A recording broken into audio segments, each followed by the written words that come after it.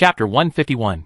Without hesitation, Mu Ji answered, "Since my official debut, I've been busy filming and haven't had time to think about dating. For me, doing what I love is more important.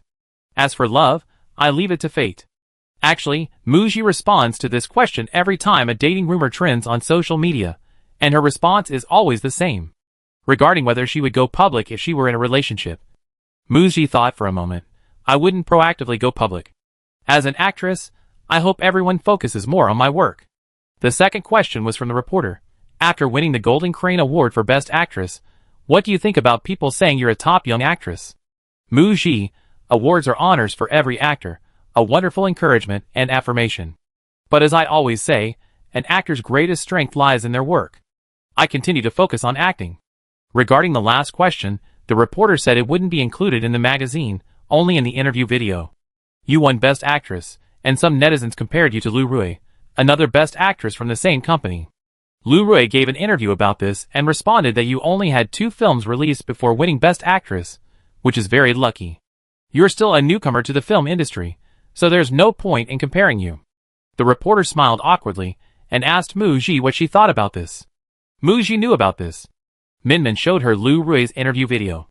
On the night of the Golden Crane Award ceremony, Mu Ji was trending on many social media platforms, including a topic titled Lu Rui, Mu Ji, Best Actress, which appeared alongside Lu Rui. After watching Lu Yinghe's interview video, netizens unanimously agreed that Lu Rui's words were a veiled criticism of Mu Ji, implying she was a newcomer to the film industry, of low status, and unworthy of being compared to her. Therefore, the reporter's question to Mu Ji was undeniably sharp and gossipy, stirring up trouble. Ji Binghe, standing nearby, frowned, wanting Mu Ji not to answer the question. Mu Ji knew that even if she didn't answer this time, she would still be asked about it at her next public event. There was no way to avoid it. Mu Ji, with an unchanging, polite smile, replied to the reporter, "The entertainment industry is a big cake, everyone can share it." She gracefully turned hostility into friendship, easily handling the situation. The reporter's gaze towards Mu Ji softened with admiration. Mu Ji truly possessed a broad perspective and a magnanimous manner. Their collaboration today had been impeccable. She secretly thought, artists who achieve great fame all possess a certain personal charisma. The magazine's work was finished. Back in their hotel room that evening, Ji Binghe and Mu Ji went over their upcoming work schedules. Ji Binghe confirmed with Mu Ji again, "It's the end of the year again, and I'm overwhelmed by invitations to all sorts of galas and events. There are 2 major galas. One is a film festival, and the other is the OWL Awards. The treatment they're offering you keeps getting better. Are you really not considering attending 1 or 2? It was late December, and the various galas and events were already starting to pile up. All the popular celebrities were attending.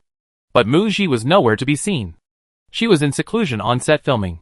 Since winning the Best Actress award, Mu Ji hadn't made a public appearance. Her exposure was minimal, and she remained quite mysterious. This has led to widespread curiosity about Mu Ji's current situation, keeping her in the spotlight. This year, Mu Ji had 2 films released, Countdown and Role Model of the Times. Both films received excellent reviews. Especially for her role in the road movie Countdown, directed by a renowned director, she won the Golden Crane Award for Best Actress. Mu Ji rarely attends events, and is known for being hard to invite. Therefore, organizers of major ceremonies and events are even more eager to have Mu Ji attend, as it can bring significant attention to their events. Mu Ji shook her head. "I won't participate. A round trip from Georgia City to Beicheng would require 2 days off. If it were during the release or promotional period of a film, it would be understandable for her to participate in events to increase exposure and popularity. Right now, she'd rather stay on set and film." Ji Binghe stopped trying to persuade her, feeling that Mu Ji was currently enjoying great success, and it was good for her to avoid the limelight. Mu Ji looked at the stack of scripts on the coffee table, which her agent had brought from Beicheng yesterday. "Yesterday, I finished reading 2 movie scripts, and I wasn't satisfied with either." Mu Ji remembered something and asked her agent, "Any news from director Huang?" Ji Binghe shook her head, "Not yet. The scripts probably haven't been polished enough. I think filming will start in the second half of next year." Ji Binghe calculated that it was already late December. Mu Ji's scenes in the movie Claws are expected to be filmed until mid-March. She hopes to finalize her next project before wrapping up filming. She needs to join at least 1 film crew next year. You only have 1 film that finished filming this year, Escape from the Game. This film requires post-production. I talked to director Sue recently. The production company has high ambitions for the Spring Festival release. Will The Henchman, currently filming, be released in the second half of next year? Probably not. So next year, Muji's film projects will likely be released in a lull. It's been 2 years since you proposed having a birthday party. Muji, there's still no time to hold one. Jibingha's suggestion, you're very popular now, you won the Best Actress award, and you probably only start filming next year in the second half. I think next year is a good time to have a birthday party. Your birthday is in June. After The Henchman wraps up filming, we can start rehearsals. 2.5 months to prepare should be enough. Muji listened to her manager's plan to officially start preparing for her birthday party at the beginning of the year. She also felt that next year was a good time and immediately finalized it with her manager. However, her plan to release 1 or 2 singles has been delayed. This year has been too busy. She simply hasn't had time to think about writing lyrics. Jibingha, I contact some suitable musicians again and try to release at least 1 single after the new year. Just 1, that should be enough, right? Muji, okay. A single would be a good gift for her fans, wouldn't it? After discussing next year's birthday party, Jibingha suddenly remembered something she almost forgotten. There's something else I wanted to do when I came to see you. Someone asked me to bring you something. Jibingha said, lifting her bag to her lap and taking out a red invitation. This is an invitation from teacher In Xiaoran. Muji knew about this. Teacher In had mentioned last year that he was going to have his wedding later this year. The news of In Xiaoran's wedding has recently gone viral, trending on social media, with a wedding date announced soon. Muji took the invitation, opened it, and glanced at the contents. The wedding date was set for New Year's Day. Jibingha, should you take a day off to share in the joy? Muji thought for a moment, and shook her head. The wedding is in Lucheng. It would take me 2 days off to travel there and back. It's too much trouble. I'd rather not go. Actually, Muji's main concern was, if she went, she might overshadow the bride and groom. So she decided not to go. She'd prepare a gift and have her agent deliver it. Jibingha somewhat anticipated Muji's concerns and didn't press the issue. The company plans to have all the artists record a congratulatory video message for Xiaoran. Why don't you record one to send your blessings from afar? Muji nodded, no problem. New Year's Day was In Xiaoran's wedding day. While filming on set, Muji overheard Minmin live streaming the progress of In Xiaoran's wedding during breaks. The wedding venue has been revealed. The bride and groom's wedding looks are out. The best man and maid of honor photos are here. The list of celebrity guests has been leaked. Minmin showed Muji a photo of the bride. In Xiaoran's wife was an average-looking beauty, but she possessed the air of a highly educated woman, giving off a comfortable and sophisticated vibe. The In Xiaoran couple looked quite well matched. Muji, on set, watched the entire wedding unfold. Back at the hotel that evening, after washing up and reviewing her script for the next day's shoot, she browsed the internet. Muji and In Xiaoran are trending at number 33. How did I end up trending with teacher In? What does she have to do with this? Muji clicked into the trending topic with a puzzled look, only to see that there were also fans of her and In Xiaoran CP, couple pairing, expressing regret. This CP has a completely bad ending. She was speechless. It had been revealed a year since In Xiaoran's marriage was announced, and she hadn't even stopped being a fan then. The rest of the discussion revolved around gossip. Several artists from launching media attended In Xiaoran's wedding, including Muji's manager, Jibingha. Why didn't Muji go? Muji had a rumored relationship with the groom, so she probably wanted to avoid suspicion. She probably didn't receive an invitation. After all, there were rumors before. If it weren't for the overwhelming popularity of the In Xiaoran and Muji pairing, the news of her marriage wouldn't have surfaced. They might even hate her now. Why would they invite her? If she went, she would have stolen the spotlight from the wedding. Muji is currently filming. They only worked together on one project. Would she really take time off to attend? It's normal that she didn't go. Then, a guest at the wedding posted a video of In Xiaoran's wedding banquet. The video included a video message from launching media artists, who weren't present, wishing In Xiaoran a happy marriage. Among them was Muji's blessing. A netizen who clicked in hoping for some gossip commented, since they both recorded a video message to send their blessings, isn't Muji and In Xiaoran's relationship just normal, like ordinary colleagues? Muji's fans cleverly created a separate video cut of Muji's few seconds of blessing and flooded the trending topics page. Muji, thank you fans. This makes things much more normal and pleasant. After today, she and teacher In should no longer have any strange trending topics. Mid-January. The day before Xia Xinyan was to leave the country, she came to the company. After much hesitation, she still came to the general manager's office. He Jiyue was busy with work when Lu Ke, who was delivering documents, reported that Xia Xinyan had come to see him. She was just outside the door.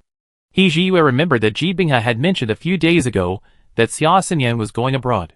Guessing that she had come to say goodbye, he didn't even look up. Please let her in. He Jiyue carefully read the last page of the contract, picked up a pen, and signed it. He closed the file and looked up to see Xia Xinyan had entered, staring at him. Their eyes met, and she immediately looked away, somewhat awkwardly. He Jiyue? Xia Xinyan has been signed to the company for several years, but she always seems particularly nervous whenever she sees him. Is his boss really that scary? Miss Xia, I heard from Director Ji that you're going to a music academy abroad tomorrow or the day after to start your studies. Have a safe journey. Be careful there, and study hard. Xia Xinyan nodded vigorously. Yes, I will. Thank you, Mr. He. Seeing that Xia Xinyan didn't seem to be leaving immediately, He Jiyue asked her suspiciously, Miss Xia, is there anything else? Chapter 152. Xia Xinyan wore a loose sweatshirt with a short skirt and knee-high boots today. Her hands clenched nervously into fists inside the wide sleeves, then relaxed, then clenched again. Mr. He, Xia Xinyan lowered her head shyly, feeling her cheeks burning. She had been signed to launching media for 4 years. She had liked He Jiyue for 4 years.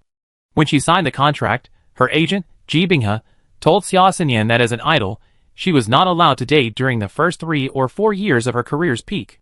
In recent years, Xia Xinyan's work schedule had been very tight, and she rarely saw her boss, He Jiyue, at the company. She could count the number of times they met in a year on one hand. She could only watch him from afar, burying her love deep in her heart. Now, Xia Xinyan thought about how she was going abroad to study tomorrow, and that her career would slow down during her years of study abroad. Is it okay to secretly have a relationship during this time? Xia Xinyan entered He Jiyue's office with a mix of trepidation and excitement. She didn't want to have any regrets. He Jiyue waited for a long time, but Xia Xinyan didn't finish speaking. He looked up and saw that Xia Xinyan's face was slightly flushed, and her eyes were full of affection. He lowered his head. He decided to pretend he wasn't seeing anything. Miss Xia, if there's nothing else, I have a lot of work to do. Hearing her boss's dismissal, Xia Xinyan mustered her courage and said, Mr. He, could I invite you to dinner tonight to thank you for your guidance and care all this time?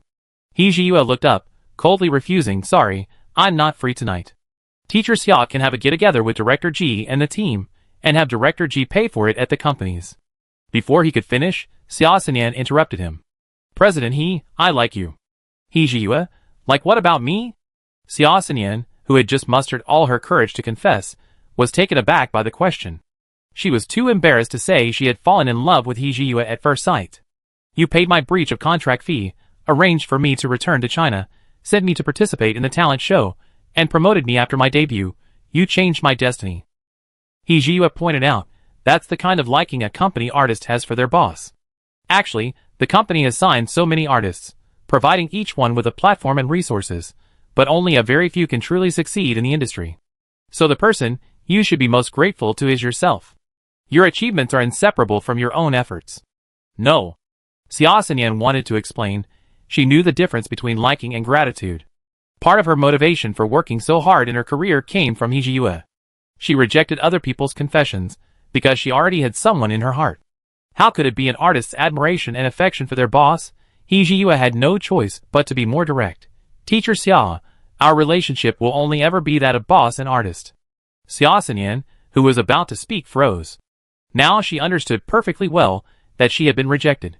Her hands, hidden in her sleeves, ached from the sharp pain of her nails digging into her palms. Her heart was filled with bitterness, and aching after being rejected so readily after her confession. As Xia Xinyan stepped out of the general manager's office, tears streamed down her face uncontrollably. This time, she was abroad, and he would never appear again.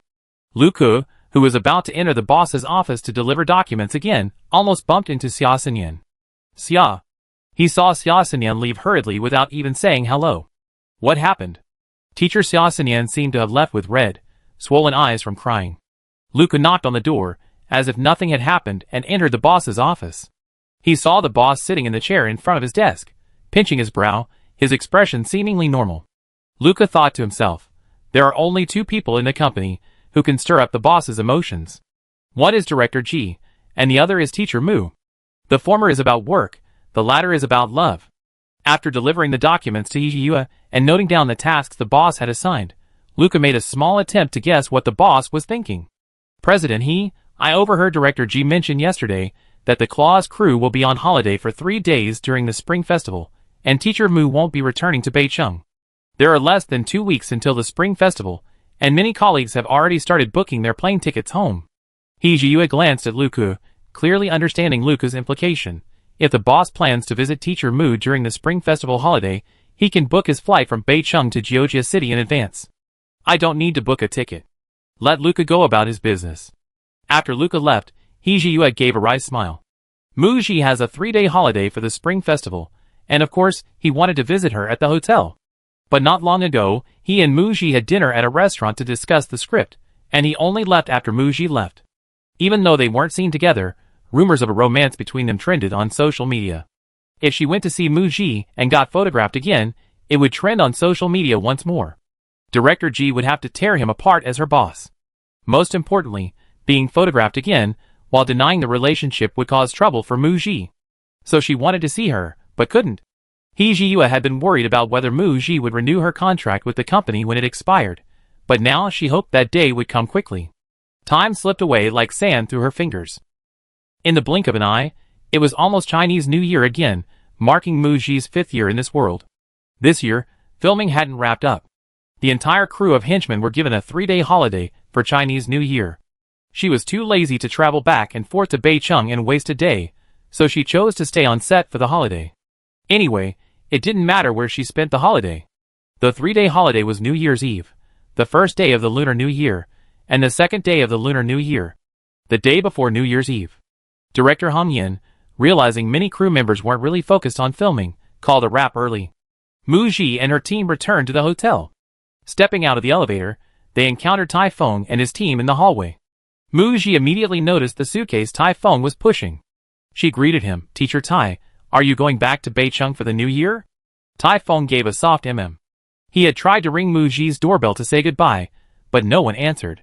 "Teacher Mu, aren't you going back to Beicheng?" Actually, a few days ago on set, Tai Feng overheard Muji talking to the director about the new year, and she mentioned staying on set during the holiday. But he didn't know what to talk about. So he just asked casually, "Muji, I'm too lazy to go anywhere else, I just spend the new year on set." Tai Feng noticed the plastic bag carried by Muji's close agent. It was a pharmacy bag. "Is Teacher Mu feeling unwell?" Muji glanced down at Minmin's hand. "No, I just bought a few bottles of eye drops." Minmin smiled awkwardly. She'd been staying up late scrolling through her phone lately, and her eyes were a bit tired. Muji and Tai Feng finished filming at the same time. Her car had stopped at the pharmacy, causing a slight delay. So, when she returned, she happened to run into Tai Feng and the others leaving the hotel after collecting their luggage. Then, "Happy New Year in advance, Teacher Tai." "Thank you, Teacher Mu, Happy New Year. Have a safe journey." After exchanging pleasantries with Tai Feng, Muji left with Minmin and her assistant. After Muji and the others left, Qian Sheng said anxiously, "Xiao Feng, I have a few books to recommend to you. Take advantage of the New Year holiday to catch up." Tai Feng, "What books?" Qian Sheng, "The King of Chatting, How to Win a Girl's Heart, 100 Ways to Pursue a Girl, etc." Tai Feng, Qian Sheng thought, "What's the use of being handsome? A cool, career-oriented woman like Muji won't get a good outcome with a cool guy pursuing her." He was so worried. The next day, Muji didn't set an alarm today and slept until she naturally woke up. She picked up her phone from the bedside table and saw it was 8 a.m. Okay, she'd gotten into the habit of waking up around 7 a.m. every day. She couldn't stay in bed too long anyway. Muji lay in bed staring blankly at the ceiling for a few minutes before getting out of bed and heading to the bathroom. After washing up, Muji poured herself a glass of warm water and sat down on the sofa. Remembering what Minmin had said last night, "Sister Gigi, send me a message tomorrow morning after you wake up. I order takeout, and we can eat together." Of Muji's team, only Muji, Minmin, and a male assistant remained at the hotel for the new year. The others had taken leave a couple of days earlier to go home. Muji sent a message to Minmin on WeChat. Just as she was about to exit the interface, she saw a message from Hijiyua. It showed that he had sent a picture. Curious, She opened the chat window with Hijiyue and saw the picture he had sent. Muji was a little amused and exasperated. Hijiyue had actually put up a couplet on her house door and sent her a picture. Hijiyue, I bought too many couplets. Hijiyue. Picture the second picture of the couplet he sent was of his own house. Hijiyue teacher Mu, Happy New Year's Eve. Muji stared at the chat window for a while, her lips unconsciously curving upwards. She replied to Hijiyue with 4 words. Happy New Year's Eve. An hour later, the doorbell rang. It was Minmin. Muji opened the door and saw Minmin struggling to hold a large bouquet of red roses, with takeout in her other hand. Sister Gigi, please let me in quickly, the flowers are a bit heavy. Muji took the takeout from Minmin and opened the door wide enough for Minmin to carry the flowers inside. After bringing the flowers in, Minmin placed them on the coffee table in the living room.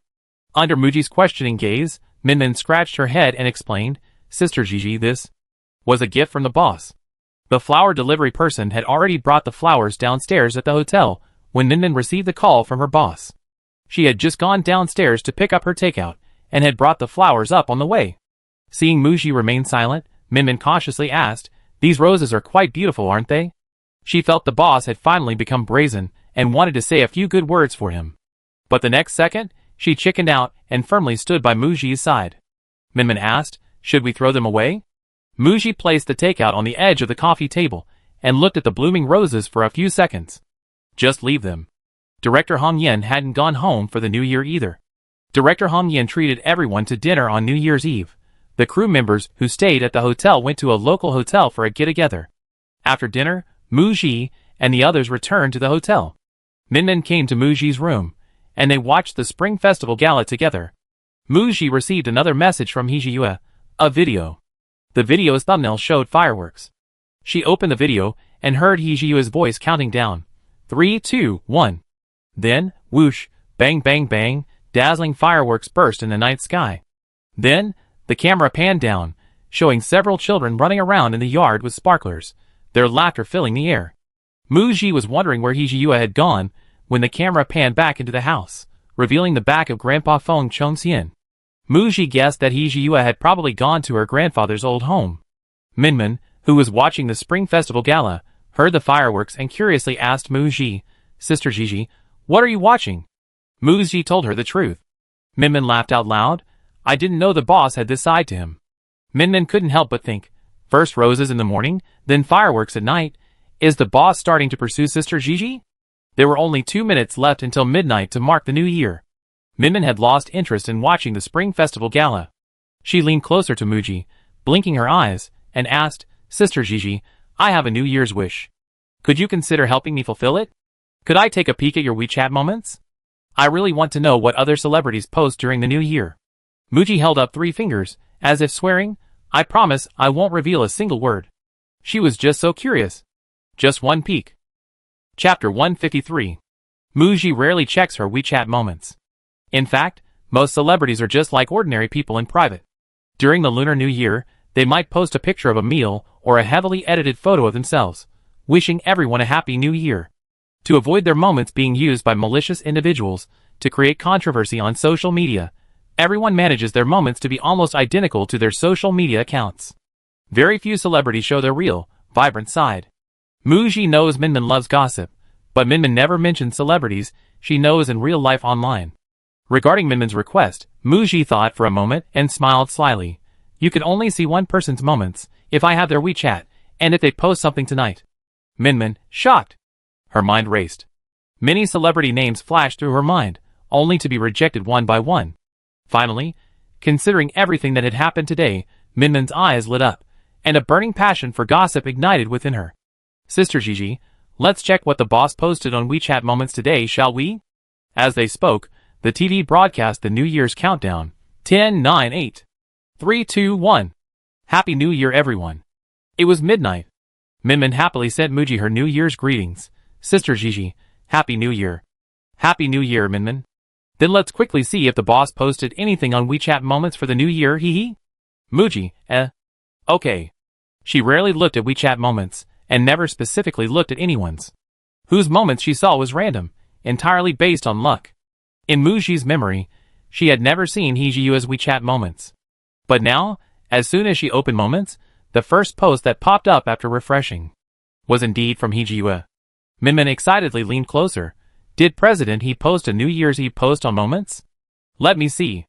After glancing at the content, Minmin's face fell. That's it? The boss's New Year's Eve post was a picture of a pitch-black starry sky? Clicking on the image to zoom in, she could only see a tiny star, emitting a faint starlight. The caption was a simple 4 words. Happy New Year. Minmin muttered under her breath. What did the boss post? Is he trying to be profound? Why choose such a dark picture to post during the new year? Could there be some deeper meaning? Mu Ji, however, understood. The starry sky picture Hee Ji-woo posted, with only 1 star, was most likely Planet Mu Ji, and his Happy New Year was addressed to her.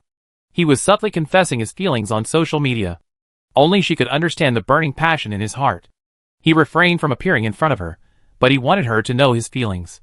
Mu Ji didn't reply to the fireworks video Hee Ji-woo posted that evening. She understood the meaning behind his post, but pretended not to know. However, she didn't delete Hee Ji-woo's contact.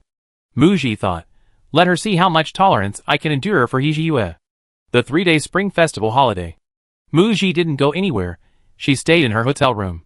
She still had about a month and a half of filming to do after the holiday, including several important scenes. Mu Ji used the Spring Festival holiday to study her character in the hotel, practicing emotional scenes she wasn't yet confident about in front of the mirror. And she finished reading all the scripts her agent had brought and sent her. There aren't any scripts I'm satisfied with yet. I have to keep looking at scripts. On the afternoon of the second day of the Lunar New Year, the actors and crew members who had gone home for the holiday gradually flew back to Georgia City. On the third day of the Lunar New Year, the Claws crew started filming.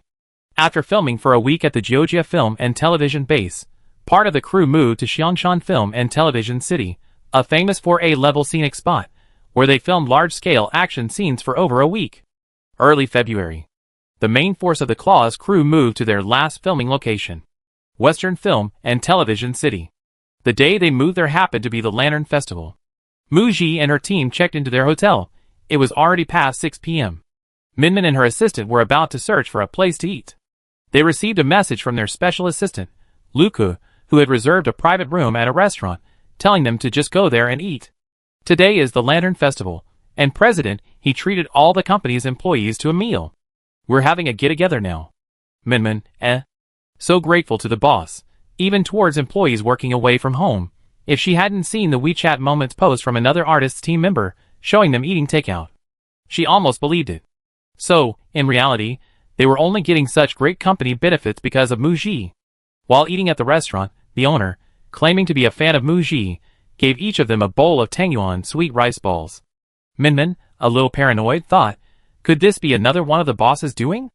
After dinner, on the way back to the hotel, Minmin sent Mu Ji some materials, wanting to confirm the details of a task. She reached out and clicked on the image, accidentally opening a pop-up message from the boss. Caught off guard, Minmin opened the chat window between Mu Ji and her boss. Hee Ji-woo, Happy Lantern Festival, Teacher Mu. Hee Ji-woo, after the Lantern Festival, should I tear down the couplets and put them back as they were? Minmin quickly withdrew her hand. Sister Gigi, I'm sorry, I didn't mean to. Mu Ji casually comforted Minmin. It's okay. She replied to Hee Ji-woo with 2 words, whatever. She swiped the chat window with Hee Ji-woo closed and continued chatting about work with Minmin as if nothing had happened. Minmin thought to herself, on New Year's Eve, the boss put up couplets for Sister Gigi's apartment. Today, she's asking if she should tear them down tomorrow after the Lantern Festival. A bit childish, isn't it? At the same time, she thought the boss was quite shrewd. She realized the boss was using a slow and steady approach. She wanted to gradually infiltrate Sister Gigi's life, slowly gaining her presence. Knowing Mu Ji as Minmin does, maybe the boss's approach really works? Mid-February. Filming for the movie Claws entered its final countdown. That day, a mysterious person from the crew was coming to visit the set. In the morning, Mu Ji overheard the assistant director mention, he's here to see Director Hong. He's worked with Director Hong before, he's a heavyweight director. The first person Mu Ji thought of was, Director Huang Shuan? In the afternoon, the mysterious director from the trailer appeared. Director Tang is here, welcome. Director Hong, long time no see. Mu Ji looked at the middle-aged man shaking hands and greeting Director Hong Yen. She remembered him. She had seen the anti-terrorism action film Golden Globe Building. That film ranked second in the domestic box office charts, grossing 5 billion yuan. Minmin excitedly grabbed Mu Ji's arm. It's director Tang Yin. Sister Gigi, do you want to go and meet him? Golden Globe Building, directed by Tang Yin, is a 3-year-old film, and many movie fans are eagerly anticipating his next movie. Given the high box office of his previous film, the next one is sure to be just as successful. Minmin is incredibly excited that Mu Ji and director Tang will have the opportunity to collaborate. Just thinking about it makes her incredibly excited. After chatting with Tang Yin for a few moments, Hong Yin turned and looked towards the rest tent where Mu Ji was. Hong Yin smiled and said something, then glanced in the direction of Tai Feng. Then the assistant director jogged over and invited Mu Ji over. It was waiting time. Director Hong's intention in calling her over was clear. Mu Ji was naturally happy to have the opportunity to meet a well-known director in the industry. Mu Ji put down her script, got up, and walked over. Tai Feng was also called over. Hong Yin briefly introduced Tai Feng and Mu Ji to Tang Yin. This is Tai Feng, the male lead and henchman. Mu Ji, the female lead and henchman. Tang Yin was relatively young among the well-known directors, in his early 50s, less than 1.7 meters tall, with a buzz cut, striking features, and an honest smile. After director Hong introduced them, Mu Ji and Tai Feng greeted each other. Hello, Director Tang. Tang Yin looked at Mu Ji and Tai Feng and laughed heartily. It's a pleasure to meet you both. You are both excellent representatives of young actors. After exchanging a few pleasantries, the producer had the assistant director take a group photo of them. Tang Yin added Mu Ji and Tai Feng's contact information. Tang Yin didn't leave all afternoon. He sat next to director Hong Yin, watching the monitor alongside Tai Feng, Mu Ji, and other actors filming. Hong Yin sensed Tang Yin's motive for visiting the set. Director Tang, are you here to scout actors for your upcoming film project? Tang Yin smiled, not denying it. The female lead for the new project hasn't been decided yet. I met Mu Ji today and saw her performance. I'm interested in inviting her. Tang Yin asked Hong Yin to help arrange for Mu Ji to have dinner with him that evening. Hong Yin readily agreed, sure. He put his arm around Tang Yin's shoulder and patted him. Little brother, you have a good eye. Mu Ji has a wide range of roles, good acting skills, high popularity, and good audience appeal. She's also an actress, with an industry-wide risk index of almost 0. Hong Yin whispered a secret to Tang Yin. As far as I know, many directors want to work with Mu Ji. The young lady has a high standard for choosing scripts. For example, director Huang Shulan. His relationship with Tang Yin and Huang Shulan was similar. They met through introductions from other directors and had attended each other's film premieres. Hong Yin, intrigued, wondered which director Mu Ji would ultimately work with. As filming was nearing its end, Mu Ji heard director Hong Yin suddenly ask, "Are you free tonight? Want to have dinner with director Tang Yin?" She was delighted and nodded, "I'm free." Mu Ji immediately guessed that director Tang Yin's visit to the set wasn't really about dinner. He was there to scout actors. After filming wrapped, Mu Ji, along with her team, director Tang Yin, Tang Yin's assistant, director Hong Yin, and the producer, a group of 10, went to a restaurant. They booked a private room, which filled the table. First, they ordered food, ate, and listened to the two directors exchange ideas about the film. Before dinner, Mu Ji had mentally prepared herself, assuming that director Tang Yin was interested in inviting her to act, and that tonight would likely be about discussing the film's subject matter, synopsis, inquiring about next year's release schedule, and expressing an interest in collaboration. They planned to meet again in a month or two to formally discuss the collaboration. The script will only be available then. After dinner, Tang Yin wanted to discuss the film project with Mu Ji. Director Hong Yin and the producer tactfully said they had some work to do with the crew and left, leaving the private room for Tang Yin and Mu Ji. Then, director Tang Yin directly produced the prepared script. Mu Ji's eyes lit up. The script is already finished? Chapter 154. Upon returning to her hotel room, Mu Ji eagerly devoured the movie script given to her by director Tang Yin. Just as she finished, Ji Binghe called, right on cue. Before going to the dinner appointment, Mu Ji had told her agent about the dinner with director Tang Yin. After leaving the restaurant, she had also briefly mentioned that director Tang Yin had given her the script. Ji Binghe estimated that Mu Ji had almost finished reading the script. She immediately called. "Shiji, have you finished reading the script?" "Yes. Just finished."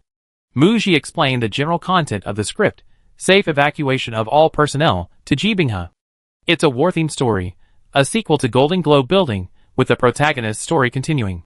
It tells the story of a small foreign country suddenly experiencing war, where a group of overseas Chinese need to be safely evacuated back home. The male protagonist of Golden Globe Building is sent to the country to assist in the mission of protecting the overseas Chinese during their safe evacuation. The female lead is a rookie translator. Her role is small. As a rookie translator, after the death of her senior colleague, she remained calm and composed, forging ahead and quickly maturing, shouldering her responsibilities. The character is quite appealing. Ji Binghe could tell that Mu Ji was very satisfied with the script and the role, and was interested in taking the role.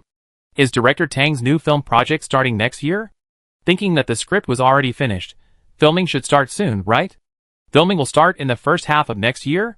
During the conversation, director Tang Yen revealed the expected start date. After all, he needed to secure Mu Ji's schedule. Director Tang said it will start filming in late July next year. That's what Mu Ji said. Ji Binghe on the other end of the phone listened for a moment, then said, "It's also in the second half of next year. Won't that clash with director Huang's film project?" Yes, in that case, Mu Ji would only have one choice. Director Huang hasn't made any moves yet. Meanwhile, director Tang Yen had very sincerely come to talk to Mu Ji in person, handing her the script. Director Tang Yen was among the top 3 directors most desired by artists in the industry, so he had no trouble finding suitable actors. This was a fantastic film opportunity for an actress, the kind that could propel her to stardom effortlessly. Because the female lead in the script was a new translator, and Mu Ji was one of the younger actresses in this group, she had the advantage of age to access this opportunity. Director Tang Yen gave her 2 days to consider. Mu Ji needed to reply quickly. She couldn't be greedy. After considering it, Ji Bing had discussed it with Mu Ji. "How about this? I contact director Huang tomorrow to explain the situation." Huang Shulan had only verbally invited Mu Ji before, and now 5 months, almost half a year, had passed without any progress. Mu Ji's schedule was valuable, and naturally, she couldn't keep it reserved for Huang Shulan's film project indefinitely. She believed the other party would understand. Okay. After discussing it, they agreed. The next day, Mu Ji was filming on set when she received a call from her agent during a break. "Gigi, I contacted director Huang. He said he can arrange to send you the first draft of the script this afternoon, so you can take a look." Ji Binghe didn't reveal which director's film project Mu Ji was in contact with. However, director Tang Yen visited the set of Claws and Teeth yesterday, and a photo taken on set was posted on the producer's WeChat Moments. Perhaps news of director Tang Yan's visit reached director Huang Shulan's ears. So she hurriedly finished the first draft of the script. "I send you the script as soon as I receive it. Take a look after you finish work tonight, and we talk again." Mu Ji had no objection to her agent's arrangement. "Okay," she decided after reading director Huang Shulan's script. The next second, she realized, oh wait. She had night scenes to film tonight, probably not finishing until midnight. However, she could use the waiting time to read it. A little after 5 p.m. After dinner, Mu Ji's scenes wouldn't start until around 8:30 p.m. Her agent had already sent over the received script. Mu Ji went to her RV to rest and finished reading director Huang Shulan's comedy script. The script invited Mu Ji to play the lead role, a dual role, one a rough, unsophisticated country girl who doesn't know how to dress, the other a dazzling, high-profile actress from a prestigious family. The actress mysteriously disappears, and the country girl is brought in by her agent to impersonate her, leading to a series of hilarious and absurd events. Mu Ji's first impression after reading the script, it definitely looks like a first draft. She found 2 logical plot holes. Comparing the scripts and characters of the 2 films, Mu Ji already had her answer. Ji Binghe sent a message. "Director Ji, have you finished reading the script?" Mu Ji immediately called her agent. "Sister Ji, I finished reading the comedy script." Ji Binghe didn't ask for Mu Ji's answer first, saying, "I just finished a call from director Huang. Director Huang said that this comedy film he's preparing is another collaboration with Yuge.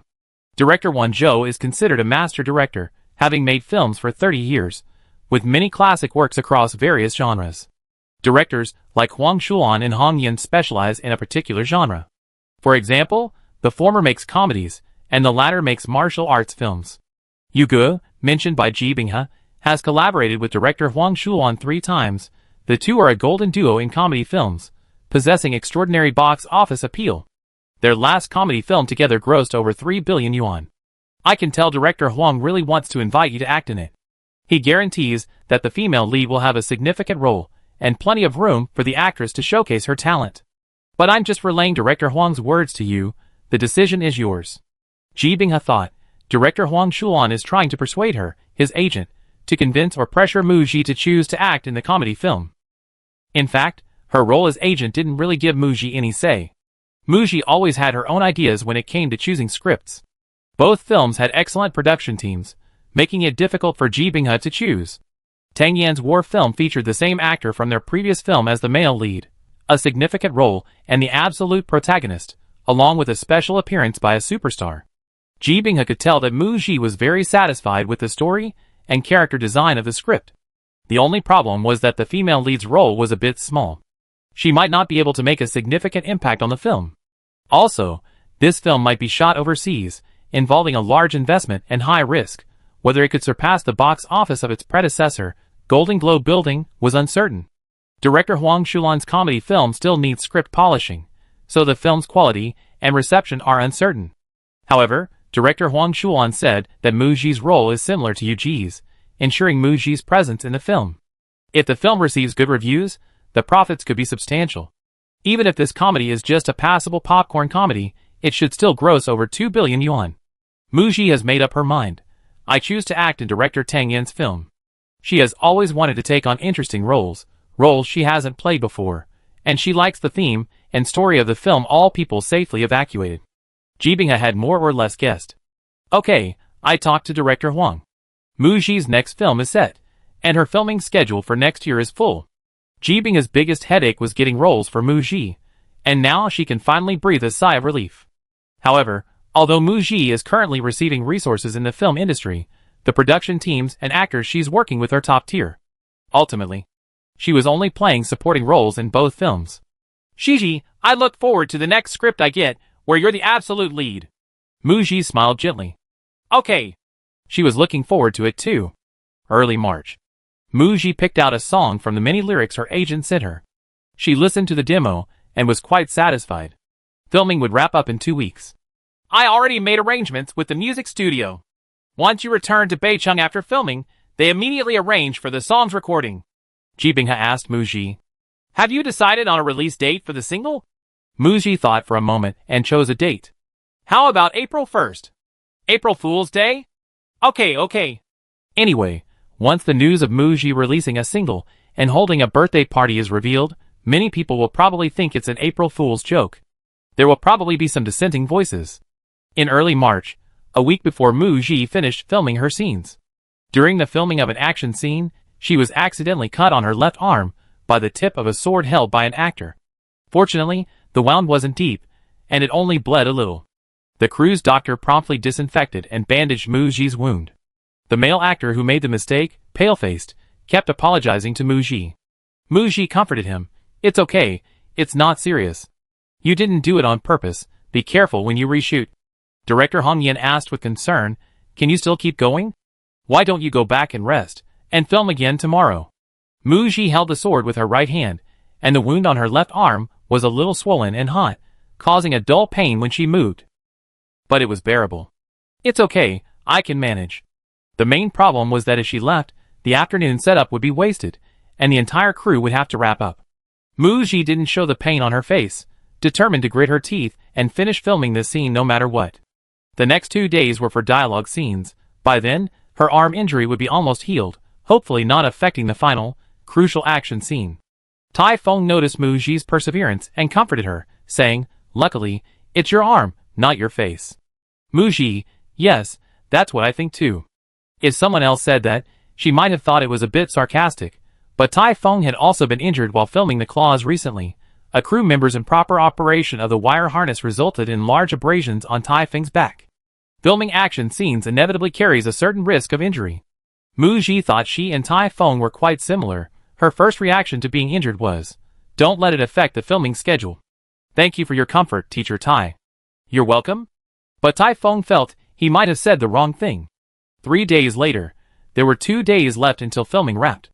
At the Western Film City, the filming location for Claws was a constructed underground palace. Mu Ji was about to film her final, crucial scene as the female lead, which was also the climax of the Claws plot. Taking advantage of the Emperor's critical illness, the head of the Eastern Depot forged an imperial edict to eliminate Prince CLS Han, leading a large force into the prince's mansion. Xiao Dai tipped off CLS Han, allowing him to escape. CLS Han possessed the Emperor's true edict and used it as bait to set a trap in the underground labyrinth to lure the head of the Eastern Depot into the maze. During the fight with the head of the Eastern Depot, CLS Han was hit by a hidden weapon, but fortunately, the female lead, Xiao Dai, appeared in time to save him. In the end, she sacrificed herself, perishing together with the head of the Eastern Depot. Mu Ji's character in this scene, though dressed as a woman, had half her hair up and half down, wearing a red, action-oriented outfit, exuding a heroic spirit. At this point, the female lead had realized that the male lead's feelings for her were mostly for his own use. She was no longer blinded by love, and reverted to her cold and indifferent self. However, her time with CLS Han reshaped her values. She realized that the head of the Eastern Depot, who was also her adoptive father, was a wicked man who sought to control the court, established his own court, indiscriminately killed loyal officials, and caused immense suffering, a villain deserving of everyone's wrath. I also learned from CLS Han that the members of Xiaoying were all orphans, because their families were killed by the head of the Eastern Depot. He took the infants back and raised them, training them to be executioners. How ironic. She didn't know her real name, didn't know who her family was, only knew she wanted revenge. The action scenes for the female lead, Xiao Dai, were no challenge for Mu Ji. Her arm injury had almost fully healed and wouldn't affect her performance. Several of her signature moves were rehearsed before joining the production. Mu Ji empathized with Xiaodia's vengeful emotions, finding the action scene incredibly satisfying and exhilarating. But in the end, the female lead couldn't dodge the villain's fatal blow. Instead, she used the close proximity of the blade to plunge a poisoned arrow she had prepared into the villain's neck. Her body went limp and collapsed, a flower of blood quickly spreading beneath her. The severely wounded male lead, clutching his chest, walked over and pulled her into his arms. Before dying, Xiao Dai asked CLS Han one last question. Did you ever love me? CLS Han knew from the beginning that Xiao Dai was a scheme orchestrated by the Eastern Depot's chief eunuch to spy on him and assassinate him. He used a scheme to seduce the woman, turning her into a tool to assassinate her adoptive father. He mostly used this woman, yet he also developed feelings for her. But after Xiao Dai asked, she seemed unwilling to hear his answer. Then she made a request. Xiaoying only has 3 members left. I hope your highness will spare their lives. With that, she breathed her last. Director Hong Yin sat in front of the monitor, expecting that Mu Ji's scene asking the male lead, "Have you ever loved me?" would require multiple takes, as before. Because when the female lead asked this question, her eyes were filled with love, an unrestrained love, and reluctance. She didn't regret falling in love with this man. Perhaps she knew the man was dangerous the moment she fell in love, yet she still flew into the fire like a moth. Hong Yin could tell that Mu Ji herself wasn't like that, so it was difficult for her to fully immerse herself in the role and identify with Xiao Dai. But unexpectedly, she performed the scene well. He was surprised to find that Mu Ji hadn't relied on empathy as before, but rather on acting techniques to precisely capture the character, and that she had practiced beforehand. Although it was still a little lacking, it was already quite good. Hong Yin let it pass. He hadn't expected Mu Ji to be able to use both method acting and academic acting so skillfully. At such a young age, her acting was both exquisite and mature, yet full of natural talent. Mu Ji's portrayal of Xiao Dai once again exceeded Hong Yan's expectations. After filming this crucial scene, Mu Ji had 2 more days of scenes where she was just a background character. 2 days later, Mu Ji held her personal wrap-up ceremony. As director Hong Yan bid farewell to Mu Ji, he sighed with emotion. "Gigi, thank you for your brilliant performance. The Claws should be the last martial arts film I direct." Mu Ji replied, "The Claws won't be the last martial arts film." Hearing this, director Hong Yan's sadness was largely dispelled by Mu Ji's words. "Good, well said. The waves of the Yangtze River, the new wave pushes the old wave forward. The film industry will continue to flourish. Yes, I believe there will always be works that can lead audiences to relive the gory days of martial arts films." After Mu Ji finished saying goodbye to the director, Tai Feng approached. "Teacher Mu, happy wrap-up." Looking at Tai Feng's outstretched hand, Mu Ji generously shook it. "Thank you." Tai Feng didn't leave, looking at Mu Ji, and spoke softly. "Teacher Mu, The Claw is our second collaboration. I really admire your complete dedication during filming, your pure and passionate focus on the character. It really touched me. When we get back to Beicheng, could I treat you to a meal?" Chapter 155. Tai Feng's first words expressed his appreciation for Mu Ji, which could be understood as polite farewell between colleagues. His subsequent suggestion of having dinner together carried a more subtle but clear meaning. Tai Feng's consistent approach. was to avoid any involvement with the actresses he worked with. Therefore, his initiative to suggest having dinner together after returning to Beicheng signified his desire to build a relationship beyond ordinary colleagues and to get to know her better. In fact, over the past few months of filming, Mu Ji had sensed Taifeng's feelings for her, but she hadn't made it clear. She had never been in a relationship before, and when she first entered the industry, she was quite oblivious to romantic feelings, automatically blocking out signals from others. In her original world, during the filming of a drama, a male actor who worked with Mu Ji frequently appeared around her on set under the pretense of rehearsing lines and discussing roles. At that time, Mu Ji was single-mindedly focused on proving herself and doing a good job on set. It wasn't until rumors circulated online about her ambiguous relationship with the actor that she realized he was deliberately getting close to her and harbored feelings for her. Mu Ji was utterly incredulous. The actor was over 40, though well-maintained and looked like he was in his 30s, while she was only in her early 20s, a generation apart. She had always treated him as a senior and elder. It disgusted her. From then on, she would cautiously keep her distance from any men she encountered at work or in life. Mu Ji didn't confront Taifeng about his feelings for her. First, Taifeng hadn't done anything inappropriate and hadn't caused her any trouble. Second, they were filming romantic scenes, and if they broke the ice, it would be awkward and somewhat affect the filming. Now that her scenes were finished, she could reply to Taifeng without any qualms. Mu Ji remained calm and said to Taifeng, "Teacher Tai, I'm sorry, I have a lot of work scheduled after returning to Beicheng, so I might not be able to find time to have dinner together." No matter how busy she was, she could always find time for a meal. A smart person could tell it was a polite refusal. Mu Ji thought for a moment and added, giving both of them a way out. "Teacher Tai, whenever I go out, I'm likely to be photographed, and the next day the internet will be full of rumors. My focus has always been on work. I haven't had time to think about anything else." They also had movie promotions to do together, so she didn't say it too directly to avoid an awkward encounter next time. Taifeng's eyes dimmed, and he nodded knowingly. "I understand. Sorry, I was abrupt. Then can we be friends?" Mu Ji, of course. After Mu Ji left, Qian Sheng came over. Seeing Taifeng's expression, he guessed the outcome and patted Taifeng's shoulder. A strong, career-oriented woman like Mu Ji has little need for love. She's guarded, and won't easily let anyone get close. If you really like her, take it slow. You have to be persistent to pursue a woman. Taifeng had no experience in pursuing women. He seemed to have oversimplified things, thinking that if he approached Mu Ji, she would readily accept. But was it really as his agent Qian Sheng said? When he made the invitation, Mu Ji's expression was perfectly calm, without a trace of emotion. No, she seemed to furrow her brow almost imperceptibly for a second, a subtle hint of resistance flashing across her face.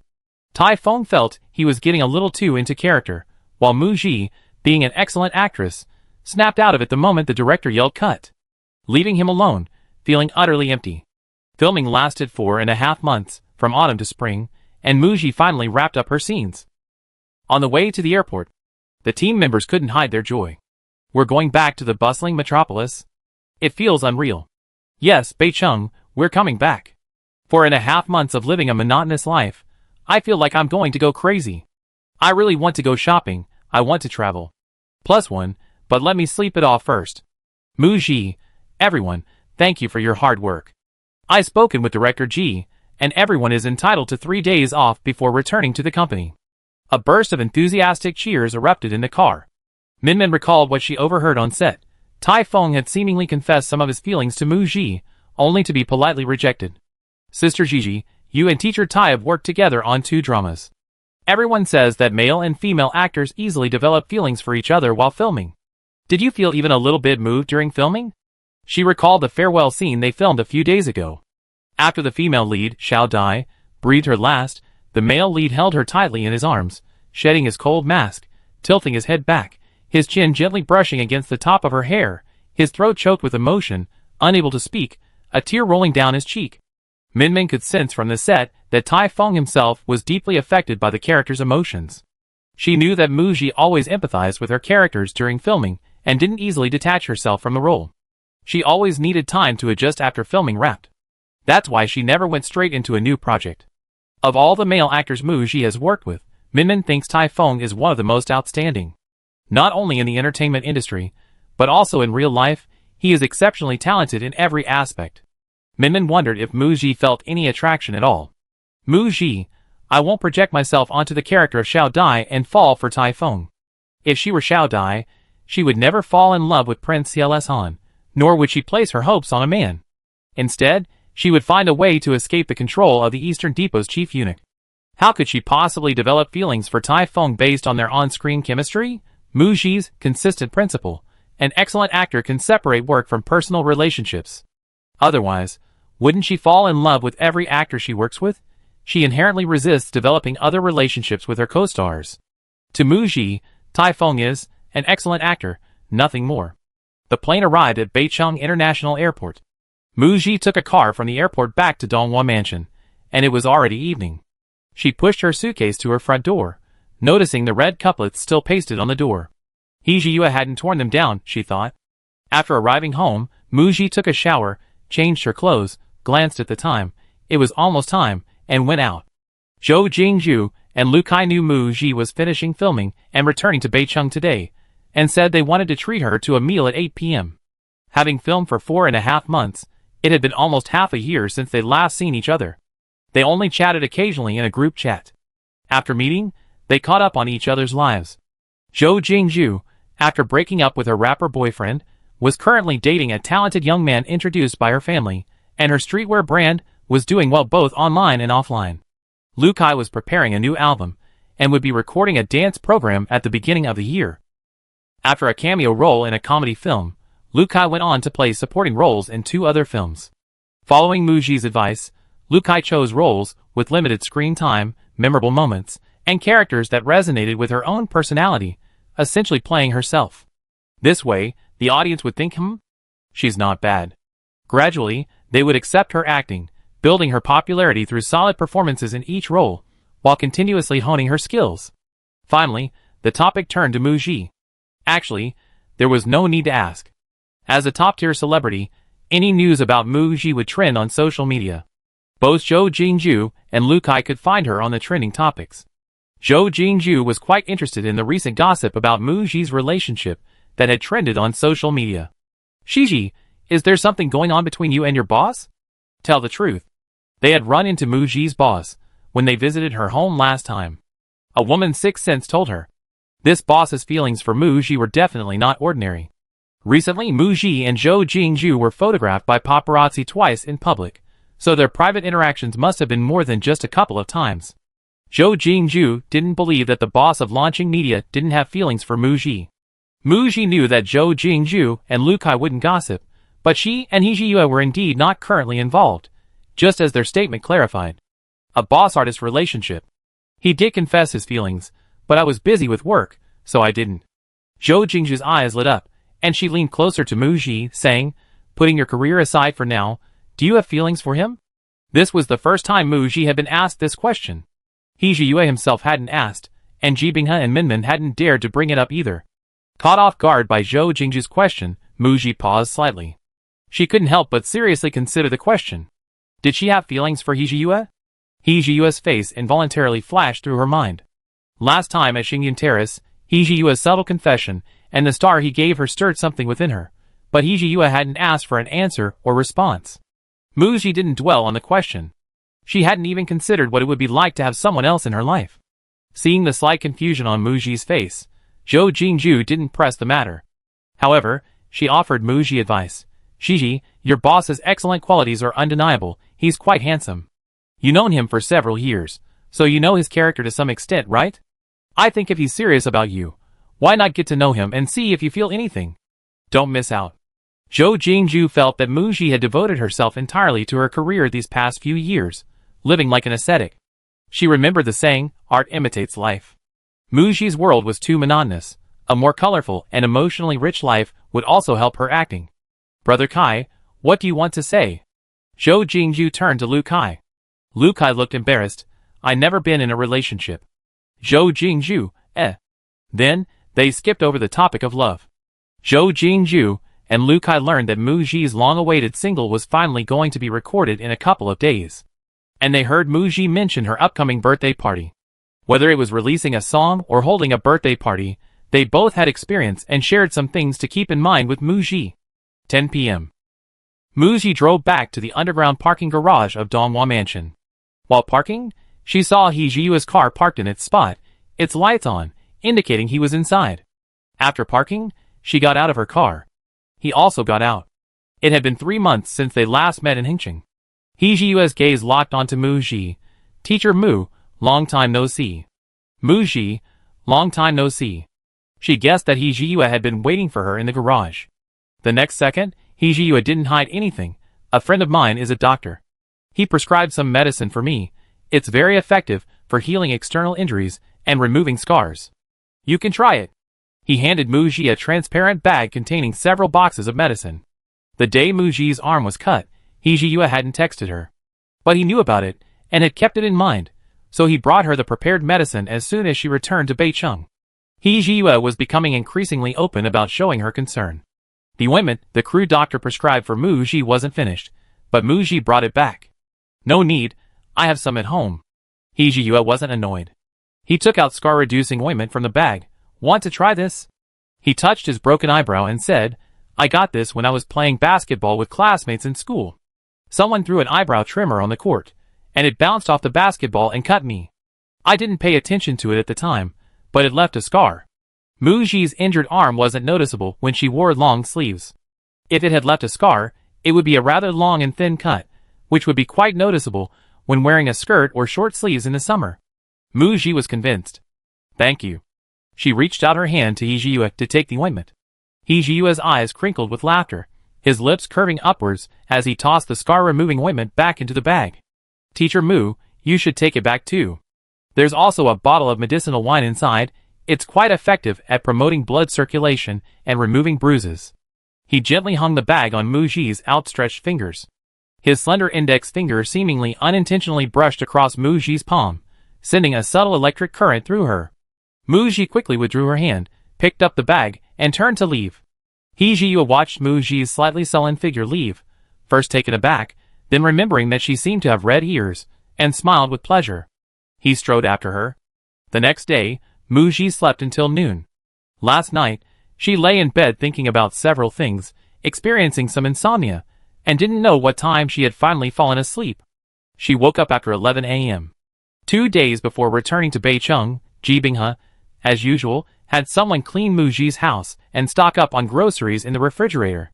After getting up, Muji cooked herself a bowl of noodles, ate, and went out. She called Minmin to go to the hair salon with her, to have her hair extensions removed. Muji only rested at home for 1 day. On the 3rd day after filming Wrapped, she went to the company to meet her manager and staff, and then went to the music studio to record a song. After recording the song, all the work related to its release was handed over to the team. Muji was about to start attending one brand event after another. She didn't take leave during filming to attend brand events. Every time filming Wrapped, there were new store openings, anniversary celebrations, fan meetings, and so on for various brands, with a long queue of events waiting to be held. There are also new advertisements for the products she endorses and magazine cover shoots to do. Her schedule is already booked until the end of May. Muji was just starting to get busy with her schedule. Only a week after recording her song, news broke online that she was going to release a single. Soon, Muji is going to release a music album became a trending topic. The news about Muji releasing an album was initially leaked on a forum, claiming that Muji had been preparing the album for a long time, had commissioned songs from several musicians, and was going to hold a large birthday party this year. Muji, who had just landed in Shanghai and was scheduled to attend a brand event later, saw the trending topic and was speechless. She's going to release a music album. How did this rumor even start? It was supposed to be a surprise for her fans, but it was leaked prematurely, and the surprise is ruined. Muji clicked into the trending topic and read the comments. Muji is releasing a music album? Really? Her singing is just SOSO. Muji won a Best Actress award, shouldn't she just stick to acting? Release a song, hold a birthday party, isn't that what idols like to do? Then, Muji clicked into her own fan page to see the fans' reactions. The screen filled with awe. Ah, Ji Bao is releasing a song? Ah, when will the new song be released? At Muji is releasing a song, and there's a birthday party. Is this true? Ah, I'm so excited. Fans' reactions. In response to some of the criticisms on the trending topics, she retorted, some actors have never been involved in music, but have still released songs, and more than one. What's wrong with Muji? an idol, releasing a song. Muji chose to become an actress after her debut, but she has never hidden the fact that she debuted through a talent show. When she first started acting, people mocked her for being an idol, and now they're mocking her for releasing a song. They're so nosy. Minmin helplessly added, "Sister Ji, you're too famous now. You have many fans and many haters, and you receive a lot of attention. Releasing a song or having a birthday party will cause a lot of discussion." These comments were expected by Muji, and she didn't care. However, she released a single, not an album. The release date was set for April 1st. Taking advantage of today's trending topic, Muji's studio hastily created a clue image, announcing the release date of Muji's new song 2 days in advance. Fans deduced from the clues in the image. A new song release on April Fool's Day? Chapter 156. 2 days before the new song's release, Muji's studio officially announced the exact release date, consistent with fans' deductions, April Fool's Day. Some fans still felt it was unreal, worried it might be a false alarm. Soon, April 1st arrived, the day of Muji's song release. At noon, it went live on the QQ Music platform. Muji's new song, We, tells the story of her journey from her early days on stage to becoming an actress, expressing gratitude to her fans for their support and companionship. The lyrics are realistic, warm, and relatable, without any deliberate sentimentality. The song's melody is light and soothing. Muji's voice is clean and clear, conveying a storytelling quality. It leaves listeners with a sense of comfort, a feeling of being properly settled, and of course, it deeply resonates with fans. Because this is Muji expressing herself, and also a song for her fans. This was especially poignant for longtime fans, who had supported and followed Muji since her participation in Chasing the Light Girl. After debuting through the talent show, Muji didn't even get a stage performance, she went straight to acting. For years have passed in the blink of an eye. What? I never thought we'd see Muji release a song again? After listening to their idol songs on repeat, fans started discussing it. Especially the fans of her music, who looked completely bewildered. Speaking of which, shouldn't we be doing some kind of chart ranking? How do we do that? Longtime fans should know, right? Though longtime fans, having been relatively inactive for years, they only participated in a few polls related to the actress. This is Muji's first song release, and fans are unfamiliar with it and have no experience. Several veteran fans of talent shows stepped in to explain, Muji's new song is free to listen to, there's no need to buy it. So, we should listen to it on repeat, write high-quality comments, and share it with our friends to generate buzz, get it to number 1 on the new song chart, and try to get it onto the overall trending songs chart. On social media, Muji's celebrity friends also helped promote and support the new song, We trended high on Weibo. Because Muji's new song is free, netizens didn't accuse her of making money. Many curious onlookers listened to it, and their comments were mostly along the lines of fan exclusive, SOSO, okay, and just something to listen to when bored. Muji didn't expect the single to be a sensation or become a viral hit. It's already good enough that it didn't trend with bad comments. That evening, Muji's new song, We, topped the new song chart. She'd been acting for several years, but didn't have many music fans among her followers. Perhaps, as her manager analyzed, this song release shows your significant online influence, good public image, and high level of attention. Now, Muji can be considered a nationally recognized actress. Most netizens on various social media platforms know her name or have seen her work, including web dramas, primetime dramas, and movies. So, when people enter a music platform and see Muji's name on the homepage's rotating banner, and learn she's released a new song, free of charge, they're bound to be curious and give it a listen. They think, her acting is good, so her singing should be pretty good too, right? Muji has already established her own personal brand. She's been starring in critically acclaimed works, and her appeal is positive. This is a very good sign. Ji Binghe excitedly said, Shiji, I'm starting to look forward to the performance of your movie Escape from the Game after its release. Muji thought to herself. The focus of this Infinite Flow movie is on special effects. Speaking of which, Escape from the Game wrapped up filming more than half a year ago and is currently in post-production, with no news expected until the second half of the year. After the new song was released, Muji continued her busy schedule, while also accelerating the preparations for her birthday party. The original owner's birthday is June 6th, and the birthday party will be held on that day. There are still 2 months to go. But tickets usually go on sale about a month in advance. That is, early May. 3 days after the new song was released. Rumors of Muji's upcoming birthday party have surfaced. Unlike her previous brief mention on a forum, this time the venue, the Three Trees Gymnasium in Beicheng, and the planned capacity of 10,000 people have been revealed, making the story seem more credible. Compared to Muji's single release, the birthday party has generated more discussion online, accompanied by numerous criticisms. Is Muji just using this birthday party to fleece her fans? She's now a top-tier actress. I don't understand why she go back to the idol act, releasing songs and holding birthday parties. Doesn't she think it's low class? A birthday party for 10,000 people can earn millions in one night. Who wouldn't want more money? Aren't Muji's fans supposed to be so superior? They think their idol is high class because she's an actress, focused on filming, and even won a Best Actress award. And now she's releasing a song. Holding a birthday party to make money, she got slapped in the face, ha ha ha. The other day I saw fans praising their idol for spoiling her fans, releasing singles that were free to listen to. Wake up, it's just to trick you into attending her birthday party.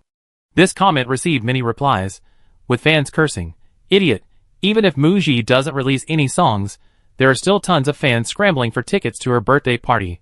The 10,000-seat venue wouldn't be enough to hold enough seats.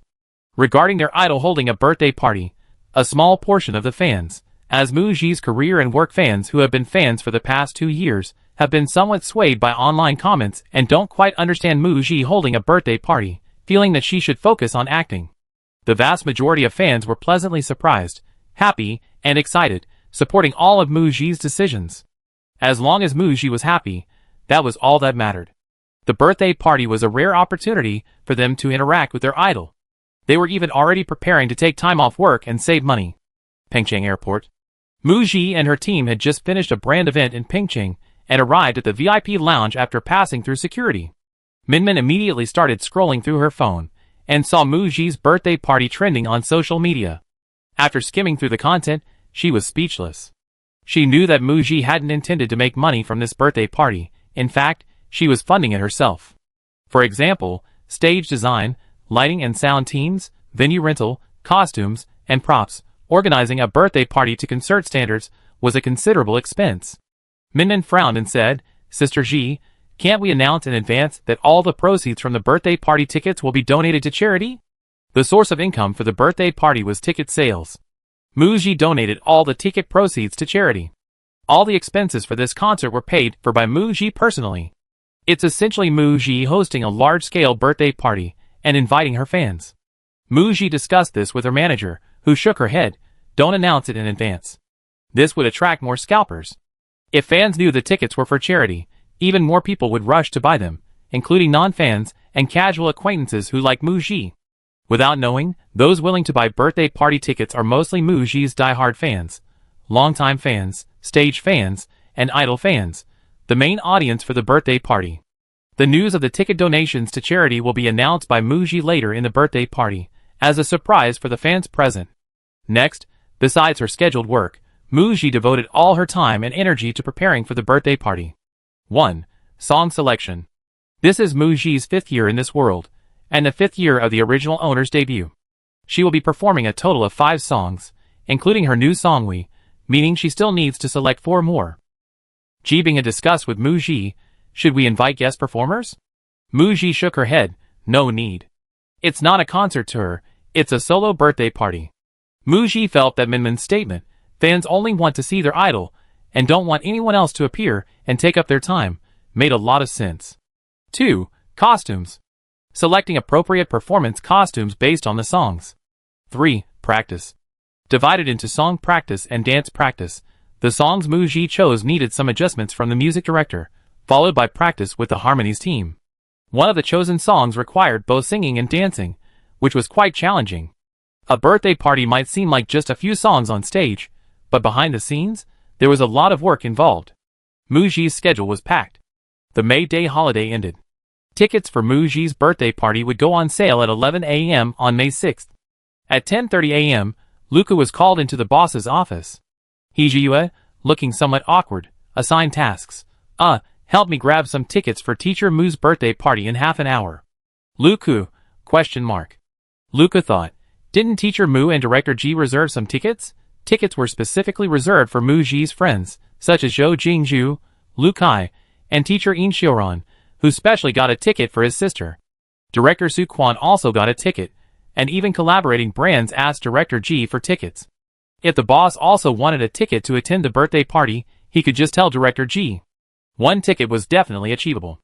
Luke was about to ask when he guessed that the boss didn't want anyone to know he was going to Muji's birthday party, and planned to sneak in with a ticket privately. Sure enough, the boss added, when you're grabbing tickets, don't choose seats in the very front row. Choose the middle. Okay, boss. Luke nodded. Front row seats are hard to get, but middle seats should be easier to get. Launching Media's internet speed is fast, it should be reliable. Hijiyue thought so too. He and Luke tried to grab tickets together. With the company's fast internet, getting a ticket wouldn't be a problem. To secure tickets, Hijiyue had checked out ticket buying strategies shared by fans on the Muji Super Topic. He filled in all the required information beforehand, copied his ID number, and checked his payment account's login status.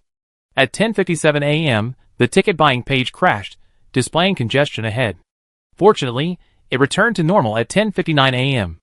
Hijiyue remembered the fan guide's advice to click in the last 10 seconds of the countdown for a high chance of getting tickets. He did as instructed, but the page froze as soon as he entered. He also remembered the fan guide's reminder to keep refreshing the page, but the page remained blank, nothing appeared. He had a bad feeling. He seemed to have been eliminated early. Luke fared slightly better than Hijiyue. At the step of clicking submit order, the page displayed insufficient tickets, and clicking repeatedly was useless. 10,000 tickets sold out in 1 second. Are all Muji's fans like octopuses? The two exchanged their ticket-buying experiences. After listening, Luke pointed out with some pity, "Boss, you can't refresh the ticket-buying page in the last 10 seconds. You've been tricked." Hijiyue, He opened his alternate account's homepage, rereading the ticket-buying guide posted by a fan from Muji's Super Topic, and scrolled down the comments section. "Yes, remember to keep refreshing the page in the last 10 seconds. This tree branch is so thoughtful. Listen to me, thank you. Sisters, the most important thing is, don't forget to set your alarms. It starts at 12 o'clock. Go for it." He realized that the strategy posted by Muji's fans was a mix of truth and falsehood, with the same purpose as the starts at 12 o'clock posts in the comments section, to mislead the competition. He'd been fooled. Hijiyue was somewhat amused and exasperated. Luca claimed that there would be return tickets in 15 minutes, and orders submitted but not paid for within the time limit would be cancelled, so he could see if he could snag some. But after the ticket rush, a flood of posts appeared in Muji's Super Topic, with most fans lamenting that they hadn't gotten tickets. Muji's active fanbase was the top among female artists of her generation, with at least 20,000 people wanting to buy birthday party tickets. There were only 10,000 tickets available, and Muji's team had reserved a few hundred more. Besides fans, there were also scalpers and proxy buyers, so many fans didn't manage to get any. They were hoping to snag a ticket within 15 minutes. Hijiyue and Luca were basically out of luck. It was game over. Hijiyue could only helplessly say to Luca, "Assistant Lu, try to get me a middle seat ticket. Try not to use scalpers." Luca, okay.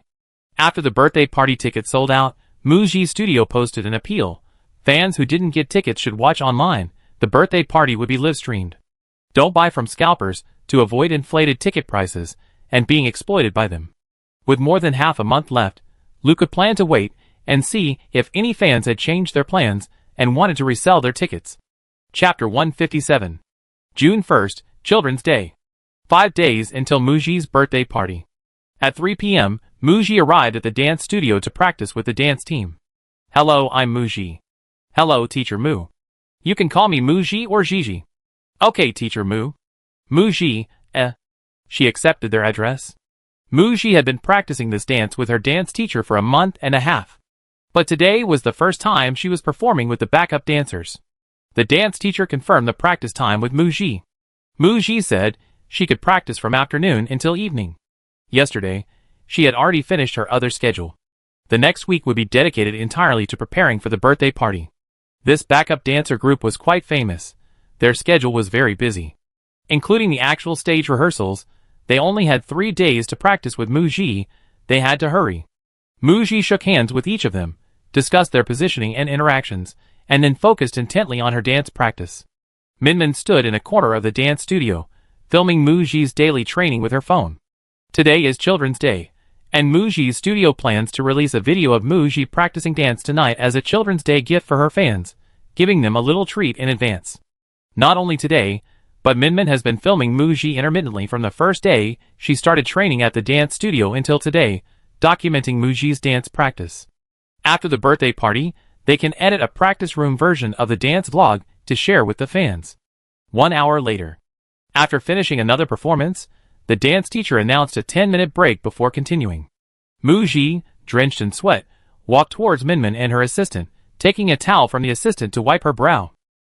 Minmin put away her phone and explained excitedly to Muji, "Sister Gigi, you and they built up such great chemistry so quickly. The synchronized dance was amazing." Muji smiled, "I've been practicing for a month and a half, but thankfully I can keep up." It had been almost 4 years since she danced. Recalling the first week of training, she felt like a block of wood, numb, stiff, unable to remember the moves. After a month of intermittent practice, Muji slowly regained the energy she had when she participated in the talent show. Lately, she's been spending all her time either practicing singing in the music studio or dancing in the dance studio. Seeing her so dedicated, her manager couldn't help but tease her, "If you participated in the Sisters, Who Make Waves stage variety show on Golden Mango TV, you definitely debut as the center." Minmin couldn't help but exclaim, "Sister Gigi, it must be so wonderful to be your fan." At the same time, she couldn't help but think to herself, "I really admire Muji. Muji possesses an amazing willpower." Many people decide to do something with great enthusiasm at the beginning, but when they actually start, they easily become discouraged when they encounter difficulties and setbacks, or they lower their standards, feeling that the original goal was too difficult, and that doing something just to a certain extent is enough. Minmin accompanied Muji to dance practice from the very first day. She watched Muji practice the dance at first, her movements stiff and unsure of the correct technique. Even after finishing activities and being very tired, she would still come to practice for 2 or 3 hours at 8 or 9 p.m. before going home. Her current level of dance performance is entirely due to hard work and sweat. Muji is truly a perfectionist. Now that she's an actress and self-funded her birthday party, she could easily avoid pushing herself so hard. But Muji's high standards and demands on herself to provide the best performance experience for her fans are truly ruthless. At 8 p.m., Muji's studio released a 10-second video of her practicing dance in the studio, showing only her back. But it immediately garnered a huge response from fans. "Ah, Ji Bao is going to dance. Muji's dance fan here. Only 5 days left. Ah, the birthday party is coming soon." Although I became a fan through her work, I'm also really looking forward to the birthday party. Waiting for another side of Muji. 10 seconds is too short. Not enough to watch. I'm so anxiously waiting for the birthday party. With the birthday party approaching, fans are incredibly busy lately, discussing Muji's performance format, how many songs she sing, whether she dance, and of course, she definitely sing her new song. They're all learning to sing for a big sing-along. Fans who were lucky enough to snag tickets were busy booking hotels, finding roommates, and planning their routes to the venue. Some even arrived in Beicheng 2 days early, intending to spend several days there and seeking travel tips. The fans were eagerly anticipating their idol's birthday party. 2 days until the birthday party. Muji arrived at the Three Trees Stadium for a rehearsal. Standing on stage, looking at the densely packed yet empty seats below, she was filled with mixed emotions. Since coming to this world, she had undergone some changes. To her fans, she was more than just actress Muji. The first day of rehearsals ended. Ji Binghe arrived in the evening and watched Muji's rehearsal performance from the sidelines, which was quite unexpected. Muji's performance at her birthday party was about the same level as Xia Xinyan's. It's worth noting that Xia Xinyan has consistently trained since her debut, and her work schedule revolves around singing and dancing. Muji, on the other hand, had been out of the industry for 4 years and had no prior experience. To have practiced to this level was quite impressive. Ji Binghe praised, "Shiji, you're great." Muji smiled at Ji Binghe, "This isn't just my stage, it's all thanks to everyone's hard work." This wasn't just empty flattery. Muji knew she was only one key part of this birthday party.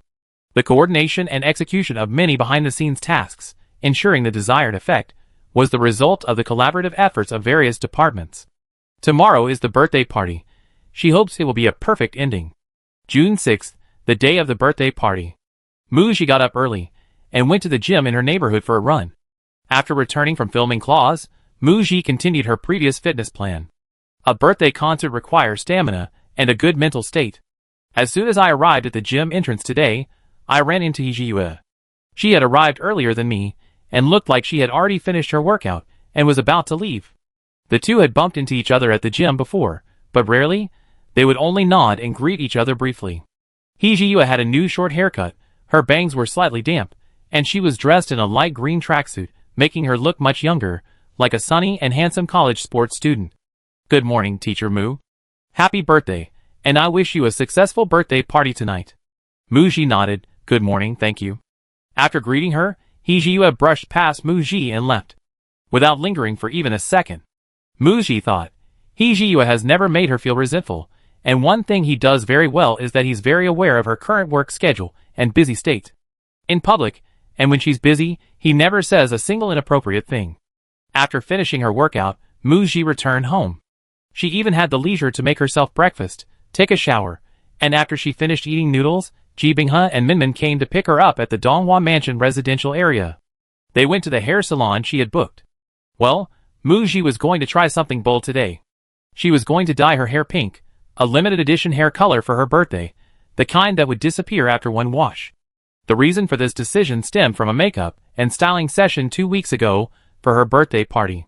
The overall look, including the hairstyle, makeup, and outfit, needed to be finalized and adjusted based on the results. With the right makeup and clothing, Mu-ji could look like an idol. Compared to 4 years ago, Mu-ji's aura has matured considerably. She possesses the dazzling radiance of a star, but lacks the feel of an idol or girl group member. So, she came up with a solution. She decided to dye her hair. Pink was the stylist's recommendation. Teacher Mu's features are very delicate and beautiful, and her temperament leans towards an icy beauty. Pink is a warm tone. I think it will give Teacher Mu a sweet and cool, mechanical girl vibe, a significant contrast to her actress image. She adopted the stylist's suggestion. Ji Binghe, seeing Mu-ji's willingness to try, had no objections. After all, if she wasn't satisfied with the result, she could just wash the hair color out. It would only waste 3 hours. It wouldn't cause any real problems. Today's itinerary was all planned in advance, with ample time allotted. Arriving at the hair salon, 3 hours later, Mu-ji's temporary pink hair dye was finished. Minmin exclaimed with delight, "Wow! So beautiful!" Mu-ji's hair reached her shoulder blades, sporting a pinkish-purple color that made her look like a delicate Barbie doll, fashionable, chic, and radiant, a cool and sweet wildness amidst her beauty. It temporarily concealed Mu-ji's actress-like qualities. Ji Binghe nodded in satisfaction, definitely the visual center of a girl group, very idol-like. Mu-ji's role tonight was to play an idol, delivering a spectacular concert visual feast for her fans, marking the end of her former idol identity, and also a farewell to the fans, who had supported her from the very beginning. Mu-ji's birthday party started at 7:30 p.m. 3 p.m. A large number of fans arrived outside the Three Trees Stadium. The Mu-ji fan club organized a support event, distributing free support banners and souvenirs, in limited quantities on a first-come, first-served basis. Many fans arrived early to queue and receive their gifts. Some fans who hadn't managed to get tickets came to try their luck at finding scalped tickets. At 5:30 p.m., 2.5 hours before the birthday party, fans began to have their tickets checked and enter the venue. Arriving so early meant most fans didn't have time for dinner. The first batch of fans to enter found a gift bag on each seat when they found their seats. It's very common for artists to provide gift bags to fans at their concerts. The gift bags typically contain products endorsed by the celebrity, thank you cards, glow sticks, etc. 2 young girls with high ponytails picked up the gift bags and opened them. Inside were a glow stick, a postcard with Mu-ji's photo, unseen, with a printed signature, a bottle of water, a sandwich, and a calendar. The 2 girls looked at each other. "We're crying. Mu-ji is so thoughtful and kind. What? I have to take a picture and post it on the super topic right now." "Me too." It was 7 p.m., half an hour before the birthday party. The guests and friends sitting in the front row VIP seats began to arrive. Zhou Jingju and Lu Kai were both wearing black bucket hats and masks, dressed casually, but their appearance immediately attracted the attention of fans, who called out their names. The 2 waved generously to Mu-ji's fans. Before the birthday party started, Zhou Jingju and Lu Kai went backstage to find Mu-ji. They entered the backstage dressing room. Zhou Jingju and Lu Kai were quite surprised to see Mu-ji's new hair color. "Wow, when did you dye it?" Mu-ji, who was putting on makeup, looked in the mirror and explained to Zhou Jingju and Lu Kai with a smile, "It's a temporary color today." The 2 nodded in understanding, looking at Mu-ji, who was now sitting in front of the makeup mirror, already changed into her performance outfit and getting her makeup done. It felt like a dream come true, like being back in the Chasing the Light Girls talent show. To be honest, Zhou Jingju and Lu Kai initially thought that Mu Ji was holding this concert birthday party because she hadn't made it into the final group and still felt a sense of regret. For the past month or so, every time Mu Ji popped up in the group chat to chat about her recent situation, she mentioned preparing for the birthday party and putting in a lot of effort. Today, they came to the birthday party venue and saw the meticulously designed stage. The opening music had excellent sound quality, and seeing all the preparations Mu Ji had made, they were somewhat shocked and moved. It was clear that Mu Ji's team had put a lot of effort into planning this birthday party, and had spent a considerable amount of money. Mu Ji's birthday party wasn't just any ordinary event. As an actress, she was already incredibly talented, yet Mu Ji held such high standards and expectations for her birthday party, making Zhou Jingju and Lu Caizhen feel both ashamed and admiring. The two didn't reveal their complex emotions. They asked Mu Ji about her preparations. "It's been 4 years since you've been on stage. Are you nervous standing there again tonight?" Mu Ji honestly replied, "A little nervous, but not too bad." This birthday concert had been in preparation for 2 years and practiced for nearly 2 months. Mu Ji wanted to give her fans a perfect farewell performance, so naturally she felt pressured. At the same time, she was very excited. For Mu Ji, tonight's hour-long performance was essentially a one-shot stage performance. She absolutely had to perform well and enjoy this final performance on stage. Chapter 158. From ticket check to the start of the birthday party, most fans had to wait an hour. But they didn't find the time long or boring. They were constantly excited and busy, chatting with fans around them, sharing their love for their idol, eating the food gift their idols gave them, and admiring the calendar. They were also busy taking photos and posting on Weibo. While waiting, every now and then, lively noises could be heard from the front row, announcing the arrival of another guest. 2 young women with high ponytails sat in the middle seats. They were among the first to enter, and were chatting animatedly with a short-haired girl in the front row. The 3 of them had just followed each other on Weibo. "Wow, you're the first to show off your birthday party gift bags. Your Weibo post has over 10,000 likes. You arrived so early. Are you from Beicheng?" "No, we flew in from Luqing. We're college classmates, and we've been fans of Ji Bao for 4 years." Mu Ji, whom they liked since Chasing the Light Girl, was a freshman in college. For years have passed in the blink of an eye. Last year, after graduating and working for half a year, they saved up some money, and were lucky enough to snag tickets to the birthday party, so they took time off to come to Beicheng together. They accompanied Mu Ji on her journey of growth, and Mu Ji has accompanied them on theirs, from students to entering the workforce and becoming self-reliant. They're no longer carefree, naive fangirls. But Mu Ji remains a special presence. The girl in the front row was also moved to tears. "I've been a fan for 4 years too." When Ji Bao withdrew from the competition due to a foot injury and couldn't make the group, all the longtime fans were worried sick about her future. Who would have thought that Ji Bao would become a top actress in the industry, and even win a Best Actress award? The 2 girls with high ponytails nodded frantically. Ji Bao is really amazing. From idol to A-list actress, Mu Ji, without any background or connections in the entertainment industry, is like a warrior who has carved out a bright future. What's particularly remarkable is that Mu Ji, despite becoming a successful actress, hasn't rejected her former idol identity and even held this birthday party. For her longtime fans, who have loved and supported Mu Ji until now, tonight's concert and birthday party has a special meaning. The 3 were chatting happily when suddenly a shadow fell over them. The 2 girls with high ponytails turned around and saw a man wearing a black baseball cap and a black mask, dressed in a graffiti print black t-shirt plus. A tall man dressed in black jeans sat down in the empty seat next to them. Although their faces weren't visible, judging from his cool demeanor and his impressive physique, broad shoulders, narrow waist, and long legs, he was probably quite handsome. In any case, he couldn't be ugly. They stopped their conversation and asked excitedly and curiously, "Are you also a fan of Ji Bao?" There were quite a few male fans here tonight, many young men. Mu Ji's charm was immense. The man who was approached by the fan next to him, as soon as he sat down, was He Yue. He had almost been scammed 3 times trying to get this ticket, and in the end, Luca bought it from a relative. It was no easy feat. He Yue didn't dare to speak, giving a curt Seeing how unapproachable this male fan was, the 3 girls' enthusiasm was dampened, and they stopped paying him any attention. A few minutes later, the birthday party was scheduled to start at 7:30. Concerts usually start a few minutes late, sometimes even 10 or 20 minutes later. As soon as 7:30 arrived at Mu Ji's birthday party, the warm-up music stopped abruptly. The large screen on the stage and the screens on both sides lit up, displaying numbers and starting a 10-second countdown. The entire audience erupted in cheers, counting down along with the numbers on the screen. The 10 seconds ended. A deafening roar of awe, and the name Mu Ji resounded throughout the venue. A "shh" was heard, and the entire audience fell silent. A cold, mechanical voice then began to read out some rules and regulations for the birthday party, such as, put your phones on silent, protect your personal belongings, and don't litter. The rules and regulations were finished.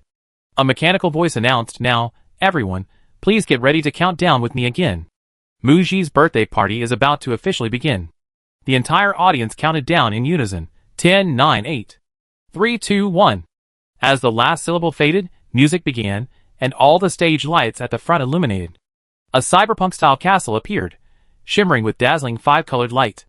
The lights, music, and cheers isolated the entire venue from the outside world, drawing the fans into a dreamlike realm. The stage's central platform slowly rose to the accompaniment of tense, dark music. Long, pinkish-purple hair, styled in pigtails, appeared first. Then came Mu Ji's face. Light pink eyebrows, eyes closed, eyelids sprinkled with shimmering starlight, pink teardrop rhinestones at the corners of her eyes, a light pink blush on her cheeks, and petal-like, jelly-like light pink lips. Mu Ji's idol makeup focused primarily on her eyes, with a luminous, understated finish.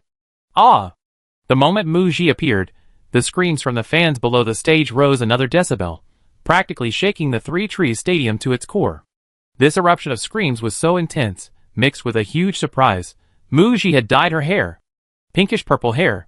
Her studio posted rehearsal photos yesterday, and she still had black hair. What a surprise! And listening to this incredibly dynamic music, as if a big boss was about to awaken, I guess the first song will be a combination of singing and dancing. That's intense. To avoid disturbing Mu Ji's performance, the fans below stopped screaming after a burst, waving their glow sticks, and watching the big screen with their malice agape. On stage, the rising platform stopped ascending, merging seamlessly with the stage. Standing at the center of the stage, Mu Ji wore pinkish-purple pigtails. Her top was a layered design, a white sports vest over a pink long-sleeve blouse, revealing a glimpse of her slender waist. Her abs and A4 waist were beautifully defined. She wore matching pink athletic pants. The pants were made of breathable, lightweight material with wide silver trim along the sides.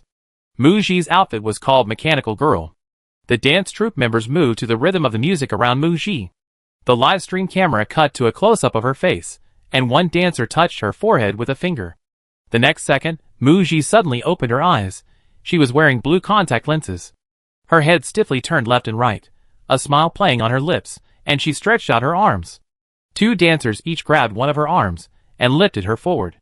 Mu Ji moved her head and limbs to the music, took 2 more steps forward, and the other dancers took their positions beside her. Then the dark music shifted dramatically, transforming into a vibrant and upbeat melody. Mu Ji and the dance troupe behind her began to dance energetically.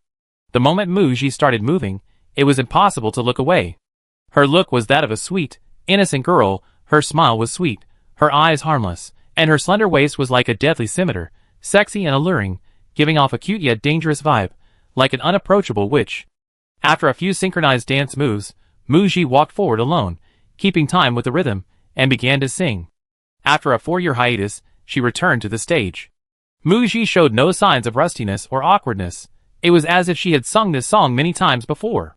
Her every gesture and movement resembled that of a seasoned stage performer. To be honest, Mu Ji's singing was average, but very steady. Most importantly, her performance was extremely entertaining. Mu Ji's dance moves were effortless, as if she had practiced them 1,000 times. Coupled with her powerful stage presence and confident demeanor, every expression was perfectly executed, as if rehearsed hundreds of times. She was incredibly photogenic, her beautiful face captivating the audience. As the popular song progressed, the dance moves became increasingly difficult and faster. Mu Ji flawlessly completed the entire routine, showcasing perfect coordination with her dance troupe for a truly spectacular performance. The first song ended, and the audience erupted in cheers and applause. After finishing her performance, slightly out of breath, Mu Ji removed her headset, took the microphone from a dancer, and thanked the dance troupe. "Thank you, dance teachers. The backup dancers then retreated to the backstage area to change. No MC was hired for this birthday party. Holding the microphone, Muji waved to the fans in the audience. "Good evening everyone, I'm Muji. I'm so happy and thank you all for coming to my birthday concert." The audience erupted in another round of enthusiastic awe. Many fans were still recovering from the performance. Someone excitedly shouted, "Husband." Another voice chimed in, "Wife. Daughter. Sister, kill me." Joined in, and the various factions battled it out, a chaotic free-for-all. Hijiyue, sitting in the audience, listened, His feelings were complicated, he had quite a few opponents. Muji on stage was somewhat amused and exasperated, changing the subject. "I want to know how many of you here today have been with me since my debut. Raise your hand, okay?" A quarter of the fans in the audience raised their hands, waving glow sticks. That means at least 2,000 out of 10,000 people had managed to get tickets and come to the concert, demonstrating Muji's consistently large and loyal fanbase. Muji bowed to the audience, "Thank you." Looking at the camera, and to the fans who couldn't be here, "I want to apologize to you all. After my debut, I went into acting and left the stage. For a young idol who hadn't yet debuted, wanting to become an actress, the year or so before her projects aired was incredibly difficult for me. Thankfully you were all there." Her fans must have had moments of doubt and uncertainty, some left, but those who remained respected her choice and stood by her without complaint. Muji's ability to get audition opportunities at the beginning of her acting career was not only due to her own talent, but also inseparable from the support of her large fan base. She wasn't good at expressing herself, but she kept everything in her heart. Muji looked at the audience. "Idol Muji owes you all a stage, and I know some of you have been waiting. That's actually the original intention behind this birthday party. Thank you for coming. Tonight, let's put a period to this stage together. And thank you to all the fans." Muji bowed to the audience again. The fans in the audience were just getting emotional from Muji's speech, but they didn't have time to dwell on it. Muji announced crisply, "Next up, the second song, an English song." As soon as she finished speaking, the music started. The backup dancers changed into their costumes and returned to the stage to dance with Muji. It was an upbeat English song. Compared to the previous song, Muji was more familiar with this one. Her pronunciation was standard, and it sang with a unique flavor. The fans in the audience thought, "Wow! She sings English songs so well. Our idol is truly multi-talented," bringing them one surprise after another. After singing her English song, Muji waved to her fans and said she needed to change clothes, asking for a few minutes' notice. The backup dancers remained on stage, performing a simple warm-up dance to the changing background music. As soon as Muji arrived backstage, the waiting styling team swarmed around her. Hairstylist A untied her pigtails, staff member B removed her headset and microphone, and staff member C handed her the next outfit for the performance. Muji took the clothes and immediately went into the dressing room. Less than 2 minutes later, she emerged, and several more staff members came forward. A straightened and styled her hair, B reattached her microphone, C arranged her shoes to match her outfit, and D made some simple adjustments to her makeup. 2 minutes later, everything was done. Muji lifted her skirt and walked onto the rising platform. When Muji reappeared on stage, the audience erupted in another wave of enthusiastic cheers. The fans were once again amazed by Muji's stunning appearance. Muji's initial look, pink and purple pigtails, a sexy yet cute sporty outfit perfect for dancing, a very idol-style look, quite unlike Muji, which immediately caught the fans' attention. For her second look, Muji parted her long pink and purple hair in the middle, tucking it behind her ears, revealing her forehead and ears, and wore a high-fashion gown from Yao Nia's early autumn collection. Because Muji missed major events due to filming at the end of last year, and after wrapping up filming in mid-March, she was busy with brand events and her birthday party, leaving no time for fashion events and therefore no opportunity to wear the brand's gowns. So the brand decided to use Muji's birthday party as an opportunity. This dress was a relatively understated one that Muji had chosen, a cream-colored v-neck dress with thin straps. The skirt was adorned with delicate silver trim, giving it a shimmering, sparkly effect. It was eye-catching and quite suitable for a concert. The skirt was light and airy, not overly extravagant. Wearing this dress, Muji resembled a rebellious princess, exuding sophistication and elegance. This was the Muji her fans knew, beautiful and regal. Muji sang a warm and healing Chinese song, followed by a lyrical Cantonese song. While singing, she held the microphone in one hand and gently waved the other. The spotlight shone on her face, painting a beautiful picture with every smile and gesture. The fans in the audience quietly waved their glow sticks. Time flowed gently in this heartwarming scene between the stage and the audience, tranquil and beautiful. After Muji finished her fourth song, she went backstage to change. The fans suddenly realized how quickly time had passed. Only one song remained. 5 minutes later, Muji, having changed her clothes, returned to the stage. Her long, pinkish-purple hair was styled into a high ponytail, and she wore a pink striped vest over a white shirt and a pink pleated skirt. This preppy outfit gave her a sweet, cute, and energetic look, while also exuding comfort and casualness, adding a touch of gentleness. Before performing her last song, Muji would announce a surprise she had prepared for her fans. However, before revealing the surprise, the next segment was a birthday celebration. 5 fans pushed a cake cart onto the stage for a close interaction with Muji. Chapter 159. Muji saw 5 fans stand a meter away from her on stage, appearing extremely nervous and awkward. She took the microphone from a staff member and approached them. "Hello," Muji said, shaking hands with each fan. Then she handed the microphone to the fan closest to her. "Could you introduce yourselves? Say hello to the audience?"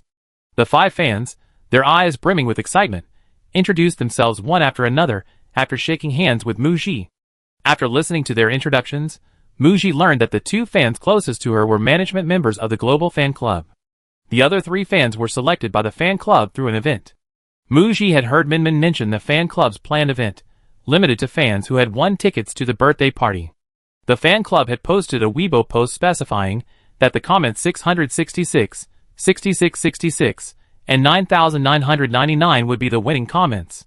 Fans left comments according to the specified format, and the 3 lucky fans who won prizes on the first 3 floors sent their ticket information to the fan club as proof.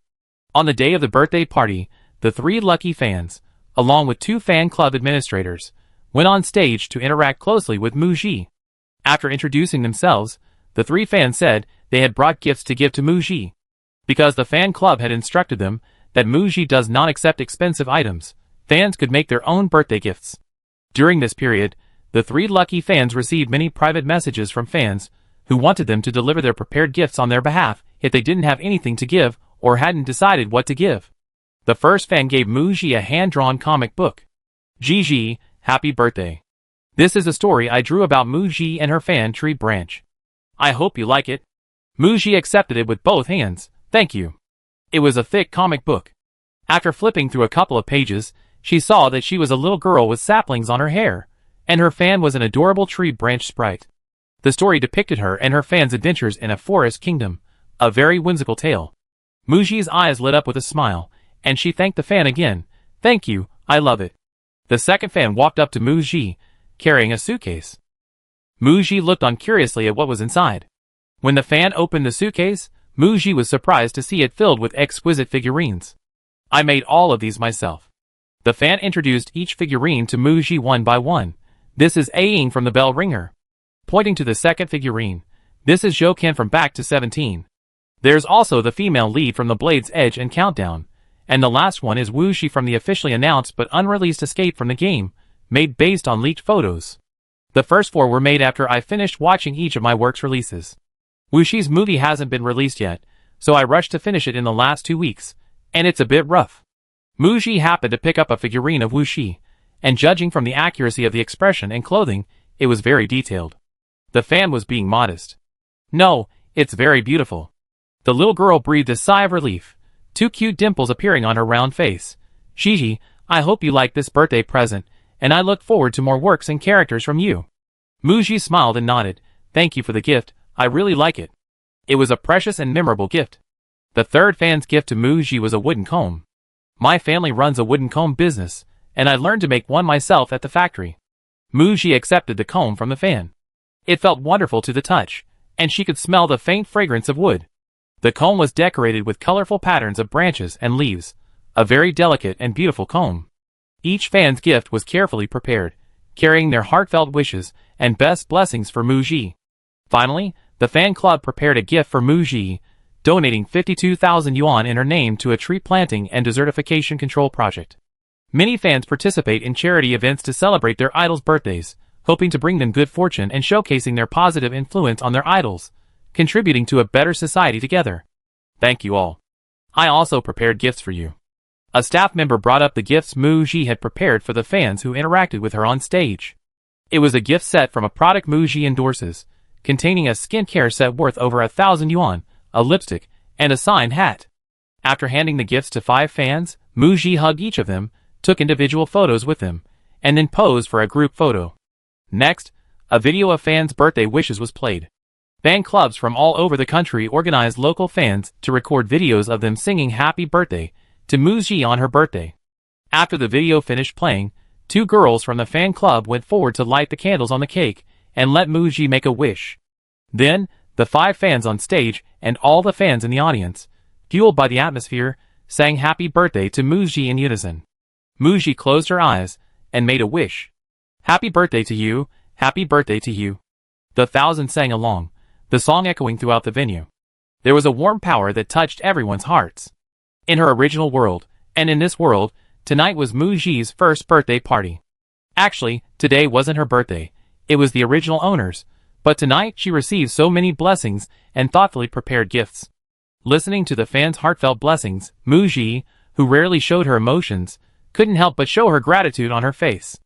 After making her wish, she opened her eyes and blinked, trying to calm herself down. Under the fans' watchful eyes, she blew out the candles.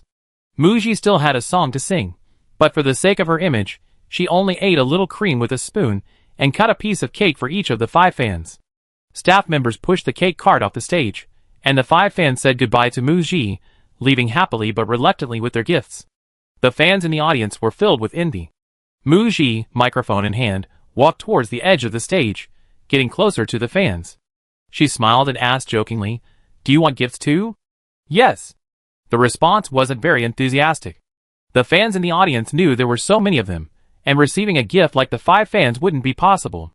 Besides, they had already received gifts. Muji had placed a gift bag on everyone's seat.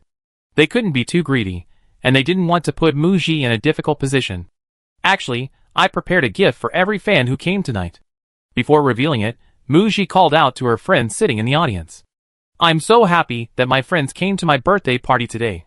When Zhou Jingju and Lu Kai were called out, they stood up generously, waved to the fans behind them, and then blew Muji a kiss. Muji playfully raised her fist, as if to say she caught their kisses, received it. This made the fans in the audience smile knowingly. Seeing their idol's good relationship with her friends, they were happy for her and hoped she would be surrounded by love. After calling out her friends, Muji looked at the fans in the audience and then announced the surprise for everyone. All the ticket proceeds from tonight's birthday party will be donated to charity in the name of Muji fans. The donation record and certificate will be posted on Weibo later. The fans in the audience were completely stunned, shocked, and speechless. They came to celebrate their idol's birthday. The fan club, representing all fans, donated 52,000 yuan to charity in Muji's name. Muji then donated 100 times that amount in their own name as well. This decision certainly wasn't a spur-of-the-moment thing. It was planned before the birthday party. The idol's love moved the fans deeply, making them feel valued and cherished. Muji is so talented, so ambitious, and so good to them. Ah, what an amazing idol. The live stream camera panned to the audience, and many fans were wiping away tears. Muji disliked sentimentality, smiling as she said, "I owe my success to the support of every single one of you. You've done so much for me, and what I can do for you is very limited. Let's be happy tonight, okay?" "Okay." The fans' response was tinged with tears. "I heard you've been practicing us diligently lately, right?" The fans answered in unison, "Yes." "Then, let's sing us together." The music began, and the stage backdrop transformed into a towering tree with lush branches and leaves, swaying gently in the breeze. Muji stood under the tree, waving her hand. The fans waved their glow sticks, crying as they sang the song together. Then they realized it was the last song. Emerging from the emotion of Muji donating in the fans' name, they were enveloped by a deep sense of reluctance to part, and the entire audience shouted encore. The birthday party had actually been going on for over an hour. But tonight went by too quickly. The fans didn't want it to end so soon. They hadn't heard enough of their idol singing, hadn't seen enough of her stage performance. "Encore! Encore!" Muji said helplessly, her tone indulgent, "But I only prepared these 5 songs. I don't know any others." Meaning, she was powerless to fulfill the fans' request for an encore. The fans in the audience, Muji, thank you again for coming to my birthday party, and for spending such a wonderful and enjoyable evening with me. Idol Muji's stage performance has come to a perfect end. Please be careful on your way home, bye-bye." She finished speaking, bowed to the fans, and waved goodbye. The fans below watched Muji's figure disappear from the stage, as if they had just woken from a beautiful dream. They returned to reality, somewhat dazed. Hee-ji-yue, sitting in the audience, had also just woken from a dream. He had originally planned to get up and leave when Muji said goodbye to the fans, getting out before the crowd. Now it was a bit late. Hee-ji-yue thought, "Oh no!" He quickly pulled down his hat brim, stood up, and hurried towards the exit behind him. The two girls with high ponytails beside him wiped away tears, watching Hee-ji-yue's departing figure. One of the girls whispered to her companion, "That male fan is so strange. He wore a mask the whole time, didn't take any pictures or shout, but his eyes were glued to the big screen, watching so intently. Do you think he's obsessed with Ji Bao?" The other girl chuckled, thinking it was normal. "But don't you think he looks familiar? Like I seen him somewhere before?" "No, we can't see his face. If he were a male celebrity, he definitely wouldn't be sitting in the middle. If someone recognized him, Ji Bao would probably be embroiled in rumors again." The two girls dismissed their doubts and stood up. The birthday concert ended, but they hadn't quite recovered from the evening's surprises and felt a sense of emptiness. It was peak time for leaving the venue, and the crowd was surging. The two girls with high ponytails weren't in a hurry to squeeze into the crowd. They slowly lagged behind, busy scrolling through Weibo. The internet is buzzing. Several related topics about Muji are trending on Weibo. Muji's birthday party is number 1 on the trending list. Muji's pinkish purple hair is number 10 on the trending list. Muji dancing is number 26 on the trending list. Clicking on the top trending topic, it's a clip from Muji's performance of her first song at her birthday party, edited together by a marketing account that seems to have caught the smell of meat. Posted an hour ago, it already has over 2 million views. Top comments in the comments section: "Wow, Muji dyed her hair pink. Her idol-like aura in this outfit blows away all the other girl group idols." Watching the video brought back memories of chasing the light girl. If Muji hadn't withdrawn from the competition, who knows who would have debuted as the center between her and Xia Xinyan? Holy crap! Although her singing isn't outstanding, with Muji's looks, figure, dance performance, and charisma, becoming a top idol is no problem at all. She's truly God's favorite. Muji is beautiful and cool, and her singing and dancing are pretty good. But why is she at a concert? I still prefer her acting. When will her new movie be released? Although the video clearly shows Muji's face and dance compared to the birthday party, the atmosphere of the event can only be truly experienced in person. After browsing several trending topics, Muji has gone viral tonight for her beauty and talent, with several memorable moments. The two girls with high ponytails received so many beautiful pictures of their idol that they were overwhelmed. Finally, we arrived at the super topic. Fans who couldn't attend the birthday party tonight cried loudly, deeply moved. They were so touched they forgot all about admiring her beauty. Many expressed their feelings. Ji Bao donated all the proceeds from the birthday party tickets to charity in the fans' names. She paid for the entire birthday party herself, and she even released a single. She spent 2 months preparing for the birthday party. I'm so incredibly grateful. I love this woman so much. Judging by the scale of tonight's birthday party, it must have cost at least several million to organize. Ji Bao paid for the entire birthday party herself and invited fans to listen to her sing. How could she be so kind? Thank you, Muji, for letting me. This 4-year-long-time fan is overjoyed, yet it also leaves me feeling a little bittersweet. Even if Muji hadn't become an actress, she would definitely be a fantastic idol now. I love her stage performances so much. Could Ji Bao possibly consider taking some time to pursue an idol career?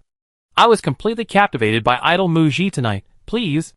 Although their idol didn't say it explicitly at the birthday party, most fans understood.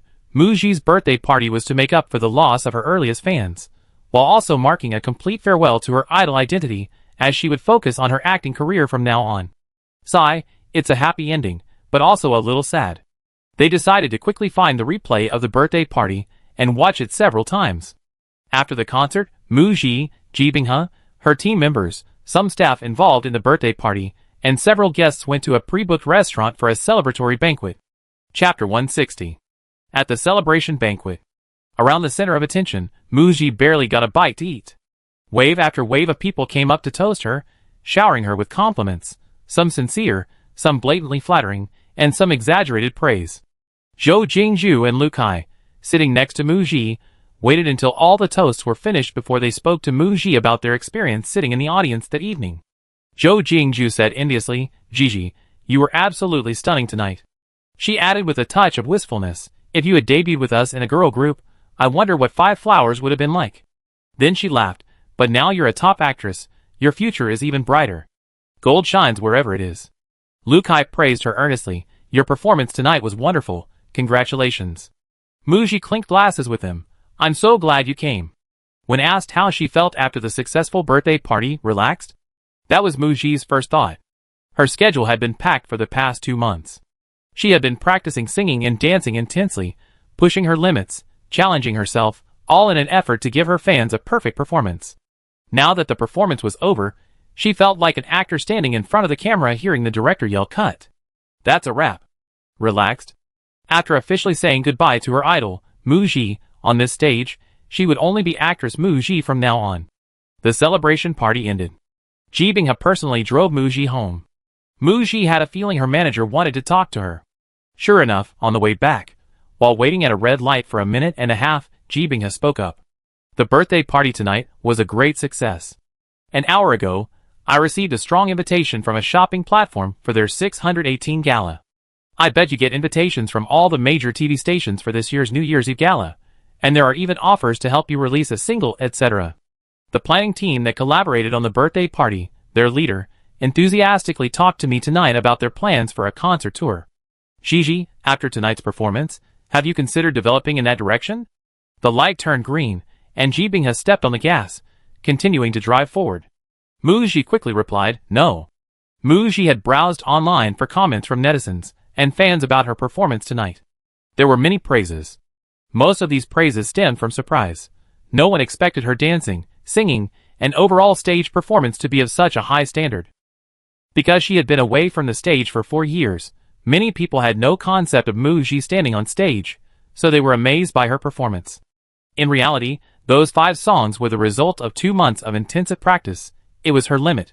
If she were to participate in a talent show again, putting on a high-quality, outstanding performance in just a few days, she would find it very difficult, and might not be able to replicate tonight's level. She is very clear about her abilities, what she is good at, and what she is not good at. A person's energy is also finite. Actress Mu Ji's filming work and other schedules already occupy almost all of her time, leaving no time for her personal life. I never imagined developing a career in film, television, and music. I won't let tonight's flattery cloud my judgment and make me think I'm amazing. Ji Binghe breathed a sigh of relief, a smile playing on her lips. "Gigi, you're very clear-headed." While driving with her eyes fixed on the road ahead, Ji Binghe sighed, "There's a saying, the higher you climb, the colder it gets. In this industry, for an artist like you with a certain level of fame and status, and a bright future, it's very dangerous. This danger comes from the environment. You're constantly being watched. A whirlpool might appear around you at any moment, and a slight misstep could send you plummeting into the abyss. It also comes from within yourself." Mu Ji is strong enough now, her team members are completely obedient, and everyone she encounters at work is full of praise, flattery, and fawning. It's easy to become arrogant and lose yourself. Staying true to yourself and remaining untainted by the mud requires immense willpower. Mu Ji, Sister Ji, thank you. I will always stay clear-headed. No one is invincible. Mu Ji imagined it this way.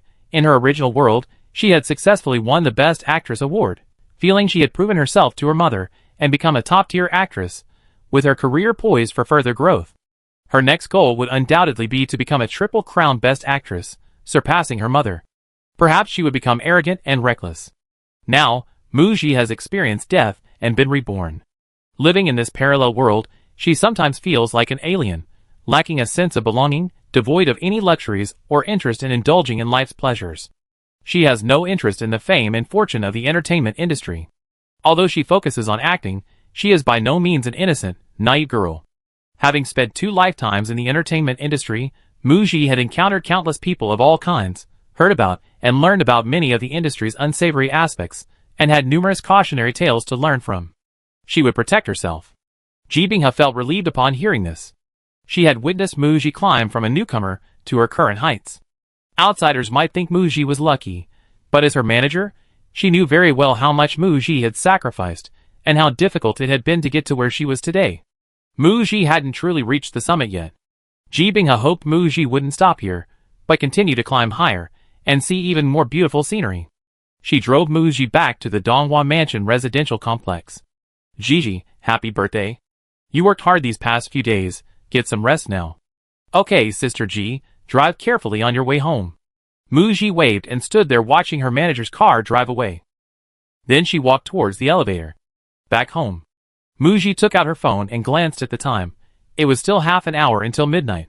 She did feel a bit tired and was about to put down her phone to take a shower and rest. She received a message from He Jiyue. He Jiyue, teacher Mu, are you back? Screenwriter Yan's new draft of the script is out. After their meeting in Hengqin last time, Mu Ji had read the script for the company's film project and offered some of her own ideas. Was this a revision based on her suggestions?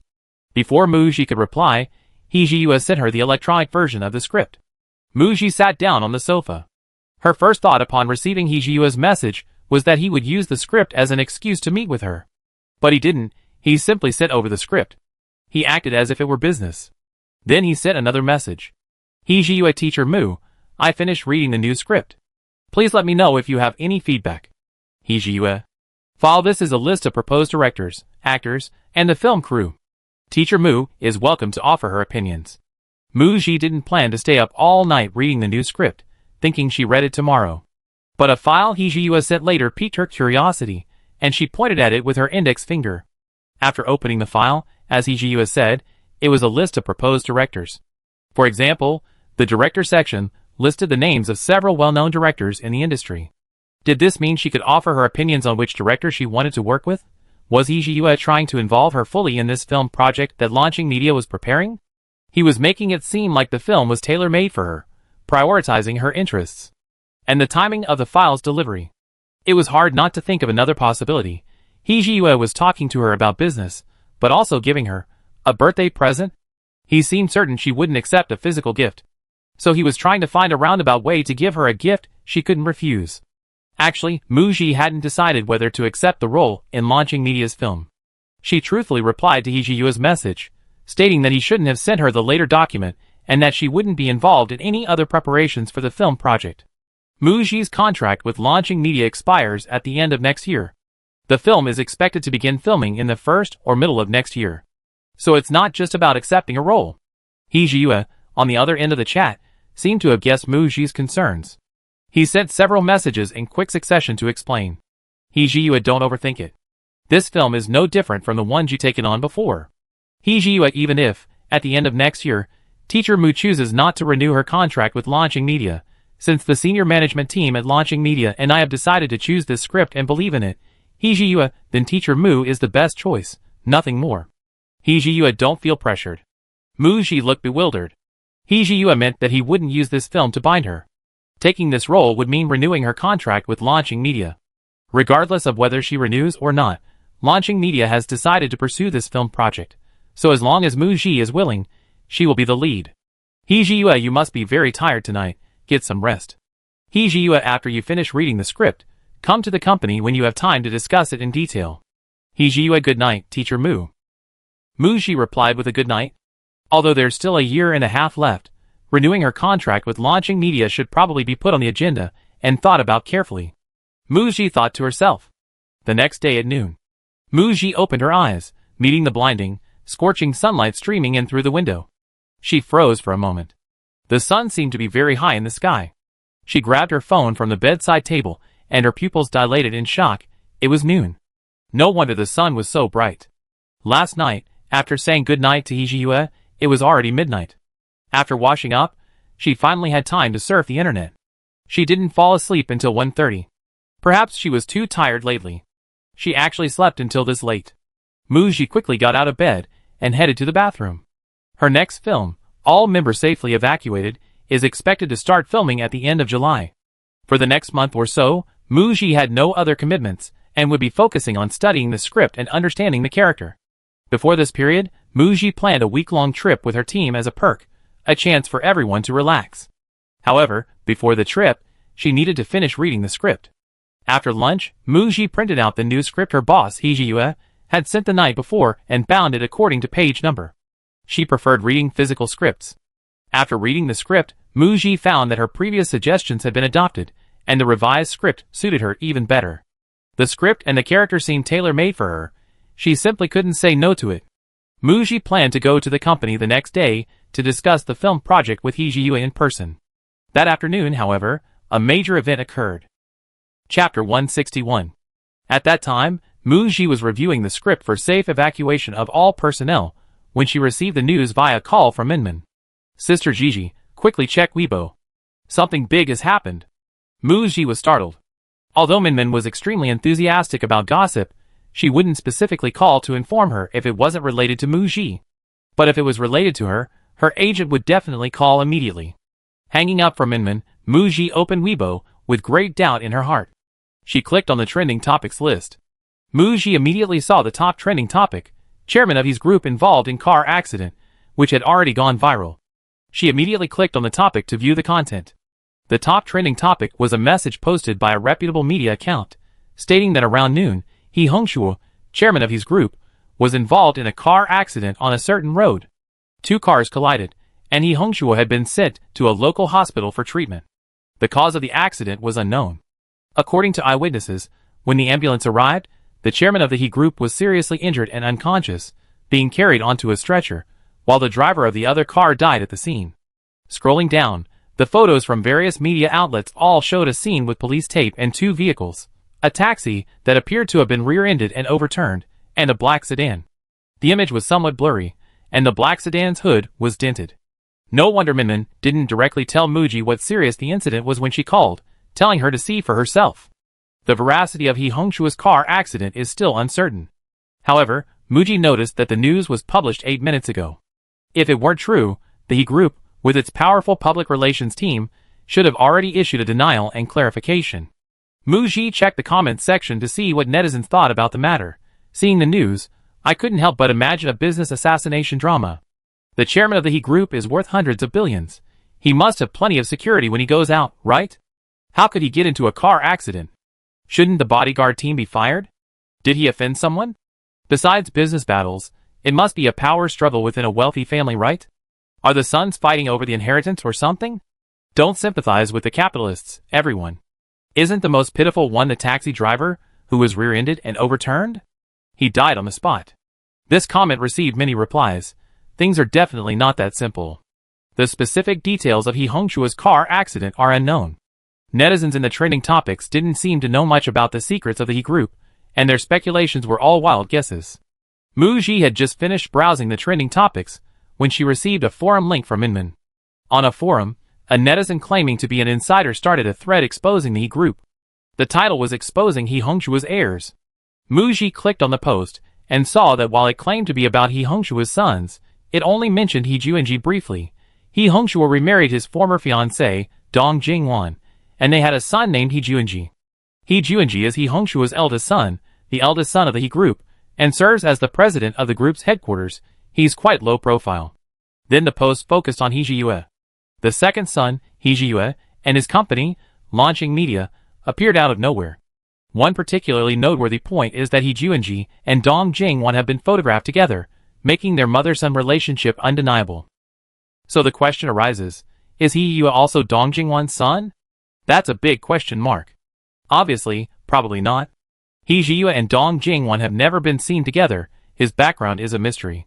He previously had a scandal with fellow artist Muji, which trended on social media but was quickly removed and suppressed. There's no discussion about him online anymore. Following the post, netizens speculated that Hee-Yue is probably He Hongshuo's illegitimate son. They reasoned that Hee-Yue's mother's low social status and the fact that he was an illegitimate child would cause gossip and be considered shameful, so he was publicly known as the second son, with no detailed background. Muji frowned after reading the post. Whether she was overthinking it or not, she had a gut feeling that He Hongshuo's car accident might indeed be related to the power struggles within the wealthy family, as netizens speculated. She had a bad feeling. The posts on the forum exposing Hee-Yue seemed like a prelude. Soon, her boss, Hee-Yue, would likely be thrust into the public eye, and his background would be revealed. Muji thought for a moment, then called her agent to inquire about He Hongshuo's car accident. Jibing aside, the news of Chairman He's car accident is true. As soon as the boss received the news, he rushed out of the company to the hospital. The specific situation is still unclear, but the injuries seem quite serious. I'm just the talent manager at Launching Media. I don't know anything about the He Group. Ji Binghe paused, pinching her brow on the other end of the phone. Since Mu Ji also knew some things about her boss, she spoke a few more words with her. Chairman, He's serious car accident isn't that simple. The He Group is likely to be in turmoil, which may also affect Launching Media. Mu Ji was aware of this. He Juanji had been targeting Launching Media, aiming to harm He Jiyue. Now that He Hongshua was in trouble, He Juanji and his mother certainly wouldn't let this opportunity pass. So she told her agent about the posts on the forum. Ji Binghe immediately understood Mu Ji's hint. Gigi, thank you for reminding me. I try my best to contact the boss and tell him about this. It was the second day after He Hongshua's car accident. As the chairman and head of the He Group, He Hongshua's car accident attracted a huge amount of attention, even more so than celebrity news. Media reporters closely followed the developments. The latest news stated that He Hongshua was still in a coma, and the He Group stock price plummeted again that day.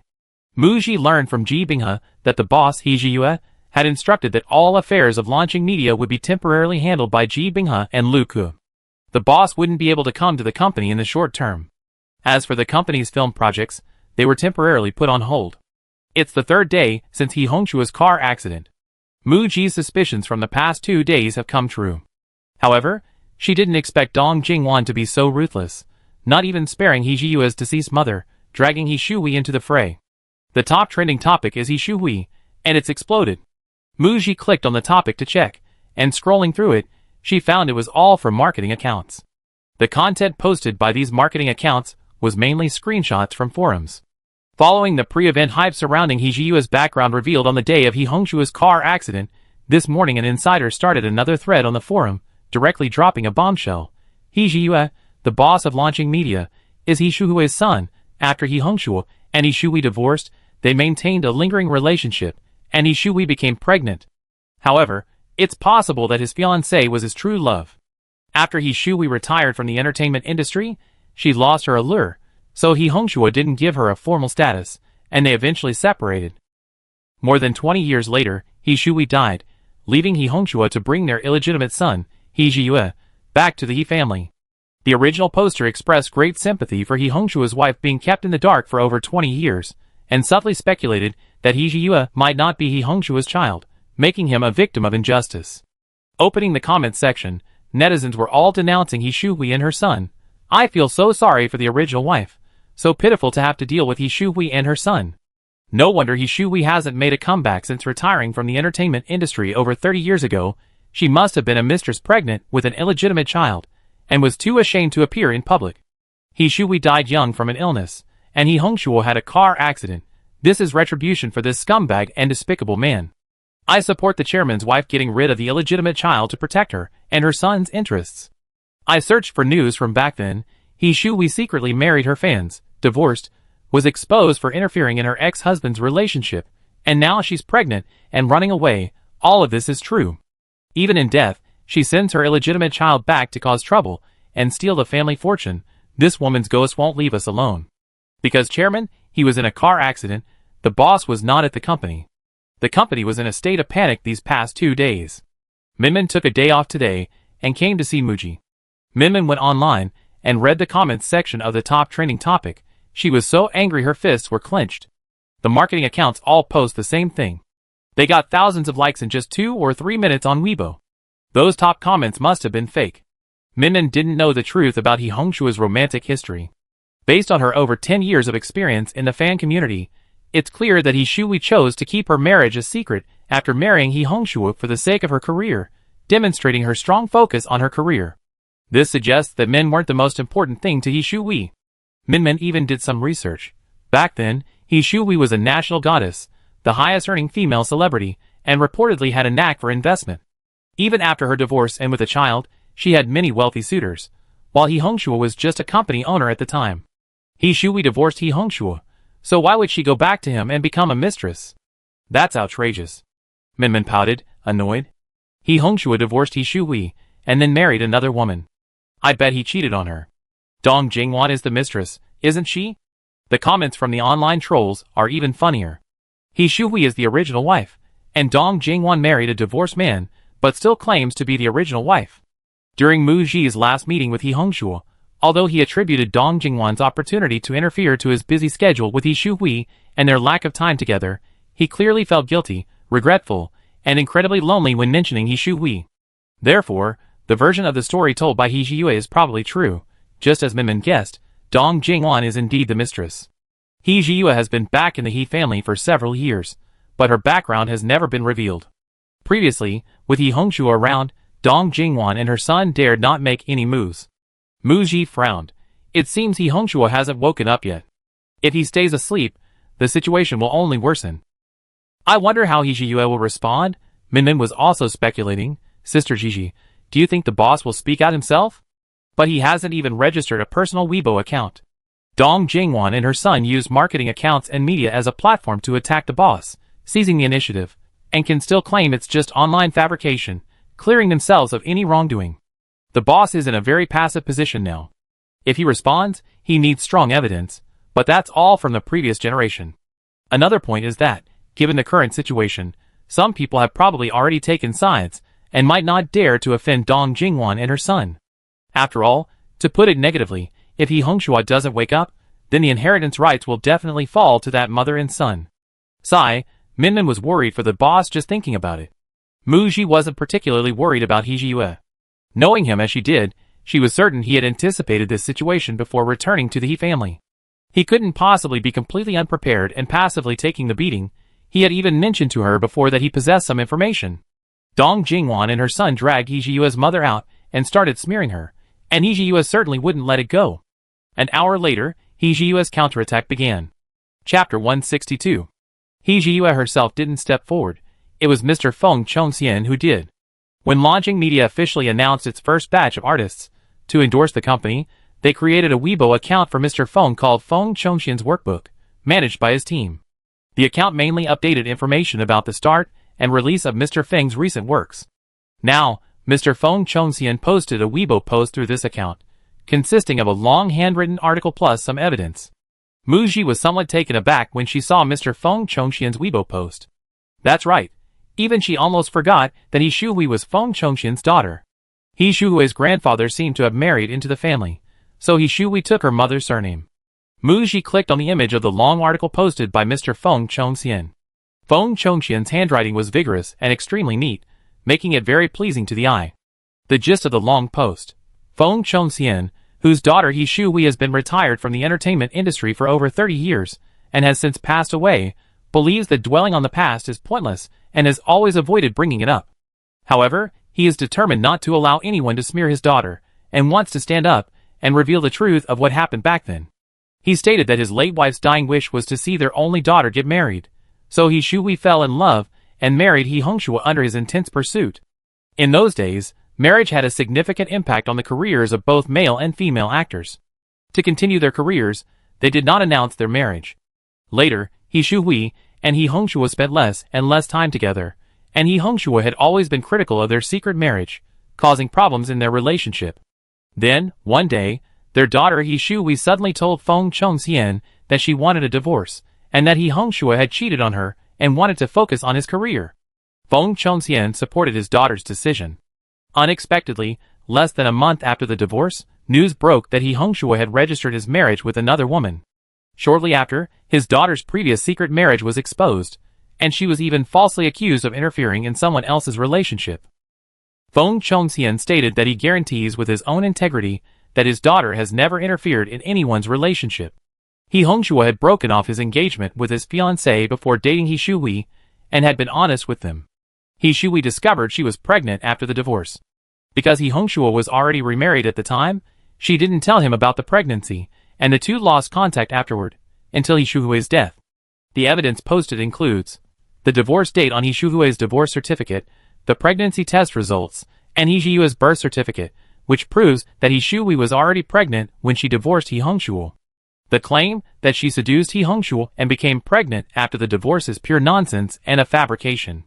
Feng Chongxian is a respected veteran artist, known for his integrity and low-key, dedicated work ethic, and lack of scandals. His post immediately shifted public opinion. Comments flooded the comments section, expressing their belief in Feng Chongxian and He Shu-hui. Just as Mu Ji finished reading Mr. Feng's long post, Weibo pushed a notification to her, seemingly from He Shuhui's close friend. This friend's post consisted of only one sentence: "There are gods watching over us." Several images were attached. A screenshot of He Juinji's Baidu Baiki entry, with his birthdate underlined in red. A newspaper article from over 30 years ago, with the headline "He Shuhui's ex-husband quickly remarries, new wife is pregnant," introduced He Hongshuo and his new wife's family background. The two families were old friends, but the Dong family had gone bankrupt 2 years prior due to mismanagement. A screenshot of an interview from a magazine over 20 years ago shows Dong Jingwan on the cover. In the interview, she says her son came to repay a debt of gratitude. She said she became pregnant quickly after marrying her husband and gave birth to her son smoothly. He's been very well behaved since childhood. After Mu Ji read this, He Shuhui's best friend angrily posted a Weibo post claiming that He Hongshuo's company was facing financial difficulties, and it was He Shuhui who provided the money and helped secure investment to overcome the crisis. He Shuhui has a knack for investment. After retiring from the entertainment industry, she invests in real estate and is never short of money, needing no man's help. Regarding the claim by some netizens that He Hongshuo acquired eternal jewelry, renamed it H.Forever, and bought the Heart of the Sky necklace for He Shuhui, leading He Jiyue to give it to an artist in the company, this is a denial. The Heart of the Sky necklace was purchased by He Shuhui herself, and has nothing to do with He Hongshuo. He Hongshuo cheated on her, and He Shuhui divorced him, raising their child alone until her death from illness. Netizens pieced together the truth. Holy crap! According to evidence released by Feng Chongxian and He Shuhui's best friend, He Shuhui was pregnant before the divorce, and her son, He Jiyue, was born a few months earlier than He Juinji. Dong Jingwan lied about being pregnant to blackmail He Hongshuo into marrying her, right? Key points. He Hongshuo cheated on her with Dong Jingwan. After divorcing He Hongshuo, He Shuhui discovered she was pregnant, and was then exposed for secretly marrying him. She retired from the entertainment industry to raise her child. The real mistress is Dong Jingwan. Dong Jing. Over the years, one has published numerous press releases to promote herself, claiming that her family and He Hongshuo's family are old friends and a perfect match, and that she brought good fortune to her husband, which is why the He family business has grown so large. In the end, she was the one whose engagement was broken off, whose family went bankrupt, and who was a mistress who interfered in someone else's marriage. She even smeared He Shuhui. She's so insidious. I stand with Grandpa Feng Chongxian. After seeing the evidence, I'm horrified. He Shuhui and He Hongshuo have been divorced for over 30 years, and he's been gone for many years, yet Dong Jingwan still twists the truth and drags her out to smear her. This woman is too wicked. Don't get close to men, or you become unhappy. He Shuhui's promising career was ruined by her ex-husband and his mistress. It's so tragic. Today's event seemed to be a fight over the inheritance between He Hongshuo's two sons after his car accident, right? Supporting He Shuhui's son. He Hongshuo was only in the accident a few days ago, and Dong Jingwan and her son are already busy dealing with He Jiyue. It seems they're quite wary of He Shuhui's son. Well, He Jiyue has built launching media into a much larger and more successful company, far superior to Dong Jingwan's Loki's son. On the trending topics list, the topics of Feng Zhongxian's long post and He Shuhui's best friend's post have risen to number 1 and 2 respectively, with high popularity and discussion. He Jiyue's counterattack was even faster than Mu Ji had anticipated. Mu Ji couldn't help but think of how she dealt with her original parents. She had been planning and collecting evidence for the past 2 years, holding sufficient evidence, and waiting for her original parents to cause trouble, so she could immediately retaliate. It seems He Jiyue had also prepared everything long ago, waiting for the right opportunity. He Jiyue's move to have old Master Feng step forward was brilliant. At this juncture, it's actually not suitable for He Jiyue himself to step forward, because He Hongshuo has not yet. The official announcement of He Jiyue's identity was made publicly. He Jiyue has never posted photos with his mother, He Shuhui, or glimpses of his daily life on social media. Aside from being the owner of launching media, the public is largely unfamiliar with him. When he publicly confronted Dong Jingwan and her son, many netizens might see it as a power struggle within a wealthy family, enjoying watching the drama unfold and believing they were fighting over a vast fortune, neither of them being benevolent. However, the appearance of Grandpa Feng is different. This 70-year-old gentleman, a respected artist known for his simple lifestyle and high moral character, enjoys a different perspective. He stood up to seek justice for his deceased daughter and presented evidence, naturally winning public sympathy and support. People righteously sided with old Master Feng, helping to condemn the capitalist Dong Jingwan and her son. Minden cheered from the side. The boss's counterattack is brilliant. Those mother and son are thoroughly humiliated. Isn't this a reverse self-exposure, ha ha ha? Muji thought. It's not time to be happy yet. Half an hour later, Dong Jingwan's next move arrived. The He Group's official Weibo account directly issued a lawyer's letter, stating that it had commissioned XX law firm to file a lawsuit against some netizens spreading rumors about Ms. Dong for defamation, demanding that other netizens immediately delete the relevant defamatory content and refrain from forwarding or disseminating it, otherwise they would be held legally responsible. Minmin clicked her tongue twice. Goodness, is this a show of support for the chairman's wife? With the issuance of this lawyer's letter, all related trending topics about He Hongshua's family affairs were completely removed from the hot search list. Unable to produce any evidence to refute He Jiyue, Dong Jingwan and her son had to stop the discussion of their family matter before the public outcry could spread further.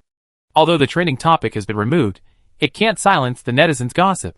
They only get more excited about it. Public opinion is now overwhelmingly on the side of the boss and teacher Feng. Sister Gigi, what do you think? Muji didn't think the current situation was very optimistic. She calmly said, the main arena for this power struggle within a wealthy family isn't online. In today's online battle, He Jiyue won the battle of public opinion, but he has no foothold within the He Group and is at a disadvantage. Next, the two sides will likely engage in a formal offline confrontation. As a subsidiary of the He Group, and with He Jiyue as its boss, launching media will inevitably be drawn into the vortex of this power struggle within a wealthy family. Muji logged off Weibo and opened WeChat, receiving messages from several of the company's artists. For example, Yuchan. She sent several messages in quick succession. Yuchan's sister Muji, I sent a message to the boss, but he hasn't replied. Yuchan, what's the situation at the He Group? Has Chairman He not woken up yet? Yuchan, have you seen the trending topics? Do you think it will affect the company? Yuchan's last question was one that most of launching media's artists were concerned about. Especially after seeing today's trending topic showdown, the power struggle between Dong Jingwan and her son, and He Jiyue is now out in the open. If He Jiyue loses, launching media will inevitably be affected, and the fate of its artists is uncertain. Artists who rely on the company to provide resources to get roles are bound to panic. At this stage, everyone is observing and waiting for the right moment to act. Muji thought for a moment and replied to Yuchan, indicating that she had received the same information as everyone else, and told Yuchan to focus on filming on set. Yuchan, okay, I understand. Sister Muji, I'm so envious of you. Muji, She didn't reply to Yuchan again. She naturally understood what Yuchan meant by envy. Indeed, no matter what happens to launching media next, it won't affect Muji's career development. She's currently only taking on external projects and doesn't need the company to provide resources. As a top artist in the industry, many film and television projects are lining up to seek cooperation with her. These are all excellent project resources, and she can choose freely. Muji had always thought the storm brewing within the He Group was far removed from her life. Unexpectedly, it hit her that very afternoon. First, a marketing account broke the news. A heavyweight artist from launching media was about to switch companies. Then someone posted a picture of Muji standing next to Ji Peng, the talent manager of a rival company, at a fashion event. Muji, She remembered attending a fashion event for a top magazine a while back, where Ji Peng came over with champagne, greeted her, and then left, deliberately lingering in front of her to make his presence known. She'd been photographed. Normally, this photo of them together would be a weak attempt to link Muji to switching companies. But posting it today easily led people to speculate. Is Muji so eager to find a new company? Has she heard something? Is launching media going under? He Juanji was really taking advantage of her. Seeing the low-ranking trending topic online, Ji Binghe called Muji. Getting you involved is probably part of their plan. First, they exposed He Shui and the boss, then used online trolls to create hype and attack them, and finally released the news that you're leaving. This will cause considerable turmoil for launching media. Dong Jingwan and her son hadn't expected He Jiyue to have evidence and to retaliate so quickly, leading to their embarrassing defeat and hasty removal of the trending topic. The current trending topic about Muji leaving is probably pre-ordered, but they don't dare to be too obvious, only arranging a low-ranking trending topic to annoy people. They haven't given up on online public opinion. They want to launch a counterattack starting with launching media. We need to respond. Muji readily agreed to her agent's suggestion. Okay. She hadn't wanted to get involved, not wanting to be embroiled in this power struggle within a wealthy family. But He Juanji had repeatedly dragged her into it, and she couldn't tolerate it anymore. Muji's personal Weibo account now boasts nearly 40 million followers, wielding considerable influence. She liked a long post by Grandpa Feng. Immediately afterward, Mu Ji's studio posted that she was busy preparing for her new drama, and that joining the production, as fans had been urging, was just around the corner. The post included a meme, "Welcome to the production team.jpg." This implied that Mu Ji was doing well, busy preparing for the production, and that the rumors of her switching jobs were untrue. Mu Ji had clearly taken sides. Even if Mu Ji did nothing, as launching media's most profitable artist, if He Junji wanted to take over launching media, he would still target Mu Ji. Her agent called again. "Shiji, the boss just called me." He revealed that He Junji and Dong Jingwon probably won't have time to manage launching media anymore.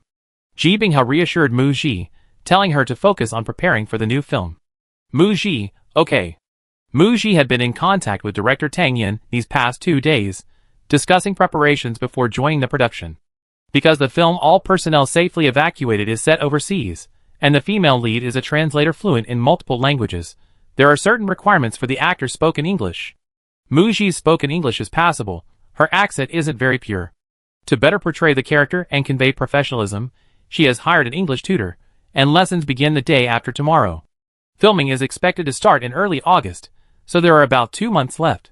During this time, there will be makeup tests, costume fittings, script readings, etc., making the schedule quite tight.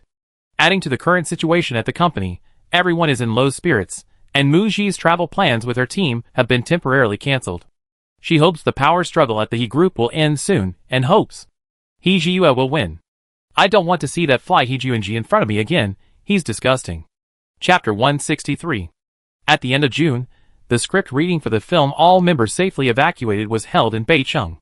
The day before, Mu Ji received a phone call from the director himself, Tang Yin, who said on the phone that all the important actors will be present.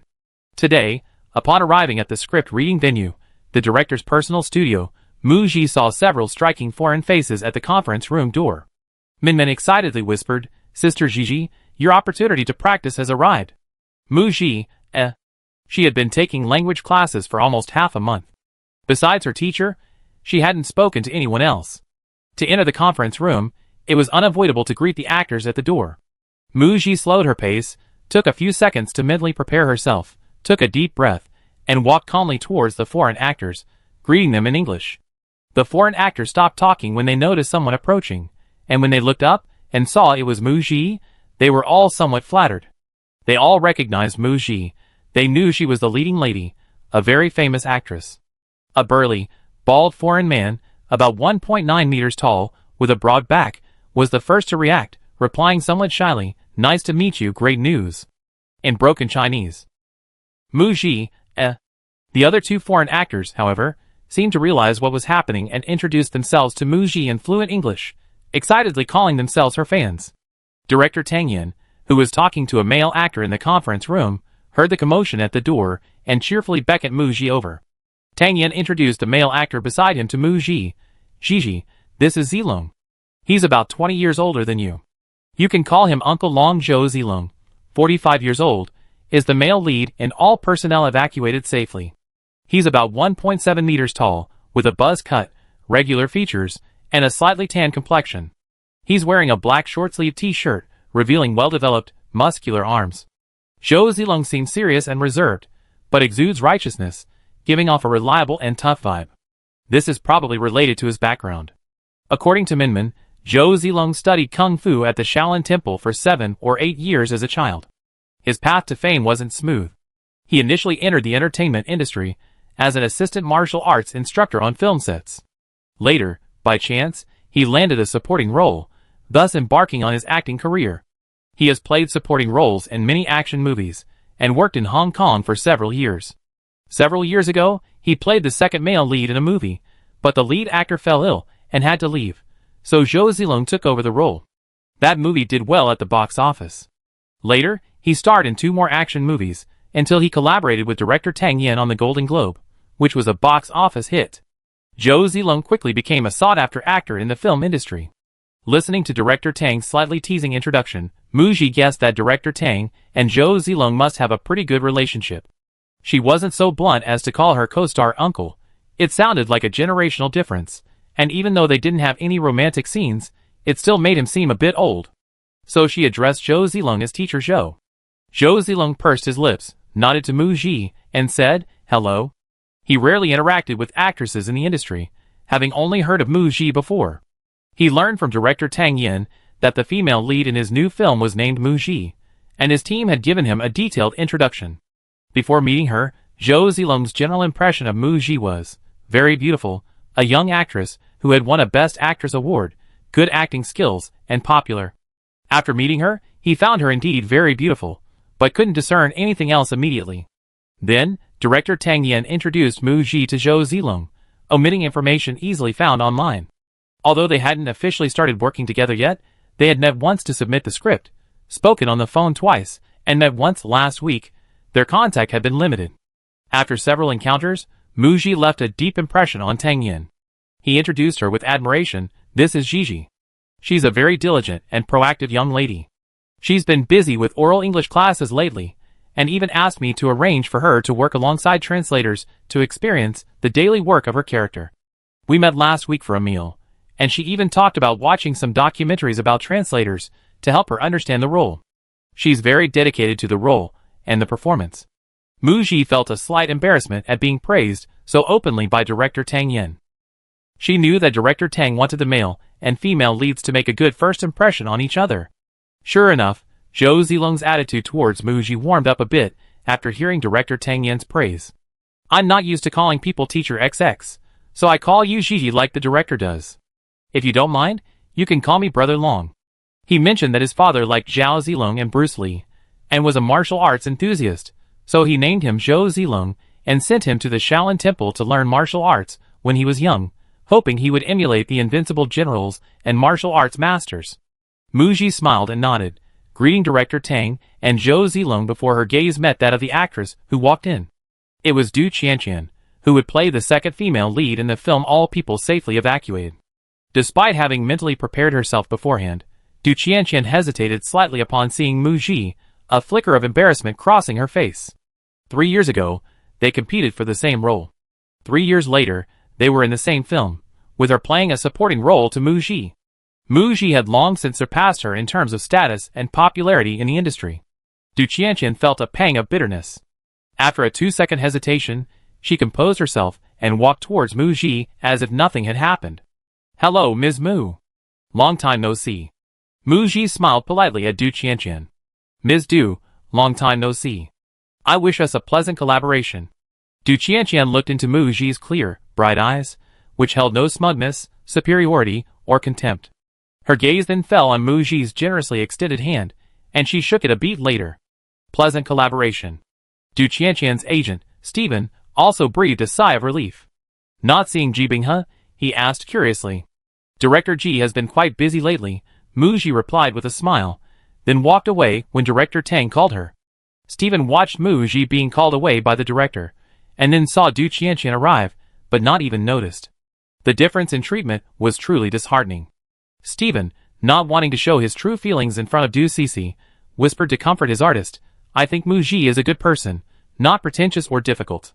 Since we take it on this film, let's relax and act well." Du Cece gave a muffled Actually, she would rather Mu Ji had a smug look on her face, making her think that this person was nothing special, than now, as Mu Ji seemed to treat her as insignificant, not taking her seriously at all. Mu Ji was called over by director Tang Yin again, wondering what was going on.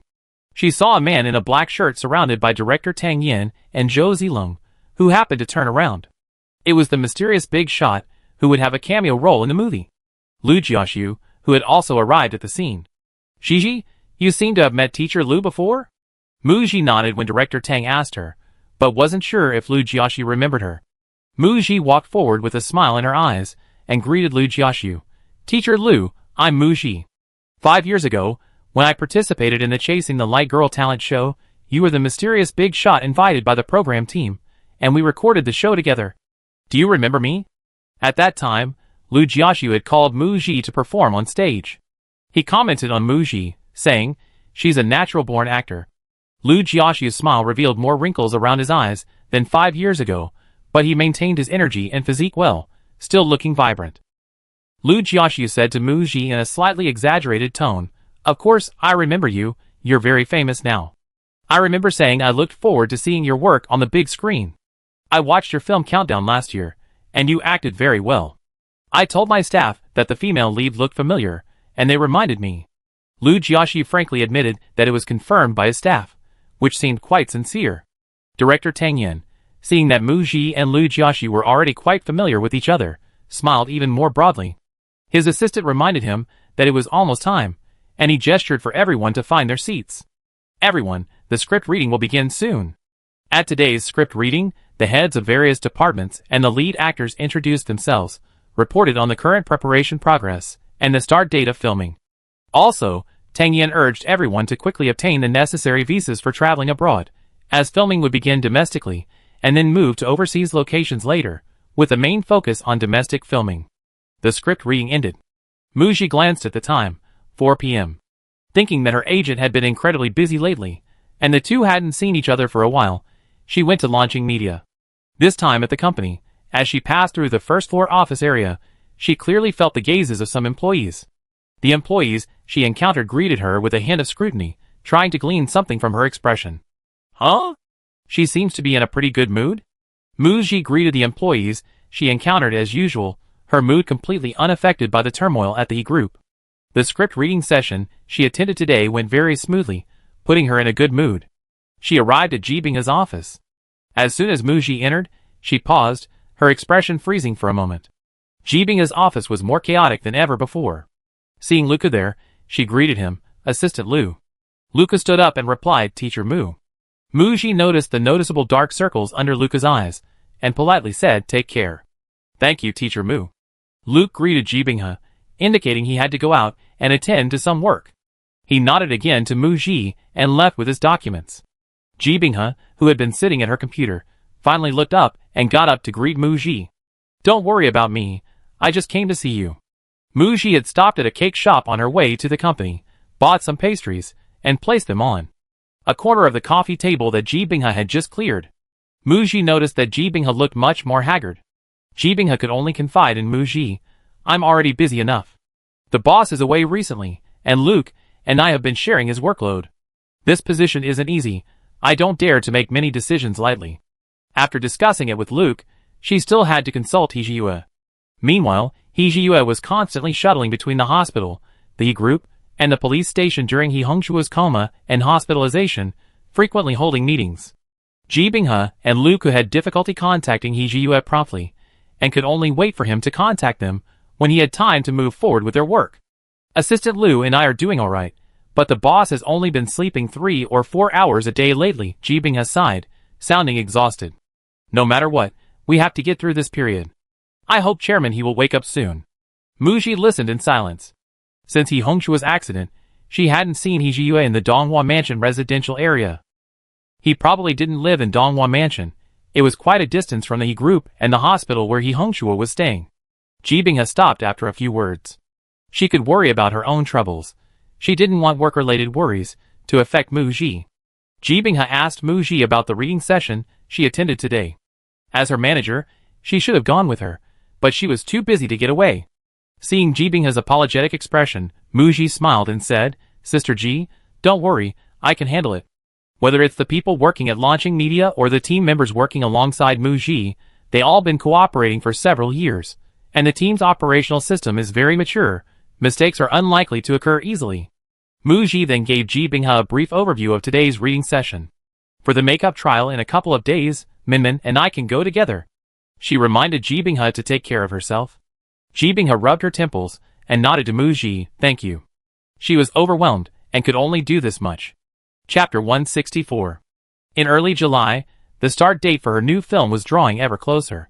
That day, Mu Ji received a Weibo link from Minmin from a certain marketing account, leaking Mu Ji's next film. Minmin is eager to learn Sister Ji, take a look at this. Previously, her studio's Weibo post responding to her alleged job change stated that Mu Ji was busy preparing for her new film and would be joining the crew soon. This led netizens who followed Mu Ji to diligently search for information about her next film. At first, Mu Ji didn't take Minmin's message seriously, assuming that some marketing account had genuinely revealed that her next film would be all crew safely evacuated. However, upon clicking the link, Mu Ji frowned slightly. The marketing account revealed that her next film was a comedy directed by Huang Shulan, Exchange of Lives, in which she would be working with Yuge. A few months ago, Muji had already rejected the script after reading the first draft of Exchange of Lives. Now, this news felt a bit strange. Muji didn't think much of it. Perhaps the marketing account had heard the delayed news from somewhere. By the end of the month, Muji was surfing the internet when she saw the trending topic: Chiyu, Huang Shulan, and Yuge photographed eating. She roughly guessed the content from the title, and wasn't interested in clicking. The movie collaboration she had already rejected was irrelevant to her now. However, seeing the name Chiyu, Muji was slightly surprised. There was a title in the industry called The Four Little Flowers, initially referring to Liao Yining, Shi Qianwen, Chiyu, and Du Qianqian. Later, Du Qianqian's performance declined, and she was accused of using marketing to climb the ranks by associating with the other three, a title that was never officially recognized. Later, Muji gained some popularity with The Bell Ringer, and her subsequent films and TV series performed well. Last year, she won Best Actress, and was selected by netizens as one of the Four Little Flowers. Because Muji's work was released at the same time as Liao Yining's and Shi Qianwen's works, she was frequently discussed alongside them by netizens, who had some impression of the two actresses. She hadn't had any interaction with Chiyu yet. During the 2 years that Muji was thriving in the film industry, Chiyu was pregnant and giving birth, temporarily retiring from the industry. Now, seeing the trending news, it's clear that Chiyu is making a comeback. Muji went offline on Weibo. 1 hour later, Minmin came to deliver a new endorsement contract to Muji, mentioning Huang Shulan and Chiyu trending on Weibo. Sister Gigi, I sent you the link to the trending topic. Do you want to see it? Muji, isn't it about director Huang Shulan and the others being photographed by paparazzi having dinner together? And then it was revealed that director Huang Shulan, Yuge, and Chiyu will be collaborating on the comedy film Exchange of Lives, and Chiyu will be playing the female lead? Minmin, yes, that's right. But Sister Gigi, you've been dragged into this as a tool. Muji, ? Minmin unlocked her phone, found the relevant Weibo post, and handed her phone to Muji. The marketing accounts, using the hashtag Chiyu, Huang Shulan, and Yuge photographed having dinner together, posted. Previously, it was rumored that Muji was in talks for the movie Exchange of Lives. Last night, Chiyu, director Huang Shulan, and Yuge were photographed having dinner together, chatting happily, suggesting a possible collaboration. Chiyu has been cast as the female lead in Exchange of Lives. Muji has been sidelined. In addition to the content posted by marketing accounts, there were also press releases that praised one, while criticizing the other, claiming that Muji's good development in the film industry in the past 2 years was mainly due to good luck, while other actresses of the same period were busy establishing themselves in the TV drama industry and had no rivals. Now that Chiyu has returned to the film industry, she won the competition with Muji for the same movie.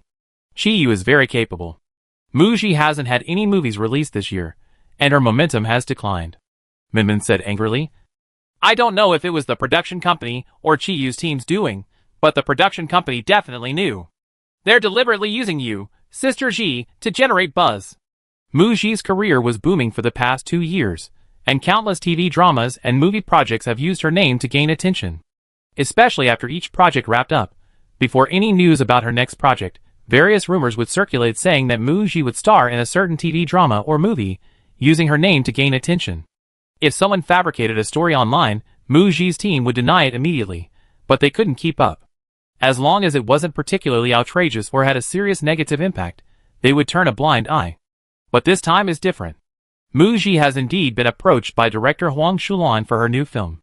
They're all in the same industry. If they don't work out this time, there will be other opportunities. Muji truly hadn't expected the other party to drag her into this, or tacitly approve of using this method to generate buzz for their new drama. Sister Gigi, do you think we should issue a denial? We don't want to be leached off. Minmin looked at the comments from netizens.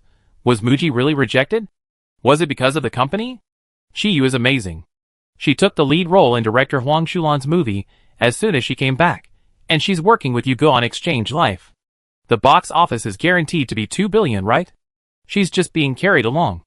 Muji's studio posted on Weibo last month that she was about to start filming, but now she's been rejected. It's a slap in the face. It shows that her popularity is very superficial. After all that, she still hasn't made it into the film industry. It's a pity. If Chiyu hadn't retired from the industry to have a baby, I don't think Muji would have a place in the film industry now. Now that Chiyu is back, Muji has to stand aside, haha. A small number of fans, after reading some of the comments, began to doubt Muji's credibility and went to Muji's studio to question, "Didn't you say it was just around the corner? Why isn't she starting filming yet?" The clause has been finished filming for 4.5 months now. Although a birthday party was held in between, other hardworking artists could have finished filming a movie during that time. Muji is really too unproductive. There's still no news about her new movie. It's making them anxious. Minmin felt that if she weren't part of Muji's staff, she would inevitably be anxious and worried too. Muji thought for a moment. Unlike director Huang Shulan's hype and promotion, director Tang Yin was keeping the movie's news very tight-lipped, only telling her a few days ago that on the day of filming start, they might only officially announce the male lead, Zhou Zilong. She and the other actors, including Liu Jiaxiu, would make the official announcement later, saving the surprise for the promotional period. Therefore, it wasn't appropriate for the studio to respond. If she responded, the other party might take advantage of the situation and further escalate the hype, even turning the tables on her. Huang Shulan and Yu Guo are a golden duo for comedy films. They have no worries about box office returns. Why would they need to drag you into this hype? You're shameless. The comedy film Exchange Live started filming a few days earlier than director Tang Yan's new movie. The two films practically started filming around the same time. Once director Tang Yan's movie starts filming, even if it's not officially announced, the news that Mu Ji will play the female lead will spread. Then the current fabricated story about her being rejected for being involved in director Huang Shulan's movie will fall apart. Minmin, having calmed down, also felt that this was undoubtedly the best way to handle the situation. The higher you climb, the longer you need to think, the broader your perspective. It's really not worth getting into a situation where you're clearly in the right and end up being treated poorly just to spite someone.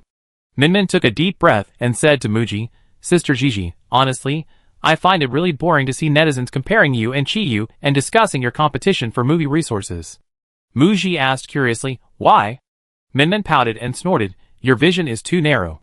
In the past, Minmin would have thought Muji's ability to work with renowned directors like Wan Zhou, Hong Yin, and Tang Yin, and to play the lead role in their films, would have been remarkable.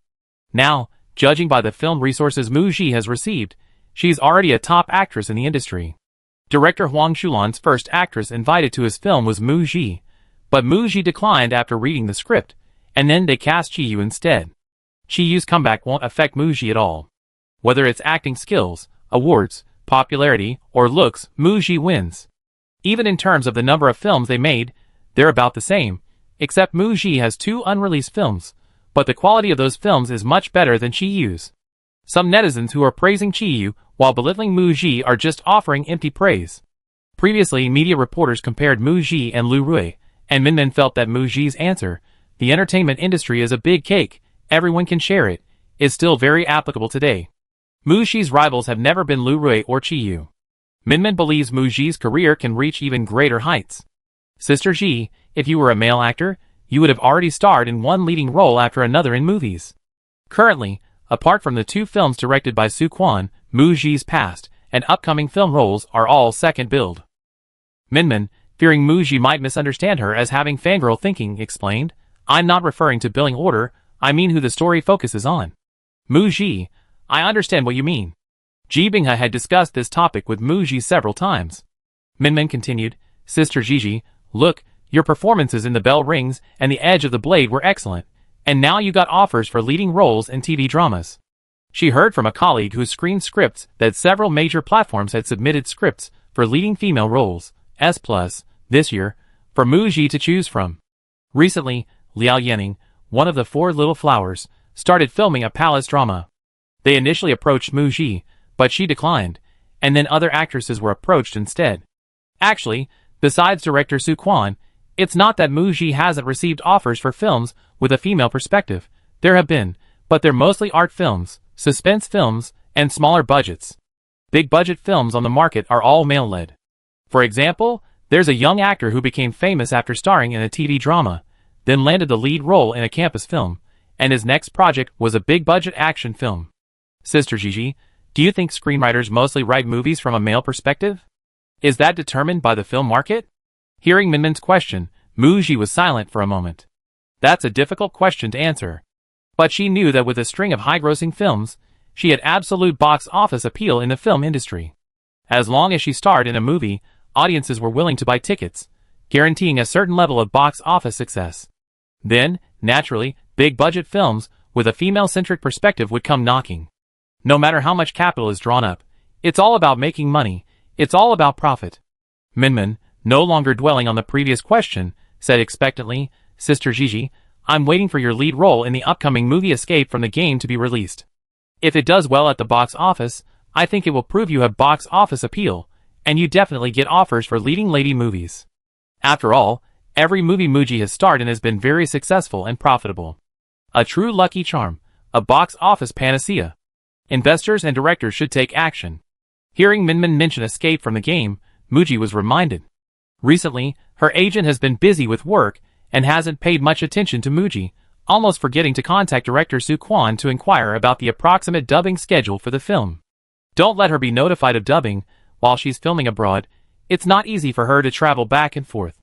On August 2nd, the comedy film Exchange of Lives started filming in Hengqin. Director Huang Shulan, along with lead actors Yu Ge and Chi Yu, attended the opening ceremony. On the day filming began, the official Weibo account for Exchange of Lives announced the cast online. The trending topics included Huang Shulan and Yu Ji's third collaboration, and Chi Yu's comeback in Huang Shulan's comedy film. A marketing account also brought up Muji. The hashtags Chi Yu and Muji subsequently trended. Half an hour later, the big-budget film All People Safely Evacuated, scheduled to begin filming in a few days, released its casting information, directed by Tang Yen, with only the male and female leads, Zhou Zilong and Mu Ji, revealed. Tang Yan's previous film, Golden Globe Building, grossed over 5 billion yuan, generating considerable public interest in his new project. This news immediately overshadowed the comedy Exchange of Lives. Chi Yu's second attempt to discredit Mu Ji came to an abrupt halt. The trending topic Chi Yu Mu Ji was dominated by Mu Ji's fans, expressing their eagerness for the official announcement of their idol's role in director Tang Yan's new film, All Personnel Safely Evacuated, and their anticipation for Mu Ji's new movie. Chi Yu's name wasn't mentioned at all, to avoid being unfairly targeted. On August 8th, filming for All Personnel Safely Evacuated began in Ginling. The cast was also officially announced on the same day. Previously, director Tang Yan had only announced Zhou Zilong's role in the promotional plan to Mu Ji, but the official Weibo account announced both Zhou Zilong and Mu Ji, who would play the male and female leads together. A few days ago, when the casting call for Mu Ji's new film was released, her fans found the film's registration information and learned that their idol would be playing a translator, which excited them greatly. The official announcement today sent fans into a frenzy, excitedly pushing the hashtag Muji the Translator to the top of the trending searches, even overshadowing the production company's planned hashtag director Tang Yan's new film starts filming, second co-starring with Zhou Zilong. The opening ceremony concluded. Director Tang Yan glanced at the information his assistant handed him. Under related Weibo posts for the film All Personnel Safely Evacuated, Mu Ji's fans were at the forefront, generating unprecedented levels of buzz and discussion. He thought to himself, Mu Ji truly deserves her reputation as one of the most sought-after and popular actresses in the industry. This film has a large budget, and given the high box office performance of her previous work, Tang Yan is under considerable pressure regarding box office returns. Choosing Mu Ji for the lead role, he instinctively felt, would be the best decision he had ever made. Mu Ji, having changed into her costume, arrived at the filming location and sat down next to director Tang Yan. Having seen the online information, she asked the director why he had changed his mind and made the official announcement. Was the promotional schedule disrupted by Swap? The official announcement of her as the female lead in Safe Evacuation undoubtedly slapped Swap in the face regarding its hype. Mu Ji and Chi Yu were competing for the role, and Mu Ji being rejected was fabricated. It was quite satisfying. Tang Yan smiled and said, Ji, I know you turned down Swap to take on Safe Evacuation, but it wasn't just to protect yourself, it was for the female lead of our film. The next second, Tang Yan's smile faded, and he said in a very calm tone, the two films started filming around the same time, so comparisons are inevitable. He didn't care whether it offended the other film. Others were using his film's female lead to generate buzz, without considering his feelings as the director. Mu Ji smiled too, thinking, director Tang's smile isn't so naive after all. Chapter 165. The first day of filming for the new drama. Mu Ji only had 2 scenes today, very few scenes. Her scenes wouldn't start until the afternoon. She didn't go to the RV to rest. As usual, whenever Mu Ji joined a new film crew, she liked to observe the set while waiting, watching the director directing and coordinating the various departments and actors, and also watching other actors film. Zhou Zilong arrived on set in his costume, a police uniform, his posture upright, looking even more righteous and awe-inspiring. His eyes lit up when he saw Mu Ji, his gaze sweeping over her. This was different from the Mu Ji he'd seen at the script reading session, wearing a white baseball cap, long hair loose, a white oversized shirt over a vest, and black sweatpants, a sporty and casual outfit. Today, Mu Ji's hair was parted in the middle, and tied back in a low ponytail. She wore a black suit with a white shirt underneath, black trousers, and black flat shoes, a very professional look. She appeared capable, resilient, gentle, and intellectual. Zhou Zilong addressed her as translator Zhou. Mu Ji plays Zhou Jingwen in the film. Mu Ji smiled slightly, and gave Zhou Zilong a military salute. Captain Zhou, hello. Zhou Zilong noticed that Mu Ji's salute was very standard. There was a scene of saluting in the film, so he knew without guessing that Mu Ji had obviously practiced it. Before filming began, the co-stars had done their homework thoroughly. This was a good thing. Zhou Zilong's serious, tough face softened slightly. He gave Mu Ji a thumbs up, pointed in the direction of the director to indicate that he was going to get busy, and then walked away with the staff beside him. There wasn't much to do at the moment. After Zhou Zilong left, a member of Mu Ji's team spoke up. Filming hasn't even started yet, and Sister Gigi already has the feel of a translator just from putting on her costume. She's a translator with both good looks and talent. Minmin, taking advantage of her closer relationship with Mu Ji, boldly joked, any man who can date Sister Gigi is incredibly lucky. He can get a new girlfriend for every film he makes. Mu Ji, The team members only dared to make a couple of jokes before stopping. This is Mu Ji's first time playing a translator. To outsiders, it might seem like she's just changed into a costume, but in reality, she did a lot of preparation for the role before filming began. For example, during the costume fitting, Mu Ji discussed the character's hairstyle extensively with the director. Originally, Mu Ji was planning to cut her hair short again, but since she had already sported short hair in her 2 consecutive films, Model of the Times and Escape from the Game, and her co-star as her boss also had short hair, she didn't want to repeat the same look. Wearing her hair down would have made her appear too gentle, not fitting the professional and capable image of her character. After discussing it with the director, she decided to tie it up, cutting her hard-won hair even shorter to shoulder length in a low ponytail, which looked very neat and efficient. To maintain the quality of the film and the character, Mu Ji wore no makeup at all. It's estimated she filmed the entire movie without makeup. The veteran translator playing Mu Ji's boss is named Chai-in, a middle-aged actress with a deeply ingrained daughter-in-law image in the television industry, enjoying high national recognition. She has also appeared in cameo roles in films. Minmin noticed that Chai-in was clearly wearing makeup. Many actors are very conscious of their image on camera, wanting to look good and handsome. Minmin thought to herself, there aren't many actresses, or even actors, in the industry who dare to appear on the big screen without makeup. Mu Ji's advantage lies in her flawless skin. She's not afraid of the camera. Mu Ji's scene to film today. In a meeting, the female lead Zhou Jingwen's superior asks the team members who are willing to go on a mission abroad with her. The female lead is the first to raise her hand and stand up. The moment Chai-in saw Mu Ji, she felt that Mu Ji possessed the same qualities as the female lead. She briefly greeted Mu Ji, sat down next to director Tang Yan, and mentioned her impression of Mu Ji. I initially thought that a young girl as famous as her at such a young age would inevitably be a bit impetuous, but I was surprised to find her to be very pure and composed. After filming with Mu Ji that evening, Chai-in secretly praised director Tang Yan behind his back. This young lady's skin is amazing even without makeup. It's so radiant, and her acting is superb. From the moment she started acting with me, she was incredibly focused. The passion she showed for the role transformed into a love for her work, making her performance effortless. She also perfectly captured the character's fearless courage. She then praised director Tang Yan for his casting choices. Director Tang has a great eye, he chose someone who can act, is beautiful, and has high popularity. Director Tang Yan couldn't help but smile. He had initially been somewhat critical of Chai-in's request for makeup, worried that she might look too old on the big screen. The contrast between Chai-in and Mu Ji in today's shoot was quite noticeable. I planned to talk to Chai-in about makeup again. But after receiving such flattering praise, and considering that Chai-in's role was small, and she even had to travel abroad with a crew for filming, and was only being paid a friendly price, Tang Yan rubbed his nose, finding it difficult to say anything now. He felt he was still not good at dealing with women. That evening, filming wrapped up. Muji returned to her hotel and received a call from her agent.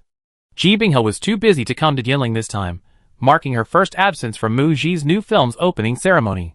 Muji guessed that Ji Bingha had assumed she had finished filming and returned to her hotel, so she was calling to inquire about the day's shooting. Unexpectedly, as soon as the call connected, Ji Bingha excitedly revealed some good news. "Gigi, Chairman, he is awake. The boss told me today. I don't know exactly if he woke up today or a few days ago. Chairman, he has been lying in the ICU for so long, and he's finally awake." This was indeed good news. Muji had no particular feelings for He Hongshue, but she intuitively felt that he valued his son, He Jiyue, quite a bit. Now that he was awake, he probably wouldn't let that mother and son run rampant anymore.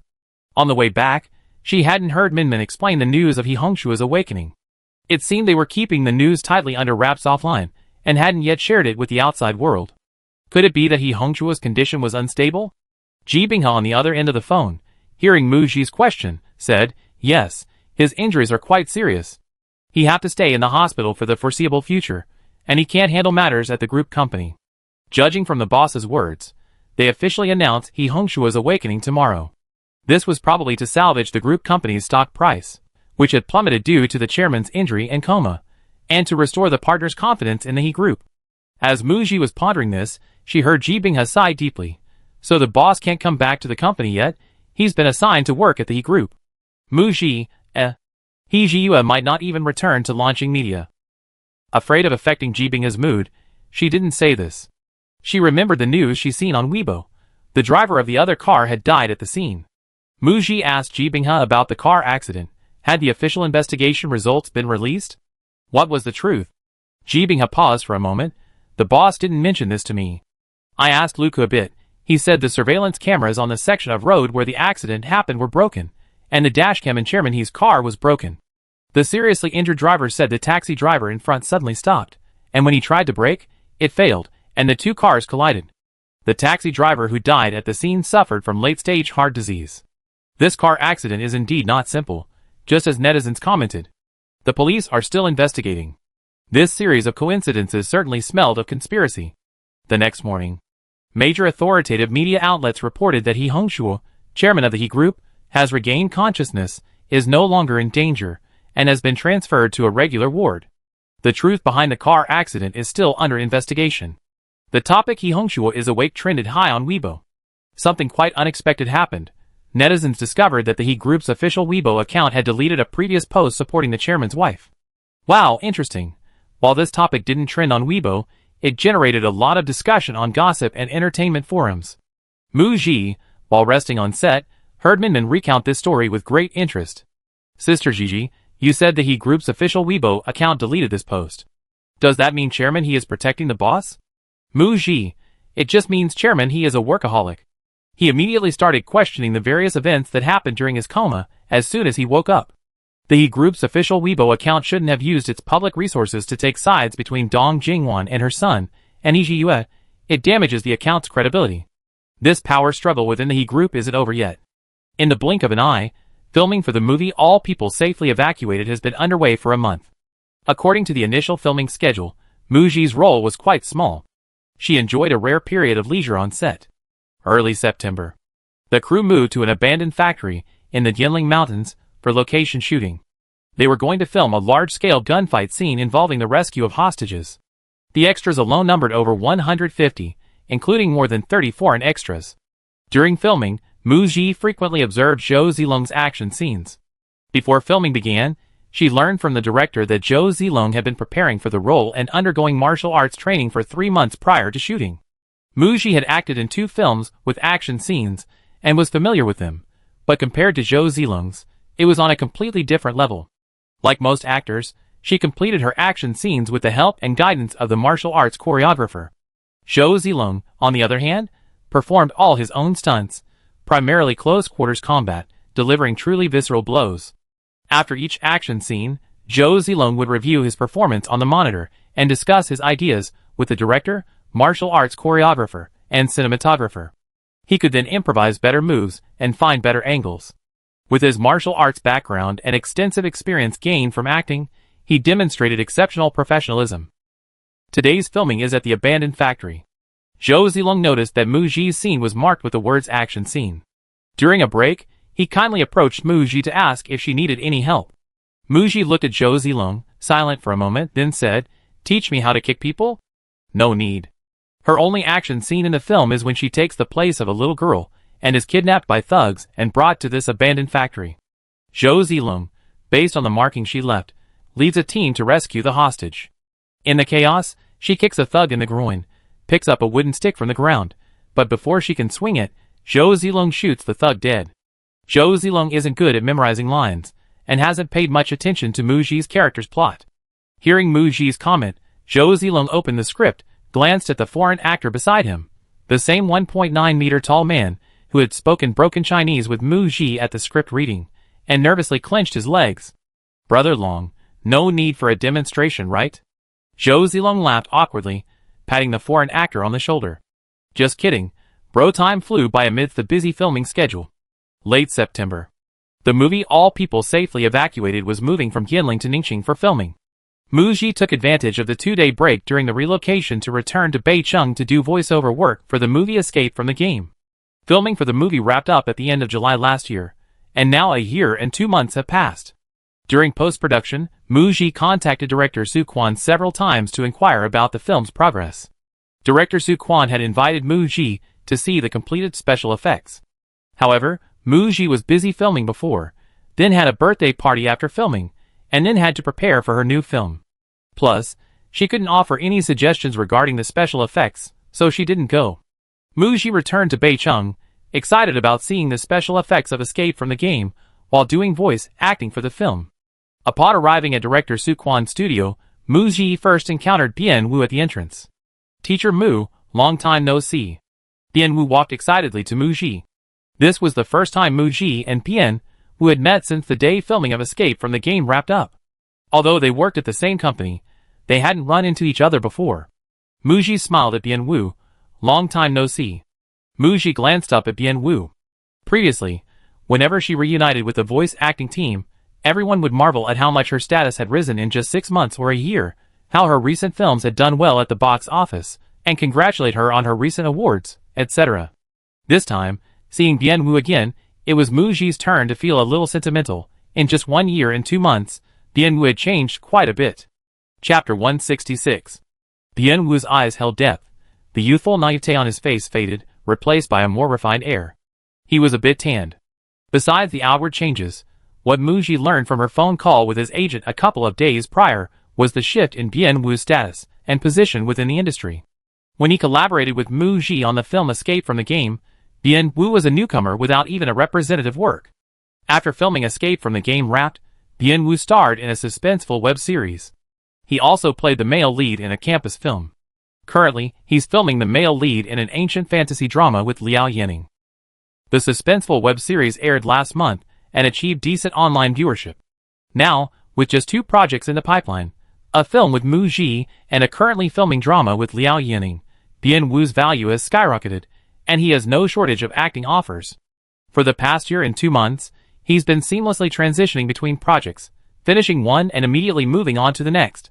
Bian Wu is overjoyed to see Mu Ji, scratching the back of his head and flashing a bright white smile. "Teacher Mu, thank you. When are you free to treat me to a meal?" Mu Ji knew what Bian Wu was thanking her for.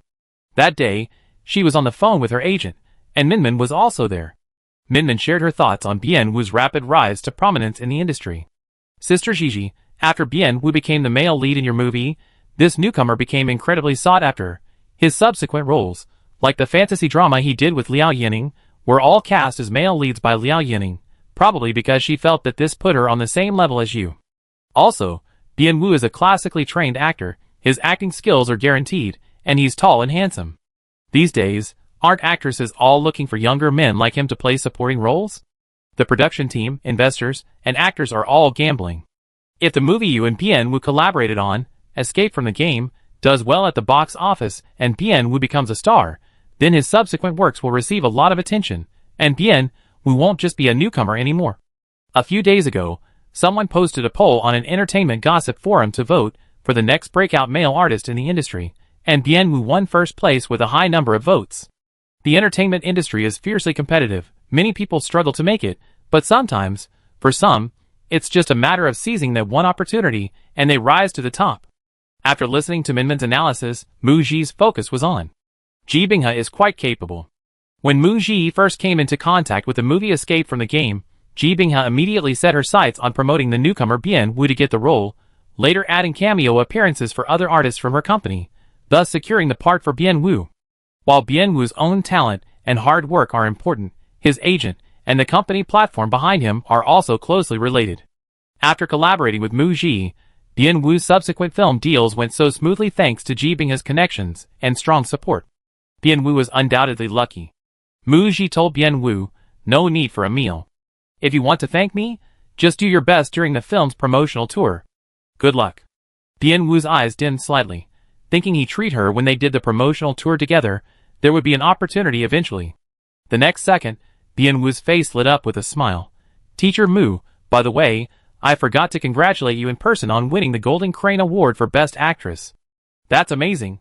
He thought of the film Mu Ji was currently filming and said enviously, "After your second collaboration with director Han Yin and Best Actor Tai Feng, you joined director Tang Yan's new film, working with Zhou Zilong.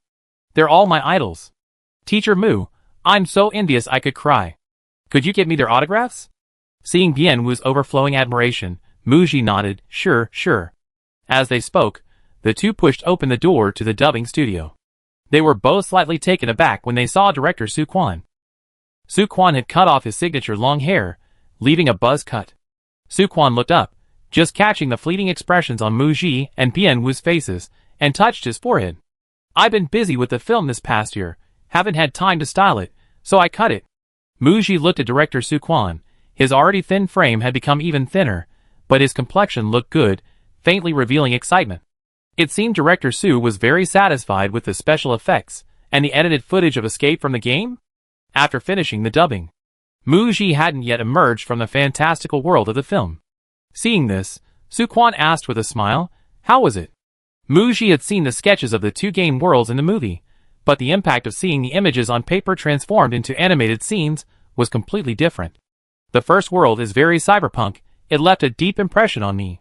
As for the special effects, they're very realistic, at least 5 yuan worth." Su Quan thought about how netizens would criticize the special effects, saying 50 cents for special effects, while Mu Ji's assessment of 5 yuan was a compliment, meaning the special effects were very good. The production team had already held an internal meeting, and everyone was very confident in the film. Hearing Mu Ji's affirmation, Su Quan had even more confidence in Escape from the Game. When Bien Wu, the voice actor from next door, arrived, director Su Quan, Mu Ji, and Bien Wu discussed the film's release date. When Mu Ji heard director Su Quan say that Escape from the Game was originally planned for the National Day holiday if it could be released in time, but now the plan is to release it during the Spring Festival, she thought, "Wow, that's brave." Speaking of which, she has never had a film released during the Spring Festival before. If Escape from the Game is released during the Spring Festival, it will be her first. The film's release date was decided after discussions between the production company and the director. The actors have no right to interfere. Director Su Quan revealed the release date information to Mu Ji and Bien Wu in advance to finalize their schedules, so that he could plan the promotional tour. This year, the Spring Festival is in early February. Mu Ji, I plan to go abroad to film in November and return to China in mid-December. Her schedule is fine. Bien Wu, Director Su, the period drama I'm currently filming will wrap up in mid-November, and my next project will start shooting after the new year. My schedule is fine.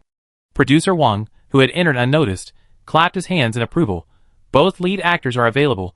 This is a good omen. Mu Ji noticed that producer Wang's thinning hair was slightly disheveled and damp, and his suit jacket seemed to have been soaked. She wondered if it was raining outside. Producer Wang continued, "It's raining outside. Water brings good fortune. Our film will definitely pass censorship smoothly, and it'd be a box office hit during the Spring Festival. Ms. Mu, don't you agree?" Mu Ji, whose name had been mentioned, twitched slightly, and under everyone's gaze, could only nod. Mu Ji and her team left, parking their car in the surface parking lot. Upon exiting, they found it was pouring rain, accompanied by thunder. At producer Wang's suggestion, director Su Quan instructed the receptionist to bring Mu Ji and the others 2 umbrellas as they left. So, she just got into the car with the umbrella. Minmin volunteered to hold the umbrella for Mu Ji, and the two of them shared it. They gave the larger umbrella to the bodyguard and the female assistant. As the four of them walked towards the car, a loud clap of thunder sounded overhead. Muji instinctively quickened her pace, not noticing a pebble under her foot, and slipped. Careful! Sister Gigi, are you all right? Muji straightened up, hissing softly, as if she had slightly twisted her ankle, but said, I'm fine. She slowed her pace, took a few steps to the car, opened the door, and got in. Minmin closed the umbrella, and got into the car as well. Minmin, a little worried, pulled up Muji's trouser leg to check. Did you twist it? She noticed that Muji's movements weren't as agile as usual when she got into the car. Muji picked up the tissue box from the car, took 2 tissues for herself, and handed them to Minmin, indicating that she should wipe her feet too. Minmin placed her umbrella next to the floor mat, and took the tissue box. She watched Muji wipe the mud splattered on her ankles with the tissues.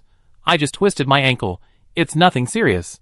Relieved, Minmin took a few tissues, and wiped her hands and hair herself. Sitting in the back, her assistant Xiaoling curiously leaned forward and asked, Sister Muji, are you afraid of thunder? Hearing Xiaoling's question, Minmin realized that Muji seemed to have been startled by the thunder, causing her to stumble. Minmin was also surprised that Sister Gigi was afraid of thunder. She remembered that in the spy drama, The Edge of the Blade, and the currently filming Safe Evacuation, there were explosion scenes, and Muji always remained unfazed on set. Having worked alongside Muji for 4 years, Minmin remembered Muji as fearless. Muji coughed lightly, a little. She wasn't usually afraid of thunder. In her original world, on her first film set after graduation, during an outdoor shoot, it started raining, with thunder and lightning. Filming was halted, and everyone took shelter under a large tent. 2 crew members got into a loud argument. Perhaps their noise attracted the thunder, because Muji, standing in a corner of the tent, felt a deafening clap of thunder overhead, a flash of white light, followed by a blue blur, and then a ringing in her ears for a few seconds. When she came to her senses, she heard screams beside her. Muji saw that the tent had been struck by lightning and collapsed, the ground a mess, and less than half a meter away, there was a deep crater. She had almost been struck by lightning, and ever since, she was always more cautious when she heard thunder on rainy days. Back at Donghua Mansion, Muji noticed her sprained ankle was a little swollen. Perhaps it was because she had lunch with her team and walked up from the underground parking lot, a considerable distance, that it had flared up. She took out the first aid kit from under the coffee table, opened it, and looked for medication to improve blood circulation, reduce inflammation, and relieve pain. Muji saw several boxes of medicine on top, the ones Hijiyue had given her earlier. She remembered something. Hijiyue hadn't been at Donghua Mansion for several months. Had the cactus she had given him died? Top floor of a top-tier private hospital in Beicheng. Hijiyue came out of He Hongshua's ward. Luca had been sitting on a bench in the corridor waiting for about 10 minutes. Upon seeing Hijiyue emerge, Luca immediately stood up and followed her into a nearby lounge. To avoid being disturbed, He Hongshua had reserved the top floor of the hospital for his recovery. For the past few months, whenever Luca needed to report on matters related to launching media in person, he would come to the hospital to see Hijiyue, and the two would discuss work in the lounge. Today, after Luca finished his report, Hijiyue asked him to go to Donghua Mansion to retrieve a document. Luca looked at his boss, who was resting his forehead on his hand, deep in thought, his face showing slight weariness. Since the big boss's accident, his boss had been incredibly busy, barely having a moment's rest, and hadn't had a proper night's sleep in a long time. He thought that if his boss went back to Donghua Mansion, he could temporarily put aside his work and get some rest. Luca casually mentioned that Mu Ji had returned to Beicheng to dub the movie All Personnel Safely Evacuated, and would be flying to the Ningxing film crew early the next morning. He was implying that if his boss wanted to see Mu Ji, he could go back to Donghua Mansion to meet her. Hijiyue glanced up at Luke, then lowered his hand from his forehead, and tapped it lightly on the sofa armrest. He knew Mu Ji was in Beicheng these past 2 days. No matter how busy he was, he would always take a little time before bed to check on Mu Ji's movements also. To draw energy. He paused, about to speak. A knock came at the door. "Come in," Hijiyue said. A man in a suit walked in. Luke met the man's gaze and greeted him politely. "Assistant 1. "Assistant Luke." Assistant 1 nodded, his face always warm and friendly. Then he looked at Hijiyue, as if he had something to report. Assistant 1, who had previously worked for He Hongshua, became Hijiyue's assistant during He Hongshua's hospitalization, and the two handled He Group's business together. Hijiyue gave Assistant 1 a slight nod, indicating that he should speak directly. Assistant 1, without avoiding Luke, respectfully said, President He, shareholder Heng just called me. He agreed to meet, and said he's available at 7 p.m. tonight. This shareholder Heng had dealings with He Juanji, and had previously avoided meeting He Jiyue. Now that he had changed his mind and agreed to meet, He Jiyue had to keep the appointment. He Jiyue stood up and said to Assistant 1, make the arrangements. He didn't have time to think about personal matters right now. Mu Ji was busy too. Although he missed her, he would wait. Early the next morning, Mu Ji and her team headed to Beicheng International Airport. The National Day holiday doesn't start until tomorrow, but for some reason, a lot of fans came to see her off at the airport today, and some even followed her there. As the fans got closer, they spoke words of concern to Mu Ji. Mu Ji suddenly realized that the fans were using her return to Beicheng as an opportunity to remind her to be careful and take care of herself while filming abroad. Before going through security, Mu Ji said to the fans behind her, "Thank you, I take good care of myself, don't worry." She waved to the fans, signaling them to hurry back. After boarding, there were still about 10 minutes before takeoff. Usually, after sitting down on the plane, Mu Ji would put on an eye mask and pretend to sleep or read the script, never looking at her phone. Today, somewhat inexplicably, she opened WeChat and immediately received a message from He Jiyue. She opened it to view. He Jiyue, teacher Mu, is your foot injured? Chapter 167. For the past few months, Mu Ji and He Jiyue had been out of contact. Suddenly receiving a message from He Jiyue, concerned about her foot injury. Mu Ji was puzzled. How did he know she twisted her ankle yesterday? Did her staff tell him? It was much better after applying medicine last night. This morning, her foot was only slightly swollen, and walking was normal. He Jiyue sent another message. He Jiyue, I saw the video of the fans seeing her off at the airport. Mu Ji, ? She opened Weibo and browsed her own super topic. A Weibo post with over 2,000 likes and over 1,000 comments caught her attention. A fan with a somewhat familiar nickname posted a video of Mu Ji going through security. Mu Ji was wearing loose black wide-leg pants with zippers at the hem. During the security check, she pulled up her pants to reveal her ankle, which was a brownish area. She sprayed the medicine again that morning, and the color on her foot was noticeable. So that's it. He Jiyue saw the video and deduced that her foot might be injured. Mu Ji felt He Jiyue's attention and concern, and a strange, inexplicable emotion welled up inside her. Sister Gigi, the plane is about to take off. Hearing Minmin's reminder, Mu Ji snapped out of her reverie and switched back to her chat with He Jiyue. She quickly typed a reply, Mu Ji, my foot is fine, thank you for your concern. After switching her phone to airplane mode, Mu Ji reflected on her reply. Did it seem a little cold? 2 hours later, the plane arrived in Ningxing. When Mu Ji got off the plane, she took out her phone, turned off airplane mode, connected to the internet, and opened her chat with He Jiyue. He Jiyue, that's good. He Jiyue retracted a message. Mu Ji, what did He Jiyue send, and then retract it? She didn't reply and closed the chat window with him. They took a car from the airport to the hotel booked by the film crew. Mu Ji and her team checked in and retrieved a large pile of luggage shipped from Yunnan from the front desk, pushing it upstairs. They spent the entire afternoon organizing clothes and personal belongings. By evening, Mu Ji and her group went out for dinner. On their way back, they ran into Director Tang Yin, Zhou Zilong, and Du Qianqian and her entourage in the hotel lobby. Shiji, when did you arrive in Ningxing? Hearing Director Tang Yin's casual greeting, Mu Ji casually replied, I arrived at noon. As soon as she finished speaking, she saw Director Tang Yin's expression change, and he turned to look at Du Qianqian standing behind him. Du Qianqian's eyes darted away, and an embarrassed look appeared on her face, as if she had been caught red-handed. Zhou Zilong, oblivious to the slightly awkward atmosphere, always straightforward in his interactions, asked curiously, Shiji, you arrived at noon. Teacher Du treated us. Why didn't you come to lunch with us? He then asked Mu Ji if she had eaten dinner yet. Mu Ji, having observed their reactions, and knowing Zhou Zilong had just blurted out the truth, understood the situation perfectly. Giving Du Qianqian some face, Mu Ji smiled and replied to Zhou Zilong, I spent the whole afternoon in my room packing. We just got back from lunch. Back in their hotel room, Minmin, still thinking about what had happened in the lobby, said angrily, Shiji, you really should have slapped Du Qianqian in the face. She invited the director and the male lead to dinner, but not you, and even lied and said you were busy. You didn't offend her. Minmin paused, looking puzzled, and said, could it be that Du Qianqian is still holding a grudge about the audition for the movie Back to 17? Muji walked to the sofa and sat down. What she thinks is not important. As for Du Qianqian inviting me to dinner, I don't need to embarrass her in public. Director Tang and teacher Zhou Zilong have already figured out what happened. The crew moved to Ningqing before Du Qianqian's scene started. Du Qianqian must have joined the crew in the last couple of days, and was trying to build relationships with everyone, so she invited the director and the male lead to dinner. She probably thought that if Muji were also there, she would steal the spotlight. She didn't invite Muji, and when the director and others asked, she made up an excuse that Muji was busy. Unexpectedly, she ran into Muji and her group returning from dinner in the lobby. Director Tang Yin and Zhou Zilong exchanged a few words with Muji, inadvertently exposing Du Qianqian's lie. Everyone still had to film together, and they see each other all the time. There was no need to publicly ruin things over a meal. She didn't want to have anything to do with Du Qianqian. Anyway, Muji wasn't embarrassed.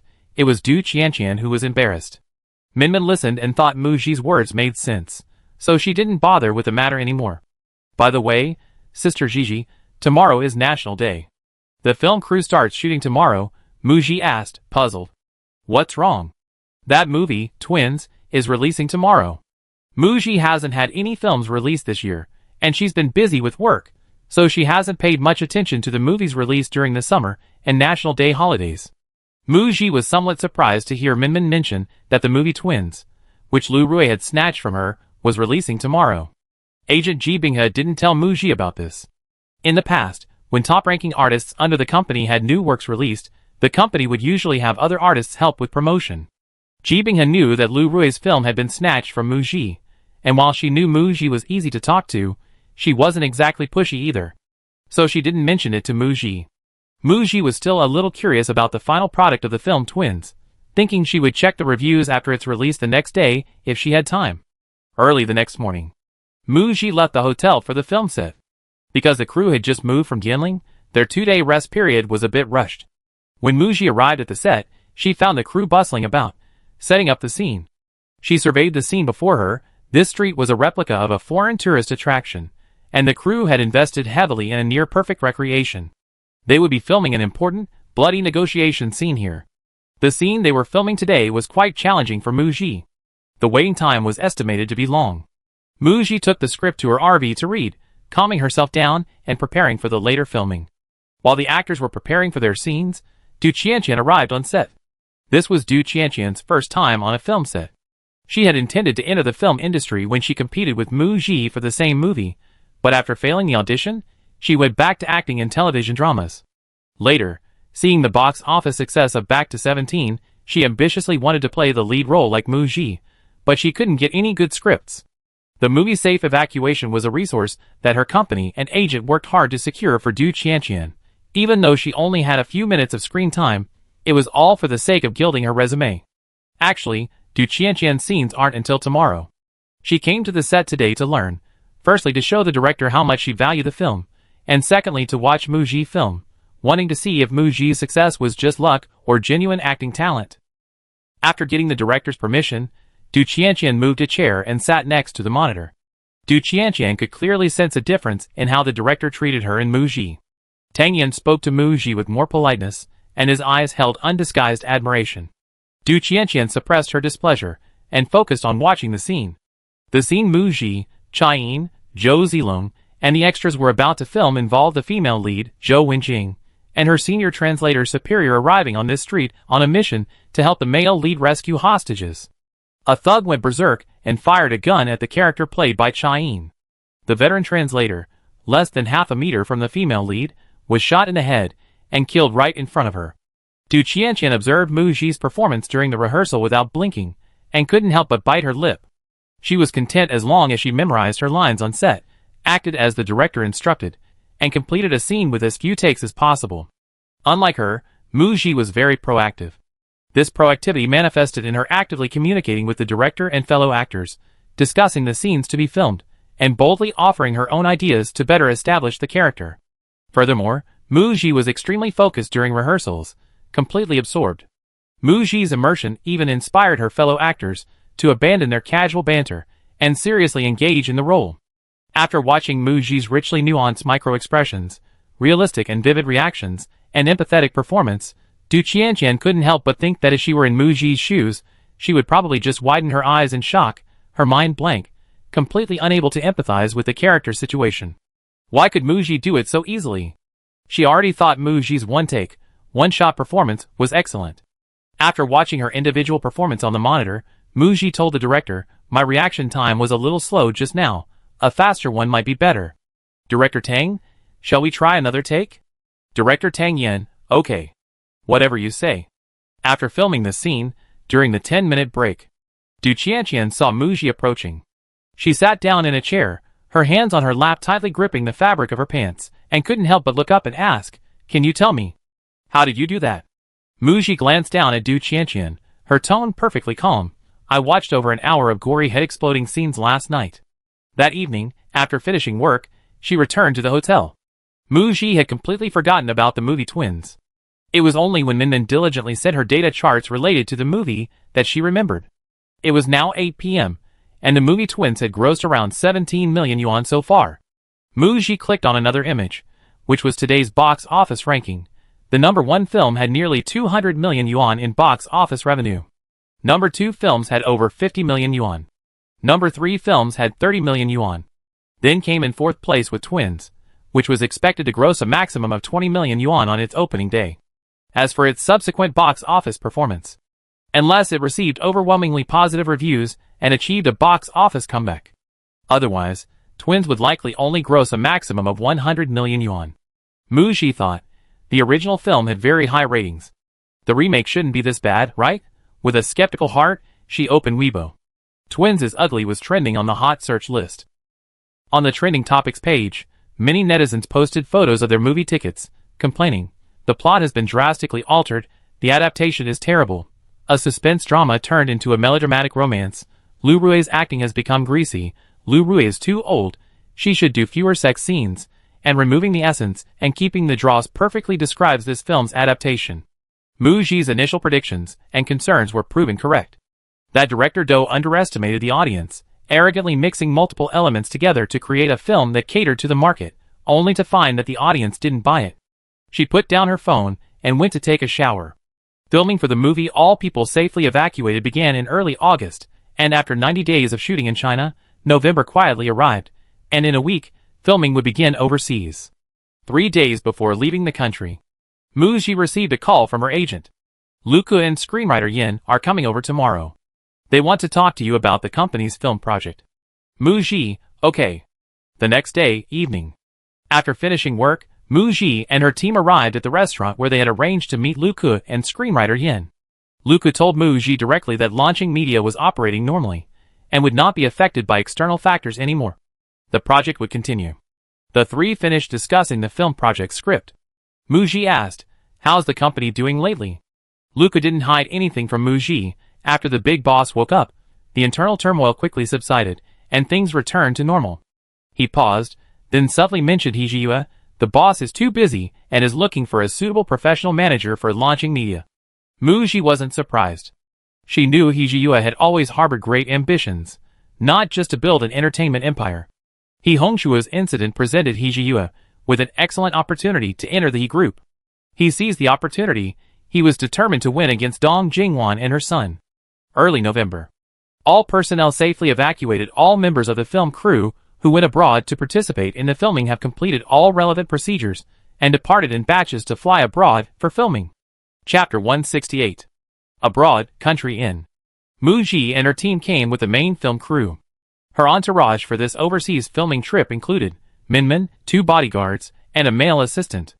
Mu Ji appeared without makeup in the film, and the crew had arranged for sufficient special effects makeup artists, so she didn't bring her own.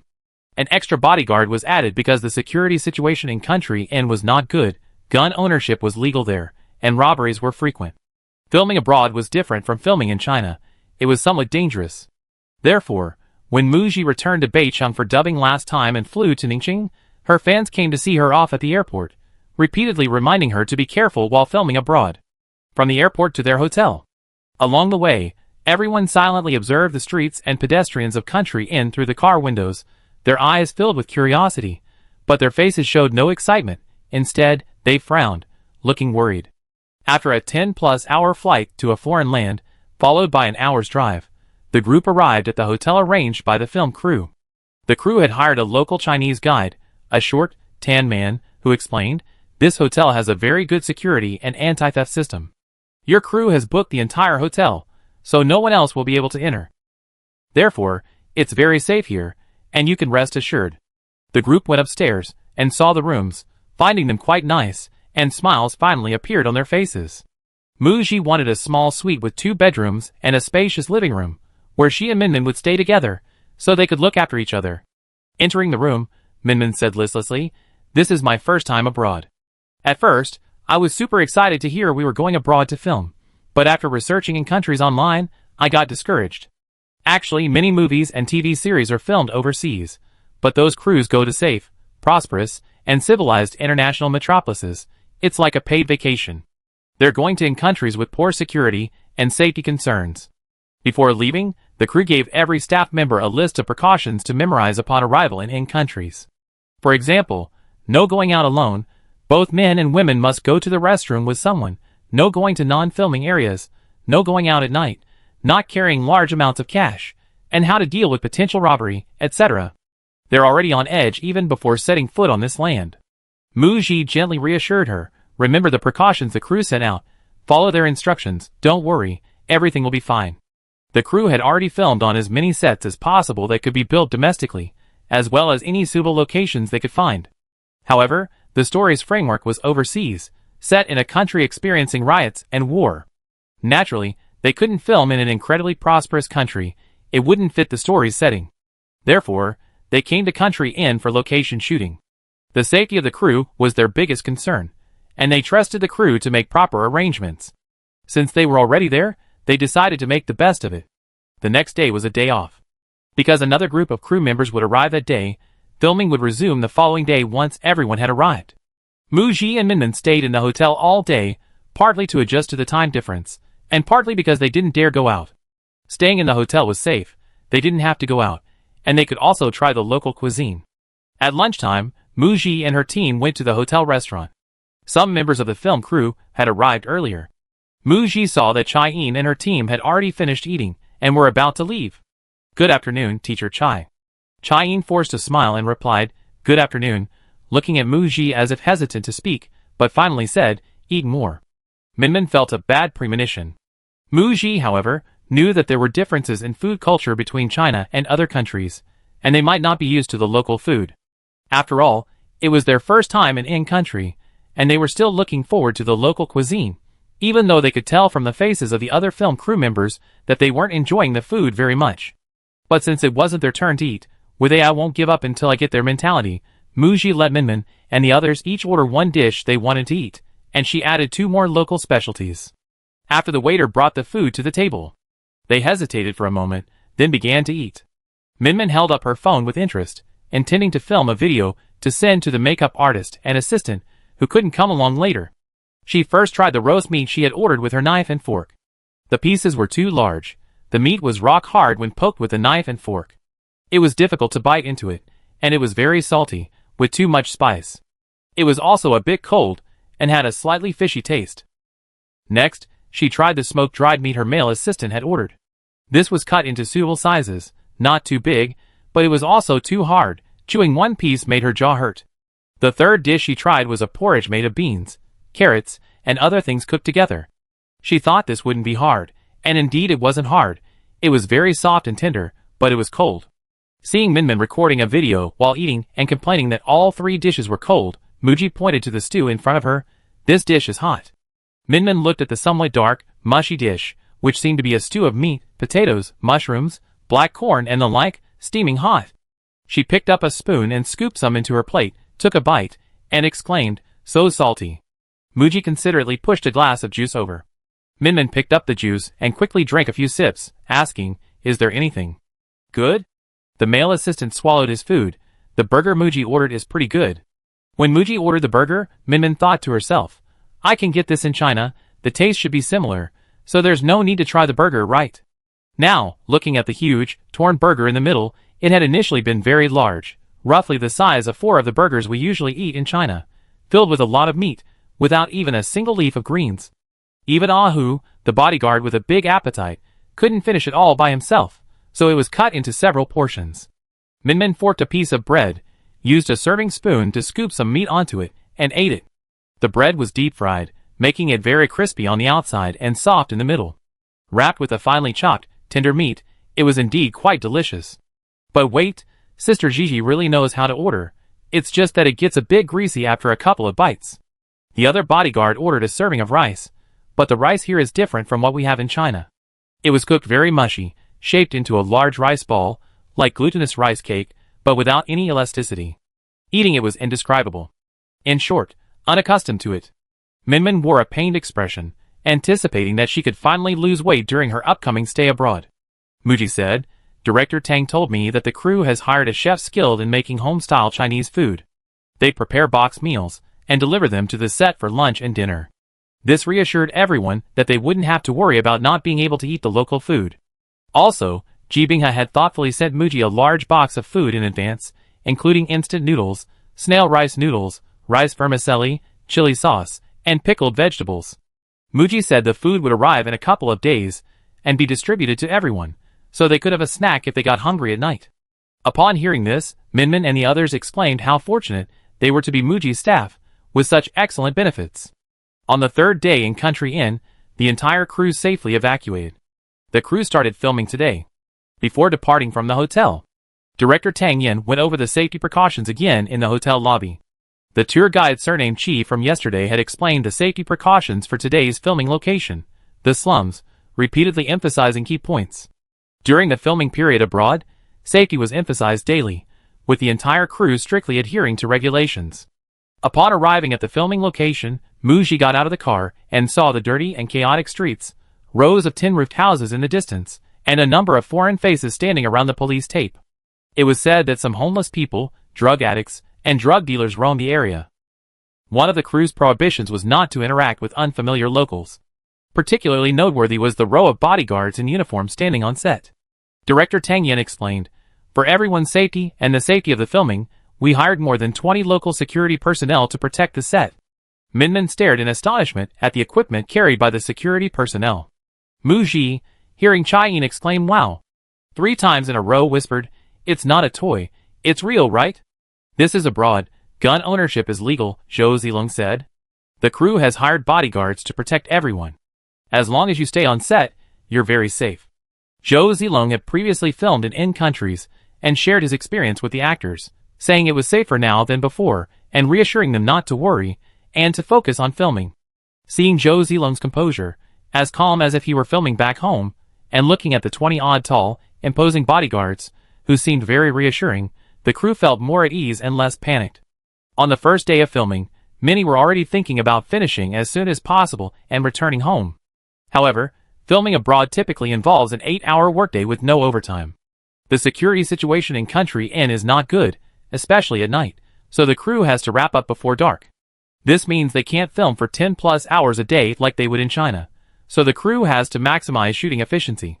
A week later, perhaps after living there for a few days, some staff members gradually adapted to life there and lowered their guard. 2 of them sneaked out one night and were robbed. Fortunately, they didn't resist, and the robbers took the money and left. Neither of them was injured, only their money and phones were stolen. They walked for over an hour back to their hotel. These 2 staff members violated the crew's rules. Director Tang Yin was furious when he learned of this and bought them plane tickets the next day, sending them back to China. This incident served as a wake-up call for the rest of the crew. No one dared to be careless or complacent. The next day, the crew welcomed its first actor to finish filming. Chai Yin's scenes were completed. Before leaving, Chai Yin said goodbye to Muji. "I'd been here for 7 days, my heart was pounding every day, I couldn't eat or sleep well, but I can finally go home." Chai Yin breathed a sigh of relief, thinking about the many messages Muji's fans had left on her Weibo, hoping she could convey their wishes for Muji to be careful. Chai Yin took Muji's hand and patted it affectionately. "You're a beautiful girl, you must be careful." "Yes, thank you, Teacher Chai, have a safe journey." That day, Chai Yin and her team bought their last tickets home, not wanting to stay even half a day longer. 2 weeks later, the crew moved from the slums to the largest grassland in the area for filming.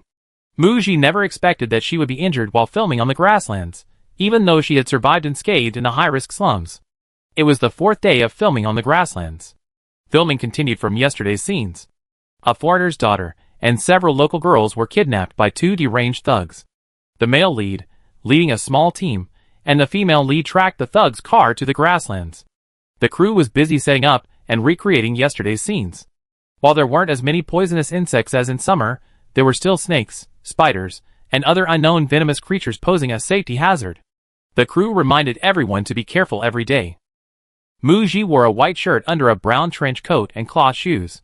Every day before getting out of the car, she would spray herself with insect repellent. While waiting on set today, Muji noticed a little foreign girl with braids nearby. She was holding a long stick and hitting the withered grass. She remembered the girl's name was Cassidy, 5 years old, a local extra hired by the crew. She was quite mischievous, and it seemed Cassidy's aunt had brought her to the set. Cassidy's aunt wasn't there at the moment.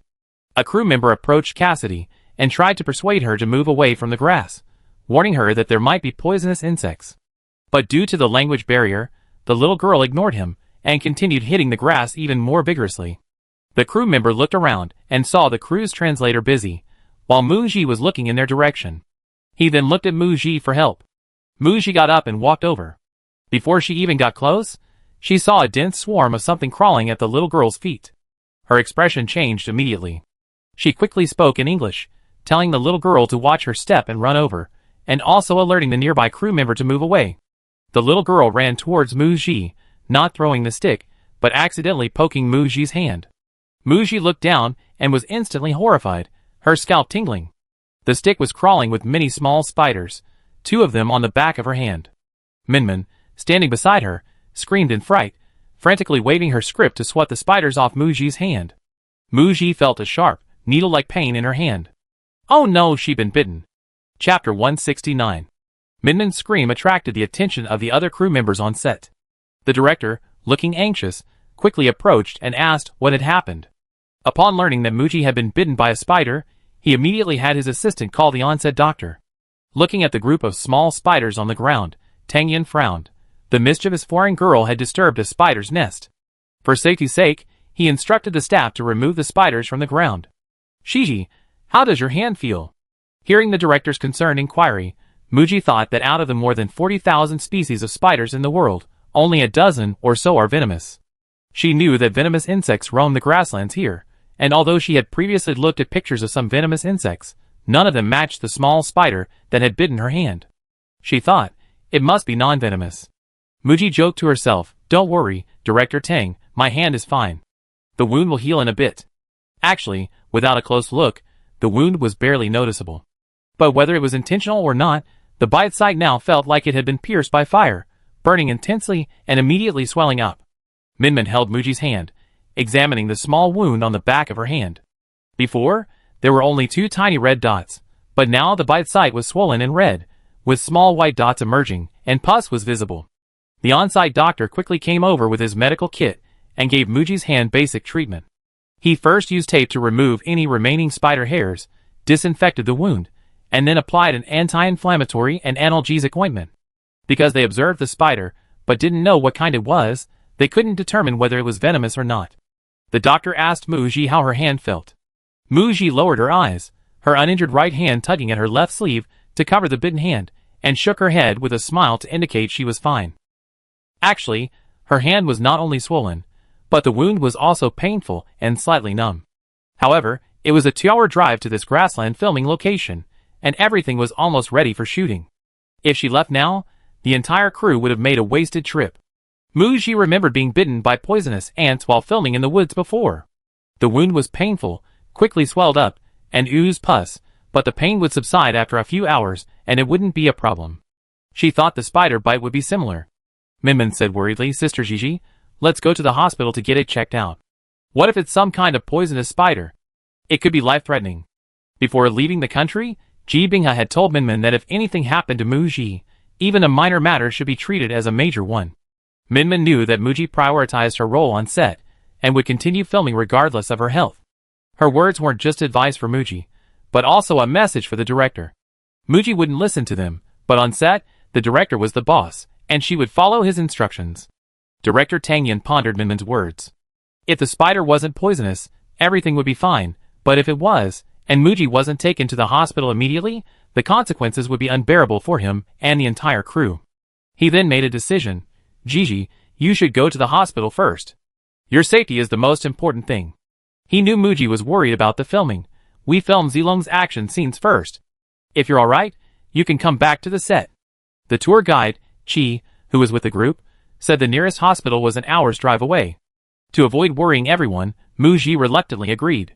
Minmin quickly took a picture of the spider on the ground with her phone, then put it in a plastic water bottle before pulling Muji towards the parking lot. On the way to the hospital, Muji started to feel feverish.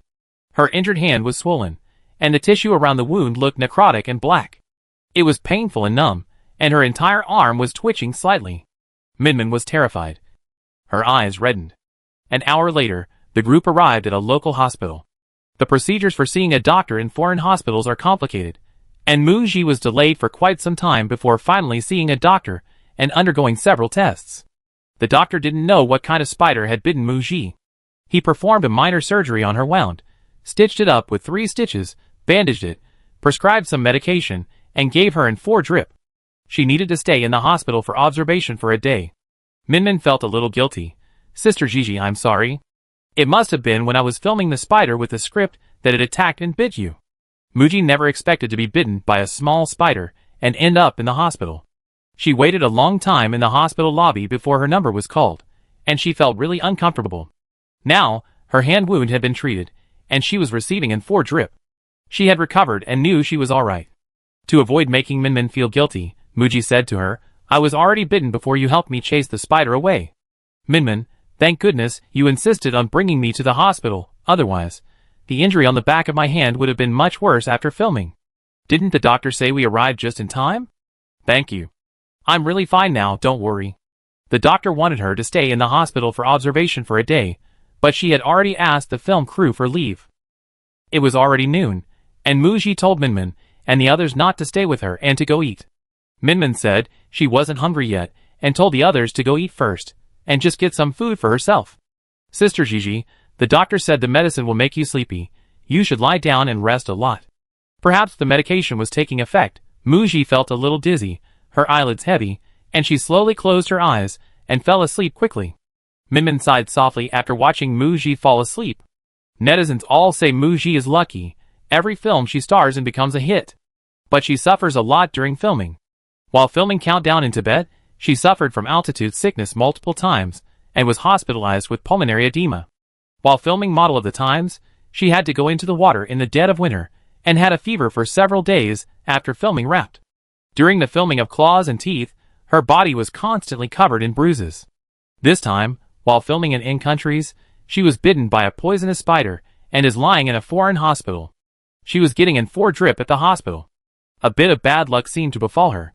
Minmin had already informed the agency director about Muji's situation while processing the hospital admission procedures and paying the fees, and now she sent another message.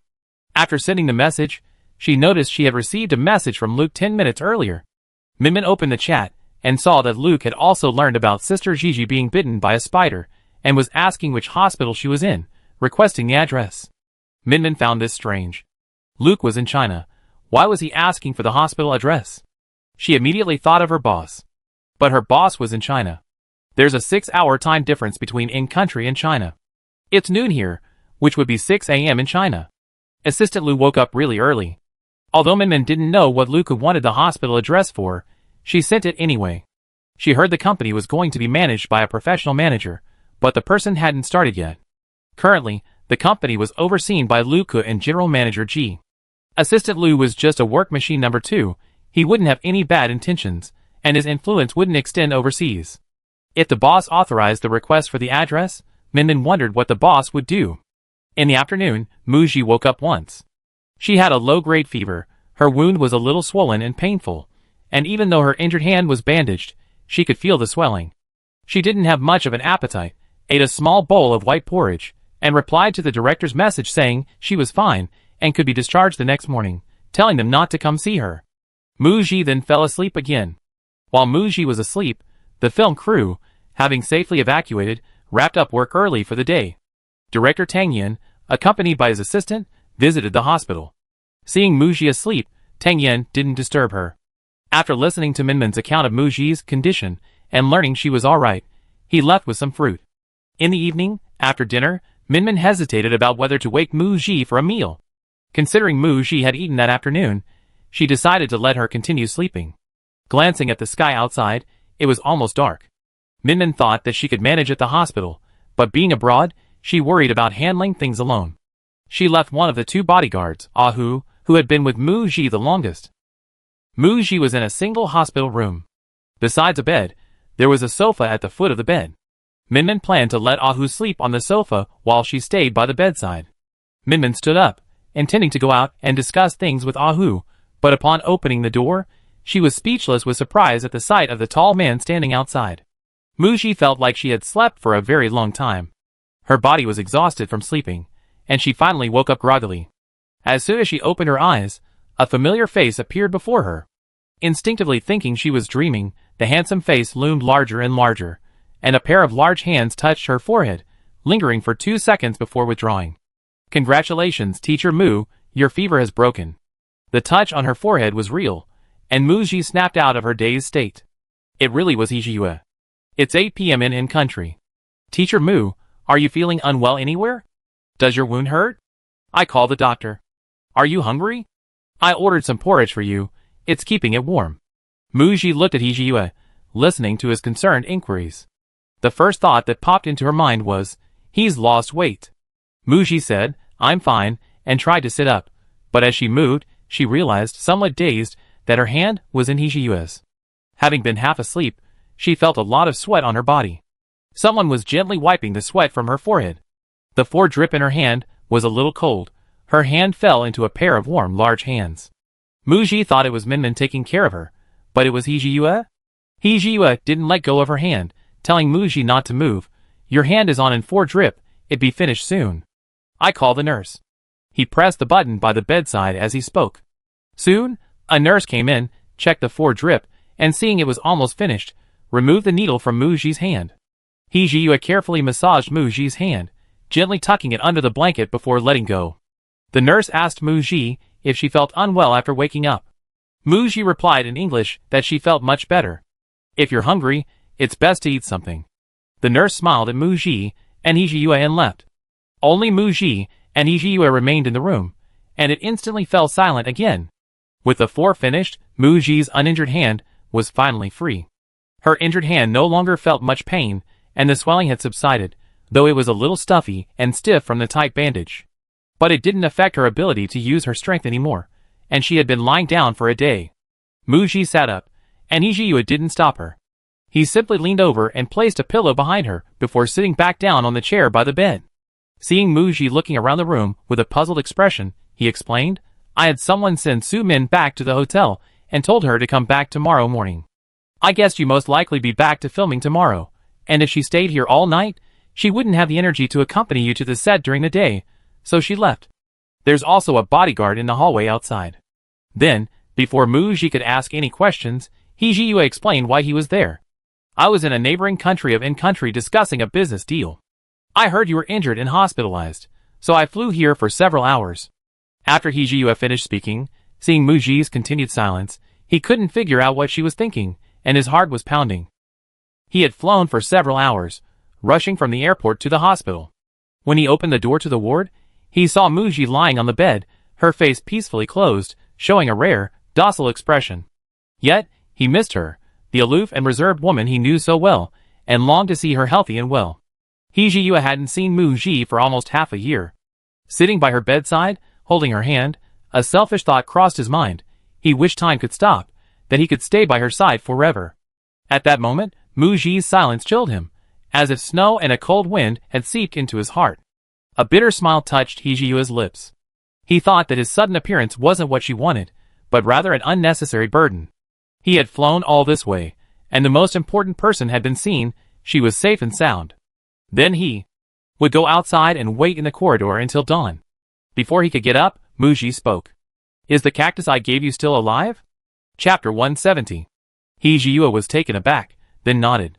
"For the past 5 months, I haven't returned to Donghua Mansion, but I instructed Luke to go regularly to water the cactus." Then he heard Muji ask, "What message did you send me last time? Why did you retract it?" He Jiyue was a little confused. Mu Ji had never discussed their private matters with him before. He looked at Mu Ji, sitting quietly on the hospital bed. She met his gaze openly, without looking away. There seemed to be a small reflection of him in her eyes. His heart, which had been a little leaky just now, felt like it was soaking in honey again. A joyful light shone in He Jiyue's eyes, and a beautiful smile curved his lips. He stared intently at Mu Ji. I know you're going to in-country to film with the crew in November. I also have a scheduled trip abroad in November, only a 3-hour flight from in-country. I sent you a message then, wanting to tell you I come see you. He Jiyue touched his nose as he said this. After sending you the message, I was afraid you wouldn't want me to come, and I wanted to surprise you, so I deleted it. He would be staying abroad for a week. His original plan was to finish his work in a couple of days, before coming to Z country to see Mu Ji. Mu Ji's hospitalization due to an injury sustained while filming disrupted his plans. He Jiyue postponed his business meeting with the client to tomorrow afternoon. As for his quick arrival, it wasn't because Ji Binghe or Luke informed him. Mu Ji brought an extra bodyguard with her on this trip abroad. That bodyguard was specially found by He Jiyue. He was a mercenary who had stayed in country, and was arranged to be by Mu Ji's side through Ji Binghe. The bodyguard texted He Jiyue immediately after Mu Ji was bitten by the spider, but carelessly forgot to send the hospital address, and his phone was dead and switched off. After boarding the plane, He Jiyue didn't receive a reply from the bodyguard and had to ask Luke for help. After getting off the plane, He Jiyue received the hospital address from Luke and took a taxi straight to the hospital. Mu Ji listened and softly said, "Oh." He Jiyue's gaze was too intense. She turned to look at the things on the bedside table. Before she could speak, He Jiyue followed her gaze to the food container on the bedside table. "You haven't had dinner, have some porridge." Mu Ji was also feeling a little hungry and nodded. He Jiyue told Mu Ji not to move. He stood up and deftly set up the small dining table, then took out a small bowl of warm porridge from the insulated food container, placed it on the table, unwrapped the spoon, and handed it to Mu Ji. Mu Ji noticed how practiced his movements were, and guessed it was because he had often cared for He Jiyue's mother at her bedside during her illness. As Mu Ji ate her porridge, she noticed his gaze fixed on her, and felt a little uncomfortable. She changed the subject, asking He Jiyue, "Have you been very busy these past few months? How's things at the He group?" She didn't mention He Hongshuo. She knew He Jiyue had no feelings for his biological father, not even a good one. He Jiyue didn't hide anything from Mu Ji, but since they were alone, he didn't want to bring up those things. He only gave a brief answer. He Jiyue was able to fight against Dong Jingwan and her son, while He Hongshuo was in a coma only because of the 5% equity in the He group left to him by his mother, He Shuhui. He Hongshuo was getting old, and his recovery from his serious injuries would take a long time. He entrusted the entire affairs of the He group to He Jiyue. However, He Jiyue, holding shares, and with He Hongshuo's strong support, still had to convince the board members on his own merits. "My mother raised me alone. Besides investing in real estate and running an investment company, I also co-founded an internet company with some classmates during my university years. And then, there was the success of launching media." He Jiyue wasn't a business novice, he had some skills. However, the He group was too large, and it would take time for him to truly manage it like He Hongshuo. He Jiyue changed the subject at the end. "For the past few months, I've been hoping to receive a message of concern from Teacher Mu, even just a few words, but not a single word." His tone was very aggrieved, like a puppy begging for a pat on the head. Mu Ji, who had just finished her porridge, silently put down her bowl. Looking up, He Jiyue handed her a tissue. "Thank you." She tore off 2 tissues, and wiped her mouth. Mu Ji had received a lot of care from He Jiyue. During the 2 months she wasn't on set, if she saw He Jiyue in person, she would ask him a few words of concern. She felt that expressing concern through text messages was too superficial, a bit too polite and formal, and she figured he was too busy to read them at the time. Once He Hongshuo woke up, the situation in this power struggle within the wealthy family would be clear, so there was no need to send messages anymore. Seeing Mu Ji's thoughtful expression, He Jiyue suppressed his aggrieved look and said to Mu Ji with a serious face, "Just kidding. Teacher Mu liked my grandfather's Weibo post, standing up to refute the rumors about him changing jobs. I'm very grateful. Mu Ji, I didn't do it for you. I know, Teacher Mu liked the Weibo post supporting my grandfather because you know the general truth of the story, out of professional courtesy. It was to clarify the job-hopping rumors, because they would cause you trouble." He said this, but the corners of his mouth remained upturned. Mu Ji watched as He Jiyue naturally collected her bowl and spoon after she finished eating, placed them on the bedside table, wiped the table clean with a tissue, and put them away. If anyone else had done this, she would have gotten out of bed to stop them. But Mu Ji was surprised to find that she didn't resist He Jiyue doing these things for her, becoming more and more accustomed to, or even indulging, his kindness. Every time she was most vulnerable, he was there for her. Mu Ji wondered, had she developed a dependence on He Jiyue? This time abroad, after almost half a year apart, they met again, and she felt a greater sense of happiness at He Jiyue's presence than before. But now? Mu Ji had just begun to speak when He Jiyue interrupted her with a smile. No rush, there's still a year. Next year, Teacher Mu is expected to have 3 films released. I believe it will be a fruitful year, and also a particularly busy one. I look forward to seeing Teacher Mu reach even greater heights. A year from now, I asked Teacher Mu for an answer. Mu Ji looked at He Jiyue and said softly, Okay. The next day, 6 a.m. Having slept too much the night before, Mu Ji woke up very early. She heard a slight noise coming from the sofa at the foot of the bed. It was He Jiyue getting up. Last night, Mu Ji made He Jiyue sit on the sofa, telling him to sit or lie down if he wanted, but not to sit on the bed, as it would keep her awake. He Jiyue obediently complied. Mu Jiyue thought that since He Jiyue had flown all the way to Z country to see her, and was rushing to the airport so early, she should say goodbye. So she sat up in bed.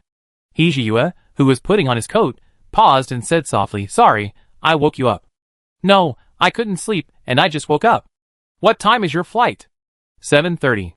Have a safe trip. He Jiyue glanced at his watch. I wait a little longer. He wanted to ask Mu Ji what she wanted to eat, so he could order takeout, but then he remembered that this was abroad, and there was no takeout available at this hour, and not many shops were open yet. Mu Ji wondered what He Jiyue was waiting for, when a knock came at the door. Minmin and her bodyguard, Ah Hu, entered. The other bodyguard, who had been standing guard outside the ward, went back to the hotel to rest. Minmin greeted her boss, and immediately went to Mu Ji's bedside. Sister Gigi, how are you feeling now? Are you feeling better? Mu Ji smiled at Minmin. I'm fine. The wound on the back of my hand should have scabbed over by now. Minmin saw that Mu Ji's complexion was indeed much better, and felt relieved. He Jiyue had dropped out of his work to fly over. He had an important business deal to discuss that afternoon. Mu Ji's staff had already arrived. He had to rush to the airport. Before leaving, He Jiyue reached into his pocket for his mask, then suddenly remembered something important. He Jiyue walked towards Mu Ji. Minmin, seeing that her boss wanted to say goodbye to Mu Ji and had something to say, tactfully pulled her bodyguard Ah Hu outside to wait. Teacher Mu, I have a gift for you. He Jiyue came to Mu Ji's bedside, took out a small black velvet box from his pocket, opened it, and took out a jade safety buckle tied with a black cord. Shall I put this on for you? He leaned down to put it on Mu Ji. Mu Ji glanced at the safety buckle in He Jiyue's hand. It was a vibrant green, like a pool of clear water, its surface shimmering with a lustrous sheen. It was clearly very valuable. Mu Ji raised her hand to stop him. She couldn't accept it. He Jiyue's warm breath was close to her ear. It's for your safety. If you don't like it, you can return it to me when you return home safely. Mu Ji's hand paused, and He Jiyue seized the opportunity to quickly put the safety buckle on Mu Ji's wrist, then took 2 steps back to stand still. With a satisfied expression, He Jiyue bid farewell to Mu Ji. Take care of yourself. See you when we get back to China. Afraid that Mu Ji would take off the jade pendant and return it, He Jiyue took a black mask from her pocket, put it on, and left Mu Ji with a hurried back view before opening the door and walking out of the ward.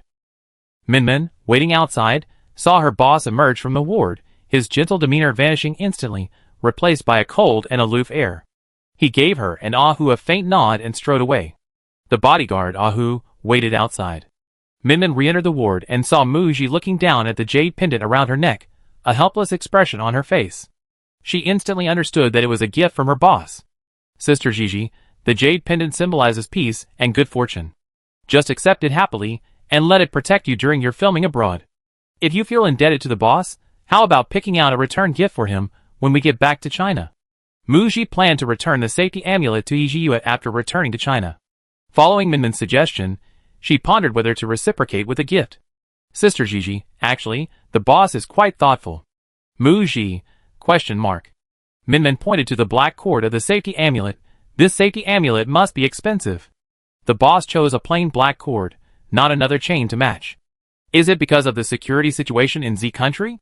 It's winter now, so wearing it only shows the black cord, which is more discreet and less likely to attract thieves. Muji looked at Minmin suspiciously. Are you speaking up for him? Minmin laughed it off. I'm just stating the facts. She thought to herself. She's trying to help the boss. Before, Minmin's thought was that the boss shouldn't bother Muji's business. Now the boss will soon become the former boss. No, wait. Even though He Jiyue no longer personally manages launching media, he's still the most influential big boss. For the past 2 years, He Jiyue had always prioritized Muji, and Minmin had witnessed his love and protection for her. Even as an observer, she could feel the boss's genuine affection for Muji. He was truly a good person. Minmin hoped that someone could truly enter Muji's heart, so that Muji wouldn't feel lonely when she returned to a normal life after filming, so that she wouldn't be alone during the new year. That morning, after the doctor came to work, he examined the injury on the back of Muji's hand, confirmed that it was fine, and she could be discharged. After leaving the hospital, Muji and her group originally planned to go directly to the film set, but director Tang Yin told Muji to rest for another day. Muji was fine now, and didn't want to delay the filming schedule any further. After discussion, director Tang Yin had no choice but to have Muji come in the afternoon. Muji went back to the hotel, took a shower, rested briefly, and then drove with the team to the filming location. Returning to the grassland, Muji, still somewhat apprehensive after being bitten by a poisonous spider, was afraid of accidentally stepping into a spider's nest. Upon getting out of the car, she smelled a strong odor of insecticide in the air. At the film set, the crew members rushed to check on Muji's hand injury. Muji learned from the crew that her bite had served as a warning to the crew, and that in the past 2 days, dedicated personnel had repeatedly sprayed insecticide on the set to strengthen protection against poisonous insects. This allowed everyone to film with peace of mind. At the end of November, the good news came that the film Escape from the Game had passed censorship. In early December, Muji's filming in Country Z was nearing completion. Muji received an overseas call from her agent. Escape from the Game is officially scheduled for release on Chinese New Year's Day. The film's release date announcement press conference will be held on December 21st. You'll be back in China just as filming wraps up, so you can make it. Gigi, I pick you up when you return. Okay. On December 16th, Muji finished filming her scenes for the movie. All teams safely evacuated. A third of the main crew from Z country had already returned home. Director Tang Yin and Zhou Zilong, among others, would stay for another half-month, filming until the end of December. On December 17th, after a flight of over 10 hours, Muji and her group finally arrived at Beicheng International Airport and returned home. Chapter 171. As Muji and her team emerged from the domestic arrivals gate, they were greeted by a large crowd of fans. Minmin whispered, Sister Gigi, while you were filming abroad, your fans were very worried about your safety. They were so excited to hear you were coming back. Ignoring the fan club's reminder against picking you up at the airport, they planned to come a week ago, wanting you to feel everyone's enthusiasm as soon as you returned. Minmin knew Muji was cold on the outside but warm on the inside, and could easily have used the VIP channel, but she couldn't bear to see the fans make a wasted trip. As soon as she finished speaking, the fans' enthusiasm erupted. Ah, Zhibao, welcome back. Wearing sunglasses, Muji smiled slightly, and waved to the fans, also noticing her manager standing at the back of the crowd. Jibinghe, There were too many people. It was impossible to squeeze through. Jibinghe could only point towards the parking lot, indicating that she would wait there. Surrounded by fans, Muji slowly made her way to the parking lot. 15 minutes later, she finally got into the car. Jibinghe happily gave Muji a hug. Shiji, welcome back to China. Have a safe return. It had been over 4 months since she and Muji had last seen each other. She had specially taken time out of her busy schedule to pick her up at the airport. A while ago, Muji had been bitten by a poisonous spider and hospitalized. Jibinghe was very worried, but she couldn't fly over from within China. Fortunately, Muji was alright in the end. Now that she was seeing her, Jibinghe hurriedly asked, Shiji, how's your hand? She took Muji's injured left hand, and saw a scar from stitches on the back of her fair hand. Jibinghe had asked Muji several times how her hand injury was healing. Muji always said it was fine, all healed. She hadn't expected it to leave a scar. Muji smiled and withdrew her hand, hiding the back of it in her sleeve, saying nonchalantly, I applied scar-reducing medicine, but the wound was probably treated a little too deeply, so it still left a scar. It's nothing. A small scar on the back of my hand won't affect filming. Ji Binghe knew Muji was easygoing and didn't take it to heart, and she didn't want her to worry. But Ji Binghe couldn't help feeling sorry for Muji. Such beautiful hands with a scar were like a flaw added to a beautiful piece of jade. Minmin also livened up the atmosphere, saying, "Today, when fans came to pick her up at the airport, I saw 2 fans holding up their phones trying to take pictures of Sister Ji's hands. Luckily, Sister Ji cleverly wore a long-sleeved undershirt, completely covering the back of her hands, haha." Speaking of which, although Muji had tried to cover it up well, news of her injury and hospitalization while filming in Z country had still leaked online. Due to the time difference in the information, it only circulated within a small circle, making it difficult for fans to distinguish between truth and falsehood. The following afternoon, Muji arrived at the film set. Noticing the online rumors circulating in China, and to avoid worrying fans and preventing the news from trending again, Muji posted a photo of a grassland landscape on Weibo, indicating that she was filming on set and everything was fine. The injury incident was thus successfully resolved. Ji Binghe didn't feel relieved by Minmin's attempts to lighten the mood. She felt somewhat guilty. This year, she was busy mentoring newcomer Bian Wu and later took over some of her boss's workload, leaving her overwhelmed and neglecting Muji's needs. She definitely needed to pay more attention to Muji's safety from now on. Seeing the slight remorse on her agent's face, Muji changed the subject. "Sister Ji, what's my schedule for now?" Ji Binghe had originally planned to wait until Muji returned home to rest and adjust to the time difference before coming to the company in a couple of days to discuss work. But now that Muji had brought it up, Ji Binghe took out her iPad from her bag, opened a document, and showed Muji her upcoming schedule. Today is the 17th, the 18th is a day off. Next, she'd be busy with work, shooting an advertisement on the 19th, attending a brand event for a mobile phone she endorses on the 20th, and participating in the movie's release date announcement on the 21st. Several brand events are scheduled for late December, and she starts her promotional tour at the end of the month, continuing until the Chinese New Year. Ji Binghe opened another document. The year-end galas and events are coming up again. You turned them all down last year, so this year you should pick 1 or 2 to join in the fun. Muji, okay. A movie is being released on the first day of the Lunar New Year and needs promotion, so she needs to attend these events to gain exposure, buzz, and attention. After finishing their work, Ji Binghe put away the iPad and told Muji to go home and rest. The second day back in China, the 18th. There were still 3 days until the movie's release date announcement. The movie Escape from the Game released its release date trailer. As the lead actress, Muji knew the production company would release the trailer at 10 a.m. that morning. She was resting at home adjusting to the time difference and specifically watched the trailer. She wanted to see what netizens and book fans thought. When filming began, the cast was not officially announced, but it was no secret that Muji and newcomer Bian Wu would star. It became a trending topic that day, with a large number of book fans saying that Muji playing Wu Xi and Bian Wu playing Zhong Te were inappropriate, unacceptable, and not suitable. Last week, the film officially announced its cast and released character posters for Muji, Bian Wu, and others, which received much better feedback from netizens. However, the official materials only included posters, so it's impossible to see the actors' interpretations of their roles or the film's production quality. The success of Escape from the Game depends half on its special effects. Muji had already seen the trailer, and it was indeed a labor of love from director Su Quan, who spent a week painstakingly editing it. The 1-minute 30-second trailer showcased the first cyberpunk game world, several famous scenes from the second game world, a high degree of fidelity to the characters in the book, stunning and expensive-looking special effects, and the actors' expressiveness and charisma. The film generously revealed many of its highlights. Fans of the novel will surely be captivated, just like she was. Sure enough, within 10 minutes of the trailer's release, the film's official Weibo account and various film-related influencers who shared it received numerous likes, and the comments section was flooded with praise. "I'm a loyal fan of the book Escape from the Game, and after watching the trailer, I'm really looking forward to the movie. I buy tickets to see it on Chinese New Year's Day." Judging from the trailer alone, the special effects, scenes, actors' makeup and acting are all top-notch, raising my expectations for this movie. I hope the final product won't disappoint. Wow, the special effects were done by the best team abroad, worth at least 10 yuan. They really went all out. It's worth watching just for the special effects. Movies starring Muji are always of guaranteed quality. Her image in the trailer is very subversive, so cool. Her action scenes are beautiful. I want to see it.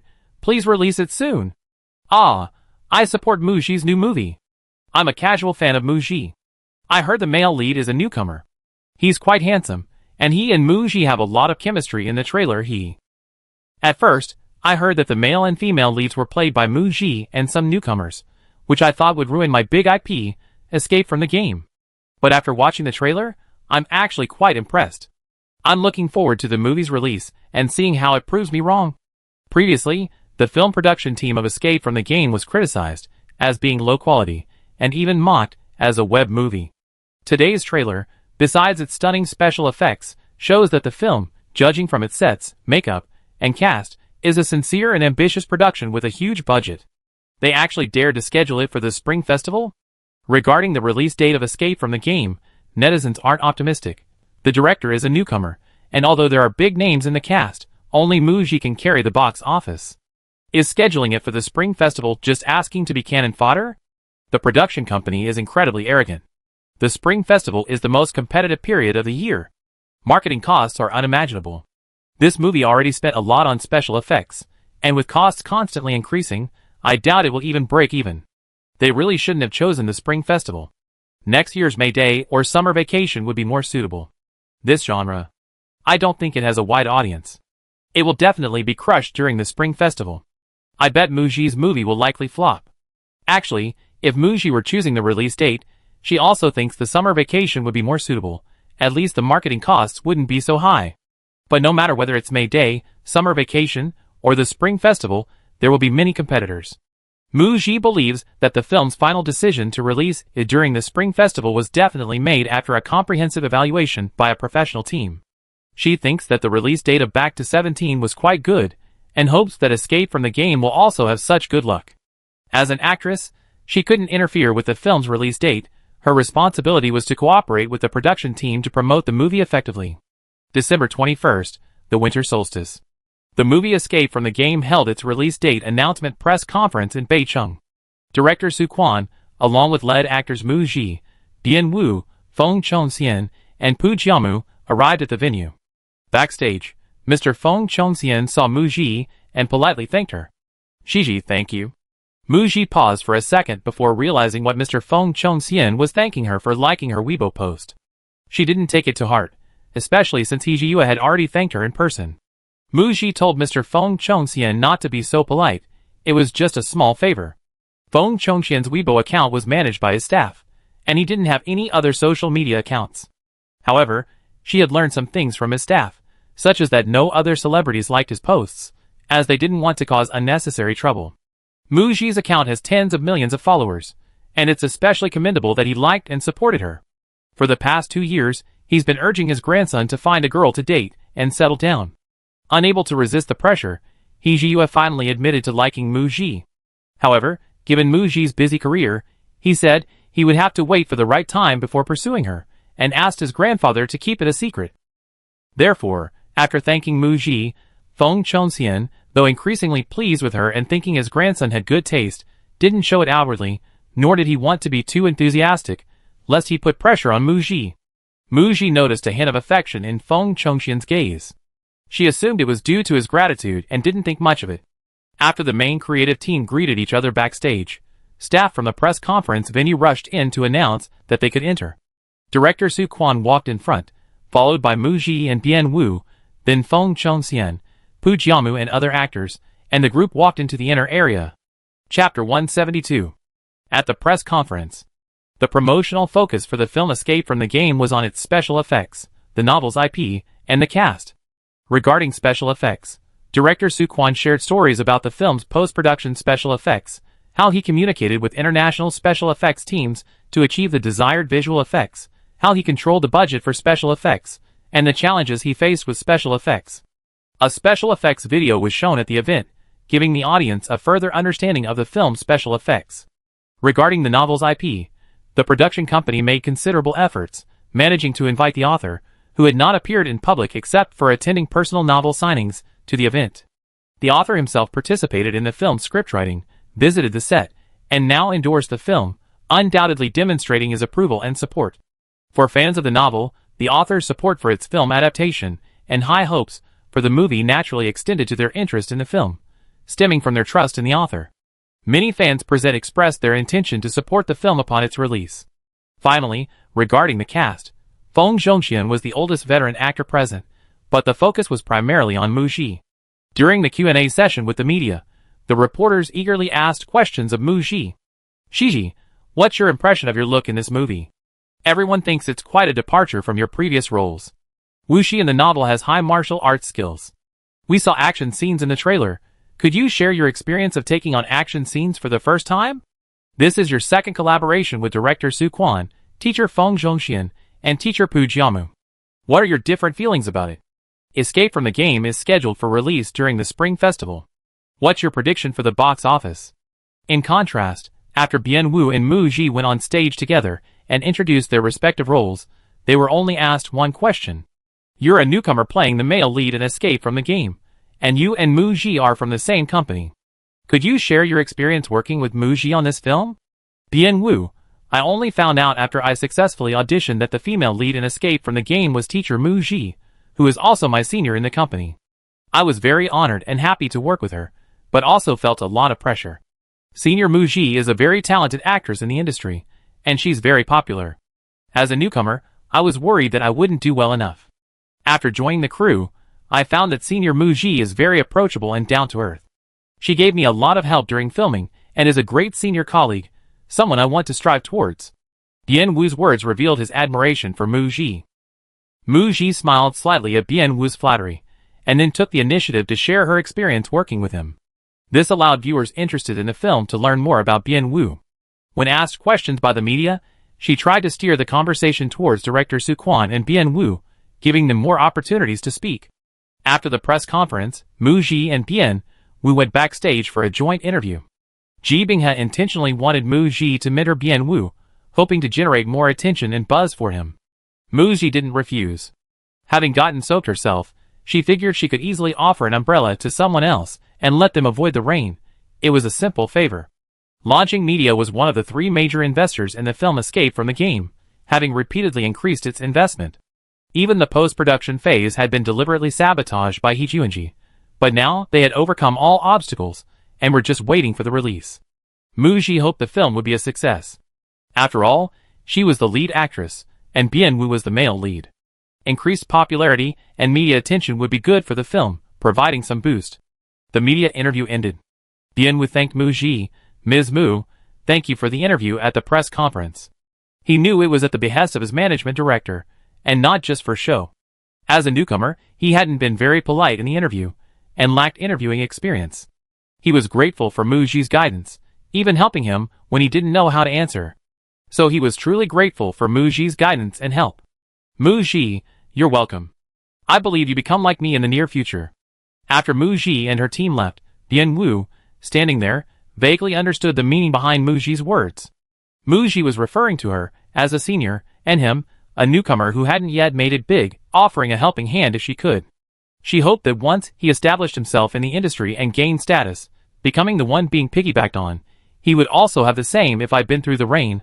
I lend a hand to others who are getting rained on mentality towards newcomers he collaborated with.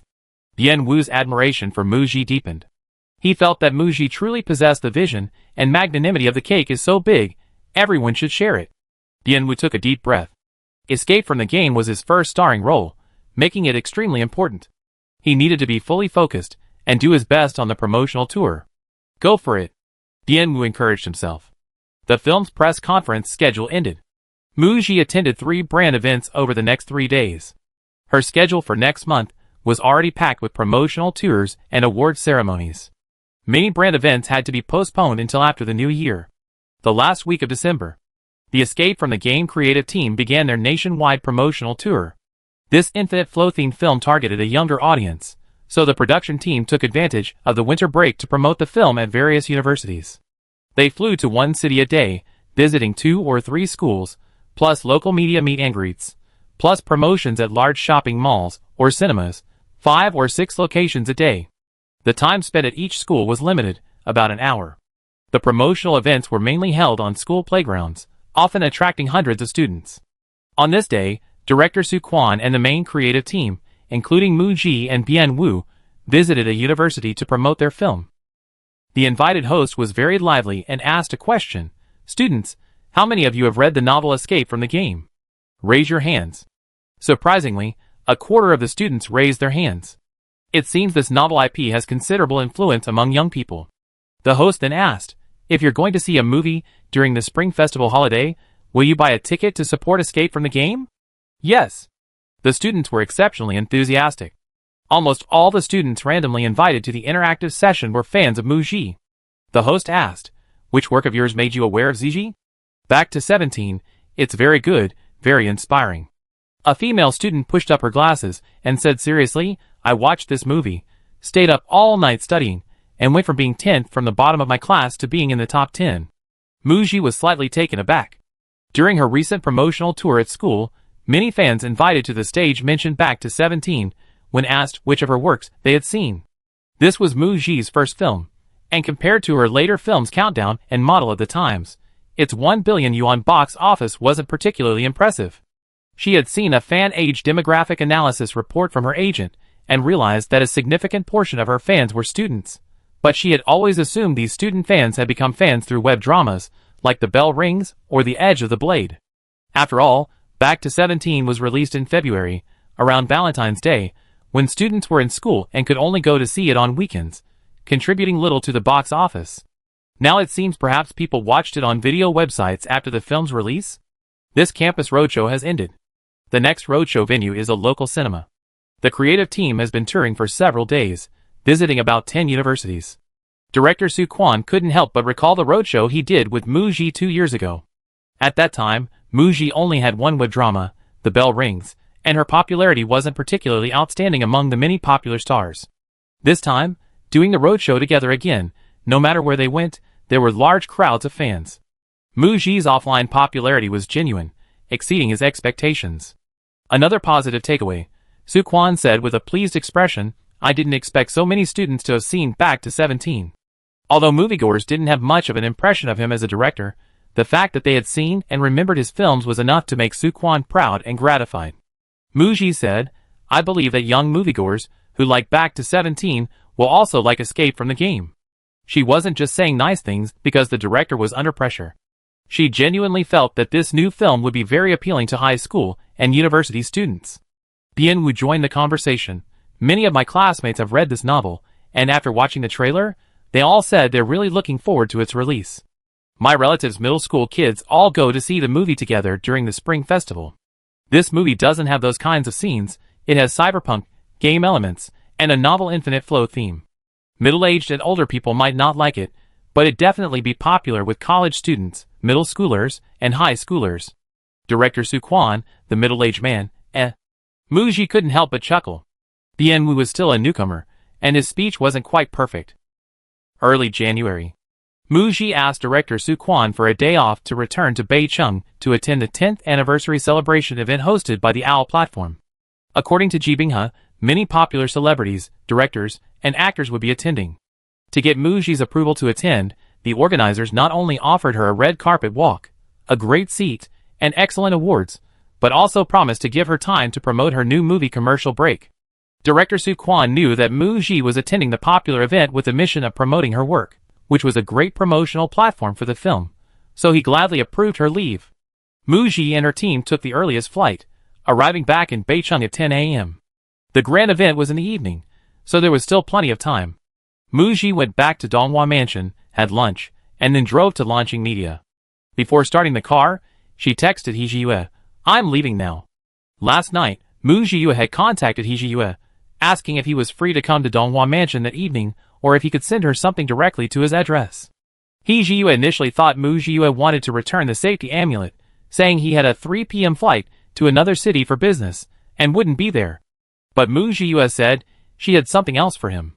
Well, I did book a flight to another city, so I won't be in Beicheng tonight, but I have half an hour between 1 a.m. and 1:30 a.m. Teacher Mu, shall we meet at the company? Meeting at other places would be risky, as they might be photographed. Meeting at the company would be perfectly legitimate. Besides, he hadn't been to the company for 6 months, and had been planning to visit in the next few days anyway. And so it was agreed. Ground-level parking lot. Muji parked her car, got out, locked it, and tossed the keys into her bag. Looking at the small gift box she was carrying in her other hand, she decided to put it inside her handbag to avoid attracting attention. Luckily, she had brought a larger bag today, so it fit. Just as Muji put the gift box into her larger bag, she noticed someone approaching. She looked up and saw Lu Rui. Chapter 173. Lu Rui stood in the middle of the road, blocking the way. If Muji ignored Lu Rui, she would have to walk around her. But why should she walk around her? Lu Rui saw Muji standing a meter away, motionless and silent, only looking at her with a calm gaze, remarkably composed. For the past 3 months, Lu Rui had been harboring a deep-seated resentment, and seeing Muji now was like someone throwing a lit match into a pile of dry hay drying in the sun. The hay instantly ignited, and the fire leaped high. Lu Rui gritted her teeth, forcing out a cold sneer. No wonder you so readily gave up on Twins when I asked to star in it. Was this all a setup you orchestrated? You never intended to act in this movie. You were satisfied with watching me fall into your trap and Twins flop at the box office? If you were to ask Lu Rui if she regretted choosing to star in Twins, the answer would be a resounding yes. Not only did the film's box office performance fail to reach 100 million, but it also damaged her reputation. She was criticized for her declining acting skills, being called greasy, and even more offensively, told to put on some clothes and stop doing sex scenes in movies. What Lu Rui regretted even more was not being wary of Muji and suppressing her. She allowed a young idol to rise to become the company's top star in just a few years, stealing her thunder and being manipulated by Muji. She was pinned to the spot by Muji's sharp dagger hidden in its sheath. The peak that she once thought would soon be within her grasp was now impossible to climb, and she was even sliding downhill. Muji wasn't surprised at all by Lu Rui's blaming others. She looked at Lu Rui and sneered, "Oh? Did I force you to go to great lengths to find out about my next movie? Did I force you to lower your fee and successfully snatch the movie I was negotiating for in a single day? Did I force you to gleefully release press releases to smear me after you snatched it? You lacked your own judgment in choosing roles, blindly assuming that any movie I was interested in would be a box office hit, and now you reaped what you sowed." Muji scoffed, glancing at Lu Rui, whose cheeks were flush red, and who was trembling with anger, unable to speak. "To find an excuse for your failure, you're trying to pin everything on me, which makes you seem both shameless and ridiculous, and pathetic." The word pathetic struck Lu Rui like a sting. Lu Rui's chest heaved as she glared at Muji, her eyes blazing with fury. "You only get better film roles, because you have a pretty face, and are a few years younger than me. My age and my looks may be inferior to yours, but I never believe my acting skills are inferior to yours. You're lucky to have become famous at such a young age. Once your prime is over, when you reach my age, you face the same predicament I did." The implication was that Muji was taking advantage of her youth and beauty, and refused to acknowledge any real talent. Muji didn't refute Lu Rui's words, knowing that many attributed her success largely to luck. No one knew her past life. It took her several years to go from a newcomer to an award-winning actress, and another 4 years to start over here. Her past life's experience greatly helped her. Every role she chose wasn't based on luck, but on careful consideration and meticulous decisions, allowing her to climb step by step to her current position. Muji ignored the comments like relying on her looks, relying on luck, and she must have powerful backers. People can say whatever they want. Having good luck constantly by her side was a skill others couldn't envy. She had thought Lu Rui would be more sober after the movie Twins. But after seeing Lu Rui today, and hearing her remarks, Muji felt she had become even more crazy. Muji sighed, remembering something. Once, during filming, there was a power outage, plunging the set into darkness. Everyone sat together chatting, and someone brought up telecom fraud, saying a friend had been scammed out of millions. Even after the police came to warn him, he still transferred money to the scammers. A complete fool. Someone said, "In today's world, intelligence can't hold onto wealth. It will slip away through scams." Lu Rui's performance in the Twins attracted some harsh criticism, with some mocking her sex scenes as selling sex appeal. Ironically, the film in which she won the Best Actress award also featured a sex scene, a rather sensual and captivating one, which initially garnered widespread praise. Later, Lu Rui mostly played decorative roles, perhaps because directors found sensual scenes eye-catching and generating buzz. Lu Rui's inability to refuse such roles may have been part of her comfort zone. Having played these types of roles so many times, audiences have grown tired of them, and former praise has turned into criticism, ridicule, and even slander. Muji feels sorry for Lu Rui because she believes that as an actress, she hasn't even found the right direction. She sees someone else with a watermelon and wants the watermelon too. Winning a Best Actress award without subsequent good works and roles to support it will only make the award increasingly meaningless and lose its value. Seeing Mu Ji remain silent for a while, Lu Rui assumed Mu Ji was speechless after her retort. But Mu Ji spoke up. A reporter compared us before, and you gave an interview. Then another reporter used your interview to interview me. You must have seen my response video, right? Lu Rui was silent. Of course she had. She remembered Mu Ji's answer was, "The cake is so big, everyone can share it." Lu Rui knew Mu Ji seemed calm and unassuming, but she was actually very eloquent. After watching Mu Ji's interview, she felt like she had punched cotton. Mu Ji said, "If it wasn't me, it would have been someone else. You should look for the problem within yourself." Regarding Lu Rui's mention of age, no one can stay young forever. In a few years, I'd be your age too, and I'm not afraid. As actresses get older, the roles and opportunities they can get become more limited, but even if the film market is closed, there will still be TV dramas and web series. The opportunities to act are always there. You're already luckier than some actresses, who never get a chance to shine. Lu Rui was playing the victim here, getting the better end of the deal while pretending to be innocent. Mu Ji walked straight towards Lu Rui. My goal has always been simply to be a good actress, to leave a mark through my work. The subtext was, Lu Rui, what do you want? Do you want popularity? Do you want to be a big star? Are your goals too unrealistic? Under Mu Ji's scrutinizing gaze, Lu Rui couldn't utter a word. She subconsciously took 2 steps back, slightly shifting her body to make way for Mu Ji. Just as Mu Ji was about to pass by, Lu Rui remembered her other purpose for striking up a conversation with her. I heard your contract expires next year. With your current abilities, wouldn't it be a better choice to open your own studio? Mu Ji paused slightly. So this was Lu Rui's purpose? To test whether she would stay with launching media after her contract expired. Mu Ji ignored Lu Rui's words and quickened her pace. He Jiyue was still waiting and didn't have time to waste words with Lu Rui. Lu Rui wasn't bothered by Mu Ji's words at all. Watching Mu Ji's departing figure, she told herself to stay calm. She hadn't come to the company to see Mu Ji. She composed herself and headed towards the company building. Mu Ji entered the company's first floor. As she passed the office area, she saw some employees eating something and smiling happily. At the elevator, an employee carrying a box of snacks passed by and asked Mu Ji, "Ms. Mu, would you like some? The boss is here today and is treating everyone to afternoon tea." Mu Ji smiled and shook her head. "No, thank you." The elevator doors opened, and she stepped inside. It seems He Jiyue's visit to the company greatly boosted employee morale. The gloom had completely dissipated, and the employees could finally relax and continue working hard at launching media. Mu Ji took the elevator directly to the top floor and arrived at the general manager's office. Luca immediately came to greet her and opened the door. Clearly, He Jiyue had already given prior notice. As soon as Mu Ji entered, she felt a sense of warmth. The office was heated. She hadn't been to this office in a long time. It felt somewhat unfamiliar. She noticed some changes in the layout, and that some things were missing. He Jiyue is no longer working here. He must have moved some personal belongings. This office will soon be staffed by a professional manager. Mu Ji turned her gaze to the man sitting on the sofa. He Jiyue was wearing a white shirt with a black suit vest. His overcoat and suit jacket lay beside him. He had been looking down at his phone, handling some work, but placed it on the coffee table after Mu Ji entered. Now he stood up and walked towards Mu Ji. His eyes sparkled, and a slight smile played on his lips.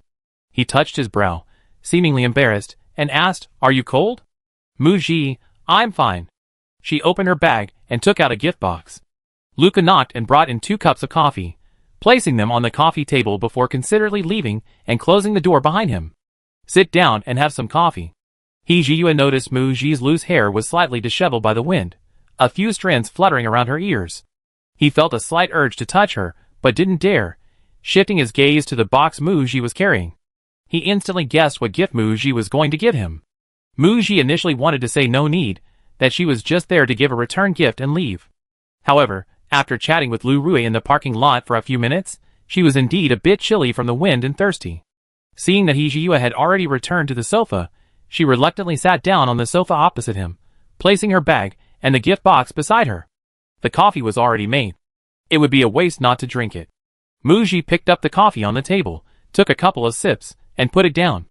Then she picked up the gift from the small gift box beside her, slightly rose, and leaned forward, placing the small gift box in front of He Jiyue with both hands. "Thank you for the lucky charm."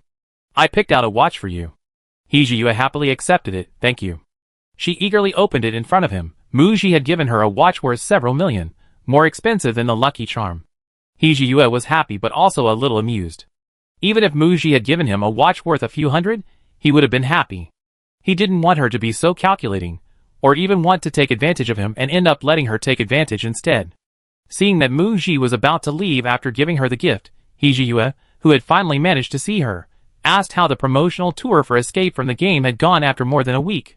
Mu Ji, who had intended to say goodbye and leave, had no choice but to sit down and answer.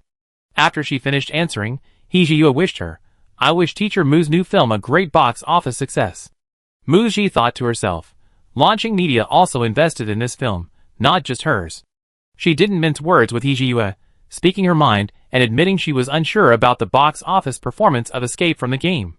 She genuinely wasn't sure, not about the film's quality, but because the competition during the Spring Festival season was fierce, and the box office was truly unpredictable. I believe in Teacher Mu. Mu Ji, He Jiyue's gaze was inexplicably intense, making her uncomfortable. Mu Ji stood up. I have something to do. I go downstairs first. She hadn't tried on the dress she was going to wear that evening. He Jiyue also stood up. Okay. He knew Mu Ji was attending a gala that evening, and had only returned to Beicheng that morning. She would definitely be very busy. He had come specifically to see her, and feeling satisfied, he was now preparing to head to the airport. Mu Ji asked He Jiyue not to see her off, not wanting to be seen by others. But as soon as Mu Ji stepped outside, she bumped into Lu Rui again. What a small world. The next second, Mu Ji realized how coincidental it was to run into Lu Rui twice. Guessing that Lu Rui had received news that He Jiyue was at the company, she drove there, which explained why the two bumped into each other. Mu Ji glanced at Lu Rui, then walked past her without looking at her again. Lu Rui watched Mu Ji leave with a suspicious expression, a thought flashing through her mind. Lu Ku, standing nearby, said, Ms. Lu, Mr. He's schedule is tight today, he's about to leave for the airport. Implying he didn't have time to see Lu Rui. But Lu Rui ignored him completely. I have important business with Mr. He. She barged in. Chapter 174. He Jiyue picked up his suit jacket from the sofa and put it on. Just as he was picking up his coat, he heard a loud commotion outside the door. Then, the heavy office door was pushed open, and Lu Rui hastily squeezed in. Lu Ku, who followed her in, couldn't stop her and reported helplessly, Mr. He, Ms. Lu says she needs to see you. He Jiyue looked at Lu Rui and frowned slightly. Ms. Lu, I have to leave soon and don't have time to meet with anyone. A charming smile appeared on Lu Rui's face as she took 2 steps closer to He Jiyue. Mr. He. Her gaze fell on the small gift box He Jiyue was carrying, and she paused, realizing it looked familiar. The next second, Lu Rui remembered. Wasn't this the same gift box she'd seen Mu Ji put into her bag in the parking lot? So this was from Mu Ji? Lu Rui's heart churned. She wasn't particularly surprised by the possible relationship between Mu Ji and He Jiyue. She bumped into Mu Ji at the door and already had her suspicions. Now, with the glaring gift box before her, and recalling the rumors that had previously circulated about Mu Ji and He Jiyue, confirming it wasn't just hearsay, but that their private relationship was indeed more than just casual. Lu Rui's initial joy at seeing He Jiyue vanished, replaced by a stiff, cold feeling and a deep sense of resentment. Age beauty, she lost to them all. Now, even her man had been easily won over by Mu Ji. Mu Ji had gotten all the good things. She also felt Mu Ji's cunning. She managed to win over the boss so quietly, without a word leaking out. When exactly did it start? Lu Rui's mind raced, her expression shifting constantly. Only when He Jiyue asked, what do you want? Did she snap back to reality? Being an actress, she immediately suppressed any inappropriate emotions, and quickly regained her composure. Lu Rui looked up from the gift box, up at He Jiyue, and said she had been lost in thought. Lu Rui composed herself, and explained her purpose. Mr. He, I have some work-related matters I'd like to discuss with you. He Jiyue, Ms. Lu, I haven't been to the company for 6 months. The new professional manager will be starting in 2 days. You can talk to him, or Director G, it's the same thing. The new professional agent hasn't started yet. Mr. He, you're still the owner of Launching Media, you can't just ignore us, can you? You personally oversaw the signing of most of the company's artists. He Jiyue glanced at his watch. I only have 10 minutes. Lu Rui nodded, okay. The two went to the sofa. He Jiyue first placed the gift beside him, then folded his coat, which was draped over his arm, and placed it next to the gift, seemingly casually, but conveniently concealing it. Lu Rui noticed the gentle way He Jiyue handled the gift box, a tenderness and appreciation she had never seen before on his face, and her heart sank. She had originally come to see He Jiyue to discuss renewing her contract with Launching Media. It was already January, and her 6-year contract with Launching Media would expire at the end of the year. But the words she had prepared stuck in her throat. Mr. He, from now on you be working at the He Group headquarters, no longer managing Launching Media? Are you handing over authority to a professional manager? He Jiyue pondered for a moment, then nodded. Once the new general manager reports for duty, the company will send an email to all employees explaining the situation in detail. During these 6 months away from the company, everything has been operating normally. Going forward, Launching Media will continue its steady development. This meant that his absence wouldn't affect the overall development of Launching Media. He Jiyue thought for a moment and added, I poured a lot of effort into Launching Media. The implication was that he wasn't completely abandoning Launching Media. Ultimately, the professional manager they hired was paid by He Jiyue. The boss was still He Jiyue. Lu Rui felt both relieved and heavy-hearted upon hearing this. She specifically inquired and learned that Mu Ji had signed a 5-year contract with Launching Media, which also expired at the end of this year. In the parking lot, her probing went unanswered by Mu Ji. However, given Mu Ji's current status and importance within Launching Media, and the fact that there are hints that the company's key film project is prepared for her, it's clear that the company values her highly, unmatched by anyone else. Lu Rui watched as He Jiyue's hand rested on his knee, tapping it lightly from time to time, a silent urging. She steeled herself and tentatively probed, also to confirm, President He, I heard the company is preparing a film project, and Mu Ji is involved.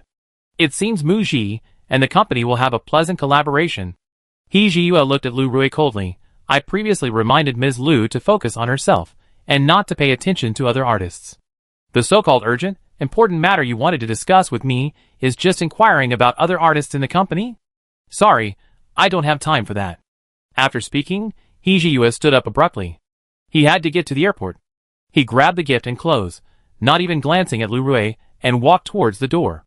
Lu Rui hadn't realized that touching He Jiyue's sore spot would provoke such strong resentment. She hurriedly stood up, wanting to explain, but He Jiyue ignored her and disappeared through the door in the blink of an eye. She hadn't even had a chance to find out where He Jiyue's gift came from. Today's meeting with Mu Ji hadn't gone well at all. Originally, she was supposed to discuss her contract renewal with the company with He Jiyue, but Mu Ji's gift had distracted her and ruined the meeting. Lu Rui then thought about the highly probable secret relationship between Mu Ji and He Jiyue, and her hatred for Mu Ji intensified. She felt that Mu Ji had stolen everything that should have been hers. Mu Ji was like a thorn in her side, etched into her very bones. Even if it meant serious injury, she had to remove her. If I'm not happy, neither are you, Lu Rui said resentfully. The grand event that evening. On the red carpet, Mu Ji made a grand entrance as the finale. During the routine red carpet interviews, the host, following the instructions on the stage card, proactively brought up Mu Ji's new film. Red carpet host, Ji, could you share with everyone what you've been busy with lately? It seems you've been busy promoting your movie, right? Mu Ji, yes, I've been doing promotional tours for the movie Escape from the Game. It's releasing on Chinese New Year's Day, and I hope everyone can support it. Red carpet host, I've seen the movie's special effects, they're incredibly impressive. Besides the special effects, would you like to introduce some of the highlights of the movie? Many popular celebrities were present tonight, and the red carpet segment was quite long, exceeding the allotted time. The interview time for the later appearing celebrities had to be shortened. But when it came to Mu Ji, the red carpet host still had the leisure to keep asking her questions, seemingly cooperating to let her promote the film to her heart's content, clearly a prearranged program.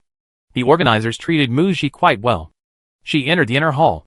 Mu Ji sat in the front row with well-known directors, middle-aged and leading actresses, and business tycoons.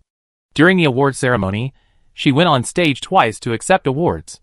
The second award she received was related to the film, and during her acceptance speech, Mu Ji again promoted her film, Escape from the Game, which will be released on the first day of the Lunar New Year.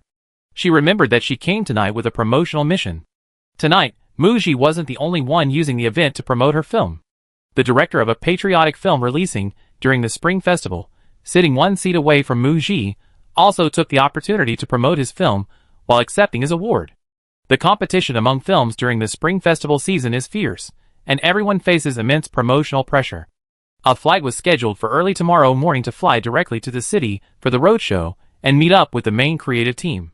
Having just received her award, and with the award ceremony nearing its end, Muji left early. As Muji and her team were leaving, an actress came over to greet them.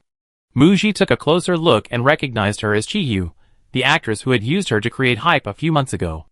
"Hello, Ms. Mu." Seeing Chiyu's warm smile, as if she were meeting a close friend, Muji wasn't sure what Chiyu was up to and simply nodded slightly. "Hello, Ms. Chiyu."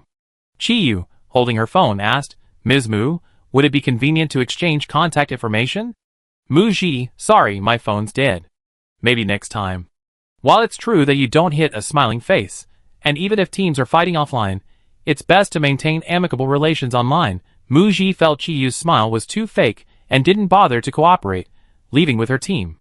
On the way to the parking lot, Minmin quietly analyzed Chiyu's goodwill for Muji. Chiyu's comedy film wrapped up filming in early December. It took 4 months to shoot. During filming, she participated in some brand events, but her offline popularity was average. She bought trending topics for brand events, but the data was even less impressive, not comparable to before.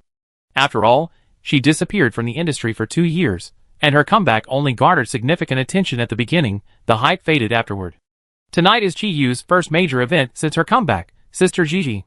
She tried to put you down before, but this time, whether it's walking the red carpet, her seat, or winning the Pork Award, she can't compare to you. I guess she doesn't want to be put down by you anymore, so she's changed her approach and wants to create a friendship with you. If Muji and Chiyu exchanged contact information, there would definitely be a trending topic tonight. After putting Muji down, Chiyu now wants to get close to Muji. As long as it brings popularity and buzz, what does shamelessness matter?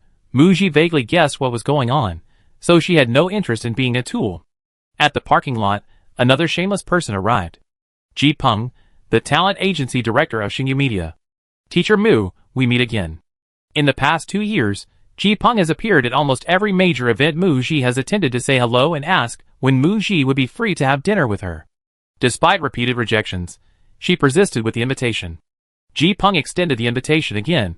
"Ms. Mu, when are you free? Our boss would like to meet with you. How about we schedule a time after the new year?" This time, it was a little different. Instead of Ji Peng, it was the CEO of Xingyu Media. Knowing that this was Muji's last year at launching media, they wanted to show their utmost sincerity and have a serious talk. Muji didn't directly refuse. "Let's talk about it after the new year." She needed to use her free time this year to seriously consider her future with launching media after her contract expired. Early the next morning, Muji and her team flew to Hezhou for a promotional tour. Just as the creative teams of films scheduled for release during the Spring Festival were busy flying around major cities across the country, enthusiastically promoting their films, 2 films announced their withdrawal from the release schedule. Muji returned to her hotel at 11 p.m. after the promotional tour, having not had time to check her phone all day. Upon returning, she received a call from her agent mentioning the withdrawal of the other films. Ji Binghe used 2 idioms to describe the situation: desertion in the face of battle or a graceful retreat. Muji has been too busy lately, and hasn't had time to pay close attention to the other films scheduled for the Spring Festival. From Ji Binghe, we learned, before January, a total of 10 films were slated for the Spring Festival release. Now 2 have withdrawn, leaving 8. 1 patriotic film, 3 comedies, 1 action film, 2 animated films, and 1 romance film. One of the withdrawn films was a suspense film, and the other was a science fiction film. I understand that the withdrawn science fiction film apparently didn't have good special effects and probably felt it would be at a disadvantage to compete with Escape from the Game. Plus, marketing costs during the Spring Festival are really high, so choosing another release date was a wise choice. This is a good thing for our film. It eliminates one competitor of the same genre. Now that we entered the crucial promotional period, all the Spring Festival films are busy with roadshows, and no more films will be withdrawn or added to the lineup. End of call with the agent. Muji curiously asked Minmin about netizens' optimism regarding the Spring Festival films. Based on screenshots Minmin sent, such as the number of people who want to see the 8 films on ticketing apps, the level of anticipation in foreign discussions, the popularity ranking of upcoming films, and the promotional efforts on short video platforms, the majority were patriotic films, including 1 comedy and 1 annual animated film, plus Escape from the Game. These four were considered the most promising and had the highest popularity. The box office performance of the 8 films will become clearer in the first round of competition once pre-sales begin. Chapter 175. In late January, with 2 weeks to go before the Lunar New Year, movie pre-sales began. On the first day of pre-sales, perhaps due to the strong fan effect of Muji, Escape from the Game ranked first in pre-sales. The patriotic film A Single Spark Can Start a Prairie Fire ranked second, and the comedy Double Happiness. A week later, as the Lunar New Year drew closer, watching movies during the Spring Festival is a popular entertainment activity for many. Buying tickets early not only ensures better showtimes and seats, but also lower prices, leading to a large influx of casual moviegoers. The patriotic film A Single Spark Can Start a Prairie Fire boasted a star-studded cast, featuring almost half of the entertainment industry's most popular actors. It also had a highly sought-after box office theme, and its pre-sales quickly surpassed others, taking first place. The comedy Double Happiness starred Yugo, reuniting with an actress he had previously worked with on a comedy film. Both were known for their box office appealing comedy movies. The title alone seems tailor-made for the Spring Festival season, and comedies, being family-friendly, already have an advantage during this period. Its pre-sale box office is closely following Escape from the Game, threatening to overtake it at any moment. Offline promotional tours are underway, with the creative teams of each film tirelessly promoting them. Some teams are even flying to 3 cities a day, visiting 8 to 10 cinemas, truly going all out. Muji noticed the online promotional competition. Recently, she's frequently seen film promotions trending on Weibo's hot search list. Even though she doesn't often browse short videos, she's received push notifications about Spring Festival films, along with a large number of press releases. The films with the heaviest pre-sale publicity are those ranking at the top. The production teams of Sparkling Fire and Double Happiness are regulars in the Spring Festival film season, and their publicity efforts are more experienced and aggressive than Escape from the Game. For Escape from the Game to stand out, it can only rely on word of mouth. At the end of January, with 10 days left until the release of the Spring Festival films, the film Escape from the Game announced advanced screenings in 3 major cities across the country. 1 screening per city, for a total of 3 screenings. These are small-scale previews. Director Su Quan said, "Everyone is selling their own wares, loudly hawking their wares, making the audience dizzy and unsure which film to watch. We need to get the audience to help promote it." The film's producers hope to secure more screenings based on positive word of mouth. More screenings mean higher box office returns. The screenings in the first 2 cities were for moviegoing groups, with the main focus being on the special effects. The final advanced screening took place in Beicheng, a city specifically for book fans. The 800-seat theater was packed. After the screening, director Su Quan, along with lead actors Mu Ji and Bian Wu, and other members of the creative team, attended a post-screening Q&A session to share their impressions with the audience. At the previous 2 days' preview screenings, the film Escape from the Game received many positive reviews from the audience, who, without spoiling anything, praised the film's special effects, plot, acting, and scenery. Today's screening was entirely attended by book fans. Book fans are familiar with the original plot and are more focused on whether the film faithfully adapts the novel, such as maintaining character development, avoiding drastic plot changes, and capturing exciting scenes. They will be scrutinizing the film from a more critical perspective. Besides the main creative team, the film's producers once again invited the author to the event, which undoubtedly served as a stabilizing force, encouraging book fans to give the author face and be more lenient in their comments. To be honest, before attending the post-screening Q&A session with book fans, Mu Ji hadn't actually seen the film in its entirety. The production company had an internal team that had seen it and said it was highly praised, but whether that was biased is unknown. Today's 800 attendees represent a significant sample size, and can probably reflect the genuine opinions and evaluations of a considerable portion of book fans after the film's release. During a segment where book fans were randomly invited to interact with the audience, 5 fans commented, "It perfectly captures my vision of Escape from the Game, thank you." Stepping outside the perspective of a book fan, from the viewpoint of a moviegoer, this is a rare gem of a film. The film industry desperately needs fresh blood like Escape from the Game to inject new life into the genre and bring a sense of novelty to audiences. It's so good. I beg you to make a sequel with the original cast. I go see it again on Chinese New Year's Day. It's definitely worth the ticket price. Book fans will be satisfied, and audiences will be satisfied too. I believe this film will be a dark horse during the Spring Festival season, and I hope they can film the content of the second book soon. The creative team, interacting with the fans on stage, smiled confidently upon hearing these comments. The promotional tour proceeded even more vigorously. The creative team of Escape from the Game had been on a promotional tour since the end of December, only temporarily concluding their promotional efforts on the evening of February 8th, the day before Chinese New Year's Eve. February 8th, around 10 p.m. Mu Ji and her team finished their work and returned to the hotel. At the hotel elevator, they met Bian Wu and his team, who had just returned. "Teacher Mu, I'm so nervous. I wonder how the box office will be the day after tomorrow. Are you nervous on the eve of your first starring film's release?" Bian Wu asked, clutching his chest. He felt his heart pounding just thinking about the box office. Mu Ji tried to recall, but her memory of her first film's release was hazy. She couldn't remember if she was nervous or not. But under Bian Wu's gaze, she nodded. "I was nervous too. As actors, we've been working with the production company on a promotional tour for a month and a half. We've done everything we can. Now it's up to the audience to judge. Director Su is very confident about making a sequel to Escape from the Game," he reassured Bian Wu. February 9th, Lunar New Year's Eve. One day until the Lunar New Year film releases. The final pre-sale rankings are out. The war film Sparkling Fire has 400 million yuan in pre-sales on its opening day. The fantasy film Escape from the Game earned 170 million yuan in pre-sales on its opening day. The comedy film Double Happiness earned 150 million yuan in pre-sales on its opening day. The war film The Spark had nearly 30% of the screenings, while Escape from the Game only had 20%. Its opening day box office couldn't beat the #1 film, and it was only 20 million yuan behind the third-place comedy, meaning it could be overtaken at any time.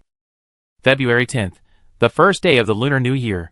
Mu Ji sat on the sofa, scrolling through her phone, checking the screenings of Escape from the Game at nearby cinemas on a movie ticketing app. Almost every screening was sold out. Even the last row of seats was gone. Only the corner seats in the first row remained. Escape from the Game, you need 3D glasses to watch it. Sitting too close to the front will negatively impact the viewing experience. Mu Ji was hesitating about whether to drive further afield to see the movie. She received a message from He Jiyue. He explained that he usually accompanies his grandfather back to his hometown in previous years, not in Beicheng, but this year, because He Hongshua was hospitalized, he had been working overtime at the company until late yesterday. He had to visit an important client out of town in a couple of days, so his schedule was very tight. "He Jiyue, I'm free today. He Jiyue, Teacher Mu, would you like to see a movie and have a coffee with me?" He Jiyue. Image. He Jiyue sent a screenshot of the ticket purchase, bought a few days ago, at a cinema near Donghua Mansion. It was a prime-time show at 8 p.m., a peak time when cinemas were packed. He Jiyue had bought tickets for the last row. Mu Ji wanted to go, but didn't want to be photographed with He Jiyue. He Jiyue, on the other end of the chat, seemed to understand Mu Ji's thoughts. "He Jiyue, we won't go in together, and we won't leave together. He Jiyue, I bought 3 tickets, and we won't sit together, there will be a seat between us." Mu Ji, He Jiyue went to such lengths just to watch this movie with her. After sending the message, He Jiyue didn't receive a reply from Mu Ji for a long time. She thought Mu Ji was going to reject her. 5 minutes later, she received a reply from Mu Ji. "Mu Ji, what kind of coffee do you want?" At 7:40 p.m., Mu Ji arrived at the mall. She had come to the cinema last time, and then she was discovered. Today, she stubbornly came again. She wasn't wearing a hat, a must-have disguise for celebrities. Instead, she tied her long hair into a bun, wearing a white down jacket over a light pink hooded oversized sweatshirt, black trousers, and black knee-high boots. She bought 2 coffees at the first-floor cafe, then took the mall's escalator up to the 8th-floor cinema. Many eyes fell on her along the way. Although she was wearing a mask and looking down at her phone, obscuring her face, her outstanding figure and aura still made her stand out. Mu Ji easily picked up her ticket, bought a pair of 3D glasses at the counter, and checked the time, just in time to enter. She walked smoothly through the crowd into her theater, went to the last row. She was one of the first to enter, and there was no one there yet, found her seat easily, and sat down. 1 minute after the movie started, He Jiyue, dressed in a black embroidered baseball jacket over a black hoodie, entered the theater. He looked as if he had run through the cold wind, bringing with him a chill, yet also seemed to be sweating profusely, a faint warmth wafting through the air from across the seats. The movie started, and the theater was dark. Mu Ji quietly handed him another cup of warm coffee. He Jiyue slightly turned towards Mu Ji, reached out to take it, and whispered, "Thank you." Muji noticed the watch she had given him on his wrist, glanced at his face for a couple of seconds, then looked away, sat up straight, and focused on the screen, beginning to concentrate on the movie. Hee-ji-yue took a sip of his coffee. It was probably sweetened. It was very sweet. During the movie, Muji keenly sensed several glances directed at her. When she turned her head, she saw Hee-ji-yue's handsome profile, intently focused on the large screen. When Muji turned back, Hee-ji-yue, absorbed in the movie, subtly turned his head to look at her out of the corner of his eye. His motives weren't pure. Watching the movie was a pretense. He simply wanted to see her. In the days and nights when he couldn't see Muji in person, he relied on watching her work to ease his longing. When Muji's work was available, he could rewatch the film another day, but seeing Muji was a rare treat. So, he would steal glances at Muji while other actor scenes were playing on the big screen. Hee-ji-yue's gaze returned to the large screen. Every role Muji played captivated him, and this time was no exception. In the film Escape from the Game, Wuxi, with short hair, red lips, and wearing specially made transparent goggles, a black tight-fitting leather outfit, and leather boots, speeds through a cyberpunk world on a heavy motorcycle. Her entrance immediately drew wow and shouts of "so cool" from the audience. Furthermore, Wuxi's action scenes in the film, where she takes on multiple opponents single-handedly, showcase her beautiful movements and fluid yet powerful action sequences. In one scene, surrounded by zombies, she draws her bow and shoots an arrow. A series of fluid movements, the specially made arrow shooting towards the audience with lightning speed, so realistic it seems to pierce the screen. The camera then cuts to a close-up of Muji's face. Her face is stained with blood yet perfectly clean, her eyes shining like stars. That arrow seems to have truly pierced the screen, striking his heart. Launching Media has invested in Escape from the Game multiple times. After the film was edited, Hee-ji-yue, as one of the major investors, was invited to watch it immediately. After the screening, director Su Quan asked Hee-ji-yue for his impressions. Hee-ji-yue replied seriously, "The special effects were very good, creating a magnificent game world for the audience. The immersion was also quite strong, making the audience feel as if they had become a gamer, adventuring alongside the protagonists and gradually uncovering the final truth." In reality, his attention was entirely on Muji throughout the film. The same was true for his second viewing tonight. Fortunately, Muji wouldn't test him on his impressions after watching the film. The movie ended. Because Hee-ji-yue and Muji's seats were inside, it wasn't convenient to walk past other audience members to leave early. They had to wait until most of the audience had left before they left. They were sitting in the last row, so when they got up to leave, there were practically no people left in the theater. To avoid being photographed together, they left separately. Hee-ji-yue pointed to the door, indicating he would go first, and Muji nodded. Hee-ji-yue had prepared a gift for Muji, which he had placed in his car. He suggested leaving first, so he could reach the parking lot ahead of time, retrieve the gift, and give it to Muji when she arrived. However, a few minutes later, when Muji arrived at the parking lot, she was followed by a group of fans. Hee-ji-yue, who had just gotten out of his car and was about to walk towards Muji, had no choice but to turn around and get back in, watching Muji drive away. Hee-ji-yue shook his head helplessly and sent Muji a text message. "Hee-ji-yue, Happy New Year, Teacher Mu. Drive safely on your way home." Back at Donghua Mansion, Muji only saw Hee-ji-yue's message when she was taking the elevator upstairs. She replied with Happy New Year. As she walked out of the theater, she was almost bumped into by a little girl. Seeing the girl about to fall, she reached out to help her, also looking up. Coincidentally, the person she helped was one of her own fans, and that's how she was recognized. Muji was bumped into twice, thinking, "I can't go to that cinema again next time." It was almost 10:30 when she got home. Muji took a bath first, and when she came out, it was past 11 o'clock. Today's box office data was out. Before Muji could check it, Minmin had already sent it to her. "Min Er Hao Shue's sister Gigi, picture I ran into you at the movies again. Fans all praised your cute bun hairstyle, and said they'd book out the entire theater near your house when your next movie comes out. Min Er Hao Shue, the box office figures for the first day of the Lunar New Year are out." Muji clicked on the screenshot sent by Minmin. The box office on the first day of the Lunar New Year this year was incredibly hot, with over 1 billion yuan in box office revenue in just one day. 1. The war film Sparkling Fire grossed 700 million yuan on its opening day. 2. The fantasy film Escape from the Game grossed 350 million yuan on its opening day. 3. The comedy film Double Happiness grossed 310 million yuan on its opening day. The box office was completely drained by these three films, and an animated film. Min er Haushwe, I took a group of my relatives' older children, all over 14 years old, to see Escape from the Game today, and the screenings in our small county were packed. Quick-witted and eager to learn, they all say it's very good, the special effects are amazing, and they want to recommend it to their classmates. Quick-witted and eager to learn, our film screenings aren't as high as the Spark S. We have 10% fewer screenings, resulting in significantly fewer shows. Otherwise, the box office would definitely be higher.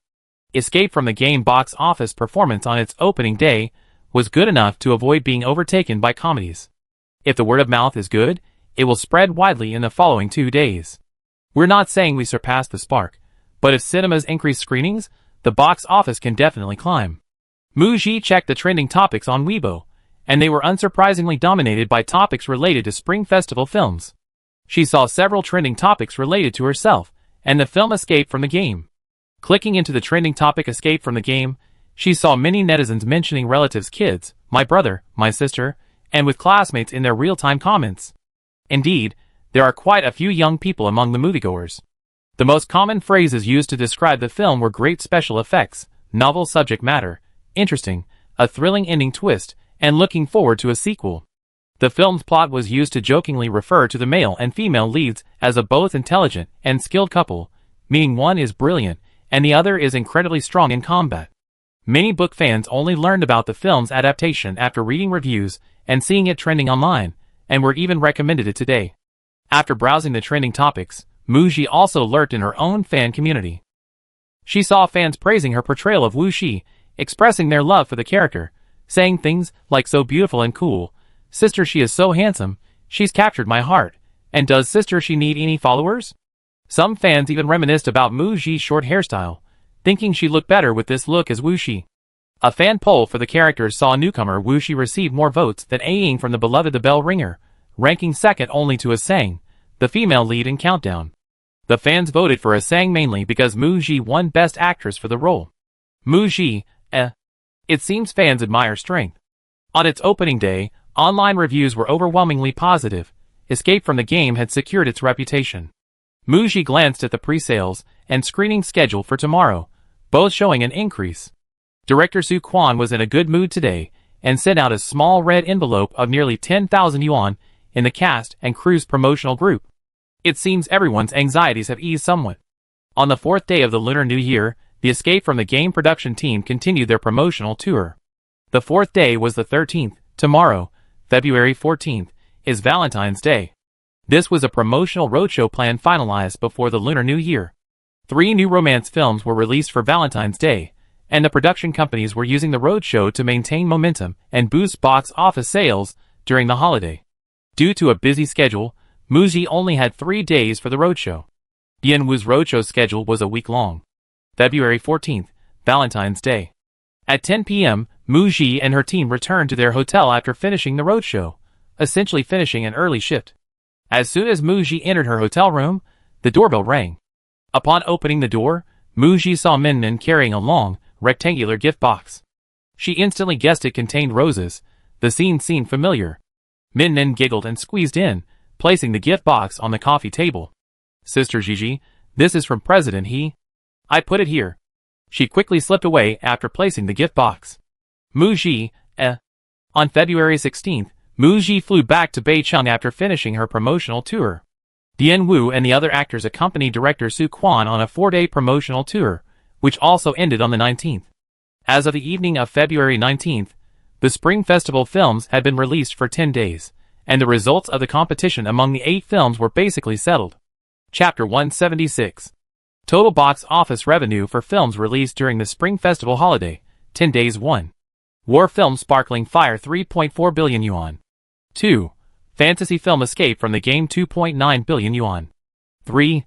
Comedy film Double Happiness 1.9 billion yuan.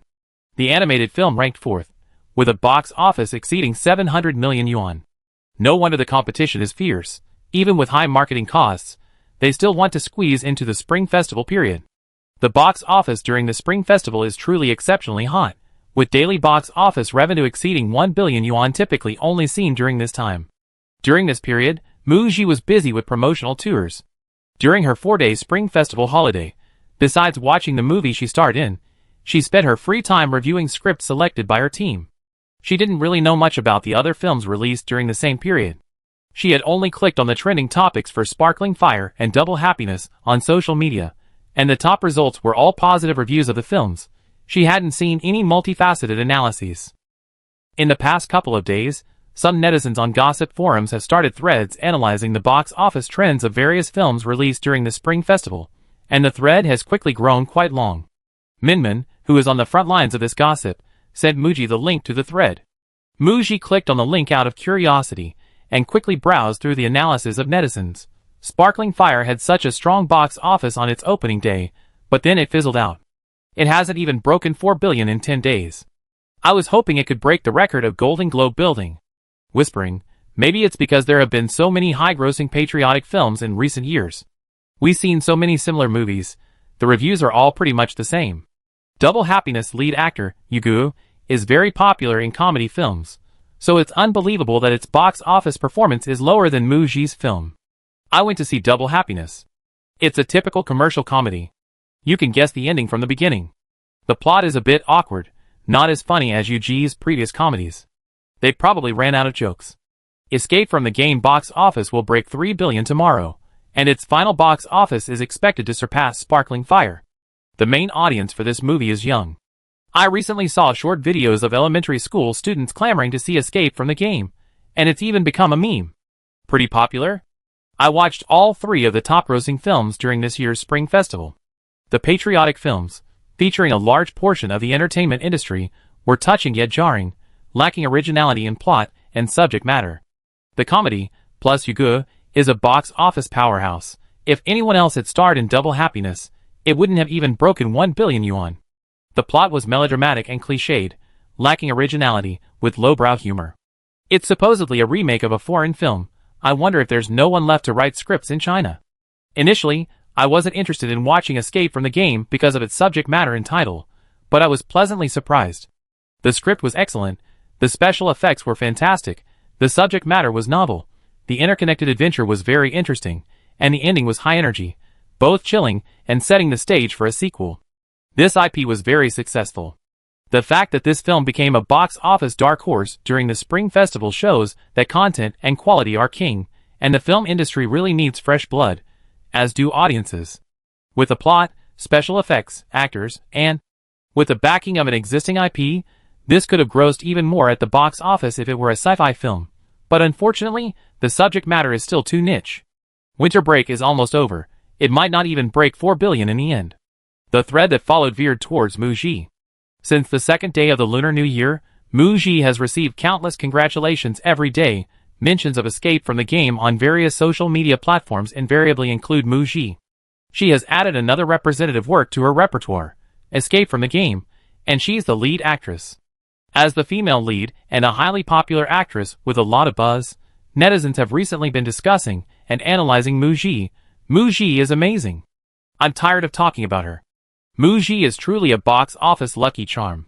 When it was first announced that she would be starring in this movie with a newcomer from her company, she was ridiculed mercilessly, but now she has become a dark horse at the Spring Festival box office. Is it Muji or her team that's so amazing? Their eye for choosing scripts is absolutely incredible. They never make a mistake, and every movie they make is a hit. She reaps the biggest benefits. Don't say that the movie's special effects, IP, and script are good. Muji just got lucky to be in it. This movie wouldn't have attracted so much investment without Muji's performance. It wouldn't have had that kind of cast and crew. Because Muji starred in it, Escape from the Game achieved this box office success. After this movie, Muji firmly established herself as the top young actress, aiming for the top spot. She's already considered capable of carrying the box office on her own in the film industry. Each of her works grosses over 1 billion yuan. Amazing. I think Muji will be the lead in all her future films. Newcomer Bien Wu became an instant hit after collaborating with Muji on a movie, gaining over 2 million followers in 10 days. Today I saw someone start a thread to choose a concubine for Muji. Several popular male celebrities' fans hope to collaborate with Muji, hoping their idols will be promoted. Muji saw netizens mentioning Bien Wu online, and received a call from her agent offline. Ji Binghe also mentioned Bien Wu's latest activities. After the Spring Festival holiday, I just went back to work, and Bien-woo already had business collaborations coming his way, including movie scripts. Bien-woo has just started to make a splash in the entertainment industry, especially in the film industry. He also has a fantasy drama with Liao Yining coming out soon, and the movie is still showing in theaters with high attention. His asking price hasn't increased much, so business collaborations have come in so quickly. However, Bien-woo's rise to fame is different from Muji's. Muji became famous after the release of The Bell Ringer and Back to 17, benefiting from her own work. Bien-woo mainly benefited from collaborating with Muji and the subsequent success of his work with Liao Yining. Ji Binghe plans to let Bien-woo establish himself in the industry first, gain recognition, and mature before considering roles in leading productions. Bien-woo is very lucky. His first leading role in a movie was with a great co-star and a great director. Muji, yes, and he also has a great agent. Ji Binghe on the other end of the phone laughed happily. Muji and Bien-woo were both artists she managed, along with 3 other actors, including Feng Chong-hsien, who participated in the film. The film's box office success meant the actors all benefited to varying degrees. This was something to be very happy about. Ji Binghe revealed with some emotion, Launching Media invested a lot in Escape from the Game. To be honest, if it had flopped, it would have affected this year's film projects. Now that the film was profitable, Launching Media's film projects could proceed smoothly. By the way, Director Su said the crew is having a celebration party next week, and he insists you attend. Escape from the Game took over a year from filming to release. He said he can finally sleep soundly now. Muji readily agreed. Her upcoming work schedule includes attending brand events, shooting commercials for endorsements, and several magazine cover shoots. Although her schedule is busy, she can still squeeze in time for the celebratory banquet in the evening. Director Su Kwon has truly made a name for himself in the film industry with his film Escape from the Game, becoming a rising star director attracting attention. Previously, some questioned whether Su Kwon's film Back to 17 box office success of over 1 billion yuan was due to the promotion and distribution by Guangyin Media. Now, the success of Escape from the Game proves Su Kwon's ability. In the trending topics these past few days, Muji saw many fans of young actors looking forward to their idols working with director Su Kwon, believing that Su Kwon would give newcomers opportunities, praising him for being young, talented, insightful, having his own style, and daring to try new things. Some book fans even listed similar novel IPs with the theme of Escape from the Game, tagging Su Kwon and hoping he would adapt them into films. Director Su Kwon is receiving flowers and applause. Once the final box office results for Escape from the Game are in, it's expected to be in the top 10 of the domestic film box office, placing Su Kwon in the top 10 of directorial box office rankings. He won't have to worry about finding investment for his future films. At the end of the call, Ji Binghe brought up something. Shiji, do you have time to come to the company these next few days and meet the new general manager who has been in office for some time? Muji last reported to Launching Media when she returned to Beicheng for a grand event. Afterwards, she's been busy with promotional tours. Before the Lunar New Year, Ji Binghe and He Jiyue mentioned that a professional manager would be parachuted into Launching Media. As one of the company's artists, she also received an email from the company. She hasn't met him yet. If the new general manager is capable, Launching Media will likely be managed by him from now on. Muji needs to reconsider her contract with Launching Media this year. She have to deal with them sooner or later, and meeting the new general manager is inevitable. 2 days later, at Launching Media, Muji arrived at the company and received many confessions from her female fans. Teacher Mu, I love your portrayal of Wu Shi. You're so cool. Sister Gigi, my sister absolutely loves your new movie. Could you sign an autograph for me? Sister Muji, when will you be filming a sequel to Escape from the Game? There were also congratulatory messages, like congratulations on the box office success. Muji smiled and responded while signing autographs. Thank you everyone for your support. The script for the second film has started, but filming won't begin for at least 2 years. The afternoon tea she had ordered in advance arrived, and she had the HR colleagues distributed to everyone on each floor. Muji then waved goodbye to everyone, took the elevator upstairs, and went to the Director of Talent Management's office first. Ji Binghe had already sent Muji's upcoming schedule a couple of days ago. Today, Muji was coming over, and the two mainly wanted to discuss Muji's next film, a movie project the company had been preparing for over a year. President He is busy with matters at the He Group, but he's also keeping an eye on this movie project.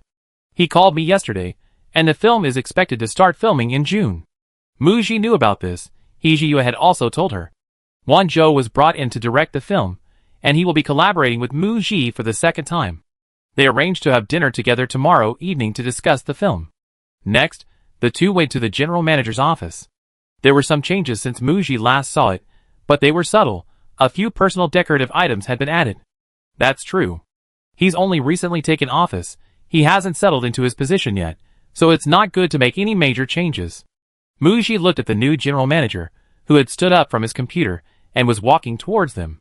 He had slicked back hair, wore gold-rimmed glasses, and a white suit, giving off a refined and scholarly yet shrewd impression. Finally, I meet you, Ms. Mu. It's been a long time since I heard so much about you. I'm the newly appointed general manager, Meng Liang. Mu Ji nodded. General Manager Meng, hello. She had heard Ji Binghe briefly introduce Meng Liang. Meng Liang had previously served as the CEO of an entertainment company abroad and had extensive management experience in the entertainment industry.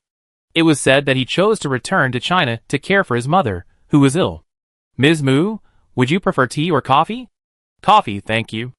As the saying goes, a new broom sweeps clean, and before meeting Meng Liang, Mu Ji had assumed He Jiyue would appoint a decisive, ruthless professional manager with a style similar to He Jiyue's. Now that she had met him, Mu Ji could clearly sense Meng Liang's extreme politeness, a politeness that even carried a hint of ingratiation. Leaving the new general manager's office, Meng Liang doesn't wield much real power.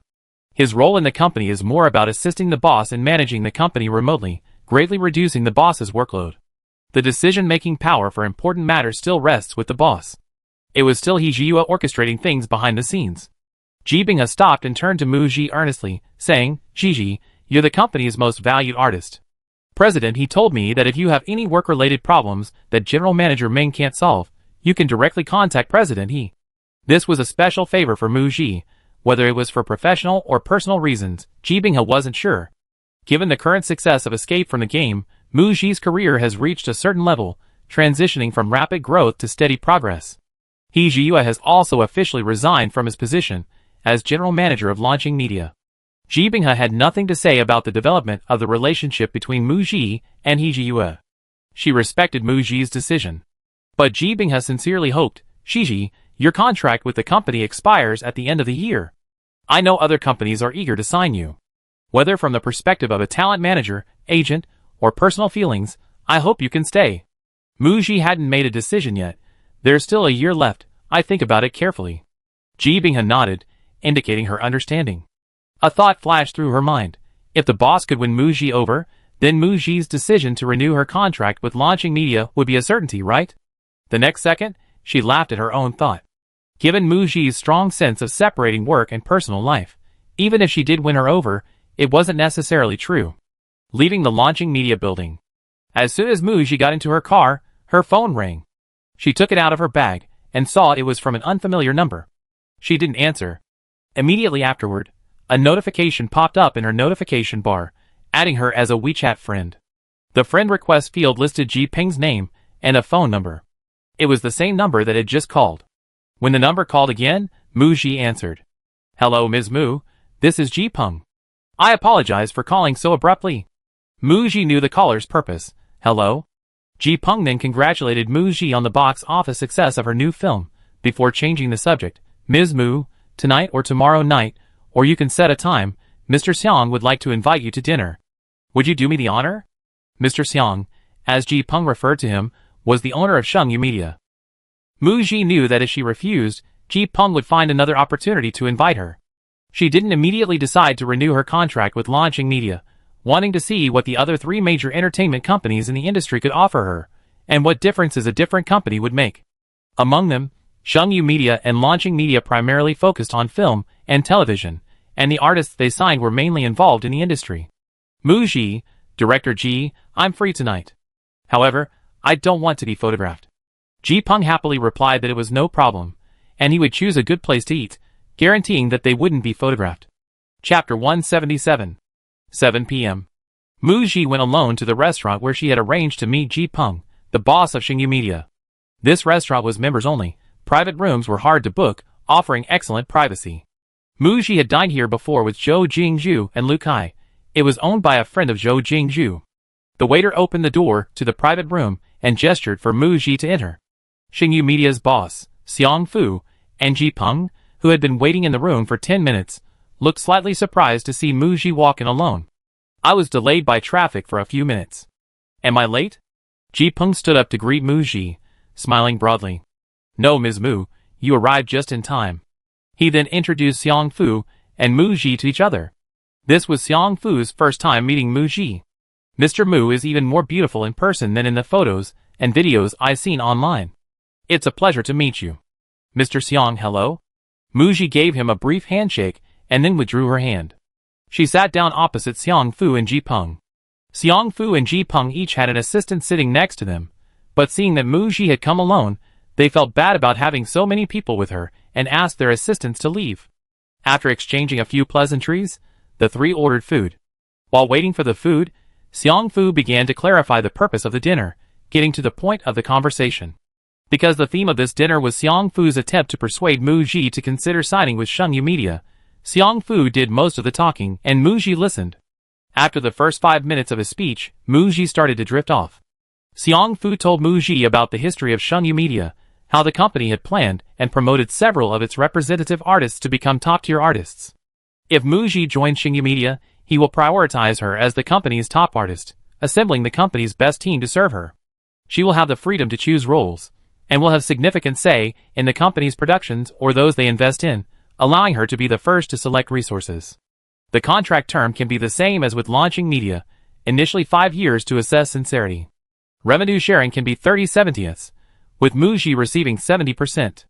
As Xiang Fu spoke, he observed Mu Ji's expression, seemingly unmoved by his lengthy explanation. He gritted his teeth and offered the bait. Ms. Mu, I made a special trip to meet with you today with immense sincerity. If you sign with Shengyu Media, I will transfer 1%, no 2%, of my shares in Shengyu Media to you.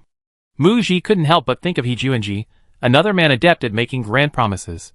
Xiang Fu was slightly better than He Juanji, mainly because Shengyu Media was a listed company, and the equity offered wasn't just an empty promise. However, 2% equity converted into cash was far less than what Mu Ji's joining would bring to Shengyu Media. This great sincerity was heavily diluted. Mu Ji nodded slightly, picked up her glass of water, took a sip, and remained silent, her expression indifferent. Ji Peng, standing nearby, understood from his boss's words that the offer wasn't sincere enough for Mu Ji. But it was truly difficult. The core problem was, Shengyu Media couldn't offer anything that would entice Mu Ji. The contract term and profit-sharing ratios Shengyu Media offered Mu Ji were already at their lowest possible level. The tangible benefits that talent agencies typically offer their signed artists are limited to project opportunities and endorsements. Regarding project opportunities, Mu Ji is currently working with top-tier film crews and actors, securing top-tier film roles typically reserved for actresses. As for television dramas, Mu Ji mostly looks down on the productions of Shengyu Media. As the agency director, he knows very well that the fantasy drama Liao Yining just finished filming last year was first offered to Mu Ji, but she declined, so Liao Yining was approached instead. If Mu Ji wants to act in television dramas, he can secure top-tier roles for her. Regarding endorsements, Ji Peng checked and found that Mu Ji currently has the 20+ endorsement, and her new movie Escape from the Game is a box office hit, so she definitely received new endorsement offer soon. In addition, Mu Ji has 2 upcoming projects, Claws and All Members Safely Evacuated, both highly anticipated and critically acclaimed works expected to be released this year. That would be even worse. Even if Mu Ji were to strictly control her endorsements, she'd probably still be getting endorsements approaching the 30+ age range. So, the particularly awkward thing is, any endorsements that Shengyu Media can offer, Mu Ji either already endorses a competitor's product, or the brand itself is in talks with her team. The atmosphere in the private room suddenly froze. Just then, the waiter came in to serve the food. Seeing Xiang Fu and Ji Peng fall silent, Mu Ji spoke up, stating her position. Shengyu Media's sincerity isn't enough for me. Mr. Xiang, the conditions you just offered can also be given to me by launching media. After all, I cooperated with launching media for 5 years, and the cooperation has been quite pleasant. Why go to such lengths? Even if I wanted a change of scenery, other agencies could offer me, or even better, terms than Shengyu Media, so why should I choose Shengyu Media? What advantages do you have over other companies? Mu Ji stated directly, asking Xiang Fu and Ji Peng to give her a convincing reason for choosing Shengyu Media, to avoid them bothering her later.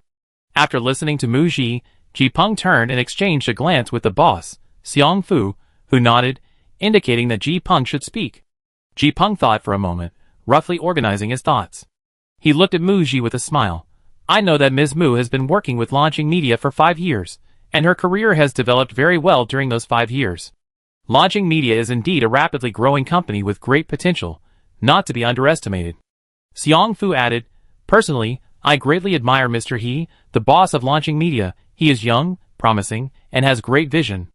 When Mu Ji heard Xiang Fu mention He Jiyue, she looked up at Ji Peng and Xiang Fu puzzled. Seeing that Mu Ji seemed interested, Xiang Fu gestured for Ji Peng to continue.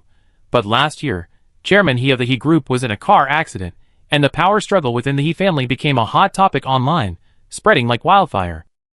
A while ago, I heard that Launching Media had a professional manager parachuted in from abroad. Mr. He went to work at the He Group and was overwhelmed, so he entrusted Launching Media to a professional manager. This CEO, brought in from abroad, doesn't understand the domestic entertainment industry, and the methods used overseas might not be applicable. There's no guarantee he won't be out of place. This subtly hints at the uncertain future of Launching Media. Ji Peng sincerely advised Mu Ji, Ms. Mu, your career has reached its peak, and is now taking a step back. You need a stable company. Xiang Fu, continuing Ji Peng's line of thought, sighed with deep feeling. Starting a business is easy, but maintaining it is difficult. Since founding Xingyu Media, I had to personally handle and oversee many things. I believe Launching Media is Mr. He's hard work and dedication. He can't just abandon it. But by only overseeing from behind the scenes, he inevitably has little time to attend to many matters. Professional managers don't have much real power. They're constrained and always fall short. Mu Ji, Xiang Fu and Ji Peng are openly belittling Launching Media while subtly praising Xingyu Media. As the founder of Xingyu Media, Xiang Fu was no ordinary person. His predictions about the current situation of Launching Media were indeed insightful. Her tone was indifferent. I'm not very familiar with the company's management. Thank you for your guidance, Mr. Xiang. Xingyu Media's development over the past few years has indeed been very stable. The word stable was emphasized. She implied that without its founder at the helm, Launching Media's future development would be unstable. Xingyu Media is indeed stable, but stagnant. The top male and female stars have seen their careers decline in the past 2 years. Their contracts may not be renewed upon expiration, and the stock price has continued to fall. Ji Peng has repeatedly approached Mu Ji, with the boss personally intervening, hoping to sign Mu Ji to salvage the company's decline. Seeing the tense atmosphere, Ji Peng stopped there. Besides analyzing Launching Media, he also aimed to reduce Mu Ji's trust in the company. Ji Peng, a veteran agent with over 10 years of experience in the entertainment industry, has managed many artists, including numerous well-known ones. He possesses a deep understanding of artists at every stage of their careers. Ms. Mu, I admire you very much. I'm sure you heard many people say this, but it truly comes from the bottom of my heart. My admiration for you goes beyond your achievements in the entertainment industry. The key is your attitude towards your career. These past few years, you completely sacrificed your personal life, devoting yourself entirely to your work. Mu Ji felt a slight touch of emotion. It was indeed true. Ji Peng pressed on, digging deeper into the topic. Artists are ordinary people too. Ms. Mu, if you join Xingyu Media, I personally mentor you. Besides your career, I give you ample space to live like an ordinary person. Mu Ji asked, puzzled, live like an ordinary person?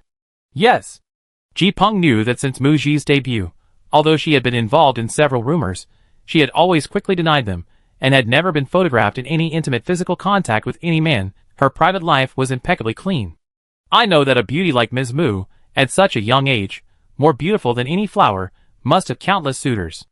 As your career stabilizes, you inevitably consider relationships, whether for emotional or physical reasons. That's normal.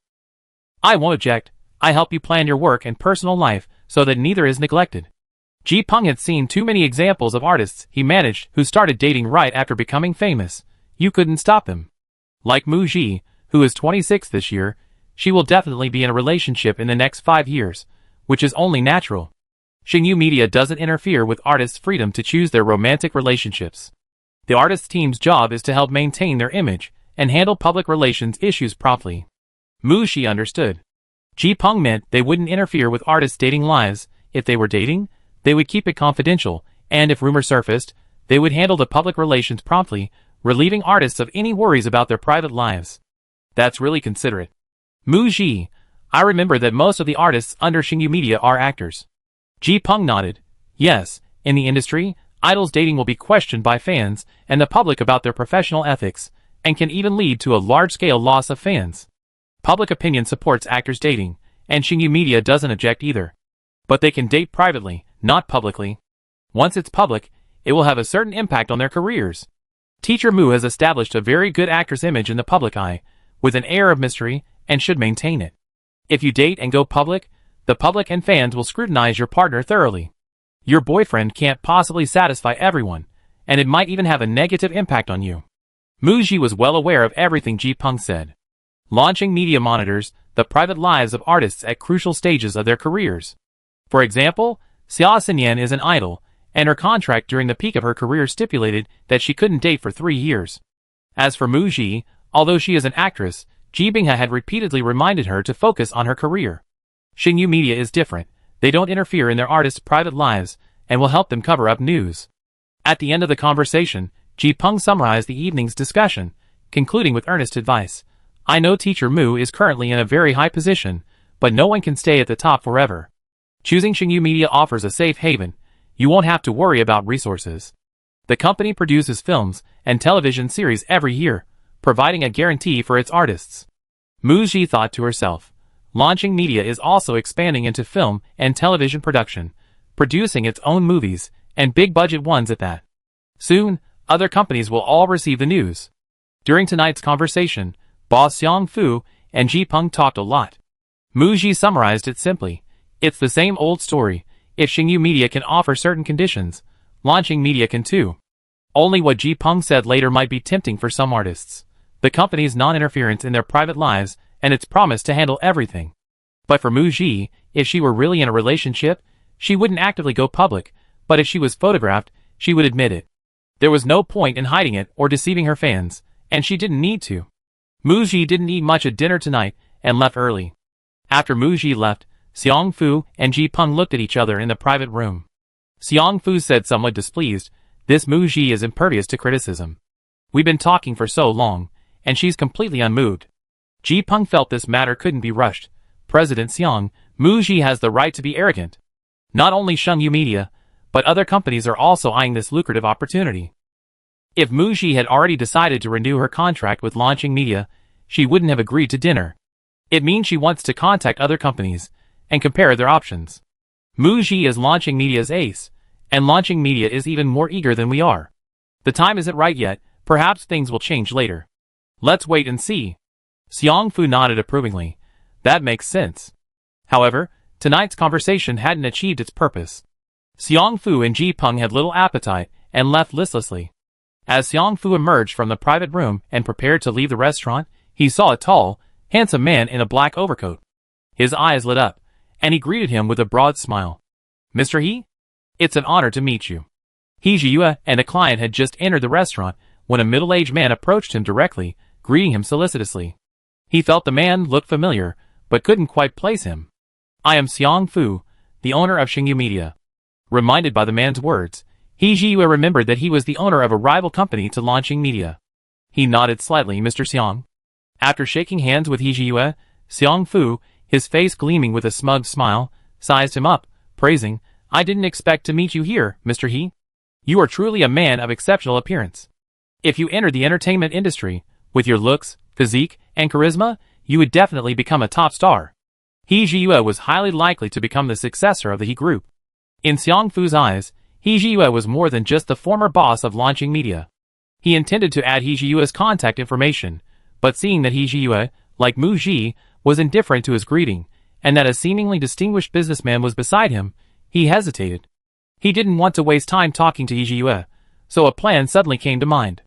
Xiang Fu said, this restaurant is really lively tonight. I ran into Teacher Mu here, and now I met Teacher He.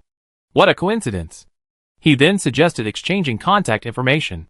He Jiyue and his client had just come up from the parking lot via the elevator. The client said his daughter was a big fan of Mu Ji and praised He Jiyue for building Launching Media into a thriving company in just 5 years, calling him a very capable young man.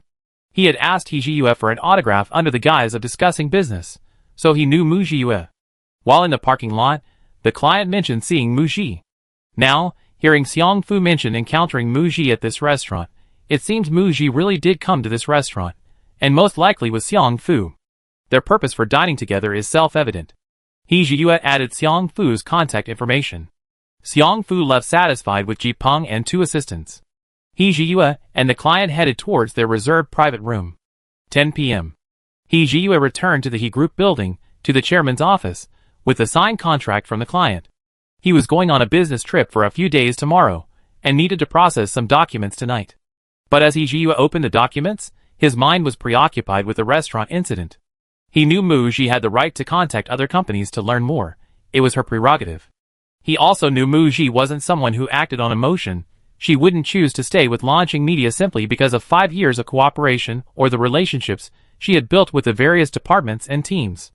The potential future development of his relationship with Mu Ji wouldn't be a bargaining chip to bind her. On the contrary, it would make Mu Ji hesitant. After all, he was the company boss, and she was an artist in the company. They were bound to face criticism. Therefore, after He Hongshua woke up, when He Hongshua asked him to choose between the He Group and launching media, even though he currently had the ability to temporarily replace He Hongshua, there were many objections and many problems to solve, which would be very difficult for him to handle. He chose to work at the He Group. This way, while he developed a romantic relationship with Mu Ji, there would be no more gossip surrounding Mu Ji. He Jiyue picked up his phone, not bothering to find out the conversation from Xiang Fu, and directly opened the chat window with Mu Ji. He thought for a moment, then typed and sent the message. He Jiyue teacher Mu, what did you eat tonight?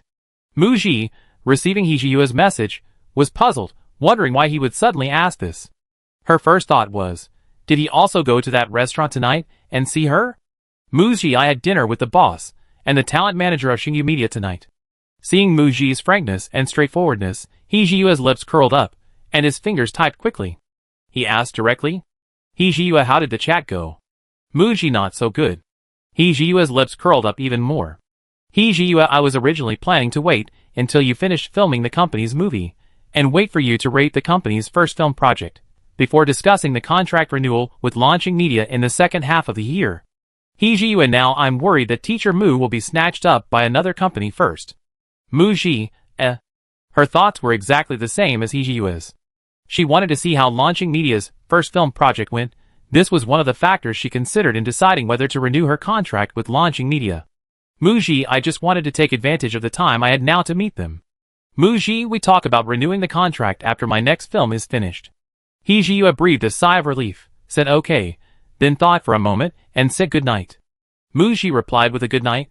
After replying, he put down his phone, then, remembering something, picked it up again and logged onto Weibo, posting a status update on his private, confessional account.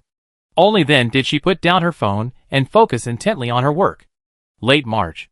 The patriotic film Sparkling Fire grossed 3.86 billion yuan and finished its run last week. The film Escape from the Game has had its theatrical run extended again and is still showing. Currently, it's grossing about 2 to 3 million yuan a day, with a total box office of 3.93 billion yuan. With several new films released during the May Day holiday, it can accumulate another month's worth of box office revenue, so breaking 4 billion yuan shouldn't be a problem. Mu Ji's brand activities, advertising shoots, and magazine photo shoots are almost finished. Firstly, to celebrate the box office success of Escape from the Game. Secondly, to make up for the trip she owed the team last year. And thirdly, because she herself needed to get away and relax. Mu Ji and her team flew to a domestic resort city and spent over a week there. Early April. Mu Ji returned from her vacation feeling recharged, her heart, previously filled with the emotions of her recent roles, now cleared out for a new character. Her focus now shifts to preparing for her new film and role. During her vacation, her agent didn't contact Mu Ji, allowing her to completely put work aside and enjoy herself. Upon her return, Ji Binghe immediately called to discuss the latest work developments. Recently, several directors have called me, wanting to invite you out for dinner. A director inviting someone out for dinner is practically a guarantee of a role. Mu Ji asked, have any scripts been sent over? No, your film Escape from the Game, which is releasing in February, is still in production. The directors and their teams won't be considering finalizing their ideas until after the Spring Festival holiday at the earliest. It's been less than 2 months since late February, and the script won't be ready anytime soon. Ji Binghe guessed, I guess the directors want to talk to you. to find out which film genres you're interested in, what kind of roles you're interested in, and what scripts they have on hand that they can offer for collaboration. Directors usually have script teams they work with. They probably think you have appeal in the film market, and you're a surefire box office draw, so they're interested in tailoring projects for you, mainly for the money. Muji agreed and told Ji Binghe to arrange everything. This represented a good start. Then, a sigh came from Ji Binghe on the phone. Shiji, I suddenly realized a terrifying fact. Muji, ? You be joining the crew in June, and the company's film will probably be shooting until October, then the end of the year. You're only filming one movie this year. Muji, but I expect to do promotional tours for 3 movies. There was a moment of silence on the other end of the phone, then Ji Binghe coughed lightly. Yes, your backlog is about to be cleared out. Muji, That hit home. Shiji, you just mentioned doing movie promotions. It reminded me of something really troublesome. You're joining a new film crew in June. If the clause is released during the summer, and all crew safe evacuation is during the National Day holiday, you have to take time off for promotions. Muji had considered this. I just have to ask the film crew for leave and negotiate with both sides. Okay. By the way, the company's movie project is having a project meeting in a couple of days. Director Wan Zhou will be there, and President he will be attending too. You can mention this to Director Wan afterward. Muji had just answered okay when Ji Binghe suddenly threw out a sensitive question from the other end of the phone. Shiji, I have a question for you. What are your feelings towards President he right now? Chapter 178. This was the first time Ji Binghe had explicitly addressed the romantic relationship between Muji and He Jiyue. Muji knew that Ji Binghe wasn't asking this out of gossip, but rather for work-related reasons. She wasn't just asking about Muji's feelings for He Jiyue, but rather about the future development of their relationship, whether they would end up together. Shiji, I didn't ask President He, but I'm asking you because I know the direction of your relationship is entirely in your hands. Ji Binghe revealed to Muji, a long time ago, I talked to President He about this. I reminded him to remember the promise he made when you signed the contract that, apart from the relationship between a boss and an artist in the company, he didn't want anything else. The boss said he would abide by the agreement until your contract with the company expires. President, he also considered that your career is at a crucial stage of development. You're very busy, and he didn't want you to be distracted or have your career affected.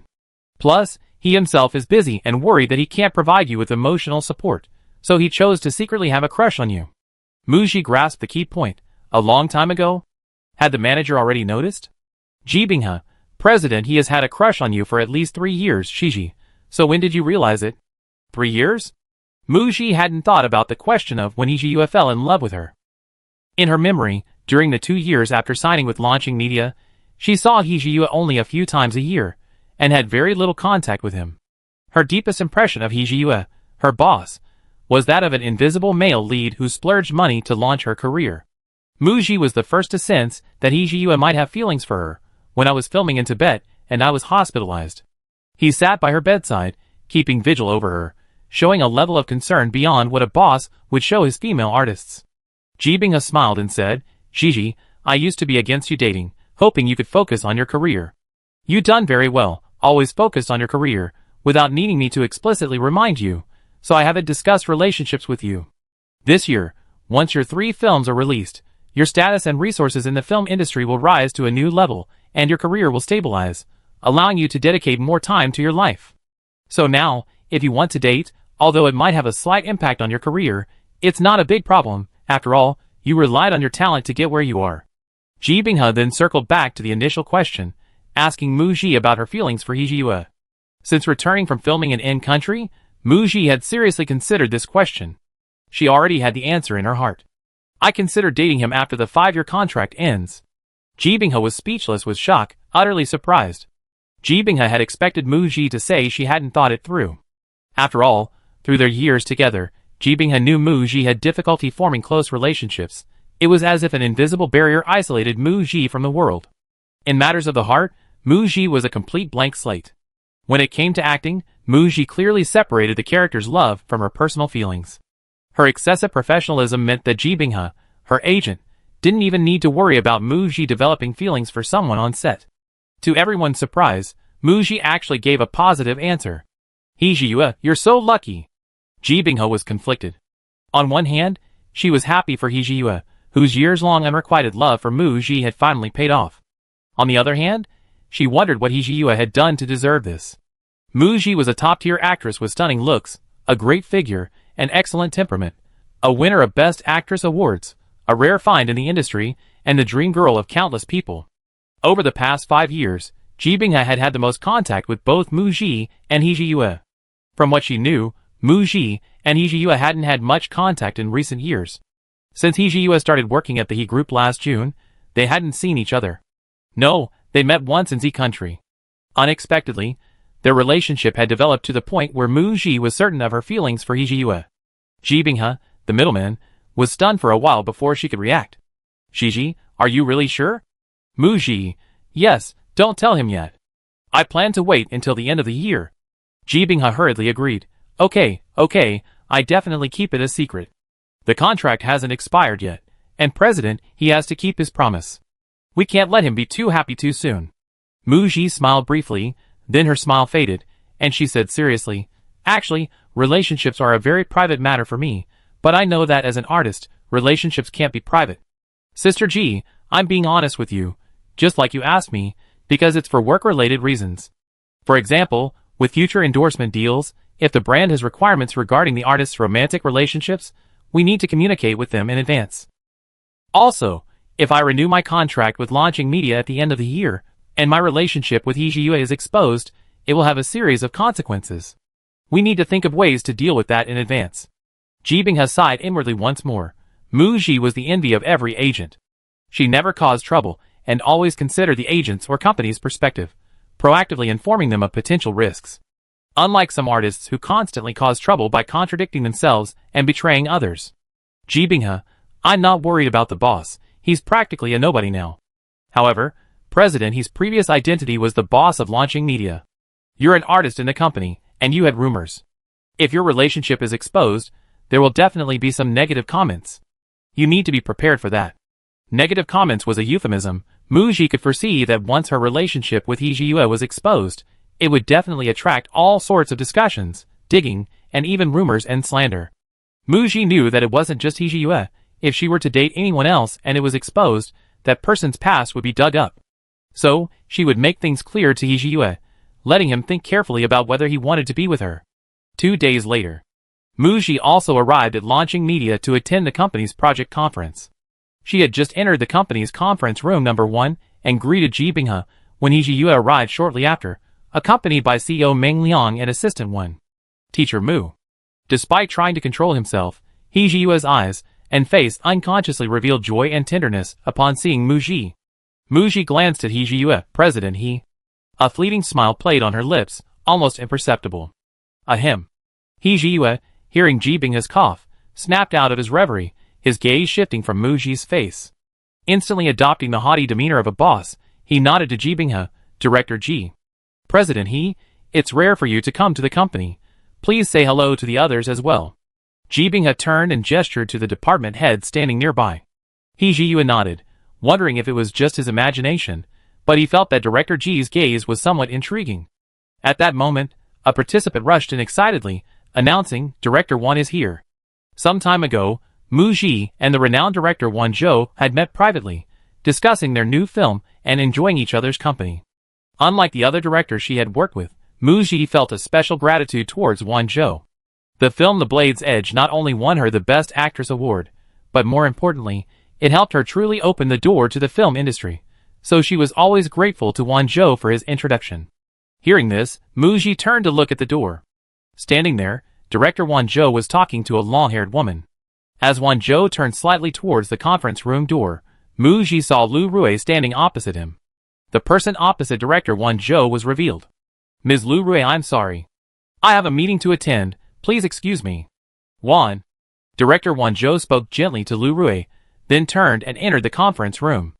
Wan Zhou first greeted He Ji-yue and Meng Liang, then smiled and walked towards Mu Ji. Regarding a question about the role they had discussed last time, based on Mu Ji's ideas, he had a new approach he wanted to discuss with her. Standing outside the door, Lu Rui watched Mu Ji and He Ji-yue chatting animatedly with Director Wan Zhou. Lu Rui keenly noticed that He Ji-yue, while talking to the newly appointed executive director Meng Liang, would occasionally turn his head slightly, his peripheral vision seemingly glancing in Mu Ji's direction. Lu Rui took a deep breath, telling herself to stay calm. Now wasn't the best time. She turned and left. Today's project meeting was primarily a meeting between director Wan Zhou and his longtime collaborating team, a film project liaison group specially formed by Launching Media, and Mu Ji as the actor representative. They met to discuss important matters related to the project. At the meeting, He Jiyue, the initiator of the film project, stood up and spoke, explaining the initial motivation for starting the project. Mu Ji listened as He Jiyue, seated at the head of the table, spoke eloquently, explaining that Launching Media had intended to expand into the film and television sector 2 or 3 years prior. They happened to encounter screenwriter Yan's script, and after a year of polishing the script, Launching Media had grown to the necessary strength. He also mentioned market research, etc. He spoke as if the decision was made for the company's future development, expressing full confidence in the project, and his words subtly revealed his ambitious box office targets. The film produced by Launching Media is called Doomsday Virus, a science fiction disaster film. Synopsis: the apocalypse suddenly arrives, triggering a series of disasters worldwide, including tsunamis, earthquakes, flash floods, and smog. Many people perish, and a deadly virus outbreak sweeps the globe, forcing survivors to seek refuge in underground bases. Mu Ji will play a doctor at a research institute. After the disaster, she possesses the source of the deadly virus and crucial discoveries for solving it, aiming to deliver it to the last vestige of human civilization, Central City. However, she faces relentless pursuit and various dangers along the way. Any film with science fiction elements requires a significant investment in post-production. Mu Ji had warned He Jiyue from the very beginning after reading the script. Was it too risky to go all out with such a large-scale production for the company's first film? Art films and suspense films don't require much investment. Even if the box office isn't ideal, it's just experience, and Launching Media can afford the losses. However, the film Doomsday Virus would take at least 2 to 3 years from preparation to release. Not only is the investment huge, but the difficulty of filming the script is also immense. The worst-case scenario would be Launching Media would lose money. Although He Jiyue's answer was that businessmen prioritize profit and are not afraid of risks for high returns, if this film is well made, the box office returns would be enormous. But Mu Ji knew that part of the reason lay with her. He Jiyue wanted to use this film to show her the future possibilities of Launching Media, to tell her that Launching Media was a large platform that could provide her with a lot of support, such as getting her roles in films. At the project's inception, before the film Escape from the Game was released and its box office performance was uncertain, He Jiyue's plan was to use Apocalypse Virus to propel Mu Ji's career to new heights. If this film succeeded, it would become a crucial representative work for Mu Ji. One could even envision it becoming, as Mu Ji dreamed, a memorable masterpiece, a classic worth revisiting years later. No film script of this genre, Apocalypse Virus, had ever been told from a female perspective. Mu Ji was the first. This was He Jiyue's blatant selfishness.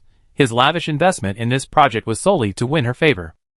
After the project meeting, everyone else left, except for He Jiyue and director Wan Zhou. He Jiyue thanked Wan Zhou again. "Uncle Wan, thank you for agreeing to take on this project." Wan Zhou waved his hand. "I never directed a disaster film before. I read the script and thought it was very good, so I took it on to try this genre. It has little to do with you. Uncle Wan, I trust you." He Jiyue approached director Wan Zhou for 2 reasons. First, to leverage the director's reputation and influence, reducing the pressure on Mu Ji to handle the box office.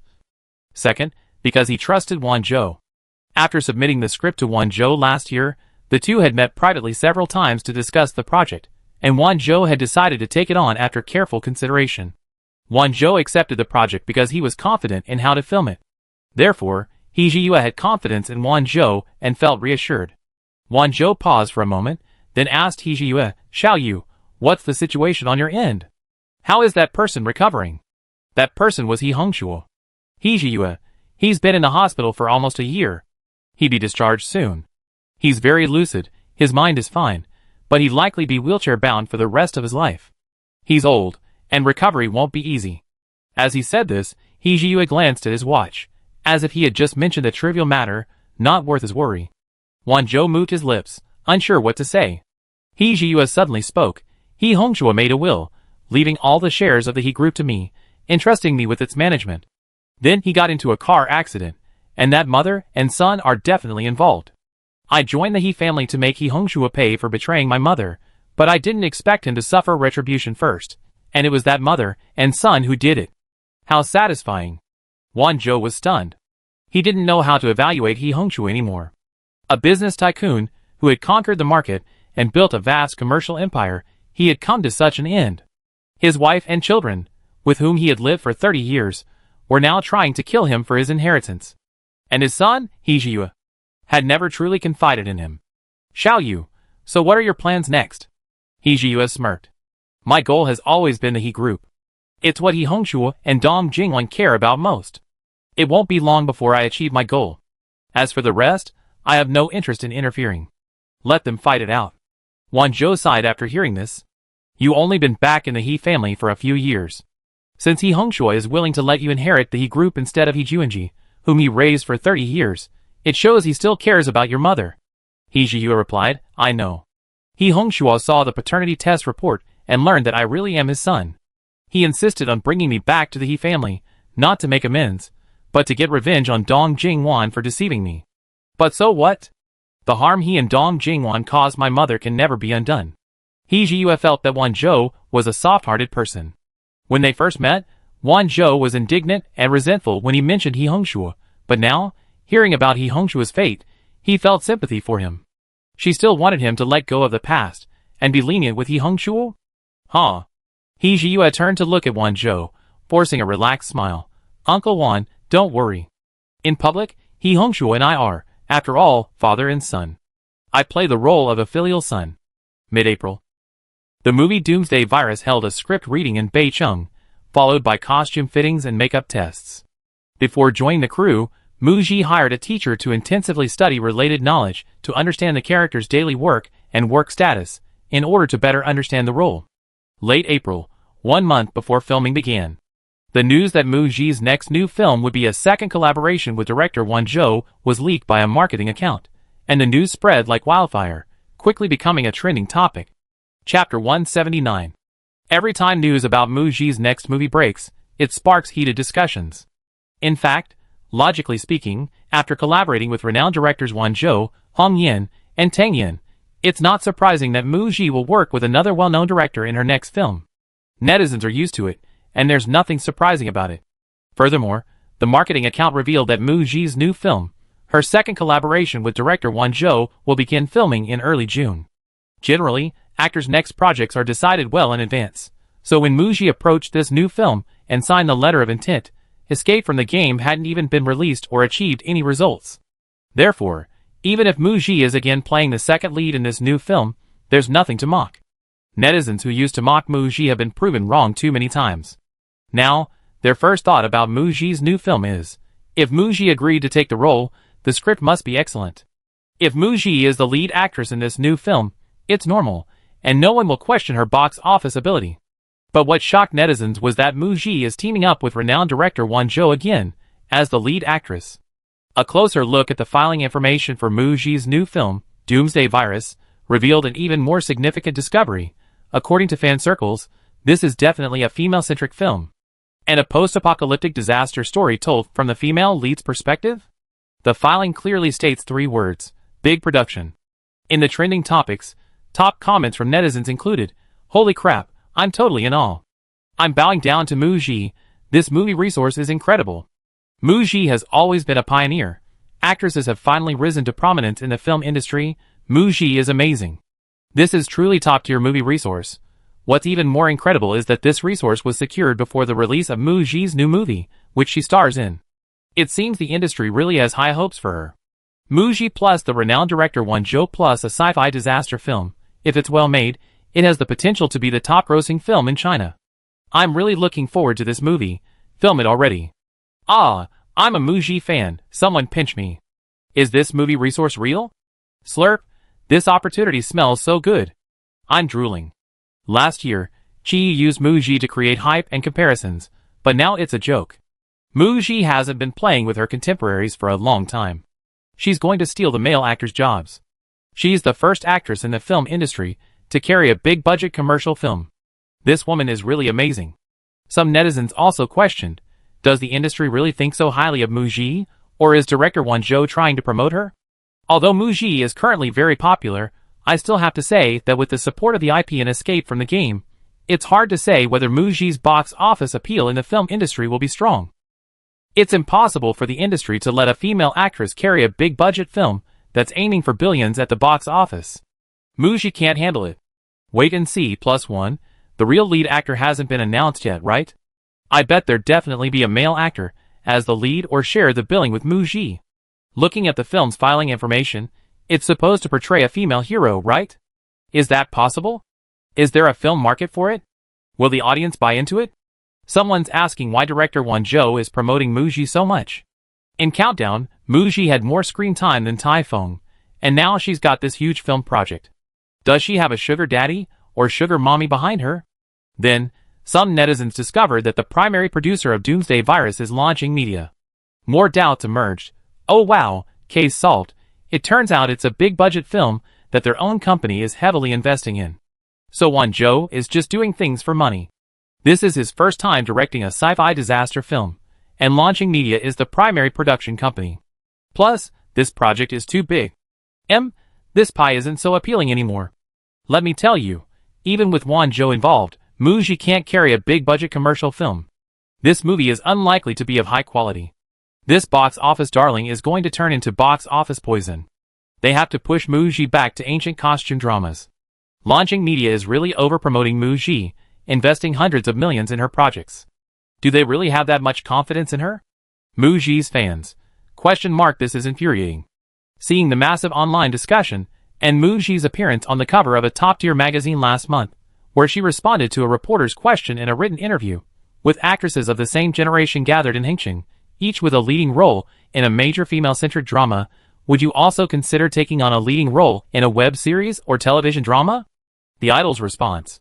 Why can't it be a female-centric movie? Just kidding, I hope there will be more female-centric scripts in film. So, it's highly likely that Muji will be collaborating with a top director again in her next film. Every time fans are excited about a promising project, some netizens jump in to pour cold water on it, being incredibly annoying. What's wrong with the company's productions? Are they eating your rice? Making big-budget films is obviously about making money. Every film my idol has made has been profitable, so of course the company has high hopes for Muji. As fans, we naturally have high hopes for Muji, and will fully support her. Minmin rolled her eyes in anger after reading some of the online comments. It hasn't even started filming yet, and every time someone's predicting its failure, these people are so annoying. Muji smiled nonchalantly, knowing that Minmin now had a fan filter for her. Fans, of course, are optimistic and supportive of their idol's projects. They're just happy about such a great subject matter, collaborating with a top director, and being the lead actress again. Some netizens see the issue from various angles. Some of their points aren't wrong, while others are clearly malicious attacks. Simply ignore them. Muji isn't afraid of having her resources attacked. She's not a god, she's human. Director Won Jo, despite his prestigious directorial status, is just like any other director. Before filming begins, before the film is released and tested by audiences, even with confidence in her work, the final outcome is uncertain. This requires the entire crew to create together, and every production is the same. Muji understands that to reach her current position, she needs a calm, humble heart, and a strong will to filter out these conflicting voices and focus on the present, the work at hand, to make the film a success. Throughout her career, her greatest skill has always been slapping faces in the face. She was confident that this time would be no different. Late May. Before joining the cast of her new film, Muji came to dub the movie Claws. Upon meeting her, the usually stern-faced director Han Yen gave Muji a thumbs up. Gigi, I heard you're working with director Won again in your next film. The subject matter is excellent, keep up the good work. Director Hong Yan's gaze towards Muji was different now. To be honest, Hong Yan had worked with Muji twice, and greatly admired her. He also agreed with the industry's assessment of Muji, excellent acting, dedicated, popular, and with a good reputation for her work. Working with such a talented actress, like Muji was reassuring and worry-free. However, he still had a bit of a chauvinistic streak, believing that Muji was only a relatively popular young actress in the film industry in the last 2 years, and that she was a good fit for the lead role in his film. He had never considered making a film with Muji as the absolute lead. Now, Hong Yan sensed that actress Muji was extraordinary. The film industry would be transformed because of her, becoming a fresh and creative force. His understanding of actresses was indeed somewhat narrow. Mu Ji, unaware of Hong Yan's feelings, greeted him as usual and exchanged a few pleasantries. Then came Tai Feng. Last year, Mu Ji was bitten on the hand by a spider while filming in Z Country and was hospitalized for a day. Tai Feng, somehow knowing this, sent her a message to inquire about her well-being. Mu Ji received Tai Feng's message the following afternoon. She had been discharged from the hospital and was waiting on set. She replied that she was fine and already filming. 3 days after she returned to China, Mu Ji received another message from Tai Feng inviting her to dinner. By then, Mu Ji had already confirmed her feelings for He Jiyue and politely declined. Now that they met, a subtle awkwardness hung in the air. Mu Ji took the initiative to greet him. "Teacher Tai, long time no see." "Long time no see." Tai Feng nodded slightly to Mu Ji and walked away with his team. Actually, this wasn't their first reunion after filming wrapped. At a grand event before the new year, Tai Feng had seen Mu Ji again, separated by about 10 seats, and other artists searching for their seats. But Mu Ji didn't see him. That day, after finishing the dubbing, Tai Feng walked out of the dubbing booth somewhat dejectedly, having once again experienced the death separation of the male and female leads. A part of his heart felt empty. He wasn't just saying goodbye to a character, but also to a relationship that had ended without a trace. The movie Claws is tentatively scheduled for release during the summer vacation, at the end of July. Mu Ji wanted to discuss the promotional tour schedule with the director, so she offered to treat everyone to dinner. She explained that she would be primarily filming on set and wouldn't be able to take many days off, so the promotional tour would be tiring for the director and Tai Feng. She felt particularly apologetic towards Tai Feng. The group arrived at the restaurant. During the meal, Mu Ji went to the restroom from her private room. She ran into Tai Feng in the hallway. Mu Ji could tell that Tai Feng seemed to have something to say to her, and was trying to figure out how to start. She said proactively, "Teacher Tai, I'm sorry, last time it was Countdown, and this time it's Claws. The promotional tour has coincided with my filming on set both times. I'm afraid it will be tiring for you." In total, Tai Feng only spent a few more days on the Countdown promotional tour than Mu Ji. "Tai Feng, I'm the male lead, I have more scenes, more topics to discuss, so it's only natural that I do more promotional tours in more cities. You don't need to feel apologetic." Mu Ji nodded, "Thank you." After waiting a while, seeing that Tai Feng still didn't seem inclined to speak, she walked towards the private room.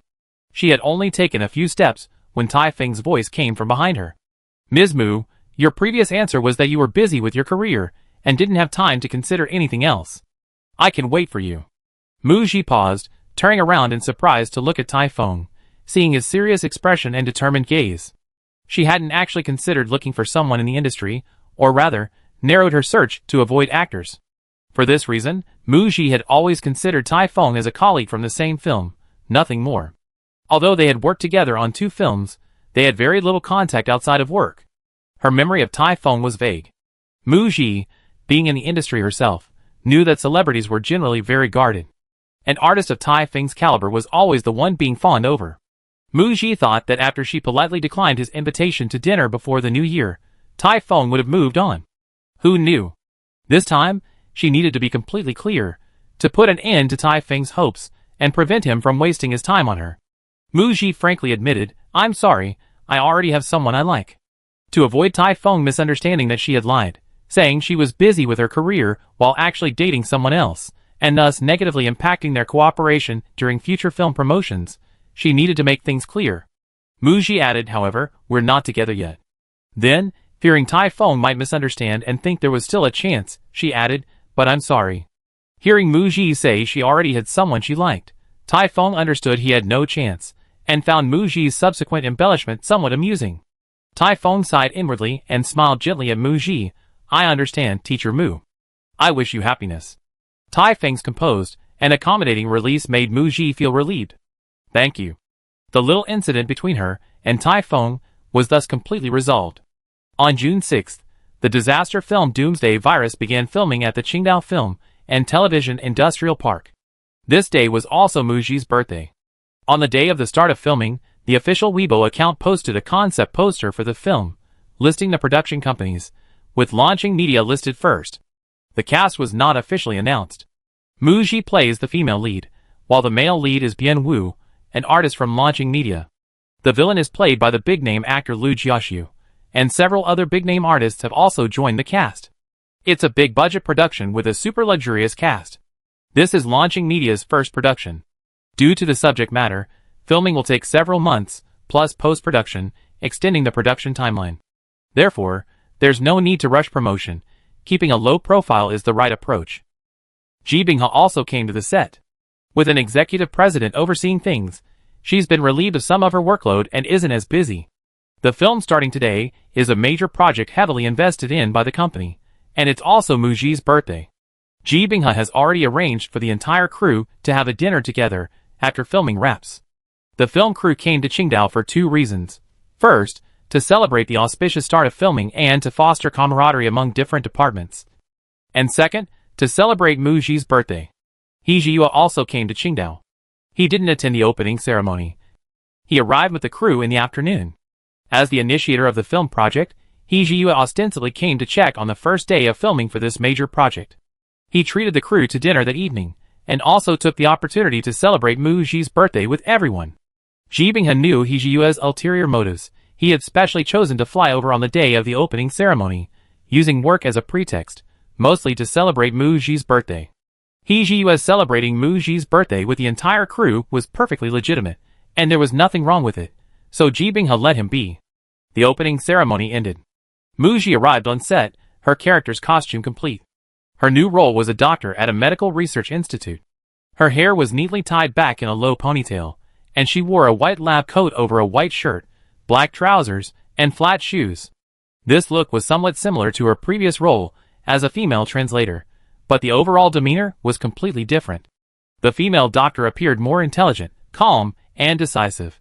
There would also be a small prop to enhance the character's appearance: glasses. Wearing the glasses would make Muji appear even closer to the character. After the end of the world, the character would need to disguise herself to avoid detection, resulting in other looks, making her character quite different from her previous role. The first day of filming was indoors, in a laboratory. After greeting the other actors, Muji walked towards director Wan Zhou, where He Jiyue was also present. Teacher Mu. President He. Standing behind them, Minmin watched He Jiyue and Muji greet each other with such formal, unfamiliar expressions, and found it inexplicably amusing. She struggled to suppress her laughter, afraid of being seen, and quietly turned her back to release her emotions. Turning back, Minmin noticed an extra standing not far away, his eyes fixed on their direction. The man noticed Minmin's gaze, immediately pretending nothing was wrong, turning his head away and walking away. Minmin nudged her assistant Xiaoling's arm, gesturing for her to look at the extra. That guy was acting strange, like he was staring at Sister Gigi. Assistant Xiaoling, could he be a fan of Sister Muji? A fan? That's possible, Minmin thought. Maybe I'm being too sensitive? Director Wan Zhou, Muji, and He Jiyue were talking when they were suddenly called away by the assistant director, and the 2 or 3 staff members surrounding them immediately scattered. Only Muji and He Jiyue remained, staring at each other awkwardly. They both spoke simultaneously. I wait for Director Wan here. I'm going to wait over there. After saying this, they both found it somewhat amusing. Muji's smile faded, and she turned to walk towards the actor's rest area. A female actress wearing a similar white coat passed by and suddenly twisted her ankle, about to fall towards Muji. The bodyguard, Ahu, standing nearby, reacted quickly, grabbing the actress's arm to prevent her from falling onto Muji. Watch out! He Jiyue, who was closest to Muji, reacted swiftly, pulling Muji's arm back a few steps. He noticed the actress was holding a thermos, and worried that the lid might not be screwed on properly, and hot water might spill out. Seeing that the bodyguard had caught the actress in time, and that Muji was unharmed, He Jiyue immediately released her hand. Muji said to He Jiyue, "Thank you." He Jiyue replied, "You're welcome." The actress first knelt down to check her foot for any serious injury, then thanked the bodyguard, and finally apologized to Muji. "Ms. Mu, I'm so sorry, are you alright? It was just a false alarm." Muji reminded her to walk slowly on set and be careful. Minmin, standing nearby, had an inexplicable feeling. Thinking of something, she immediately turned to look in the direction of the extra who had been staring at Muji earlier. She saw that the person had just put down their phone. Minmin frowned and walked over, asking the extra what they had been filming. "No, I wasn't filming anything. I was just checking the time." To show that they hadn't filmed Muji, the extra proactively pulled up their photo album for Minmin to see. Indeed, they hadn't. The most recent photo was from yesterday. Minmin glanced suspiciously at the extra, said excuse me, and left. She thought she'd check with the assistant director later to see if this person was indeed an extra, and whether extras were allowed to bring phones to the set. She felt this guy was acting suspiciously. As soon as Minmin left, the extra smiled to himself and turned off his phone. He was one step ahead. He already taken a photo in the chat and sent it. Lu Rui saw the news of Mu Ji's new film starting filming on the trending topics list, and was extremely annoyed. Although there were doubts online about whether Mu Ji could handle a big-budget commercial film, for an actress, Apocalypse Virus was a very good opportunity. Even with the risk of failure, she would still want to act in it. Lu Rui was both jealous and resentful of Mu Ji. If it weren't for Mu Ji, this would have been her opportunity. Angrily exiting Weibo, Lu Rui received a new message on WeChat. She opened it, and saw a photo sent by someone from the production crew showing He Jiyue and Mu Ji in an intimate pose. He Jiyue's hand was holding Mu Ji's arm, his eyes filled with concern. Mu Ji turned to look at him, and the two locked eyes. The physical contact between them blurred out the surrounding crowd, creating an ambiguous atmosphere. Lu Rui coldly raised the corners of her mouth. Launching Media had taken a huge risk by producing this film, and she knew that part of the company's reason was to use it to retain Mu Ji and renew her contract. And He Jiyue was doing this to win a smile from the beauty? For the past few years, He Jiyue had been free of scandals, like a work machine, gentlemanly, gentle, and abstinent in public. She never expected that he and Mu Ji had already been secretly having an affair. Lu Rui felt she had misplaced her sincerity, and was incredibly unwilling to lose to Mu Ji. What she found particularly unbelievable was that He Jiyue, the dazzling figure she admired and the towering figure in her heart, was actually so humble. Mu Ji didn't want to go public with their relationship for the sake of her career, yet He Jiyue was willing to maintain a secret relationship, becoming Mu Ji's man behind the scenes. Previously, the two were photographed together, sparking rumors of a romance, but they both denied it, deceiving everyone. The more Lu Rui imagined it, the angrier she became. She was convinced that the two had been together for a long time, treating everyone like fools. Furthermore, another discovery made recently, He Jiyue's extravagant treatment and doting on Mu Ji, made her grit her teeth in anger. Fine. This time, Lu Rui wanted to see how Mu Ji would deny her relationship with He Jiyue again. At the same time, she wanted to expose Mu Ji's hypocritical face, revealing her deceit to the public and even to Mu Ji's fans. Chapter 180. That evening, after the film crew finished work, the entire crew arrived at the restaurant for dinner in batches. Because of the large number of people, He Jiyue had booked the entire restaurant, so with no other customers, everyone could eat and drink to their heart's content. As soon as everyone arrived, the waiters filed in to serve the dishes. As everyone began to eat, Minmin, who was sitting at a table in the main hall, suddenly stood up. Without even saying goodbye to her table mates, she immediately ran towards the private room where Mu Ji was. Whenever she was awake, Minmin's phone was practically glued to her hand, constantly monitoring online news. Therefore, she always noticed any activity online immediately. As soon as Minmin knocked and entered the private room, Ji Binghe, sitting next to Mu Ji, stood up with a serious expression. She had just received a message from the staff responsible for monitoring online public opinion, and had learned about the situation online. Mu Ji sensed something was wrong and asked, "What happened?" Ji Binghe's gloomy expression softened slightly. Before she could reply, Minmin quickly came over and whispered the situation online to Mu Ji. Mu Ji? ? And He Jiyue's relationship is trending again? And it's been confirmed? Choosing this time, tonight's crew dinner, is deliberate. The person behind it is trying to catch them off guard. Mu Ji looked up and exchanged a glance with Ji Binghe. They needed to handle the online situation quickly. They wouldn't be able to eat dinner tonight. Mu Ji first apologized to director Wan Zhou, who was sitting next to her, saying she had to leave, and they could meet again another time. Then she stood up and said to the people in the private room, "Sorry, I have something to take care of. Have a good meal, everyone." Then, Mu Ji and Ji Binghe hurriedly left their seats. As soon as they came out, the rest of the team also left and waited nearby. The group quickly departed the restaurant. No sooner had Mu Ji and the others left than He Jiyue, who was sitting in the private room, apologized to director Wan Zhou with his assistant, saying he had something to attend to, and then left as well. For a moment, the crew members at the 10 or so tables in the lobby looked at each other in bewilderment, not knowing what had happened. Some people checked their phones and told their companions about what was happening online. Soon, the gossip spread to every table, and many people began whispering among themselves. Until director Wan Zhou came out, holding a cup of tea, and said that today was an auspicious day for the start of filming. Everyone was gathered here to celebrate, and he said a few words of encouragement, hoping everyone would work together to make a good film. "I'm too old to drink alcohol, so I have a cup of tea instead," he said, wishing everyone a good night's meal and a good day on set tomorrow. The director's words ignited everyone's passion, and they quickly put away their gossipy thoughts. The entertainment industry is never short of gossip and scandals. The film's female lead was rumored to be dating a major investor. No big deal, both were single.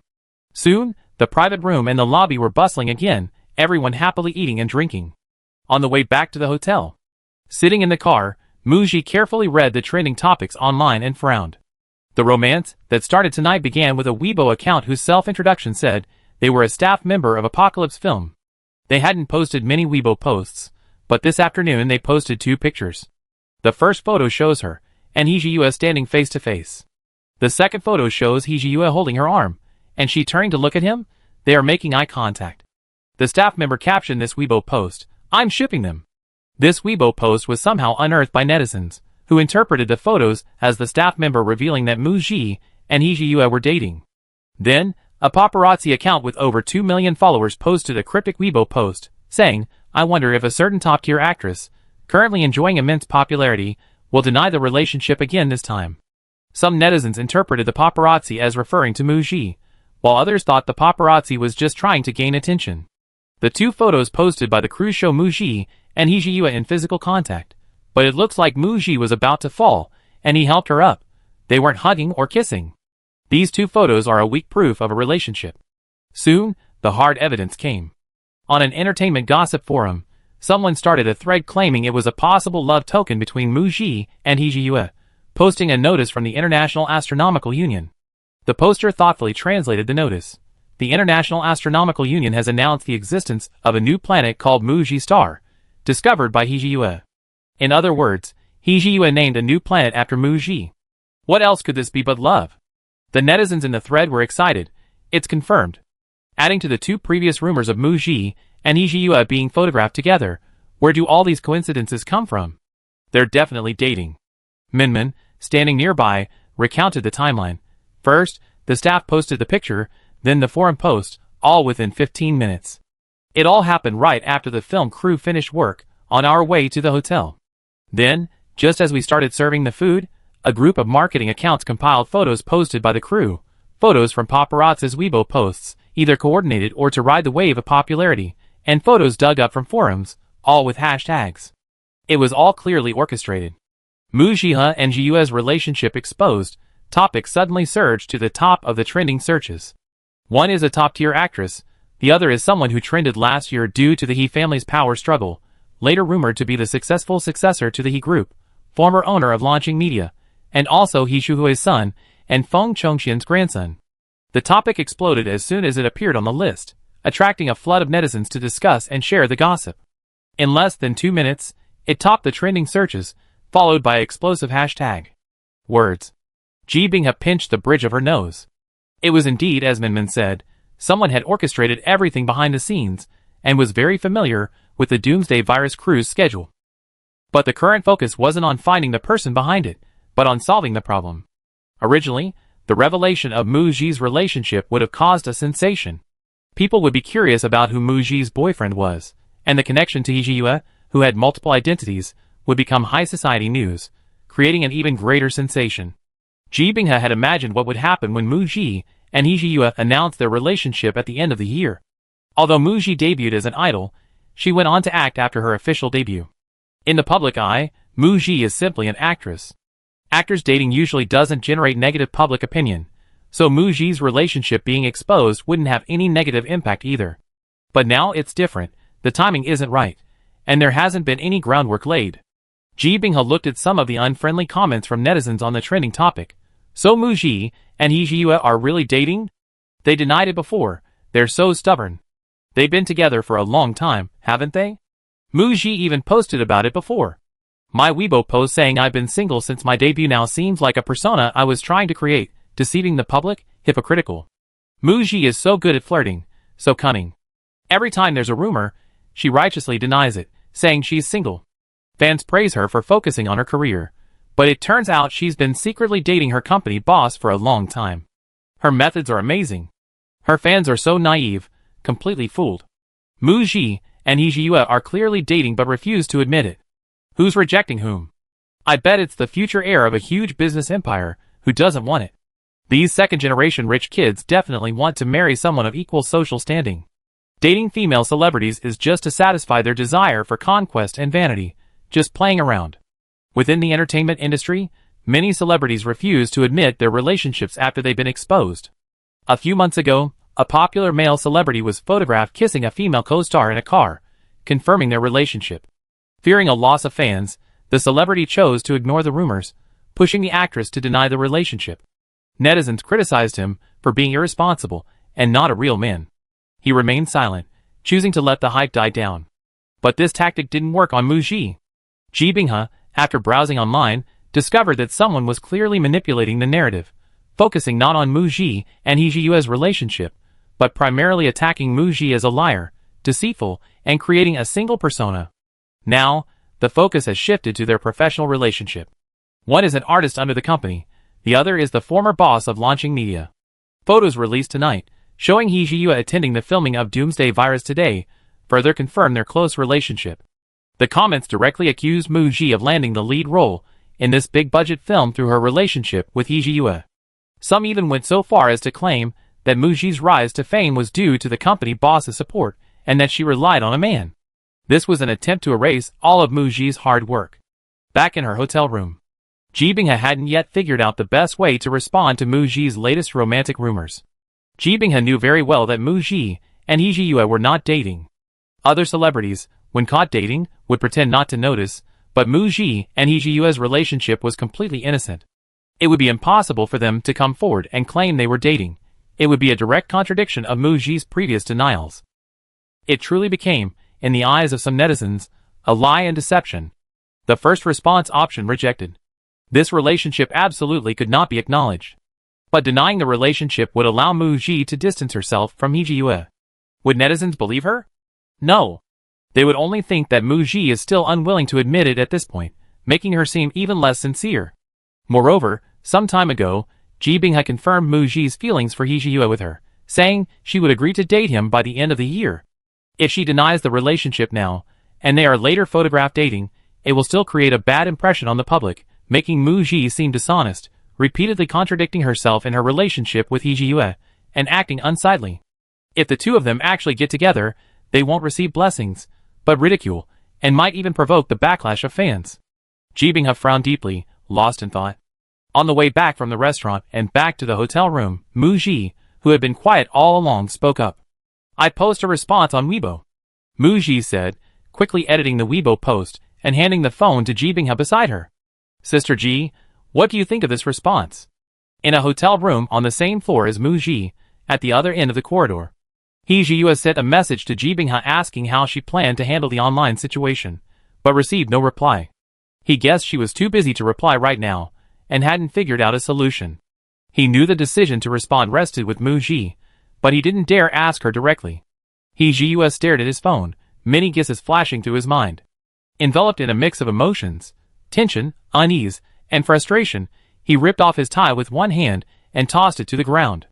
He unbuttoned 2 buttons of his shirt, combed his hair back with his fingers, and let his bangs fall loosely. He Jiyue knew, barring any unforeseen circumstances, Mu Ji would deny their relationship. Because they weren't even dating, he hadn't even officially pursued Mu Ji. For the past 4 years, it had all been wishful thinking on his part. He Jiyue opened his chat window with Mu Ji, wanting to message her to stop denying it. This thought immediately crumbled in his mind. It was ridiculous, utterly absurd. Why admit to something you didn't do? He had no grounds to stop Mu Ji's denial.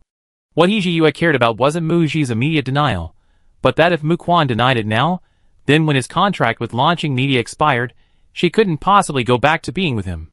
She would reject him, resist his advances, and might even choose not to renew her contract with launching media to distance herself from him. His 5-year contract was almost up, only to be ruined by tonight's romance. He Jiyue was unwilling to accept this. The thought of letting go of Mu Ji made her heart feel like it was being squeezed in someone's hand, constantly tightening, her heartbeat stopping, her blood clotting, and her limbs stiffening and turning cold as if she were in an ice cave. Sitting opposite Hee-ji-yue, Assistant Wen had never seen Hee-ji-yue so distraught, not even when chairman he was lying on the verge of death in the intensive care unit, or when he was deliberately harassed and humiliated at the shareholders' meeting.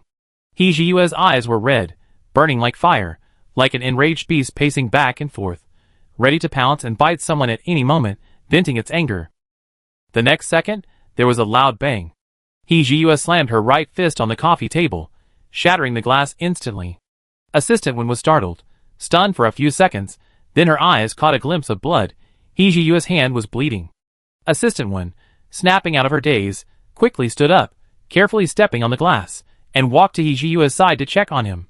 She noticed that Hee-ji-yue's hand had been cut by glass. "Mr. Hee, are you all right?" Hee-ji-yue seemed not to hear her.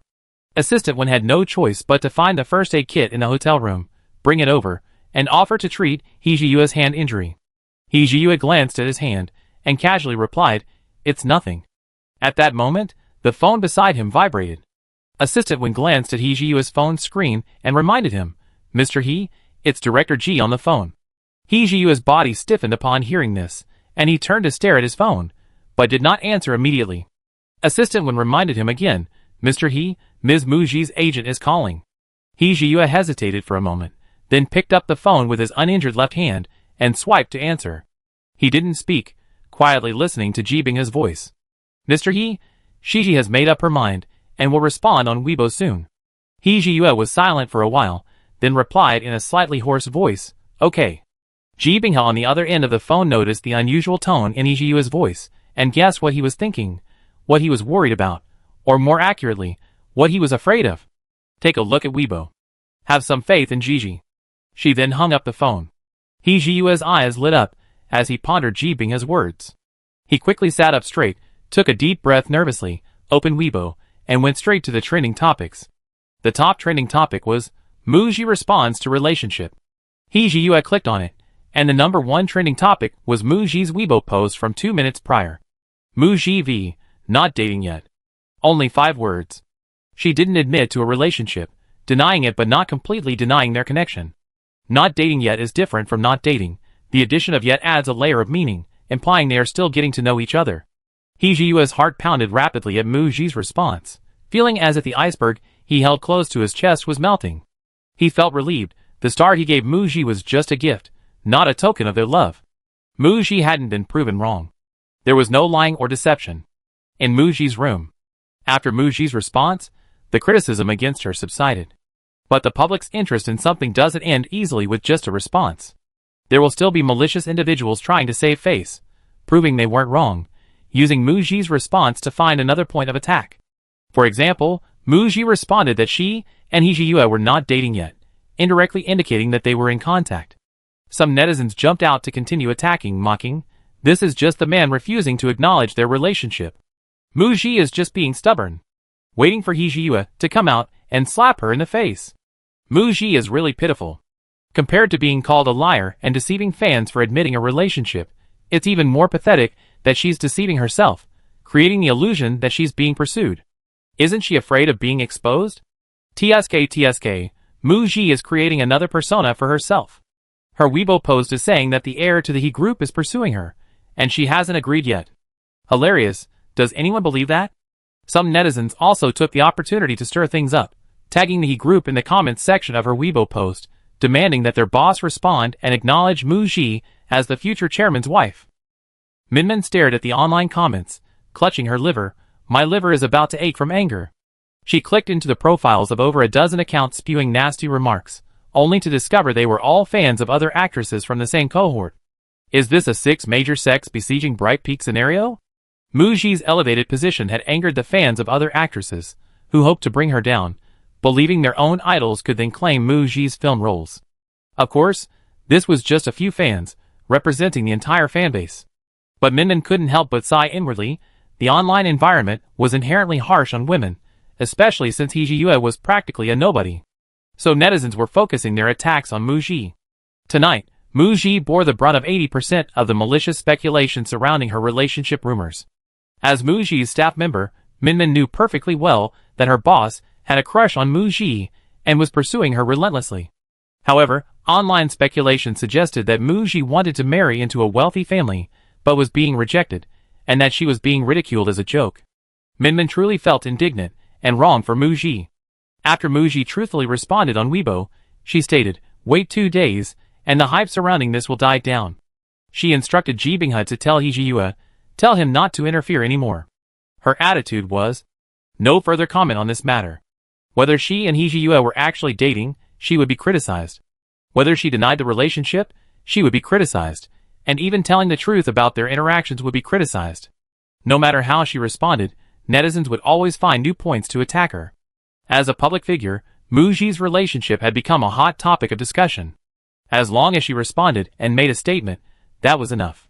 She wanted to let the matter rest and not occupy public resources. Ji Binghe nodded, agreeing with Muji's suggestion. Given He Jiyue's sensitive status, it wasn't appropriate for her to publicly respond. Ji Binghe was about to call He Jiyue when he called first. "Director Ji, could you come here for a moment?" He hung up. Ji Binghe, ? Having worked with He Jiyue for 5 years, they had developed a tacit understanding. She guessed that her boss probably had a solution for dealing with the online comments and wanted to discuss it with her. But didn't want Muji to know for the time being? Ji Binghe told Muji, "I go out for a bit." Reaching He Jiyue's room, Ji Binghe knocked, and the door opened immediately. Assistant Wen politely said, "Director Ji, please come in." Ji Binghe nodded slightly to Assistant Wen and quickly entered. Just as she was about to ask her boss if he had any solutions, she saw him standing beside the sofa, his right hand bandaged, and broken glass scattered on the floor where the coffee table had been. How did the coffee table break? He Jiyue, poor quality. Ji Binghe understood.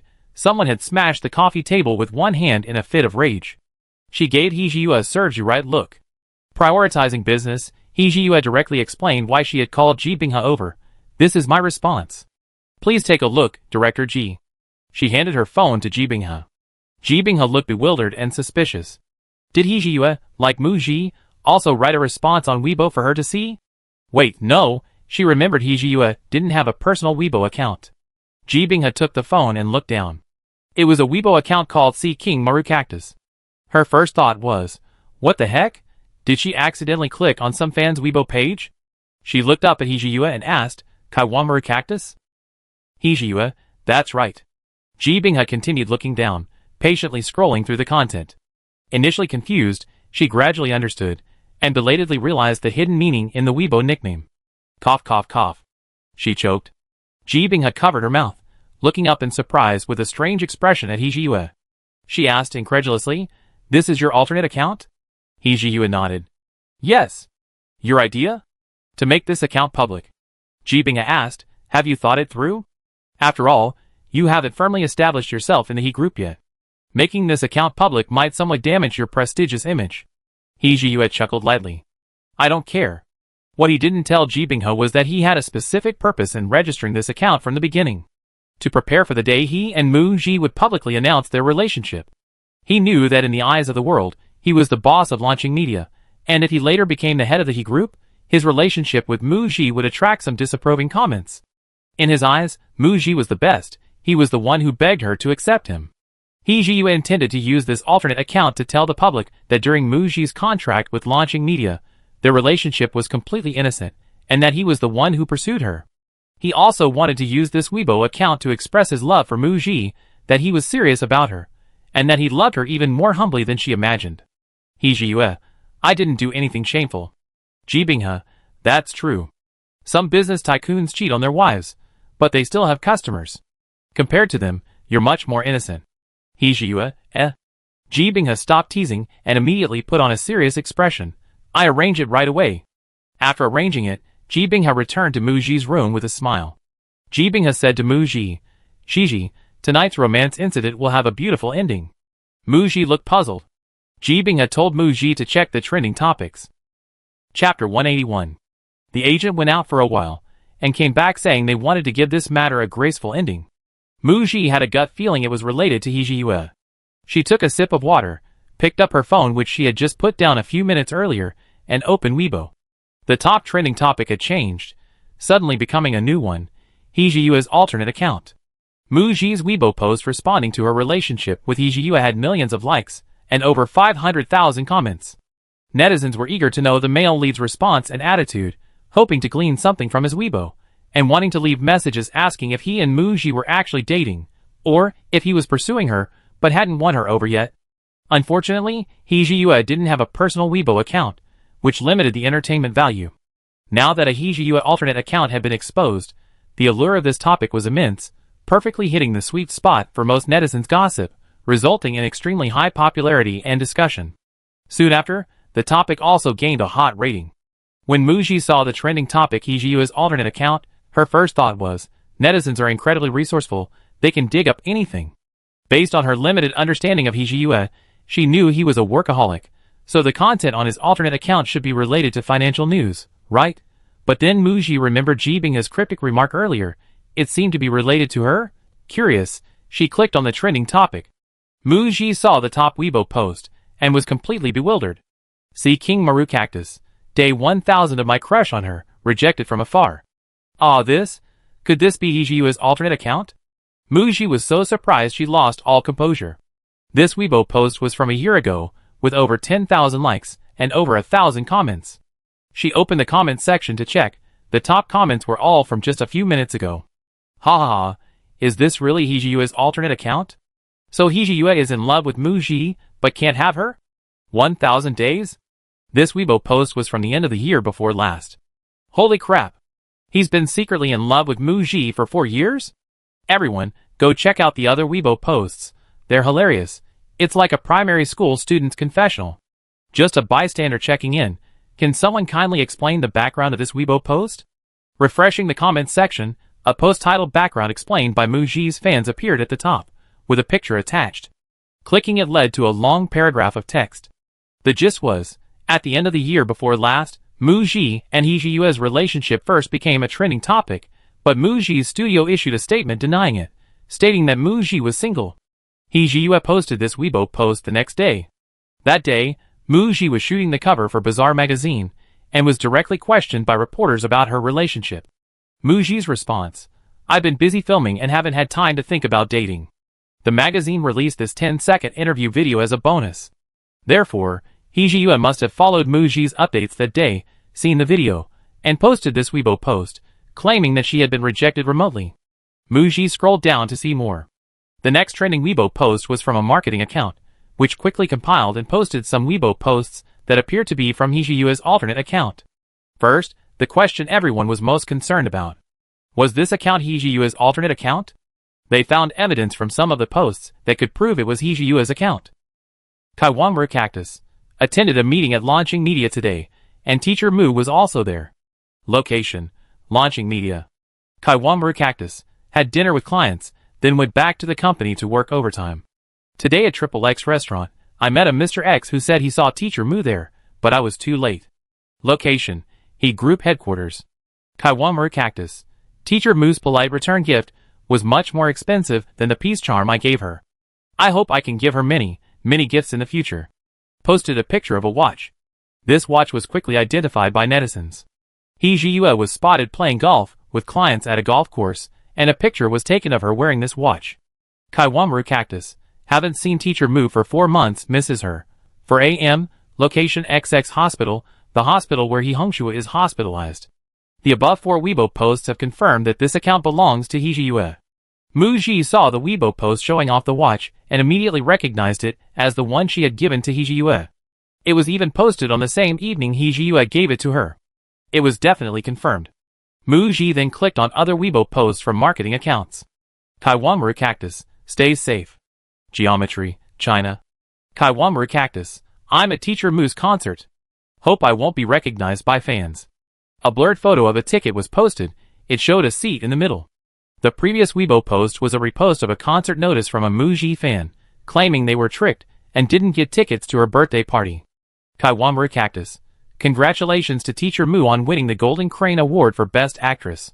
During the filming of Countdown, she suffered from altitude sickness multiple times and was hospitalized with pulmonary edema.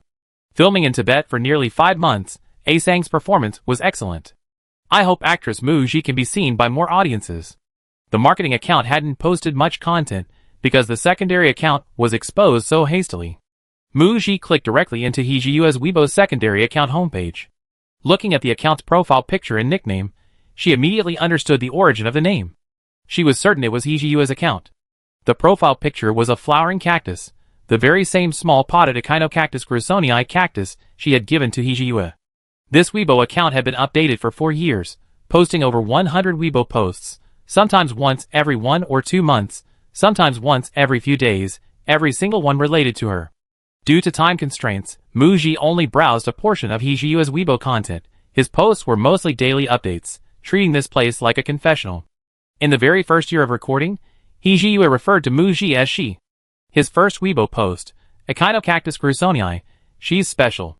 Kyomaru cactus, I like her, but I can't confess because I'd be rejected. She only cares about her acting. She's focused on her career for the next few years, and hasn't considered dating at all. Kyomaru cactus, I always watch her rise. Kyomaru cactus, everyone thinks she's lucky, but she rejected countless scripts to choose just one. She doesn't care about the pay, and gives her all in every role she plays. I want to learn from her, and work hard too. Later, Hee-ji-yue changed she to Teacher Mu. Kyomaru cactus, I discovered a little secret about Teacher Mu. She likes flowers. I wonder if she accept them if I give her some.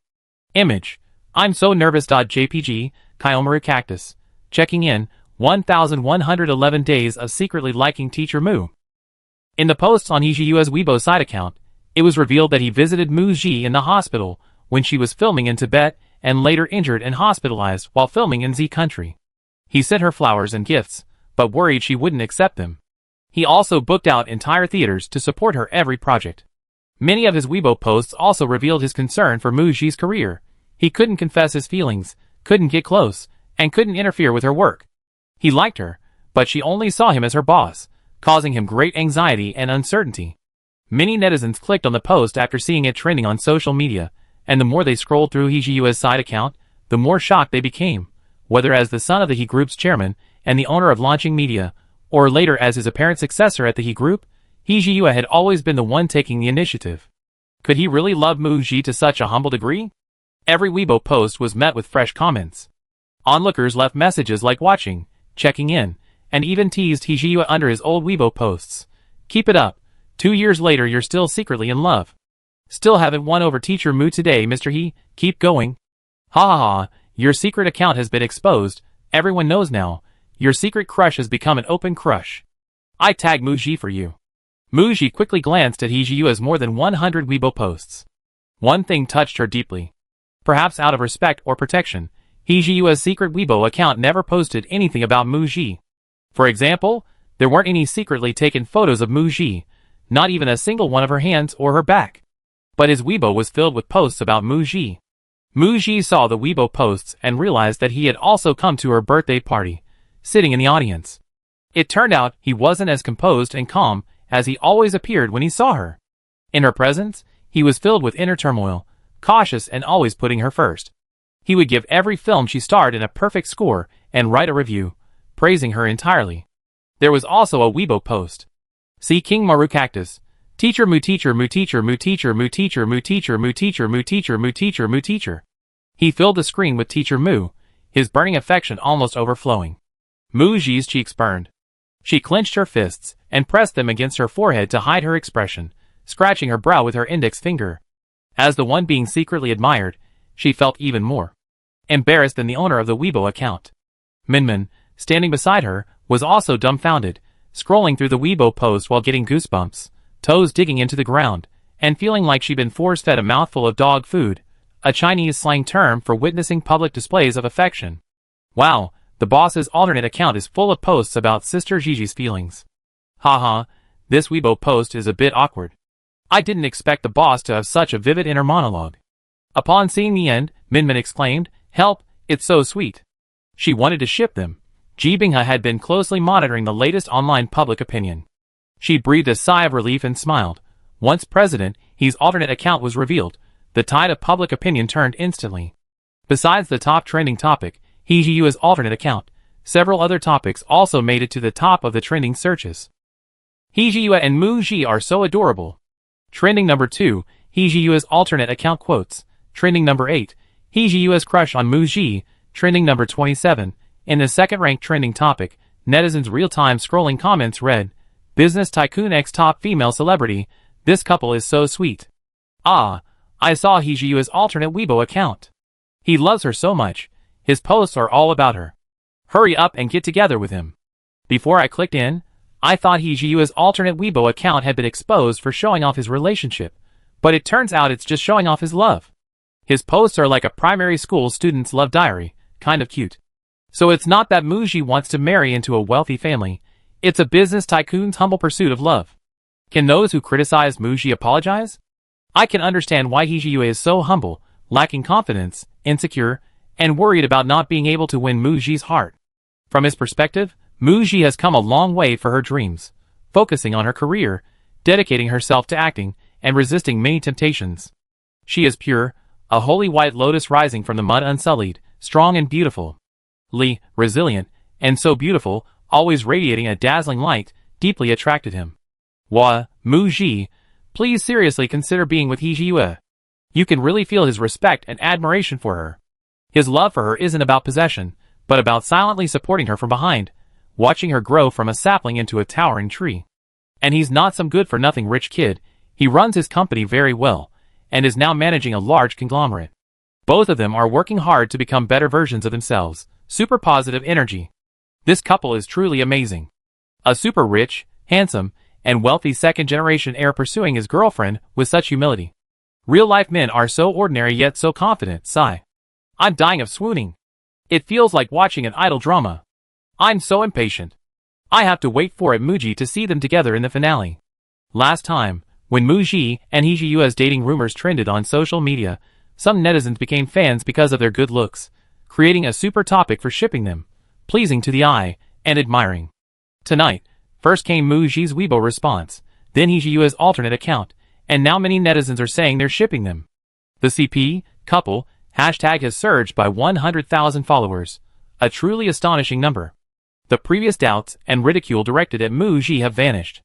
The exposure of Hee-ji's alternate account reveals that he secretly loves Muji and wants to pursue her, but Muji is busy with her career and doesn't have time for romance, so they're only in contact. Whether or not they're together is Muji's decision. Muji has become the woman the intern leader of the He group loves but can't have, gaining 200,000 followers overnight, and her Weibo response has garnered over 2 million comments. Muji and Hee-ji's relationship has gone viral. Now, instead of negatively impacting Muji, she's reaping the benefits of the relationship and becoming a winner. Just as Jibing has said, this matter has come to a beautiful close. The online issues are resolved, and it's already past 9 p.m. Everyone relaxed, their stomachs already growling with hunger. Jibing, I just ordered takeout. It arrived in about 10 minutes, everyone hang in there a little longer. Oh, today is Sister Gigi's birthday. Shouldn't we celebrate?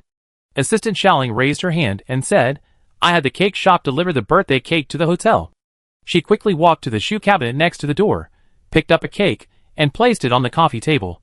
I already brought it up. The cake was originally ordered to be delivered to the restaurant. Since they had returned to the hotel, she called to have it delivered there. Everyone had been busy before, and she couldn't help much, so she went downstairs to get it. Knowing her team members were hungry, Muji made a wish and blew out the candles before sharing the cake with everyone to tide them over. That night, Muji's fans experienced a roller coaster of emotions. Initially, they were completely bewildered by the rumors of Muji and Hee-ji's relationship, emotionally believing that Muji was definitely not the type to deny a relationship and deceive her fans. Their idol earned her resources through her own abilities, even if she were dating, so what? It wouldn't affect her career. Therefore, if Muji were truly in a relationship, there would be no need to deny it. However, after seeing the leaked evidence, the photos of them together were one thing, but Hee-ji naming an asteroid after Muji was quite convincing. Some fans inevitably wavered. Were they really dating? Was there some reason they couldn't admit it? But so what if they were dating? Most of them were fans of Muji's work and career. With Muji's career flourishing, they would naturally continue to support their idol, busy clarifying any negative comments that questioned Muji's inconsistent words and actions, accusing her of lying and deception. Then, Muji responded to the relationship rumors on Weibo, denying that she was dating Hee-ji. Fans were happy, feeling they hadn't chosen the wrong person to support, their idol hadn't lied, acted with integrity, and had been too busy with her career these past few years to date. However, after her response, some malicious and hurtful speculation surfaced. Knowing their idol as they did, they knew these comments were nonsense. In their eyes, Hee was definitely pursuing her, showering her with attention. There was absolutely no way they could be dating, but Hee hasn't publicly acknowledged it, as some netizens claimed. They felt sorry for Muji suffering this undeserved misfortune. Many fans directed their anger at Hee, demanding he come out and speak up, accusing him of being a man who lets women lead the charge. No sooner had the outburst ended than Hee's alternate account was exposed. Hee's alternate account frequently visited the Muji super topic, checking in daily, and its level was quite high. Fans were shocked and surprised after seeing the content of Hee's alternate account's Weibo posts, and their opinions and attitudes towards him changed drastically. They knew Hee's alternate account had been hidden for years, and its exposure instantly propelled it to the top of the trending topics list. The trending topic remained unremoved, suggesting it was Hee's doing. This was a sacrifice of his own reputation, even placing himself in a humble, subservient position to support and defend Muji. Because Hee's alternate account was exposed, online opinion reversed dramatically, with many netizens shipping Hee and Muji as a couple. Some fans were starting to ship them. "Ah, someone pinch me. I'm actually starting to like this. He and Ji Bao are in the same company. They known each other for 5 years. They should know each other pretty well. If he treats Ji Bao well, this brother-in-law isn't bad, is he? To be fair, my daughter is from a wealthy family and doesn't lack money, but Hee is quite handsome. He and my daughter are a good match in terms of looks." Many fans also urged Muji not to agree so quickly, but to carefully investigate the situation. Hee breathed a sigh of relief when he saw that Muji's fans' attitude towards him had improved. After the online controversy subsided, Hee instructed his assistant, 1, to have someone thoroughly investigate the matter. Hee had considered going to see Muji, but thinking about what happened on the trending topics tonight, he worried that if he went to Muji's door and knocked or came out of Muji's room and was photographed, he was now a bit of a nervous wreck. He decided against it and decided to keep a low profile. For the next few months, neither he nor Muji could trend on social media. Hee picked up his phone to text Muji, but hissed as he remembered his injured right hand. He had to send a voice message instead. He sent Muji a voice message apologizing, blaming himself for not visiting her on set today, which might have prevented the relationship rumors from trending again, and apologizing for the public attacks Muji had faced that evening. He hadn't protected her well. After sending the voice message, Muji was probably looking at her phone. She quickly replied with a voice message as well. Chapter 182. Hee clicked to listen. "You're the initiator and investor of the film project. Your absence from today's opening ceremony is already quite low-key. Even if you didn't come today, you come to visit the set in a while anyway. It's not your fault, this is mainly aimed at me." He was single, and dating a female celebrity didn't involve any moral issues. The rumors of a relationship with Muji would only become gossip for a while. In business, at most, he'd be teased a bit. This matter had minimal impact on Hee. However, today, on the film's opening day, Muji, as the female lead of Apocalypse Virus, was rumored to be dating someone else, which was somewhat negative. Adding to that, it was Muji's birthday today, and it happened during the entire crew's dinner. It was clear that the person behind this was deliberately trying to annoy Muji and make her unhappy. Hee listened to Muji's calm and composed voice as she recounted her story. No matter what happened, Muji was always so calm, objective, and rational, making his observations seem like those of a third party. Sometimes he felt that Muji's heart was so open that it seemed unable to hold anything. That was fine. Muji only needed to do what she liked, he could handle the rest. Hee had composed himself and sent Muji another voice message, saying that someone would be assigned to investigate tonight's events, and there would be a result. This meant it wouldn't just end there.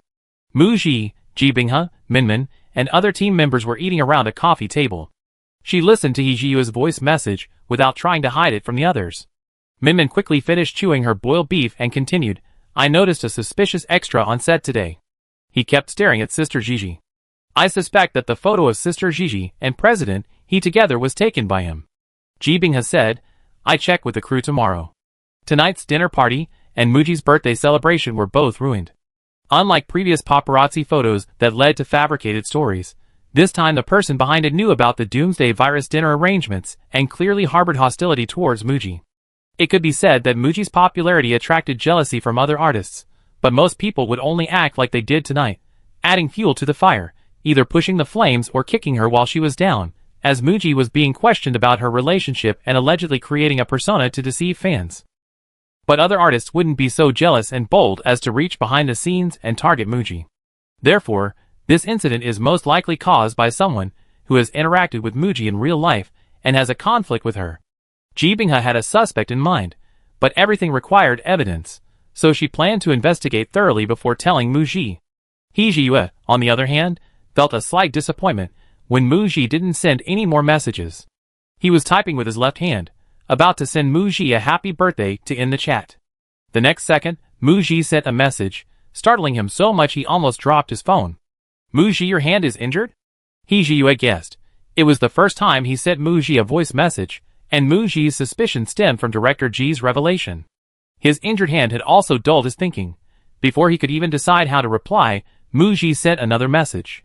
Muji, I just asked Director Ji, and I heard you smash the coffee table with a hammer in your right hand. Muji, I won't watch the movie Wusong Fighting the Tiger if you didn't play a .jpg. He Jiyue chuckled, surprised that Muji would use emojis to tease him. It was rather cute. He then remembered that there were other people around Muji. He could do whatever he wanted in front of Muji, but in front of others, he had to maintain a boss-like image, so he switched to typing with his left hand. A little over an hour ago, the thought of his relationship with Muji ending before it even began had been painful. Now, the storm had passed, and he could even detect a hint of concern in Muji's teasing. He Jiyue, I change it. He Jiyue, it's just a scratch on your palm, it'll heal by tomorrow. Muji, don't get that hand wet. He Jiyue happily replied with an okay, then saw Muji's message. I saw your Weibo side account. The chat box displayed typing for a long time. He Jiyue typed and deleted, unsure how to reply to Muji. He had publicly shared his Weibo side account, not caring that others knew. But the thought of Muji seeing his posts made him, as a man, somewhat embarrassed. Muji, He Jiyue, let's talk at the end of the year. He Jiyue's fingers froze in midair, unsure of the meaning behind Muji's words. Did she seem closer to him, or more distant? Just then, the doorbell rang. He Jiyue got up to open the door. Minmin handed him a piece of cake. Mr. He, we cut a birthday cake and couldn't finish it. Sister Gigi asked me to bring you a piece. She cleverly hadn't told her boss, and the unfinished cake was also shared with Assistant One, and the actors living on the same floor. After Minmin left, He Jiyue, holding the cake in his left hand but unable to use his injured right hand for a fork, eagerly took a bite, a little cream on his nose, and smiled brightly. Pretty sweet. Bang! A laptop was swept off the desk, landing on the wooden floor with a thud. Then, a mouse, pen holder, cup, and other items were flung against the corner, creating a chaotic, shattering noise. Lu Rui swept everything off the desk, her face ashen beneath her disheveled hair, her body seemingly drained of all strength, slumped wearily into her chair. Her emotions had fluctuated wildly throughout the night, from ecstasy to utter despair. At first, she watched things unfold as she had planned and anticipated, only slightly adjusting the pace. Muji was mocked and attacked, a liar, deceiving fans, maintaining a single persona, inconsistent words and actions, a jerk, her persona collapsing. It was so satisfying. Whether Muji denies or admits to the relationship, her image will be affected. She will no longer be the aloof actress, and netizens will see through her hypocrisy. Then, Muji responded to the relationship rumors, stating, "We're not dating yet." Lu Rui was overjoyed. Like some netizens, she maliciously thought. He Jiyue didn't want to go public. It seemed she misunderstood He Jiyue. She forgot that He Jiyue is a businessman. He set Muji stars, made her the lead actress in the company's project, and kept their relationship secret. It wasn't out of humble love for Muji, but rather an attempt to exploit her single status to make more money for the company, or to keep her hanging on with promises of an official announcement later. Lu Rui couldn't help but think of He Juanji, who had dated countless internet celebrities and models, all using work as a pretext to seduce her. Knowing that these wealthy second-generation heirs competed with each other, comparing whose female celebrities were more famous. She felt that He Jiyue was probably with Muji for this reason, but marriage still required a match of equal social standing, which was why he refused to publicly acknowledge their relationship. Otherwise, if he truly loved Muji, he wouldn't have pushed her to stand up and respond alone, hiding behind her.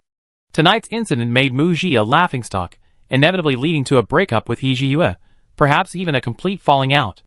In a few months, she would likely not renew her contract with Launching Media. Lu Rui's goal was to make Muji and He Jiyue turn against each other, forcing Muji to leave Launching Media. But what happened next completely exceeded Lu Rui's expectations. He Jiyue actually stood up and responded, abandoning his pride as a man and publicly revealing his Weibo side account, placing himself in a subservient position, becoming the focus of public attention and gossip, all to protect Mu Ji. The heir to the prestigious He Group was willing to go to such lengths for Mu Ji. This shattered all of Lu Rui's illusions. She felt no joy whatsoever at the fact that Mu Ji and He Jiyue weren't dating. The fire she had started hadn't harmed Mu Ji, but it was highly likely to have affected her, causing her to worry about her situation at launching media. If He Jiyue found out what she had done, could she still stay? The next morning, on the way to the film set, Mu Ji had just heard Ji Binghe say, President He, Assistant 1, and their entourage, they took an early morning flight back to Beicheng. The next second, she received a message from He Jiyue with a photo of the airport, saying they were about to board. Mu Ji felt that He Jiyue seemed to have a what's-the-use mentality after his alternate account was exposed, even needing to report to her before boarding a plane. She replied, have a safe trip. She put her phone away. Upon arriving at the film set, Mu Ji's expression was normal, just like yesterday when filming started, and she greeted the crew member she met in a friendly manner. Good morning. Good morning, Teacher Mu. No one dared to mention the trending topic from last night in front of Mu Ji. But the way they looked at Mu Ji was somewhat different, carrying a hint of gossip, scrutiny, and condescension. Several of them even seemed to be suppressing a laugh. After Mu Ji walked away, a few staff members huddled together, gossiping in hushed tones. That CEO, he is tall and handsome, with a commanding presence and an intimidating aura. I stayed up all night last night reading his Weibo side account, and it was surprisingly funny, ha ha ha. Now, whenever I see Teacher Mu, or think of that CEO he's Weibo, I can't help but laugh. Even heroes can't resist the charms of a beautiful woman. Teacher Mu is so beautiful, and a great actress, and CEO, he is handsome and capable. They really make a perfect couple standing together. Some staff members thought they were speaking quietly, but some of the gossip still reached Mu Ji's ears. She could only pretend not to notice. Ji Binghe whispered to Mu Ji, just consider it getting used to. Right now, since your relationship isn't confirmed, no one will dare to gossip in front of you, they only dare to gossip a bit in private. Just then, Director Wan Zhou walked by with his hands behind his back, smiling as he said this to Mu Ji.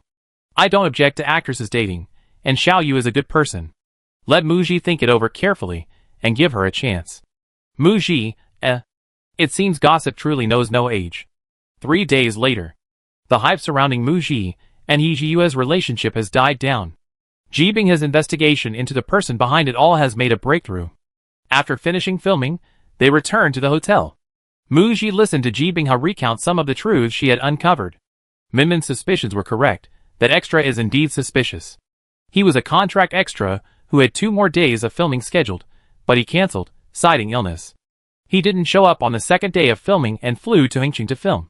He can't hide forever. Ji Binghe obtained this person's information from the film crew and asked people in Hengqin to help find and investigate him. Besides him, there's also that actress who accidentally twisted her ankle while carrying a thermos and tried to throw herself at you. They were working together. She paused, Ji Binghe frowning, a hint of disappointment flashing in her eyes. After careful analysis, it all points to one person, Lu Rui. Mu Ji didn't really care who was behind it all. In her past life, she only needed to focus on filming, her team handled everything else, so she often forgot to inquire about the aftermath, nor did she want to know too much. So, Mu Ji wasn't surprised to hear this. She thought Lu Rui had at least taken some of what she said in the parking lot to heart, and learned to focus on herself. She was overthinking it. Some people are destined for a downward spiral, beyond redemption. Mu Ji, Sister Ji, you handle this. Seeing that Mu Ji wasn't willing to waste any more time on Lu Rui, Ji Binghe felt Mu Ji's attitude made Lu Rui seem even more like a clown. After a week on set, Ji Binghe was returning to Beicheng. The company had many matters awaiting her attention. Before leaving, Ji Binghe told Mu Ji, you won't see her at the company again. The her she referred to was obvious. Oh! Mu Ji nodded casually. Filming for the movie Apocalypse Virus began in June. After filming started, the crew had to move between several green screen studios for 2 months. The hottest months of the year are June, July, and August, and the crew happened to be filming during those 2 hottest months. Mu Ji felt a bit like she was back 2 years ago, filming Escape from the Game. Green screen studios, sweltering summer heat, and the same male lead, Bien Wu. This first month of filming coincided with the movie's apocalypse, Earth experiencing extreme heat. The actors were playing themselves, and the heat was worthwhile, making it easier for them to get into character. The scene to be filmed next month is one of extreme cold following high temperatures, requiring them to wear thick costumes in a green screen studio, which is expected to be even more challenging than wearing multiple layers of period costumes in Hengqin. However, before July arrives, at the end of June, Muji took 2 days off from the film crew to return to Beicheng for the release date announcement of the movie Claws. The movie Claws is scheduled for release on July 25th. Muji's promotional tour schedule has also been finalized. Because Muji has a significant role in the movie Apocalypse Virus, appearing in almost every scene, rehearsals are too demanding, and she cannot take too many days off from the set. Her schedule is set for 7 days, starting July 18th, and continuing until the day before the movie's release. Chapter 183. These 7 days of promotional filming were squeezed out of Muji's schedule, which included over 12 hours of filming per day, starting a week before she took leave.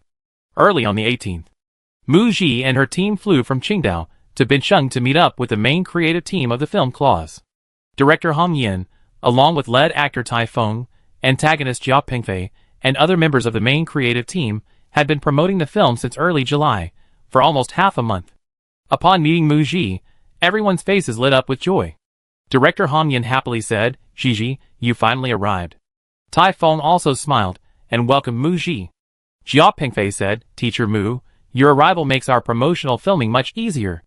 This was truly the truth. Aside from the female lead, the martial arts film Claws primarily portrays male characters. Female characters such as the other members of the Shadow team, who accompany the female lead, Xiao Dai, the Empress, the orphan daughter of the murdered governor of Liangjiang, and the women in the male lead's household have extremely limited screen time and rarely have more than 5 lines of dialogue. Muji was absent from the promotional tour, and the main creative team couldn't be entirely composed of men.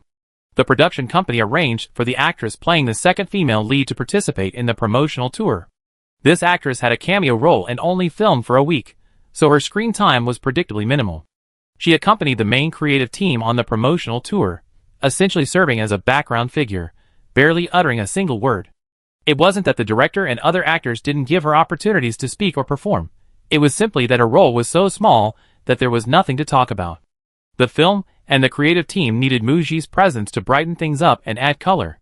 Today, the movie Claws held its first stop on its promotional tour in Beicheng, hosting a meet and greet with local media and an interactive session with fans at an open-air stadium. Nearly 500 fans attended the event, making it the most lively meet and greet activity the production team had held in recent times. Muji plays a henchman of the Eastern Depot's chief eunuch in the film The Claws. Before falling in love, she is a cold-blooded and ruthless executioner, often seen with a high ponytail, dressed in men's clothing, carrying out missions in the dark. Off-screen, to better embody the character and interact with fans according to the film company's plan, Muji's attire for the next week's promotional tour has been sharp and stylish. Today in Beicheng, Muji wore her shoulder-length hair in a high ponytail, the ends just reaching her nape. She wore a fitted women's blouse tucked into dark blue jeans, which were belted, emphasizing her slender waist. The jeans were cropped at the ankle, paired with perfectly placed black ankle boots. This outfit is simple, refreshing, and exudes a capable and stylish vibe, making Muji look both heroic and handsome. The promotional focus for the film Claws and Fangs is martial arts and action scenes. Martial arts films are Hong Yan's signature skill, and returning to the genre after many years, he hopes to rekindle audiences' nostalgia for martial arts with this film. To allow the audience to directly experience the film's unique aspects compared to other movies, and to better promote its core message, the event included a live demonstration of the main actor's character moves, complete with props. Muji demonstrated sword dancing, which essentially involved a few pretty sword flourishes. She practiced for 10 minutes every day for 4 days, picking up a little bit of her skill from last year's filming. Her movements on stage were fluid and impressive, quite impressive indeed. The fans in the audience clapped enthusiastically, accompanied by a few loud shouts of bravo. Muji felt like she was performing on the street, a mix of amusement and embarrassment. She couldn't pull off anything more difficult. The interactive session with the media and fans took place. Director Hong Yin, along with actors Tai Feng and Jia Pingfei, had been touring the city for almost half a month. They were asked similar questions in every city they visited, and the group were all seasoned veterans of promotional tours. Arriving in Beicheng, with Muji's addition, her high popularity and buzz naturally made her the focus of the media's questions, giving the film more topics to explore. Director Hong Yin and the others didn't mind. In fact, They were somewhat happy to play it safe. As long as it was good for the film and the promotional goals were achieved, they, including Muji, didn't really care about the attention. At the end of June, the release date announcement press conference was held, and the first trailer was released. In the 1-minute 30-second trailer, Muji gets about 20 seconds, including a tense 10-second fight scene, the horseback fight scene she filmed many times. Therefore, the questions Muji is asked inevitably revolve around the character's fight scenes. She's not one to wallow in self-pity or play the victim. She doesn't talk about the hardships she endured during filming. She only focuses on portraying the character well and satisfying the audience, believing they don't need to know the behind-the-scenes details. When answering questions about the injuries she sustained filming the fight scenes over the months, Muji simply said, "It's inevitable to bump into things and get bruised," without elaborating. Director Hong Yin, along with her co-stars Tai Feng and Jia Pingfei, proactively offered their support. Director Hong Yin: "Every time I explained a scene to the actors, even from a meter or two away, I could smell the medicinal liquor on Gigi. It was constant, and it seemed like she was wearing several different brands." Tai Feng: "Teacher Mu is very dedicated. No matter how tired she was filming action scenes, she never complained even when she was injured. It's admirable." Jia Pingfei gave Muji a thumbs up. "She's very beautiful, looks delicate and fragile, and needs to be protected, but she's actually very strong. She's no less capable than us male actors, and she's incredibly hardworking." Muji reciprocated by revealing director Hong Yan's meticulous approach to directing, Tai Feng's weight loss before joining the cast to portray his frail character, and the injuries Tai Feng and Jia Pingfei sustained during filming. "Come on, let's hurt each other." The media and fans present were happy to see the director and lead actors hurt each other, sharing more untold stories from the filming. The day's promotional tour ended around 10 p.m. Director Hong Yan remarked, "With Muji joining the creative team of Claws, it's like adding wings to a tiger. The entire promotional team's morale and energy have been boosted.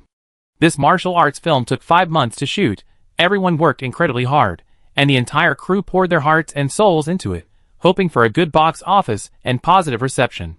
After several days of promotional activities, Claws is about to be released." Muji noticed that there are only 4 films releasing on July 25th.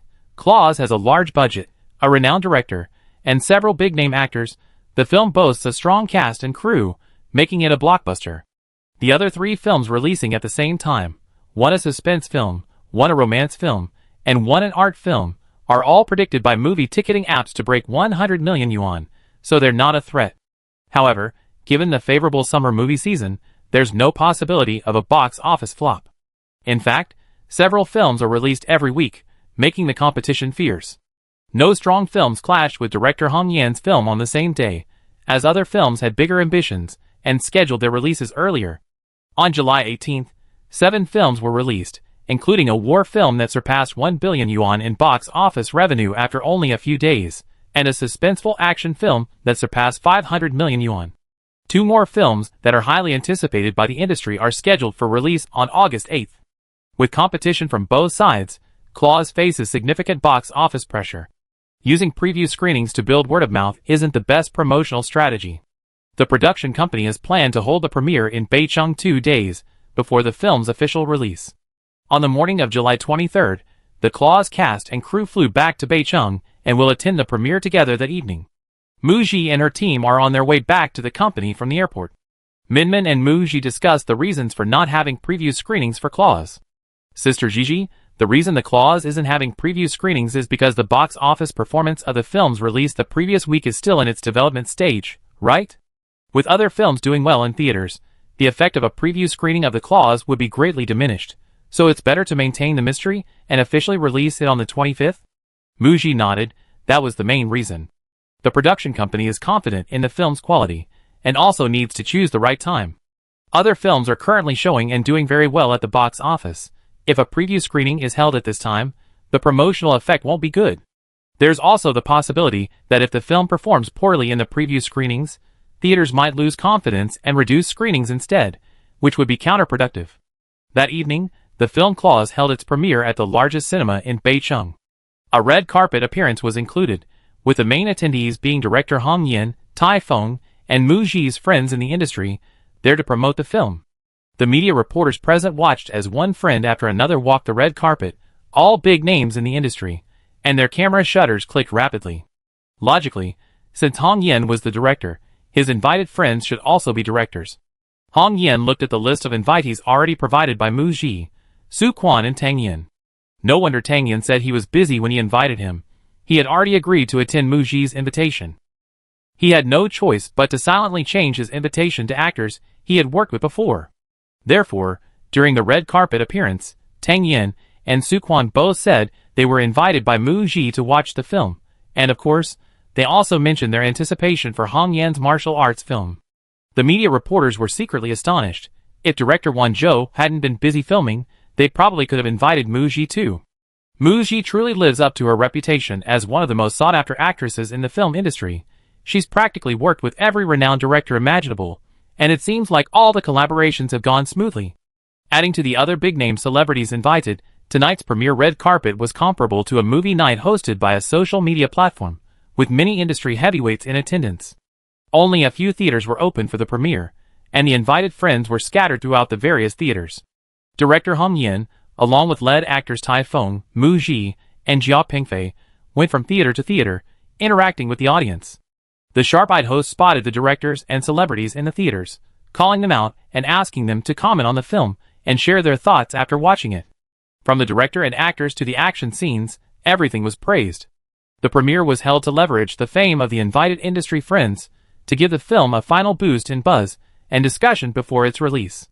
While it couldn't match the large-scale promotion and reach of preview screenings in over a dozen cities nationwide, the reviews from several industry friends, combined with audience feedback in a few theaters and a few post-premiere reviews, still helped to generate some positive word of mouth.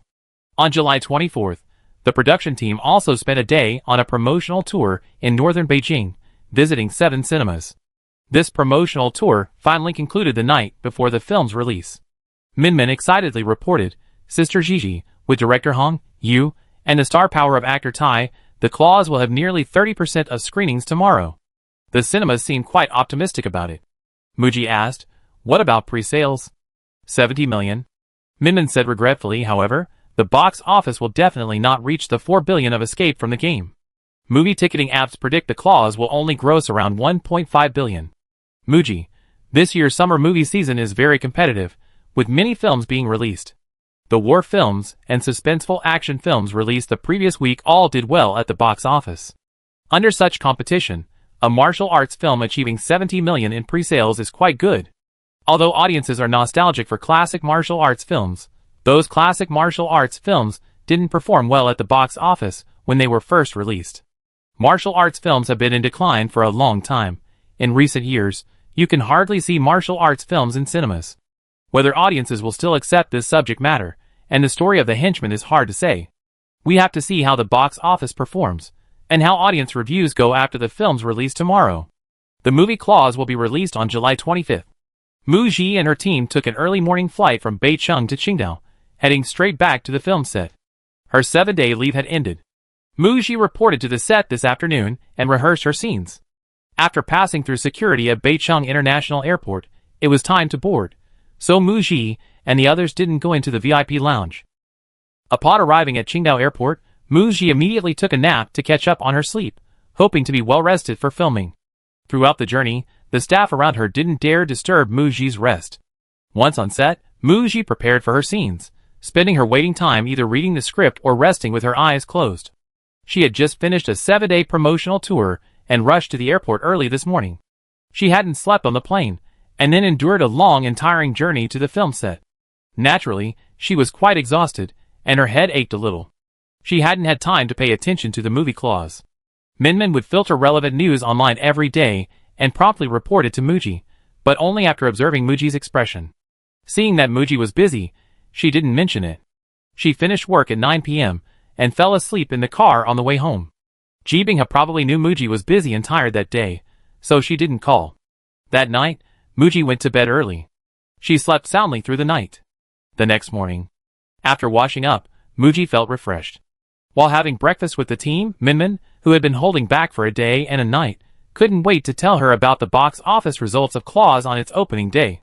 Yesterday's box office grossed 110 million. The weekend box office should be even higher. Hearing this, Mu Ji felt that the 1.5 billion yuan target predicted by the movie ticketing app was achievable, and there was even room for it to rise. There was still some time before leaving home. Muji ate a croissant while scrolling through her phone, checking netizens' reviews of Claws. Every man has a martial arts dream in his heart. I've forgotten what the last martial arts film I saw in the cinema was, but watching the Claws rekindled that passion for martial arts films. Hong Yen is still the same Hong Yen. The fight scenes in the Claws brought back memories of classic martial arts films. Masters clashing, every move was real, so fast it was dazzling, a moment's distraction, and you missed the best. No slow motion, no flashbacks, just the authentic martial arts feel. I went to see the fight scenes, and the film had many large and small fight scenes, all beautifully shot and very enjoyable to watch. It was worth the ticket price. The only downside was the story. There were too many court scenes. It lacks the Jianghu, martial arts world, feel. The action scenes, sets, costumes, and props in this movie are all top-notch, and the actors delivered many fantastic fight scenes, especially Muji. It's surprising how powerful and nuanced a female actress's action scenes are, despite having no martial arts background. I watch it again sometime. After watching The Claws, I thought a lot. The image of a lone swordsman roaming the Jianghu, helping those in need and making friends across the land, is ultimately gone. The male lead is tightly bound by the court and temples, power and status, unable to love.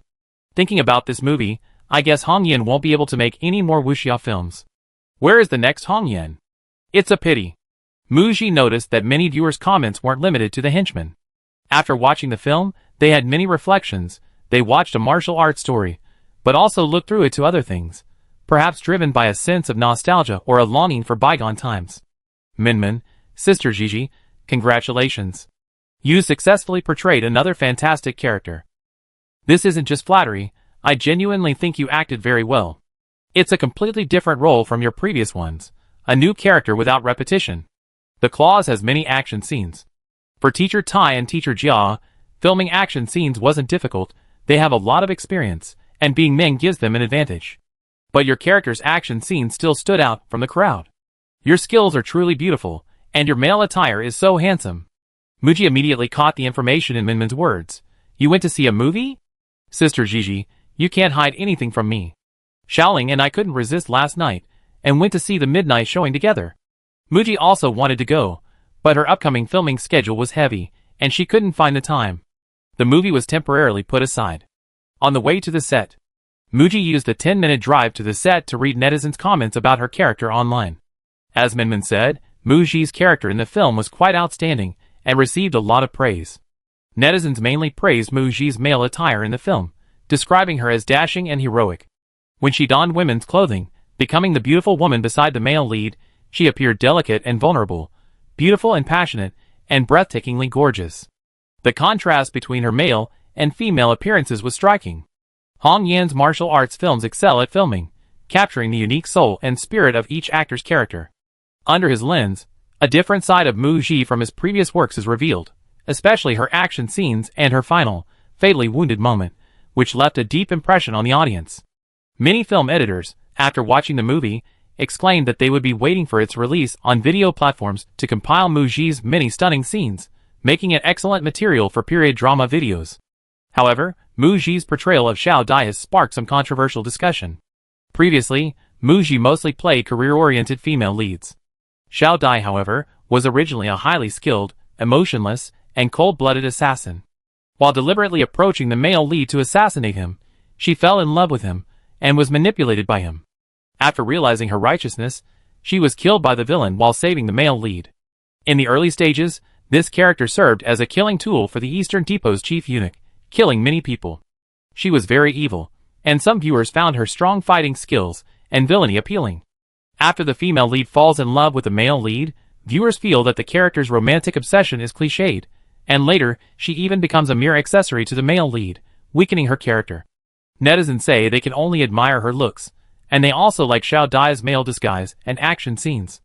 The audience's controversy or regret regarding the character's personality demonstrates their genuine feelings towards the role, showing that the actor brought the character to life and allowed the audience to empathize with her. Muji's portrayal of Xiao Dai this time is unlike any of her previous roles, bringing a fresh perspective to the audience and fans. With actors playing more and more roles, it's easy to become repetitive, so Muji's breakthrough is truly remarkable. Tai Feng, whose role also received positive reviews from the audience. Tai Feng's character this time didn't have many action scenes. He mostly appeared sickly and weak in public, seemingly virtuous and gentle, but secretly manipulating power and using the female lead's feelings for his own purposes, which was somewhat despicable. The character was quite vivid. It also showed the audience that Tai Feng can play more than just rough guys and tough men. Minmin recalled something and teased, "Sister Gigi, you and teacher Tai were supposed to get a lot of CP fans this time. But then your rumored relationship with the boss went viral recently, and the CP was so captivating." Of course, real-life CPs are much more appealing than on-screen couples. Mu Ji and Tai Feng don't interact much offline. Both of their films together featured them as a couple with bad endings, so shipping them as a couple is really pointless. Minmin thought, it's likely that Mu Ji's on-screen couples will have a hard time competing with He Jiyue's in future dramas. Of course, this is assuming Mu Ji and He Jiyue actually end up together. August 10th. The movie Claws has grossed over 1.5 billion yuan in 17 days, achieving its predicted target. A wave of new films was released on the 8th, affecting Claws screenings, but it slowly recovered thanks to positive word of mouth. Movie ticketing apps have raised their box office prediction for Claws to 2 billion yuan. There's still about 2 weeks of summer vacation left. Mu Ji felt that breaking 2 billion yuan shouldn't be a problem, and maybe with some effort, it could even reach 2.5 billion. Ji Binghe called Mu Ji to reveal, the Claws production company is going to hold a celebration banquet. It seems the film has already turned a profit, and the production company is very satisfied with the box office results. Although its final box office was estimated to be about half that of Escape from the Game, The Minion had a smaller budget and lower marketing costs, making its box office performance quite impressive. 1 week later, in mid-August, The Minion was still showing in theaters. Mu Ji received a call from director Tang Yin. The film All People Safely Evacuated needed dubbing. Chapter 184. Launching Media, Director of Talent Agency Office. Lu Rui finished reading the peaceful termination document, picked up the pen on the table in front of her, but didn't sign it immediately. She looked up at Ji Binghe opposite her. "Director Ji, the contract expires automatically in 3 months. Do you really have to be so ruthless?" Ji Binghe glanced at Lu Rui, her voice cold and devoid of emotion. "Another option is for the actress and extras you instructed to post online, exposing all the things you meticulously planned, taking photos of Mu Ji and President He in physical contact, orchestrating the exposure of Mu Ji's relationship, and using online trolls to maliciously attack Mu Ji.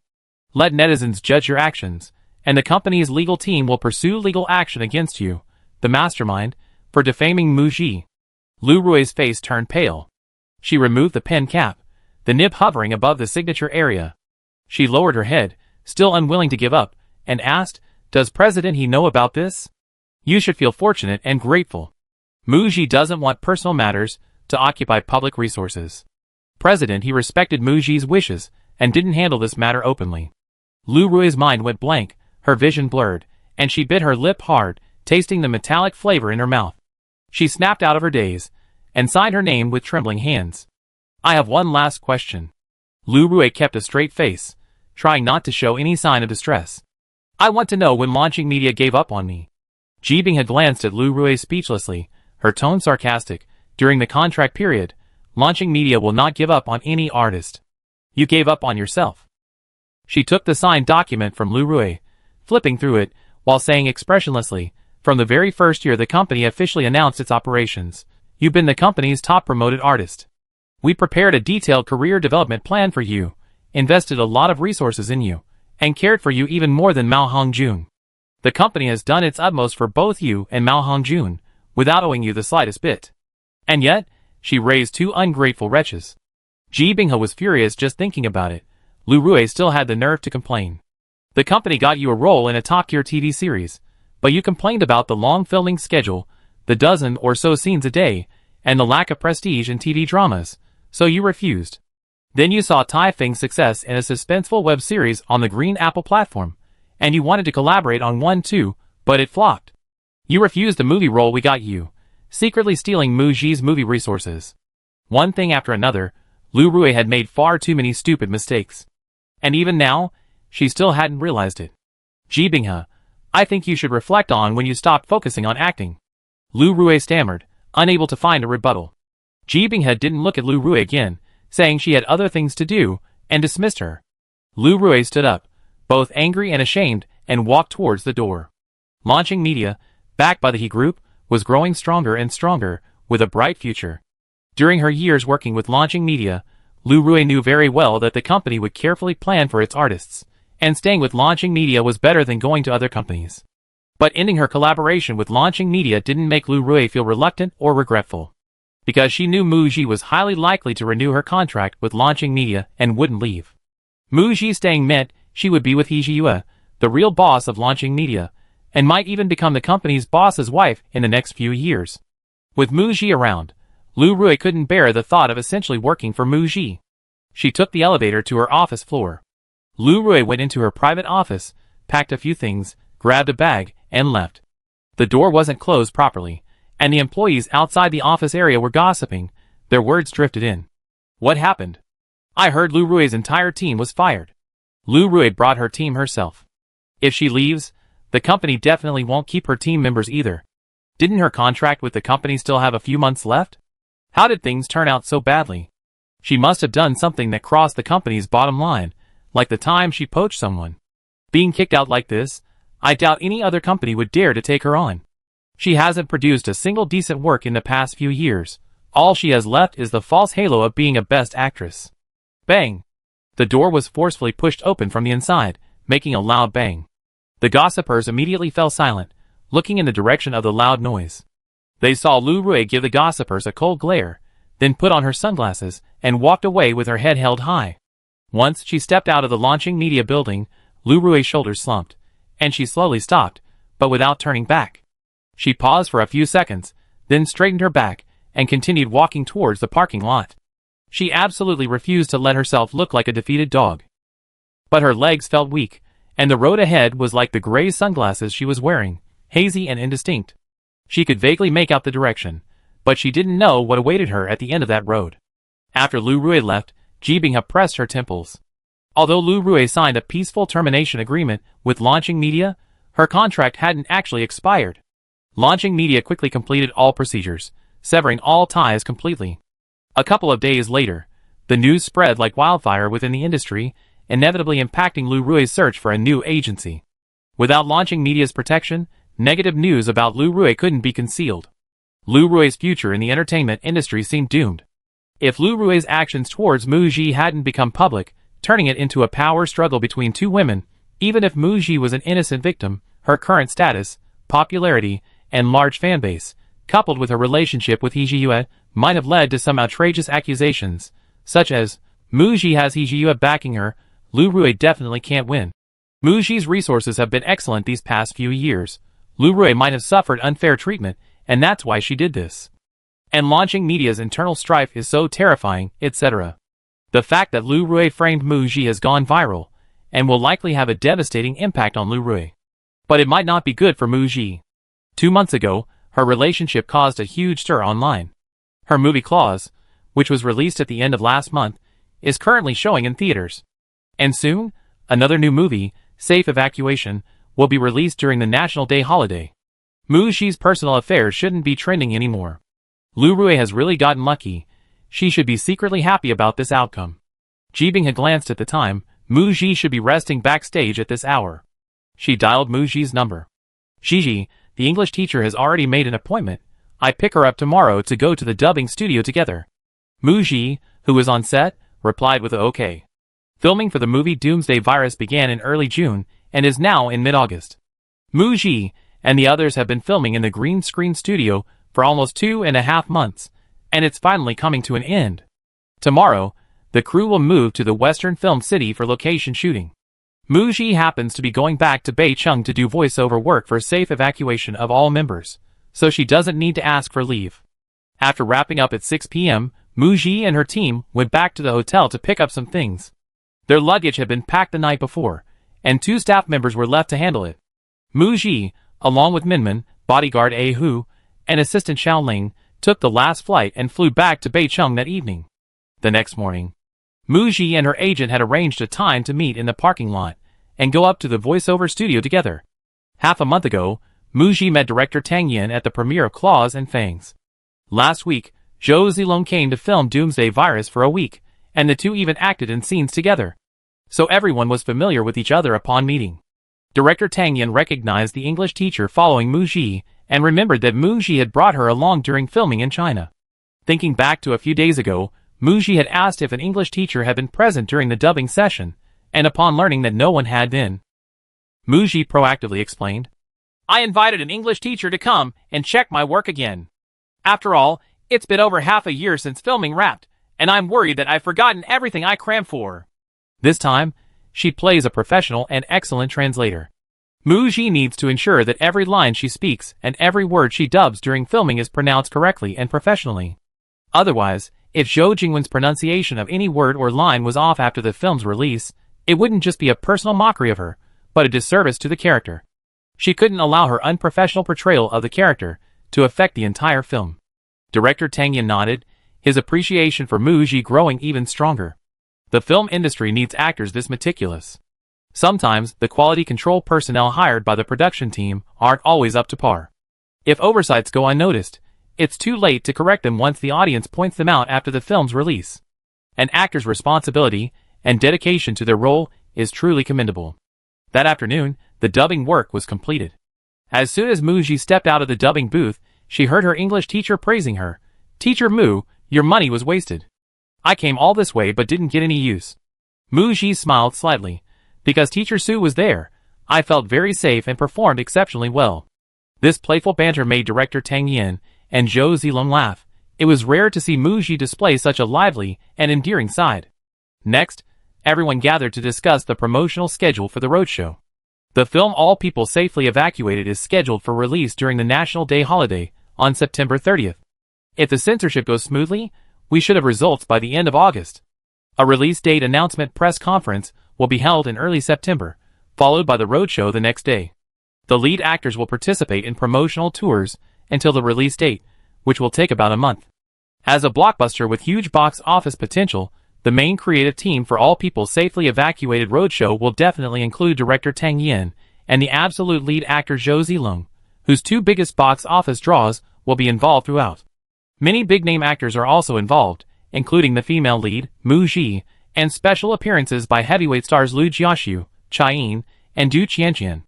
Mu Ji is currently filming for Doomsday Virus, and cannot take a month off for promotional activities. Director Wan Zhou had already called Tang Yin, telling him not to steal the female lead role from his film. With his senior's word, Tang Yin naturally wouldn't dare to make things difficult for Mu Ji. In fact, with such a star-studded cast as Safe Evacuation, it's impossible to have so many big names doing promotional activities together. It would make it difficult to grasp the film's promotional focus, and it's even more undesirable to have big names relegated to the background. Therefore, the production company deliberately staggered the promotional schedules of the main actors. The Doomsday Virus crew will move to the Western Film City to film until late September, and then move to the next filming location, Qinghai. Director Tang Yin, taking advantage of Mu Ji's change of location, scheduled her to join the main creative team for promotional tours in late September, specifically from September 23rd to the film's release date, the 30th, a total of 8 days. This was 1 day longer than for the clause. After the dubbing work was finished, Mu Ji and her group went to dinner. After dinner, Ji Binghe escorted Mu Ji back to Donghua Mansion. Because this trip was timed perfectly for the change of location, and filming didn't start until the day after tomorrow, Mu Ji didn't need to rush back to the set that night. She had booked a flight for the next morning. Ji Binghe told Mu Ji about the scripts she had received in the past 2 or 3 months. Several scripts for films with strong female leads have been submitted, and they're not limited to a single genre. There are fantasy comedies, suspenseful action films, science fiction films, and biographical films. I sent the selected scripts to your email. Have Min print them out, and take a look when you have time. In the current film industry, most of the big-name actors with box office appeal are limited to a certain genre or type of role. For example, Yu Ji's appeal is limited to comedies, and he primarily plays comedic characters. Mu Ji's acting career has seen a diverse range of genres: television dramas, fantasy dramas, spy dramas, films, youth campus films, road movies, patriotic films, fantasy films, and the currently showing martial arts film. Each film has a different genre, and the roles she plays are also varied. From initially being offered roles, like an eggplant, to now receiving a wide variety of scripts, it shows that directors believe Mu Ji can handle any genre and isn't limited to any one. For Mu Ji, this gives her more options when choosing roles. Muji, okay, I think I can finish watching the movie before filming wraps. She'd be doing promotional tours in late September, and when she returns to the film set, she'd have to ask the director to schedule more of her scenes each day to make room for promotional tours. This way, the overall filming schedule wouldn't be delayed. Therefore, she didn't have much time to read the scripts after work. She had to squeeze in time to read the scripts she received. In late August, the film Doomsday Virus began filming at the Western Film City. Two well-known actors, who were making cameo appearances, joined the crew, one of whom was the male lead in the sci-fi film Earth Diary, released a couple of years prior. Director Won Jo's reputation as a renowned director was well known, and launching media was financially powerful, creating a super luxurious cast. Through her observations during filming, Muji discovered that although director Won Jo was directing a sci-fi disaster film for the first time, he was by no means a novice. In response to Muji's question, Won Jo revealed, "I consulted several directors who make science fiction films. So that's it. It's truly admirable that Won Jo, a renowned director in the industry, would set aside his status to seek advice from other directors." At the end of August, the film All People Safely Evacuated received good news. It had passed censorship and was officially scheduled for release during the National Day holiday. The release date announcement press conference was held on September 2nd. As the female lead, Muji couldn't be absent, so she asked the crew for a day off. The night before the press conference, Muji and her team took the last flight back to Beijing. For Muji, filming Doomsday Virus was more challenging off-screen than on-screen. The schedule of filming two movies, dubbing, the release date announcement press conference, and promotional tours meant she had to take a day or two off to film, then spend a week on promotional tours. This is a grueling test for an actor. Every time she returned to the set, she had to calm down and re-enter the role. Muji counted down the days, hoping to finish her off-screen work quickly, so she could focus on filming.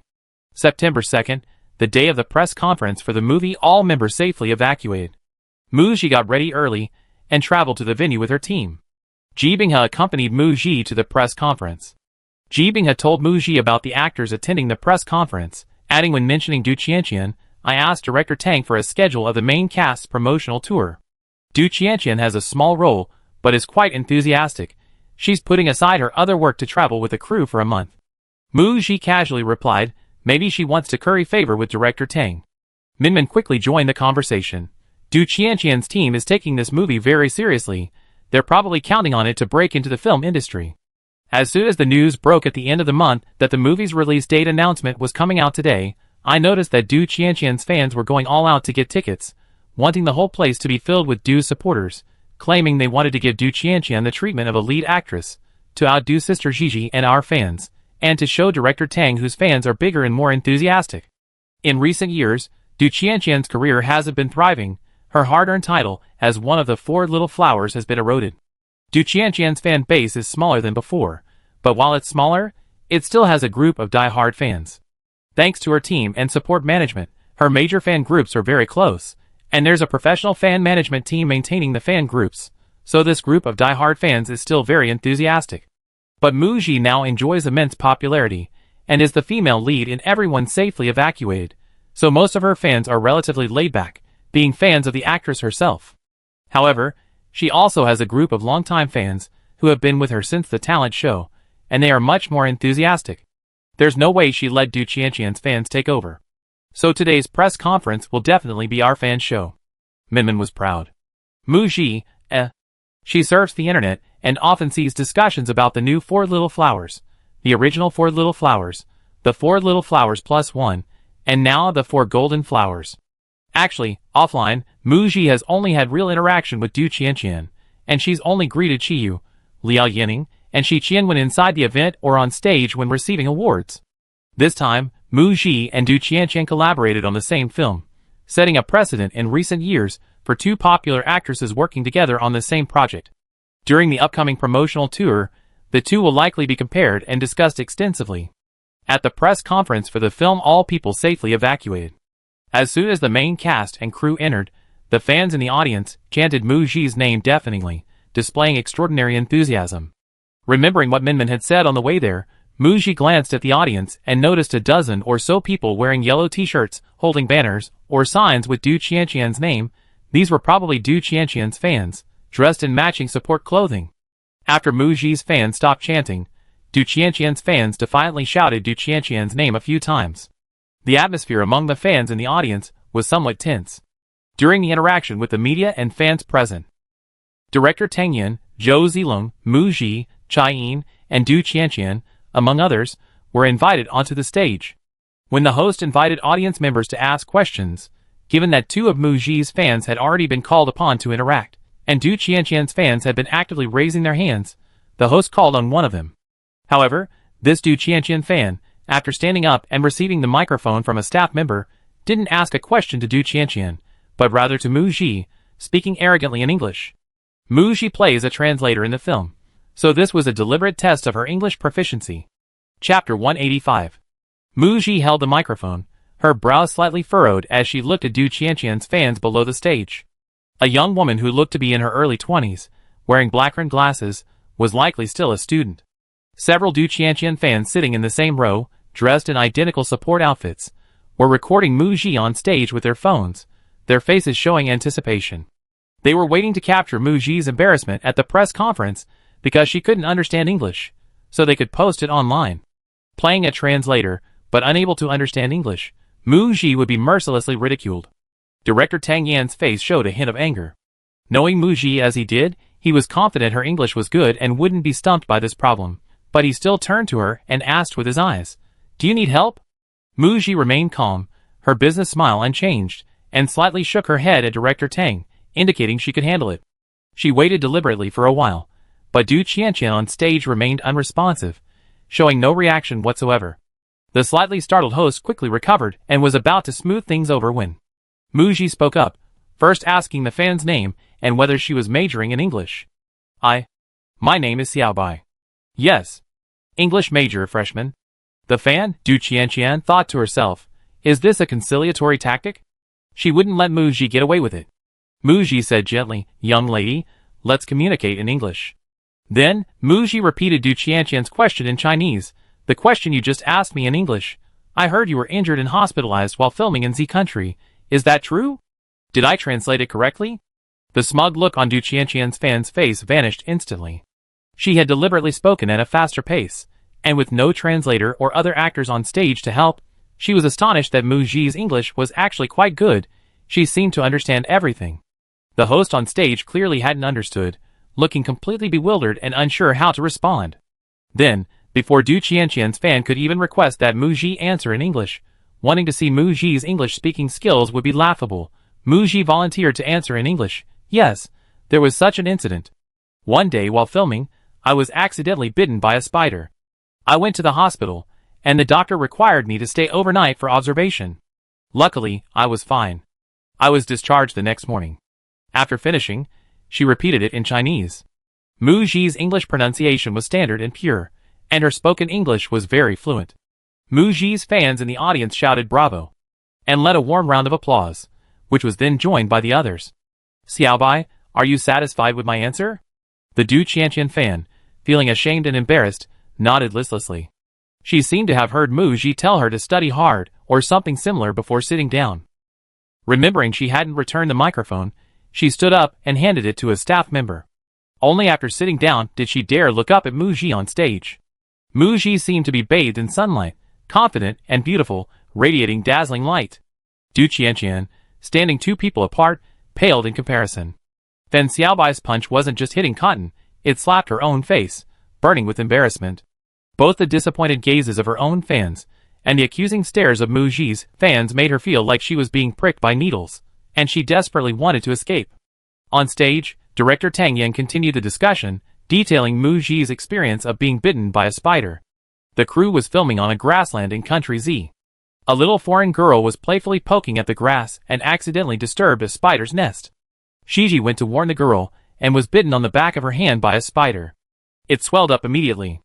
We couldn't be sure if the spider was venomous, so for safety's sake, we told Shiji to go to the hospital immediately. Director Tang Yan said that Mu Ji initially refused to go, worried about affecting the filming schedule. She was discharged the next day and told to rest, and she came to the set that afternoon. Shiji is incredibly dedicated. Other actors would have used this incident for publicity, but Mu Ji's team didn't. If someone hadn't brought it up at today's press conference, Tang Yan would have almost forgotten to mention it. He had observed the earlier question and, looking at the audience, added, I see quite a few of Mu Ji's fans here today. An actress like Mu Ji, who puts her heart and soul into acting and meticulously crafts her characters, is an idol worthy of your admiration. His words contained both appreciation and protection for Mu Ji, as well as a veiled reminder to the others. Du Qianqian, standing nearby, couldn't quite maintain her professional smile. She hadn't spoken at first, genuinely hoping to see Mu Ji embarrass herself. Mu Ji hadn't gone to university, attending some mediocre art school, and she assumed Mu Ji wouldn't be able to answer the fan's question in English. Unexpectedly, Mu Ji's fluent English had completely outshone her. Before Du Qianqian could even clarify her relationship with the fan who asked the question, Director Tang Yen spoke first. Then came the current situation. Director Tang Yen had developed some biased opinions about her because of this fan. Du Qianqian could only wait until the press conference ended to explain to the director. The next question came from a media reporter. Everyone at the press conference noticed the animosity between Mu Ji's fans and Du Qianqian's fans. The two fan groups were locked in a power struggle. It's hard to say whether the fans' behavior was individual or influenced or condoned by the artist's team. What is certain is that the relationship between the two artists is not very friendly. The reporter knew that Mu Ji was a respected figure in the industry, with high professional ethics and always impeccable conduct in interviews. So the reporter targeted Du Qianqian. Ms. Du, you worked with Ms. Mu on all personnel evacuated safely. Ms. Mu is the female lead in this film, a Best Actress winner, and widely recognized for her excellent acting skills. You play the second female lead, and it's your first time acting in a film. Did you feel pressured working with Ms. Mu? Did you mind people comparing you two? Du Qianqian and Mu Ji didn't have any scenes together in the film. If there were scenes together, Du Qianqian wouldn't accept the role. Being outshone by Mu Ji in the same frame would be incredibly embarrassing. But even without scenes together, the embarrassment was unavoidable, as Du Qianqian felt right now. The reporter's unspoken question was, what were Du Qianqian's feelings about playing a supporting role to Mu Ji? Du Qianqian suppressed her displeasure, ignoring her own unpleasant expression, knowing that everyone on and off stage was watching her, waiting for her answer. To avoid further embarrassment, she could only answer quickly, speaking haltingly despite her discomfort. It's quite a pity that I don't have any scenes with Teacher Mu in this movie. This is my first time directing a film, so there's some pressure, but Director Tang is a very caring and patient director who has helped me a lot. I treat myself as a newcomer and learn from Teacher Mu. She seemed to forget to answer the question. Do you mind people comparing you two? After the press conference, backstage in the dressing room, Du Qianqian angrily complained to her agent, Steven. At today's press conference, everyone's attention was on Mu Ji. She's the star, and I'm just a background figure. I don't want to share the stage with her anymore. Cancel all the promotional activities I'm supposed to do with Mu Ji afterwards. She couldn't bear the contrast. Originally, she was ahead of Mu Ji, but Mu Ji overtook her. She wasn't the only one overtaken. Fine, she accepted reality. Before accepting the role, Du Qianqian had mentally prepared herself. She and Mu Ji were co-starring, Mu Ji as the lead, and she as the second lead. She gritted her teeth and accepted. But at today's press conference, she was ignored and sidelined on stage, while Mu Ji was the darling of the group. This difference in treatment truly broke Du Qianqian. Her agent, Steven, advised, we already proactively told Director Tang we'd be working on it for a month. If we back out now, it seems insincere. If we don't win Director Tang's favor, all your efforts will be in vain. He analyzed seriously. Looking ahead, Mu Ji has top-tier resources in the film industry now. I heard that investors in the industry are optimistic about Mu Ji's box office appeal and have specifically opened up a major female-led film project to approach her. It must be admitted that Mu Ji has paved a path for herself in the film industry, showing everyone that actresses can also carry box office success, and that there are many possibilities in the film world. Perhaps, just like with female-centric dramas in television series, there will be more and more female-led film projects in the future. Steven continued his earnest persuasion of Du Qianqian. Mu Ji has high standards for choosing roles, and there's only one Mu Ji, so other actresses will have their chance. Qianqian, let's grit our teeth. As long as we make a breakthrough in the film industry, we make a comeback sooner or later. Du Qianqian, however, wouldn't listen to her agent's empty promises. It's not that I'm being dramatic, but if I were Mu Ji, I would do the same. She's filming on set, and only does a few days of promotional work. So what's the difference if I do fewer promotional work? Originally, your idea of having me do promotional work to build goodwill and get opportunities was a pipe dream. I made up my mind. I don't want to be humiliated doing promotional work alongside Muji. Not only can I not stand it, but my fans will be crushed by her fans both online and offline. If they all unfollow, what's the point of my comeback? The dressing room was inexplicably occupied, and Muji and her group standing outside the door. They were speechless. Jibing had knocked on the door with a cold face, and the sounds in the dressing room abruptly stopped. After the press conference, Muji still had to give interviews to the media. By the time all the work was finished, it was already afternoon. Muji didn't have time to check online news. She was on her way to a restaurant with her team. She heard from Minmin about the aftermath of the English question asked by Du Qianqian's fan at the press conference. The video was still posted online, of course. The trending topic Muji speaks English even topped the charts, surpassing all personnel safely evacuated, release dates set for National Day, and Tang Yin and Zhou Zilong's new movie release date set, in both ranking and readership. Muji glanced at the comments online. Most were praising her. Wow! Muji speaks English so charmingly. Muji must have specially learned English to play the role of the translator well. She speaks it so well. Too amazing. Is there anything you can't do? At Muji, I didn't expect Muji to be so talented. Looking forward to her performance as the translator. There's also the discussion about Du Qianqian's fans asking Muji a question in English at the press conference. Is this Xiaobai a Du Qianqian fan?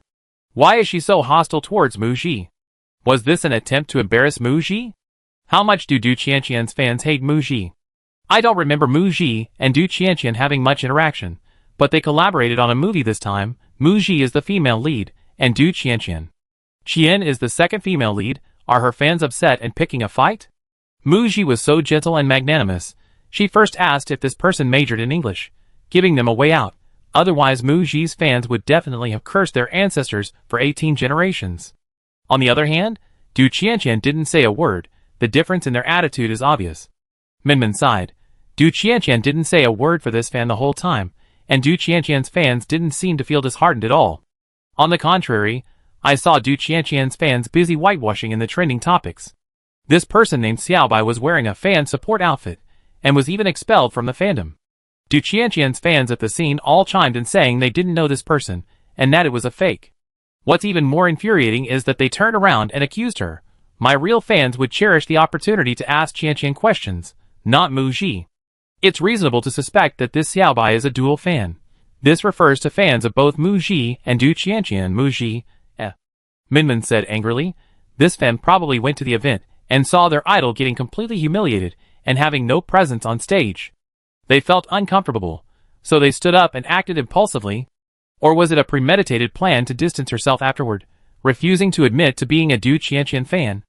Otherwise, wearing support colors would make her a clear Du Qianqian fan to anyone with eyes. It was probably an impulsive act, because this fan didn't seem to consider the consequences. What impact would such behavior have on Du Qianqian and the film?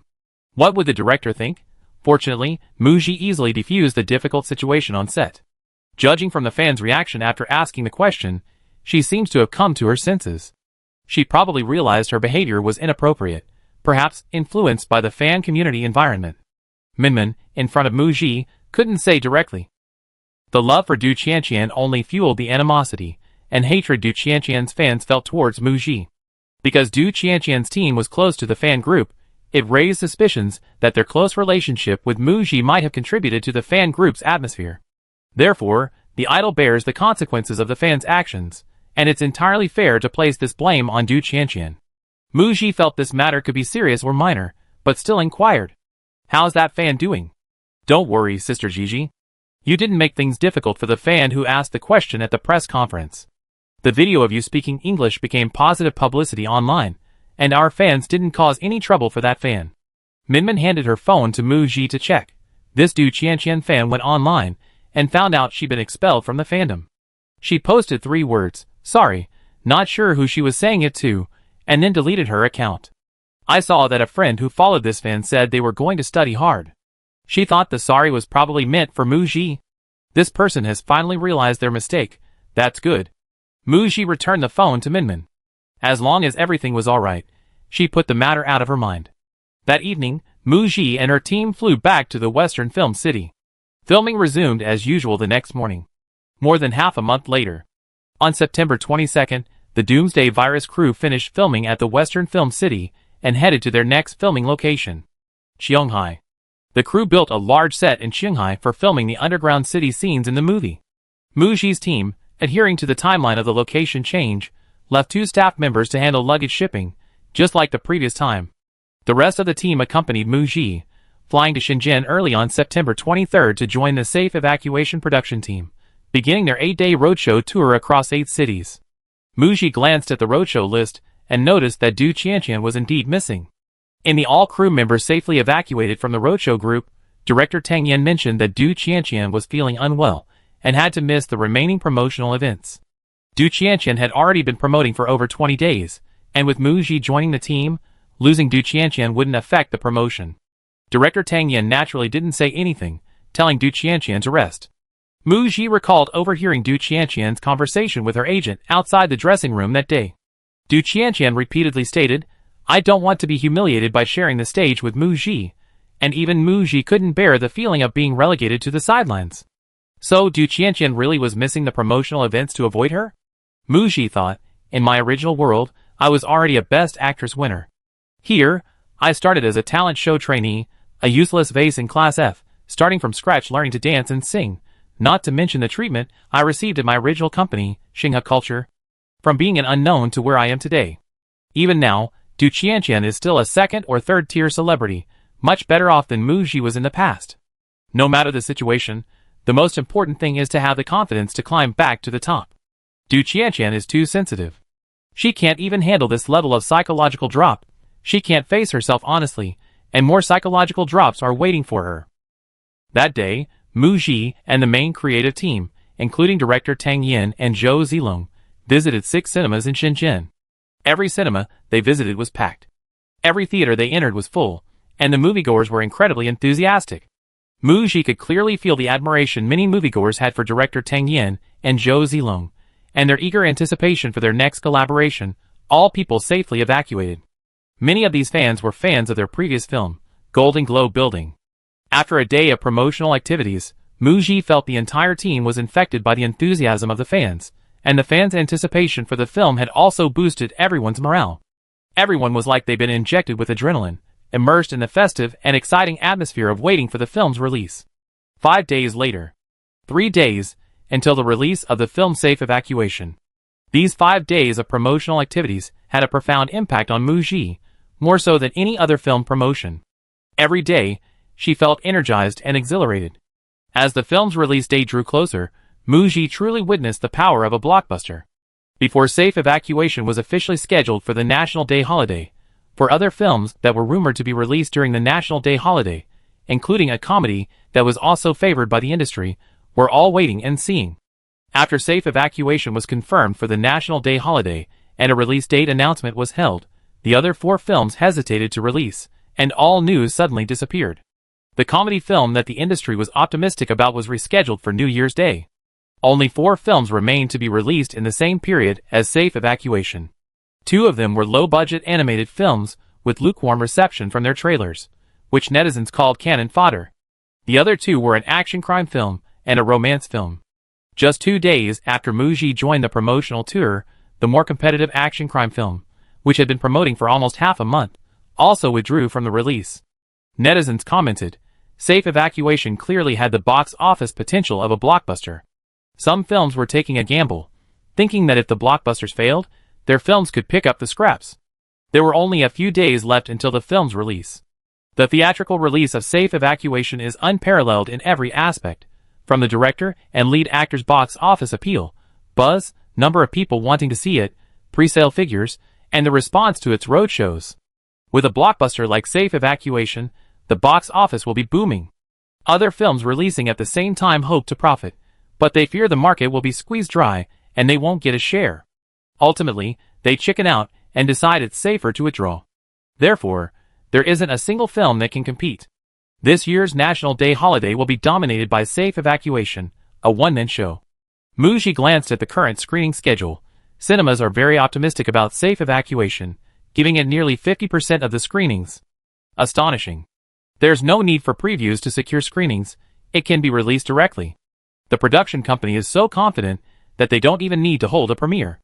As a member of the creative team, Muji deeply felt the immense box office appeal of director Tang Yin and lead actor Zhou Zilong, especially given the subject matter. The public's trust and anticipation for their collaborative work was truly enviable. Muji knew she still had a way to go compared to them. This realization excited her. It was a goal she wanted to surpass, and a direction she wanted to take. She dreamed of the day when her own starring film would also garner such trust and anticipation from audiences. On September 30th, the film All People Safely Evacuated was released amidst much anticipation. Chapter 186.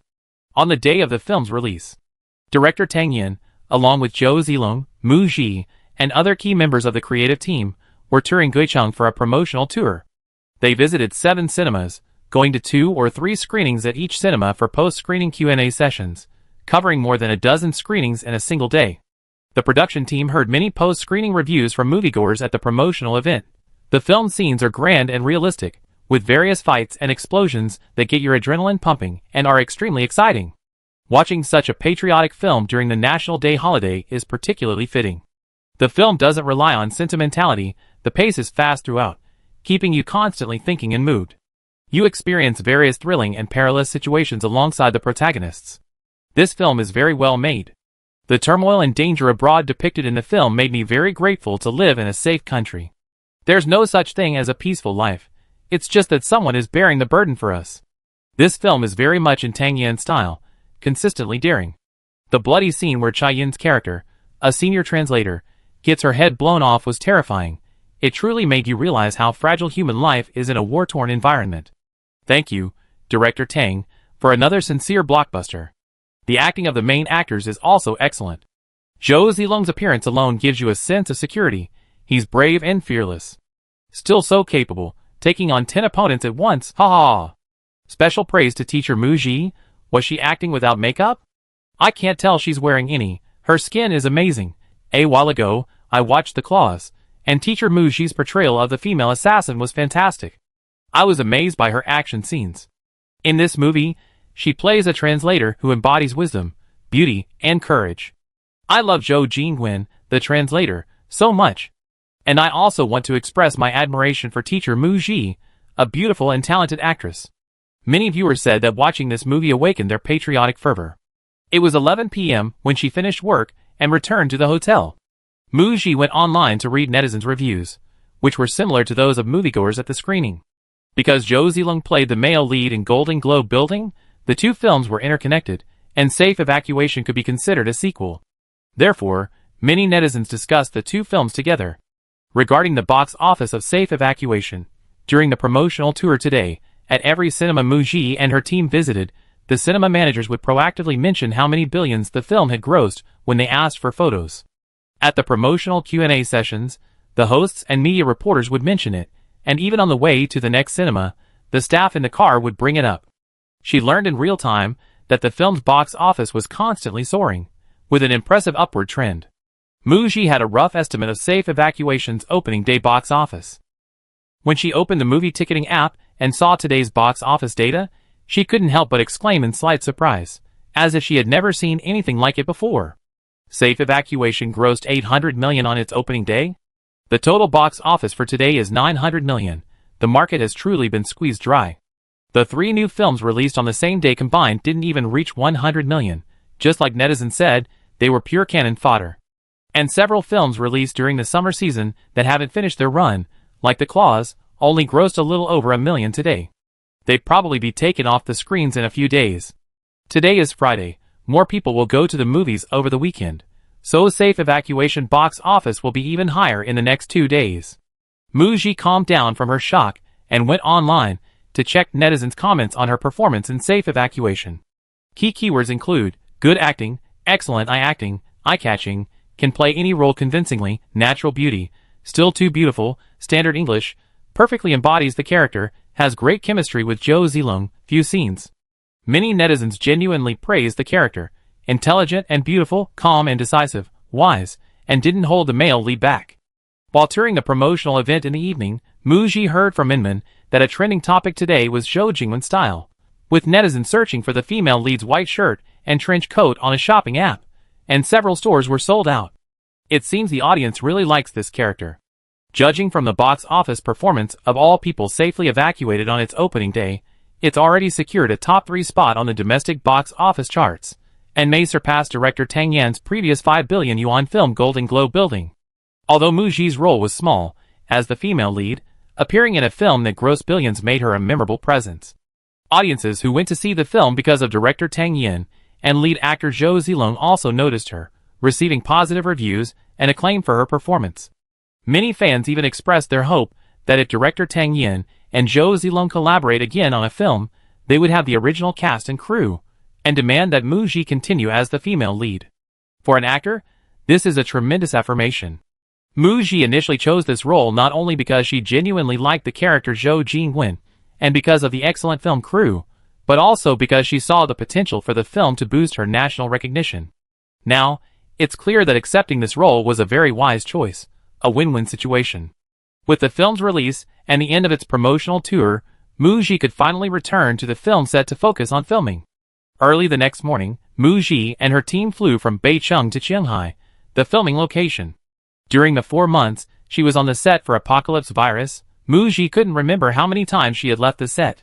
The film was now in its second half of production.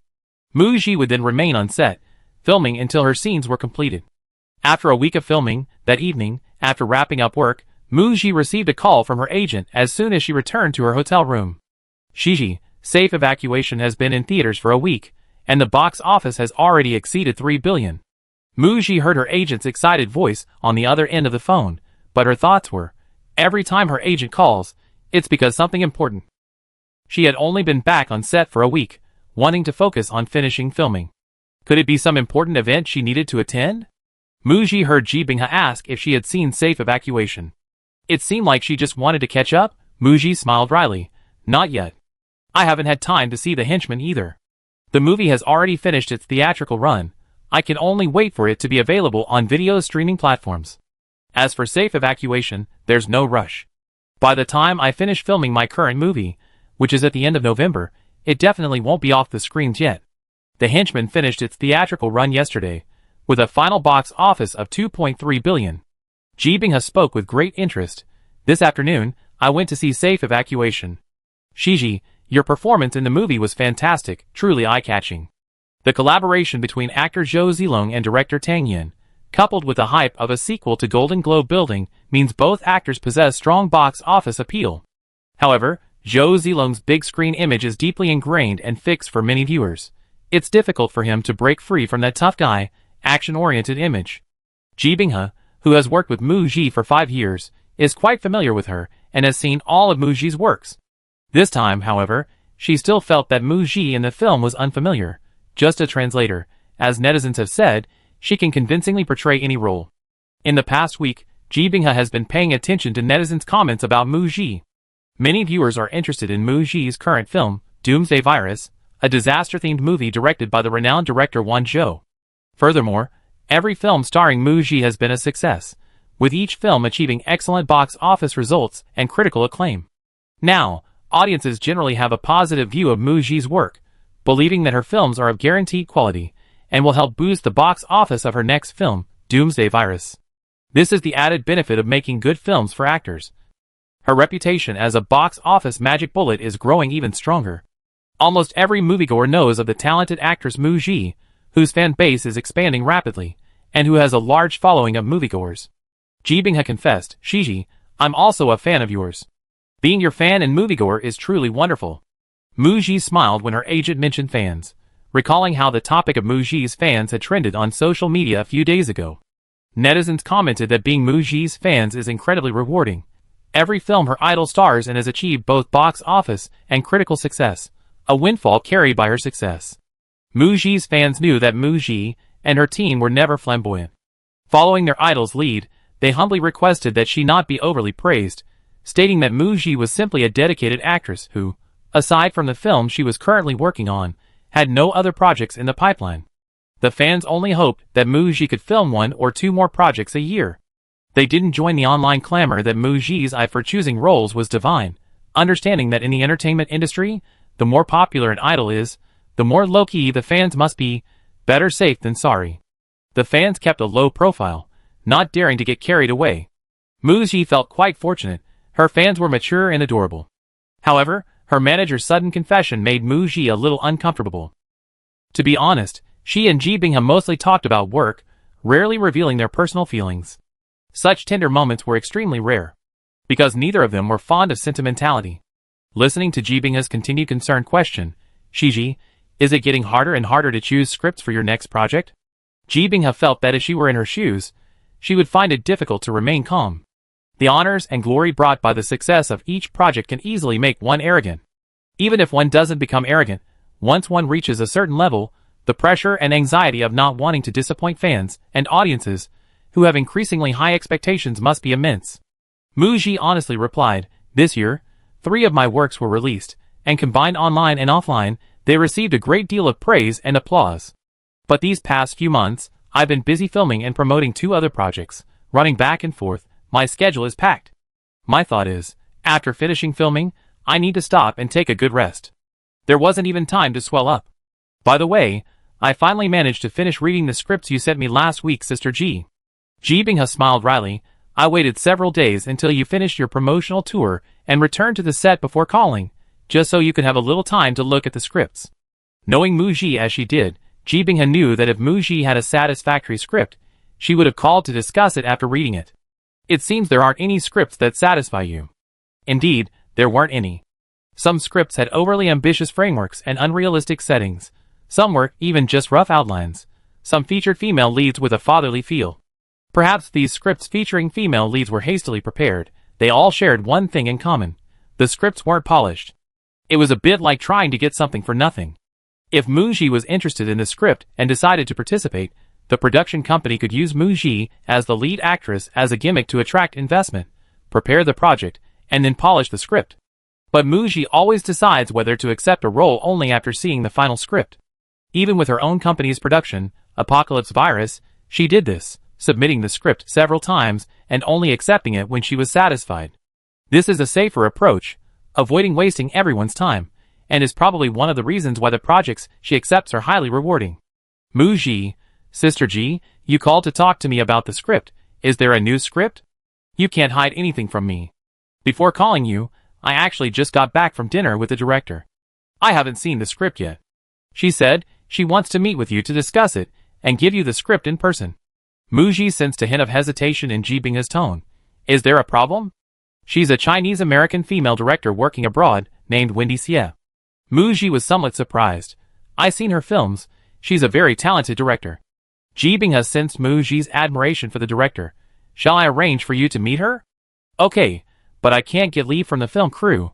I can't get away. I have to trouble her to come to Qionghai.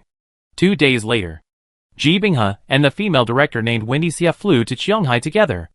After finishing work, Mu Ji and her team drove to the agreed-upon restaurant.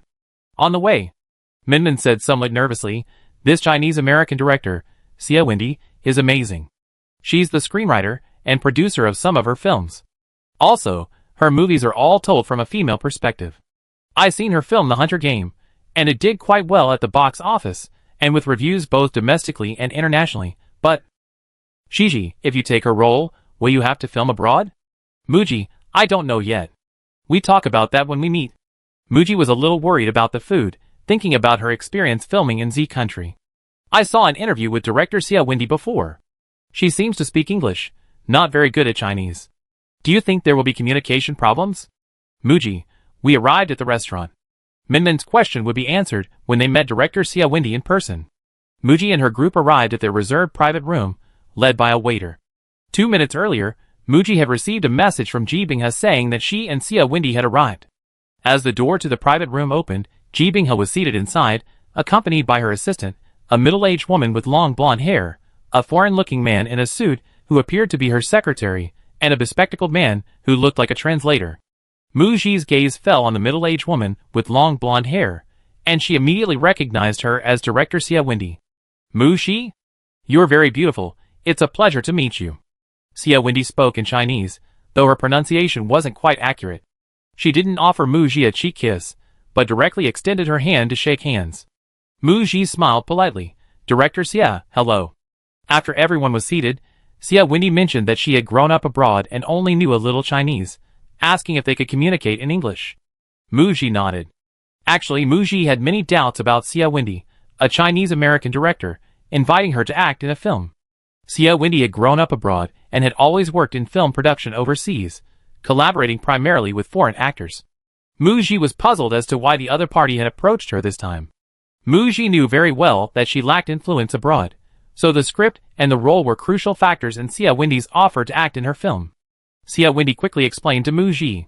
The gist was that Xia Wendy's maternal grandmother had left behind a manuscript of a novel, expressing her grandmother's regrets about life, fantasizing that if she had made different choices, she could have lived a different life instead of being confined to the inner quarters and living a life of regret.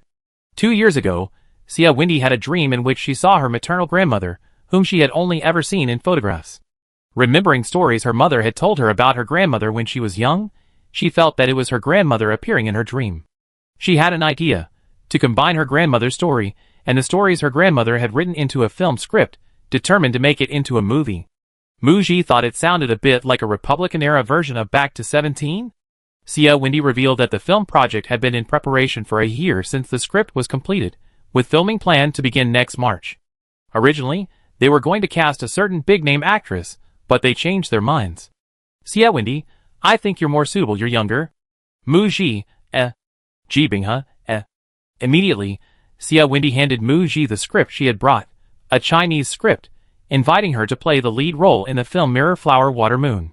Mu Ji said she would take the script home to read and consider it before giving an answer. Xia Wendy was slightly surprised, since the big-name actress she had previously approached had been deeply moved after hearing her story, and had immediately agreed to star without even asking to see the script. However, Xia Wendy had heard from the staff that Mu Ji was currently the most popular and talented actress in China, with excellent acting skills. She had also seen Mu Ji in The Edge of the Blade, and her image perfectly suited the female lead. As the dinner ended and everyone said goodbye, Xia Wendy, speaking in somewhat broken Chinese, said to Mu Ji, I look forward to good news. Chapter 187. That evening, as soon as Mu Ji returned to her hotel room, she began reading the movie script Mirror Flower Water Moon that Xia Wendy had given her. Jibinghe sat beside Mu Ji and read it together. After finishing the script, Jibinghe's first thought was, this will be a script Mu Ji likes. While reading Mirror Flower Water Moon, it was as if a scroll painting of the Republican era appeared before her eyes. The story depicted the customs and lifestyle of that period, and the heroine and the people and things around her were vividly portrayed. She was heartbroken throughout the story, sharing the heroine's joys and sorrows, her ups and downs, and her struggles against the shackles imposed on women in that era. The ending was predictable, yet it still left her with a sense of melancholy. Mu Ji explained, the dialogue is excellent. Jibinghe nodded in agreement. The dialogue had a distinctly Republican-era feel, likely written by Xia Wendy's maternal grandmother, capturing the unique speech patterns and charm of that period.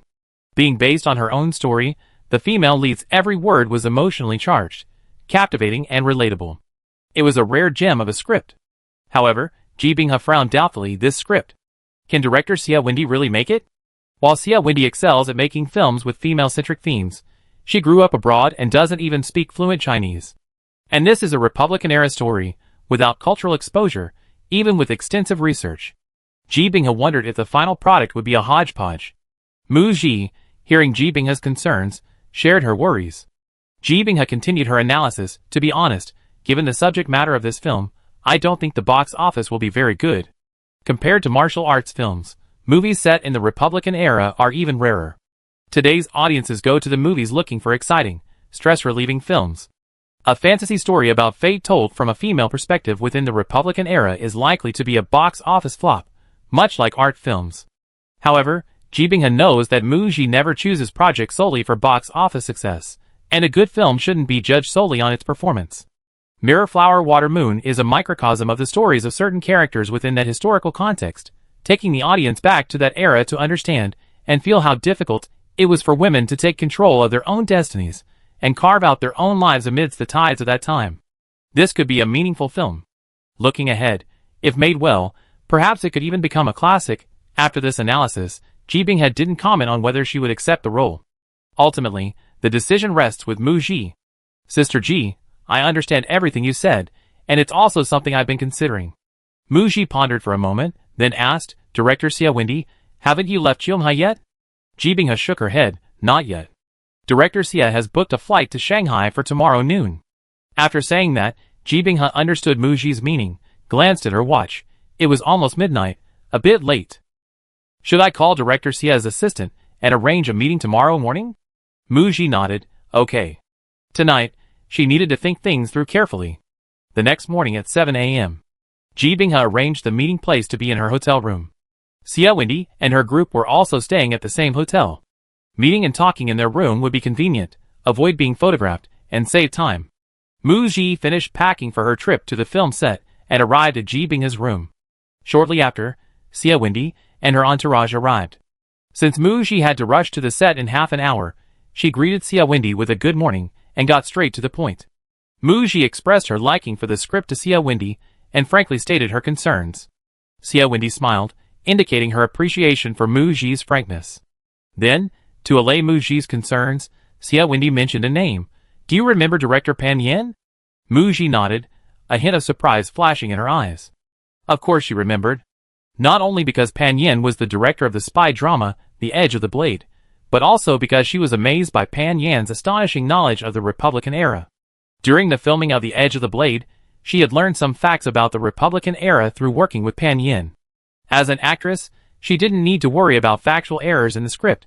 With Pan Yin overseeing things, she felt very secure filming. Muji knew Sia Wendy wouldn't mention director Pan Yin without a reason, and a guess formed in her mind. Sia Wendy nodded with a smile. I invited Pan to work on this film.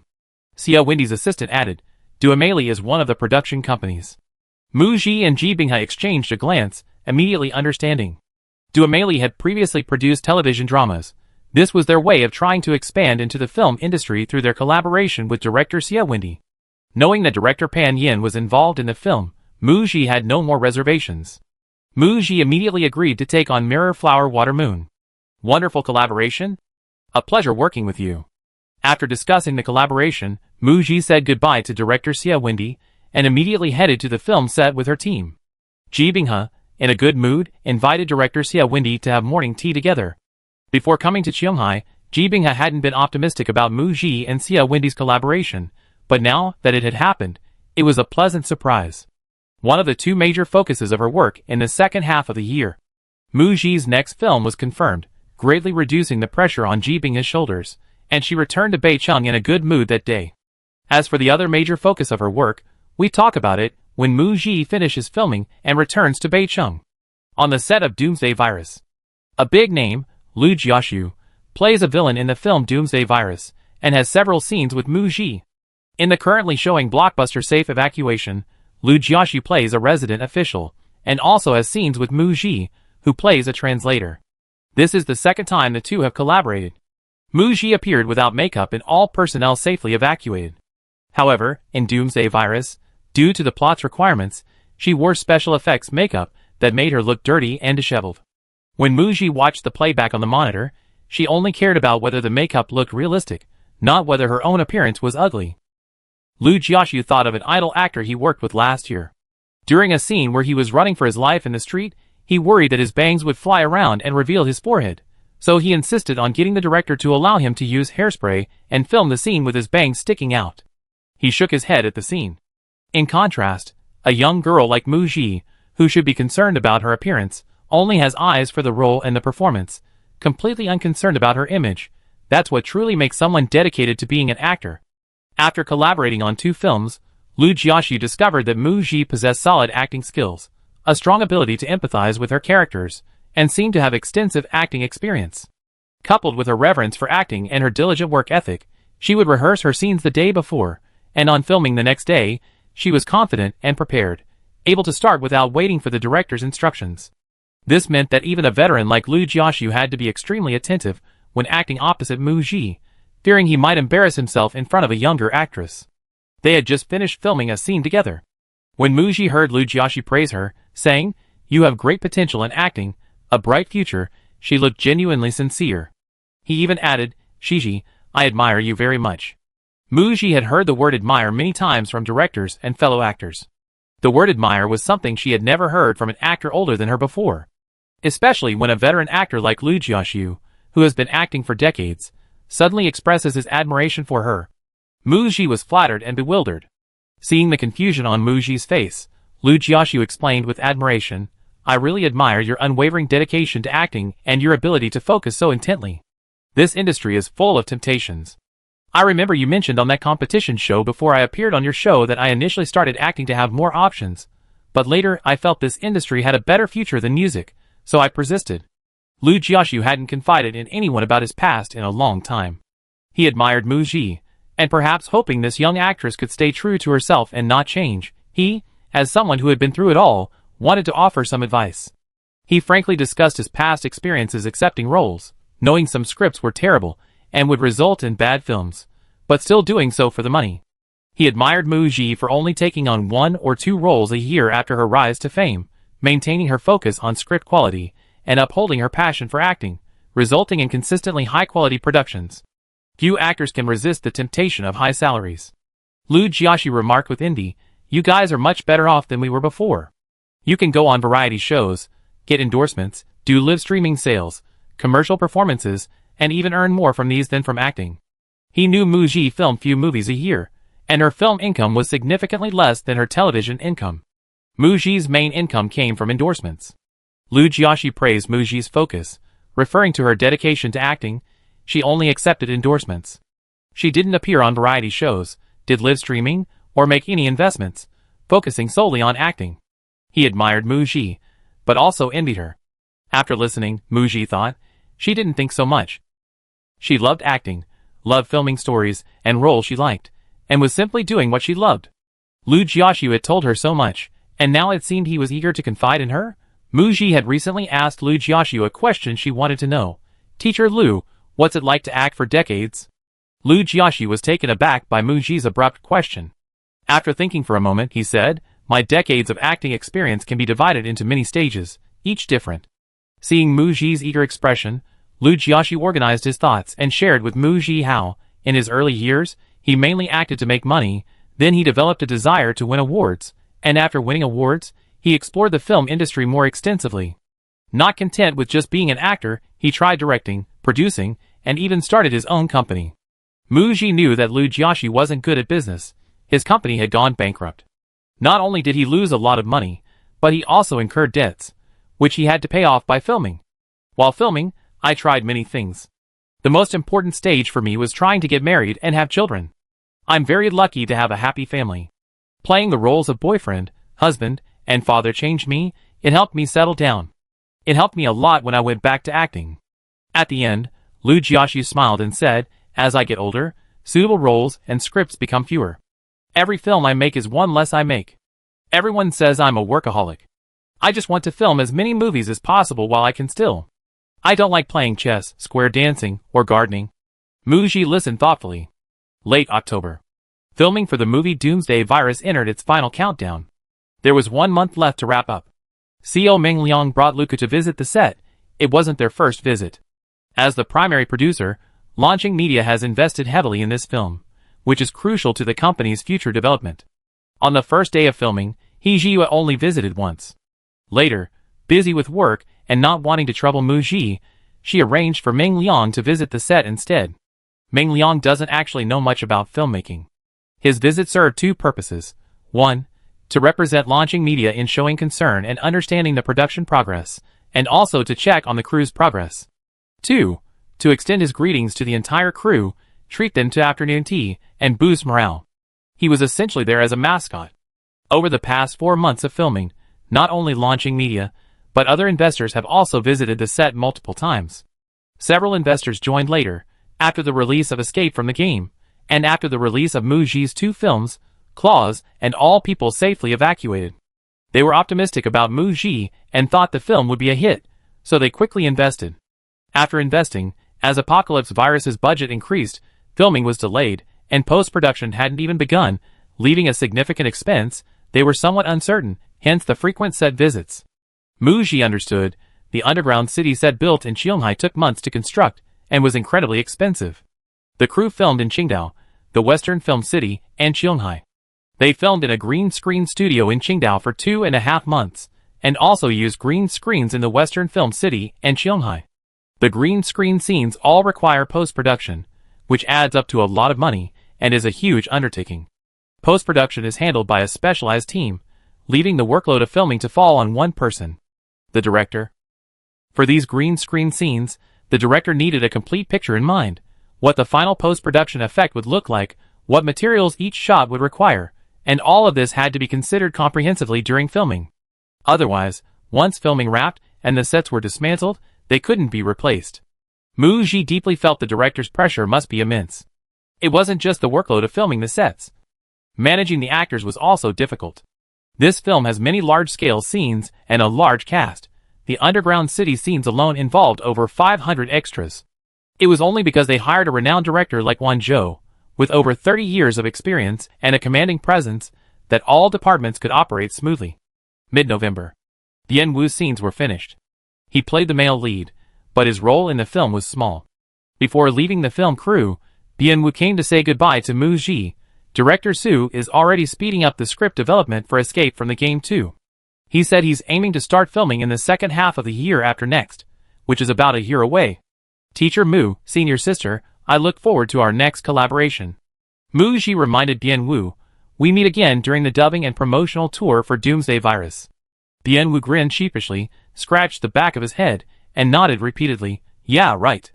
I hope Doomsday Virus finishes post-production soon after filming wraps up, and is released before we join the cast of Escape from the Game 2. The next time we meet.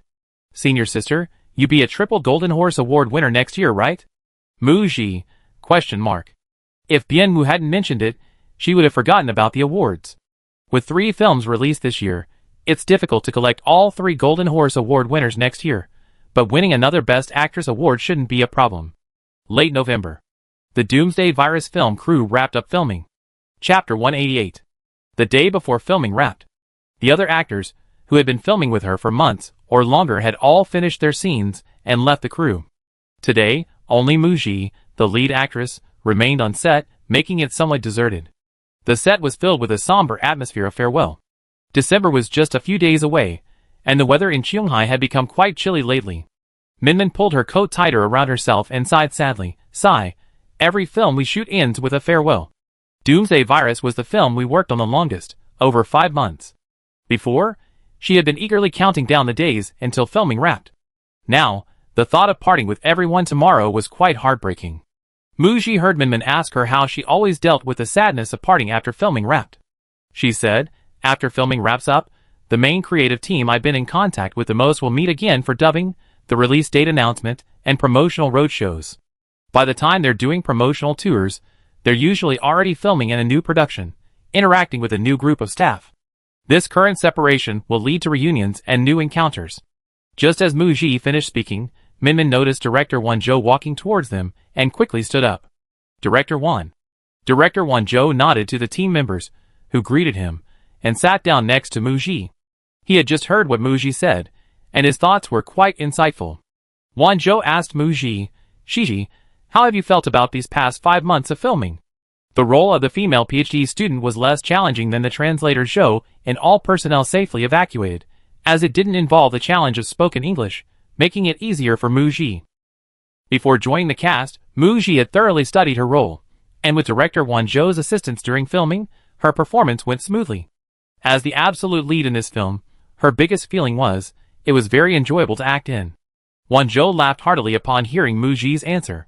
He had worked with Mu Ji on 2 films, and found this young woman very quiet off-screen. Unlike other actors, who would approach him to chat and gain favor, she only approached him about the film and the role. She maintained a distance in her interactions with others, seemingly keeping things superficial. But she reciprocated the kindness shown to her with sincerity. She was a simple, pure-hearted young woman. Mu Ji asked Won Jo, Director Won, filming this movie must have been very hard for you. Will post-production be easier after filming wraps? Previously, during the filming of Countdown, Won Jo had to overcome altitude sickness on set while using a nasal tube for oxygen, yet he handled it all with ease. From the second day of filming for Doomsday Virus, Won Jo sat in front of the monitor with a tense, extremely serious expression, his walkie-talkie never leaving his hand. Only today, perhaps because filming is wrapping up tomorrow, did his expression relax a bit. Won Jo sighed, after almost 6 months of hard work, we finally made it through. It'd be a bit easier once we enter post-production, but the plan is to release it during next year's Spring Festival. Mu Ji, next year's Spring Festival? That means there's less than a year and a half left for post-production. That's a heavy workload. Director Won Jo is already in his 60s. His dedication is exemplary. He's probably like Liu Jiaxiu. He doesn't like playing chess, square dancing, fishing, or gardening. Won Jo, seemingly seeing through Mu Ji's thoughts, gazed into the distance and said meaningfully, ancient emperors, in their old age, became obsessed with alchemy and medicine, seeking immortality. We modern people believe in science, knowing that death is an inescapable natural law, but we still want to leave something behind. As we get older, our strength diminishes, and each film we make is one less we can make. Mu Ji mentioned that Liu Jiaxiu had said something similar recently. Won Jo smiled and said, Liu Jiaxiu is well preserved, has a youthful mindset, and has been a star for 40 years, still active on the big screen. She's an evergreen in the industry. In this line of work, you have to be never satisfied, there's no ceiling. He then turned to Mu Ji. This industry is lacking an actress like Liu Jiaxiu. Won Jo seemed to have thought of something, his face showing a slight emotion, his cloudy eyes reflecting a light. This used to be Xiaoye's mother's dream. Mu Ji was somewhat taken aback. Images of He Shui in her youth, which she had seen online, flashed before her eyes. A stunningly beautiful woman who was forced to retire from the entertainment industry at the height of her career. Thinking of what He Shui had mentioned about the past, she felt a pang of regret for He Shui. Mu Ji hesitated before asking, will teacher he regret her choice? Won Jo turned his head away, his eyes slightly red. No. I asked her before she got married. She got married not only so that her seriously ill mother could pass away without regrets, but also for herself. Half of it was because of her feelings for He Hongxue, and the other half was for acting. She couldn't handle romantic scenes well. She had reached a plateau in her acting and wanted to break through. He left it at that, but Mu Ji understood and was momentarily stunned. Finally, Won Jo whispered, everyone's choices are different.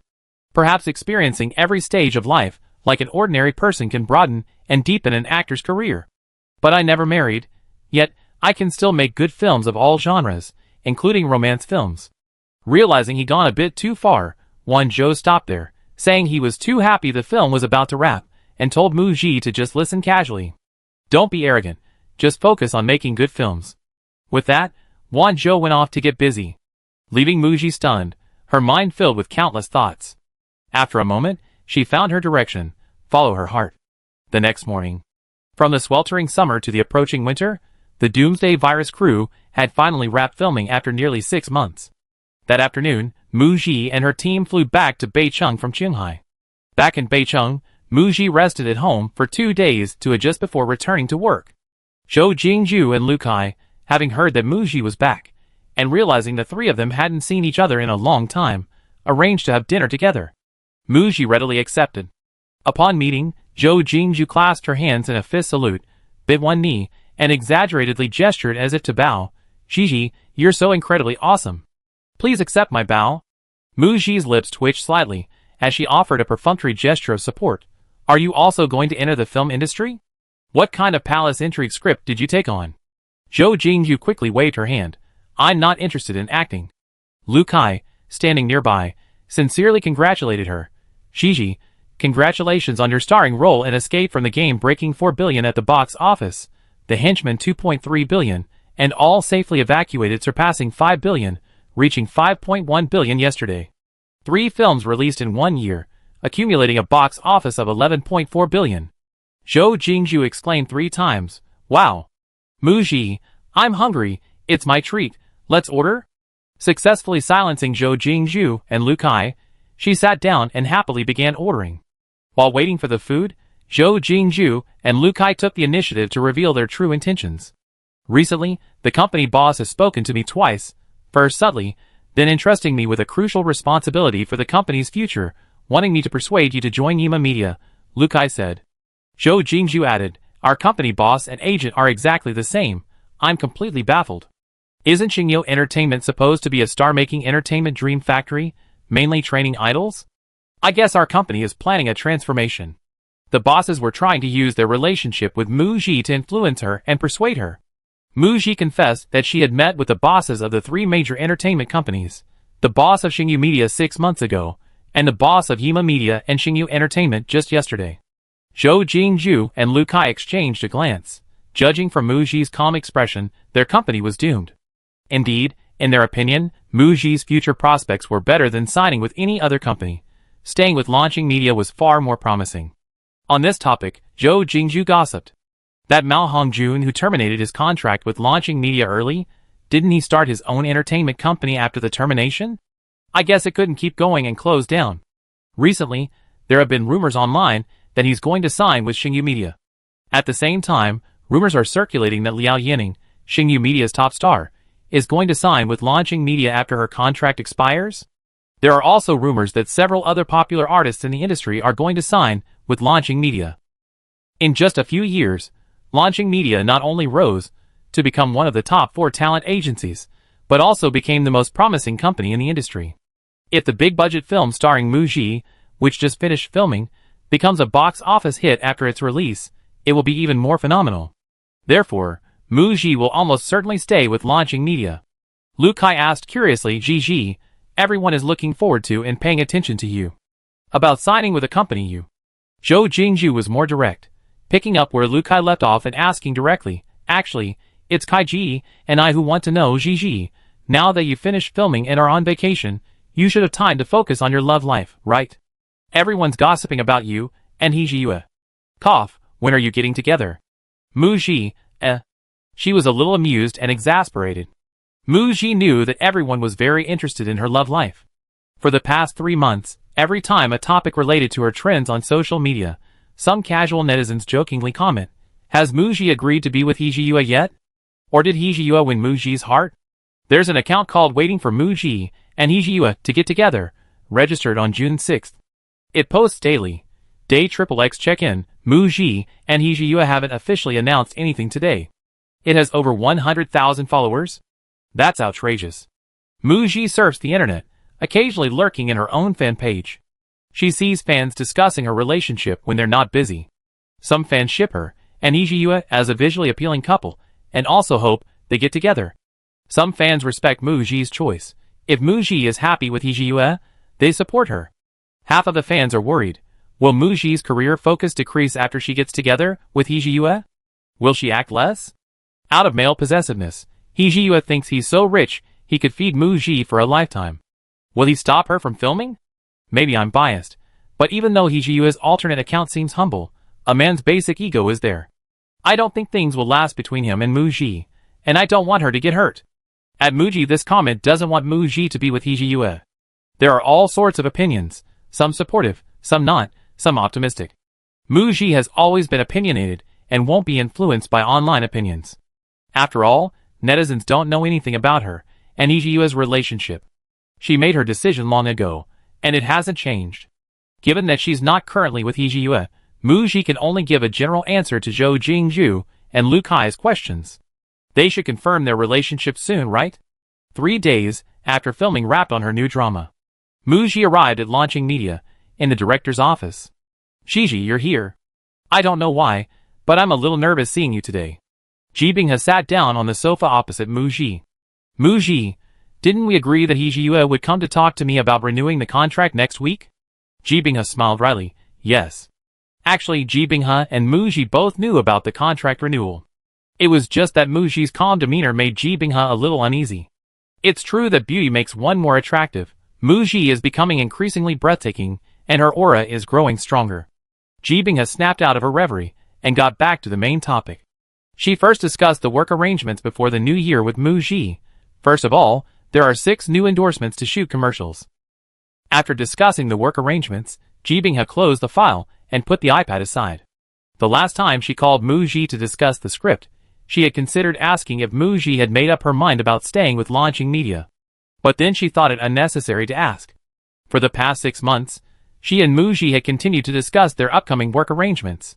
If Muji had already considered leaving, she would have made preparations long ago. President, he isn't entirely confident. He asked me to sound you out. As long as it's your offer, Launching Media will do its utmost to meet it. Muji, let's talk again next week. Jibing nodded. All right, you can see for yourself whether the boss's sincerity satisfies you. Do you need me to come to next week's meeting? No need. I need to talk to him about some personal matters. Jibing understood what personal matters meant and asked, Shiji, you said before that you would agree to be with Hijiyue by the end of the year. Have you changed your mind? I haven't told the boss. Since Muji's relationship was exposed on her birthday, Ji Binghe knew that the past 6 months had caused Muji some trouble. Muji gently shook her head. No. Ji Binghe looked relieved. It seemed the young couple was a done deal. She was happy to see Muji and He Jiyue together. Both of them are outstanding, and Ji Binghe has noticed He Jiyue's feelings for Muji. Ji Binghe offered a helping hand. Actually, 2 months ago, President, he called me in for a meeting to discuss your contract renewal with the company. I asked President He if he was worried that Muji wouldn't renew her contract with the company. Guess what he said? Ji Binghe posed the question without expecting Muji to answer, continuing her story. At the time, He Jiyue's answer was, I care about Teacher Mu. As long as it's her decision, if she thinks signing with another company would be more beneficial, I support her decision. Even if she doesn't stay at Launching Media, it's okay. But I'm confident Teacher Mu will stay. Muji thought the last sentence was very He Jiyue. She was a little curious about how much sincerity he would show to keep her at Launching Media. At the end of the conversation, Ji Binghe's last question, after confirming your relationship, will you go public? Muji, let's discuss it after we confirm our relationship. Ji Binghe smiled and nodded. The following week, Muji was busy filming advertisements for her new endorsement, scheduling 1 or 2 shoots a day. A week later, the advertising shoot concluded. The meeting between Muji and He Jiyue to discuss contract renewal arrived. The location was Launching Media. He Jiyue had his assistant, 1, clear out his schedule for the entire morning, temporarily requisitioning CEO Meng Liang's office. Meng Liang naturally agreed with great pleasure. If CEO, he could personally persuade Muji to stay, his position as CEO would be secure. Muji was extremely important to Launching Media. CEO He Ms. Mu, please continue your conversation. After greeting He Jiyue and Muji, Meng Liang tactfully left. Muji remembered that when Meng Liang returned from abroad and first took over as CEO of Launching Media, everyone in the company was watching closely, and it even trended on social media. At the time, online opinions suggested that Meng Liang's overseas management methods wouldn't work in the domestic market. Furthermore, Meng Liang's overseas companies, like Xingyu Entertainment, primarily promoted idols and groups, while Launching Media mainly managed actors. Most people were pessimistic. As it turns out, He Jiyue's judgment of talent has always been excellent. Muji heard from Ji Binghe that Meng Liang had poached 2 popular domestic artists with significant overseas success and signed them to Launching Media, with an official announcement expected after the new year. Also, you're doing very well in the film industry now. Some artists in the industry believe Launching Media has played a significant role in your career development, and several popular artists are also considering signing with us.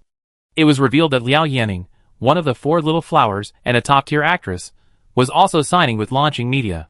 She was aiming for film roles, seeking a career transition. Launching Media already had Muji, so the new actresses wouldn't lack opportunities. Just as Du Qianqian's agent said, there's only one Muji, and she has high standards for choosing scripts. For film projects that couldn't be completed with Muji, Launching Media could recommend other artists under its umbrella for roles.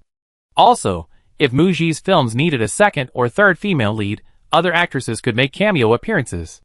Furthermore, Launching Media has already produced a big-budget film, although its success is currently unknown.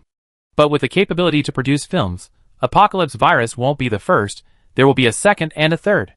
Of course, the company prioritizes promoting its own artists in its productions. Therefore, many female artists want to sign with Launching Media. Muji has worked with Launching Media for 5 years, and, compared to other artists, has the most comprehensive understanding of the company's situation. She has also objectively compared Launching Media with other companies. The comprehensive analysis concluded that renewing her contract with Launching Media was the most advantageous for Muji. However, nothing was finalized yet. The sincerity and attitude Launching Media showed in renewing her contract were crucial. He Jiyue noticed that Muji seemed a little distracted after glancing at Meng Liang's retreating figure. Teacher Mu, he called softly, drawing Muji's attention back. Muji then looked at He Jiyue, who handed her a document with both hands. She took it and glanced at the cover. It was an equity transfer agreement. Teacher Mu, Launching Media's sincerity in wanting to continue cooperating with you is all in here. Muji didn't react much to this. She had met with the bosses of the other 3 major talent agencies, and each one had offered equity, a common tactic for winning over clients. It directly bound the artist to the company. The difference lay in the amount of shares offered. The highest seemed to be 10%. Muji asked, "Is that all?" He Jiyue nodded, "Yes." Muji thought about it, and realized it made sense. The decision to accept roles had always been in her hands. She already had enough endorsements, all handled by Ji Binghe. As for project resources, she already secured a big budget film. Besides the equity, Launching Media couldn't offer anything else. She flipped through the equity transfer agreement, quickly scanning 10 lines at a time, stopping at the line, listing the number of shares transferred. She looked up at He Jiyue with some disbelief. He Jiyue met her gaze intently, his eyes filled with her. Ms. Mu, I'm transferring all 51% of my shares to you. You be the boss of Launching Media. Meng Liang will manage the company and report to you daily. You only need to spare a little time to oversee important company matters. It won't affect your filming. I can mentor you initially. We take it one step at a time. Later, Luca will be your assistant. Launching Media was all in Muji's hands. Things like profit sharing and role opportunities didn't need to be discussed anymore. This equity transfer agreement is sufficient. Chapter 189. After the initial shock, Muji closed the equity transfer agreement she had just read and placed it on the coffee table. He Jiyue's meaning was, she could be a hands-off manager. But if she became the owner of Launching Media, she would have to shoulder that responsibility and devote some of her attention to it. Muji only wanted to focus on one thing at a time. She stated directly, I have no interest in running the company. But I saw Launching Media's sincerity in renewing its contract with me. Muji looked at He Jiyue and asked, are you handing over Launching Media for personal gain? He Jiyue choked, realizing Muji had seen through him. He transferred all his shares to Muji, making her the owner of Launching Media. This generous gift was intended to keep Muji in the company, and it was also a way of showing his personal sincerity towards her, trying to move her. He Jiyue's feelings were laid bare before Muji. He touched his broken eyebrow and looked up to meet her gaze. Ms. Mu, your 5-year contract with Launching Media has expired. My feelings for you are as clear as day. Everyone knew. One can't be shy when pursuing a girl. He decided to go all out, picking up a necklace box he had prepared beside him, a high-end blue velvet gift box. Muji saw the box and felt it looked familiar, quickly remembering what was inside. He Jiyue placed the jewelry box containing the heart of the sky in front of Muji. Ms. Mu, from today onwards, I will officially begin pursuing you. Consider this necklace a gift to please you. You don't want to be the boss of Launching Media, so can you cross out that clause in your contract renewal? I don't want any other relationship with the company's boss? Her face practically screamed, please, have mercy on me. Muji glanced at the necklace. First, it was from Launching Media. Second, it was a necklace worth tens of millions. It wasn't that she was being pretentious. Both items He Jiyue had prepared were materialistic. For Muji, wearing a necklace worth tens of thousands, hundreds of thousands, millions, or even tens of millions was all the same. She could buy them herself. She lacked nothing materially. This necklace was a gift from He Jiyue's mother, so she couldn't accept it. This necklace is beautiful, but I can't accept it. This gift is too precious. He Jiyue watched as Muji closed the gift box and pushed it in front of him. Muji said the necklace was precious, but she wasn't flattered at all, as if it were just a piece of cabbage placed before her. For some time now, he had been racking his brains trying to think of something to give Muji. Muji seemed to lack nothing. But a gift was still necessary, and it had to be expensive to be worthy of her. He finally decided on the necklace Muji had worn, the heart of the sky, which he had long wanted to give her. Despite being prepared that Muji might not accept it. Now that the gift had been returned, He Jiyue's eyelids drooped, and he couldn't help but feel dejected. Today's meeting was about Muji's contract renewal with Launching Media. Because Muji and He Jiyue's private relationship was known throughout the internet, the future of their relationship needed to be discussed. Business inevitably involved personal matters. Therefore, He Jiyue had prepared the necklace and another gift. He was just unsure whether Muji would like it or not. Seeing He Jiyue's somewhat gloomy expression, Muji wondered if she had hurt him. He had already done so much for her. Muji didn't need He Jiyue to make any further emotional investment in her. Just as she was about to speak, He Jiyue suddenly handed her a small notebook. What's this? My wish list? Muji curiously took it, examining the rectangular, palm-sized notebook. The cover featured a dazzling starry sky. He Jiyue's wish list? She opened it, and a faint scent of paper wafted out. The middle of page 1 contained a sentence. You recently seen a gift you like?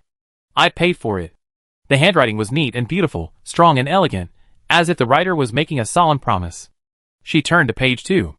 What do you want to eat? I cook. She turned to page 3.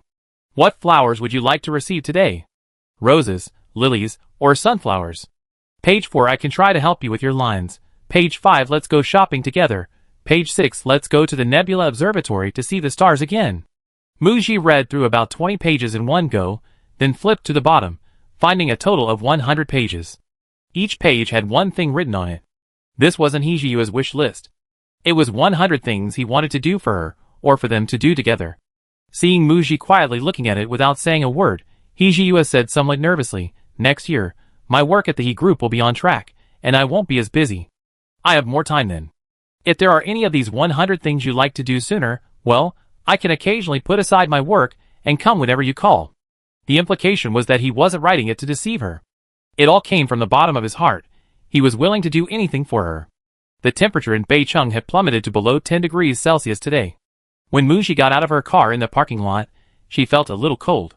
Now, perhaps because the office heating was on so strongly, her hands and feet felt warm, and her cheeks were slightly flushed. She pressed her lips down slightly, and closed Hijiyua's wish list. Muji looked up at Hijiyua calmly, her face expressionless, revealing no emotion. "This list has 100 things written on it. I might not be able to find the time to arrange that many." Seeing Hijiyua's expression turn slightly disappointed, a sly glint flashed in her eyes, and she waved the list in her hand. "However, I accepted the scripts. We can take it one at a time." Last week, during her conversation with Mu Ji, Ji Binghe mentioned that many of Mu Ji's fans had left messages on Ji Binghe's Weibo, expressing their concerns that Mu Ji's relationship with Hijiyua might affect her career. Ji Binghe was very confident in Mu Ji's ambition. But regarding Hijiyua, Ji Binghe cautioned, "Although president, he has never interfered with your choice of roles. For example, he was worried that your relationship with Tai Feng might develop further after working together again, so he didn't stop you from taking the role. For the company's big-budget film, he specifically chose Bian Wu for the role. I suspect President He's intentions were twofold. First, to promote the company's artists, and second, because he felt Bian Wu was a younger man, not your type, and therefore reassured you. Shiji, men have a strong possessive streak towards the women they like. Previously, as the company boss, Hijiyua gave Muji absolute freedom to choose roles, and he had no right to interfere. Now that they're in a relationship, as her boyfriend, he might get jealous. It suggested that Muji discuss her acting roles with Hijiyua before confirming their relationship. Muji's contract renewal with launching media means she wants to control her own decision-making regarding roles, but Ji Binghe is right.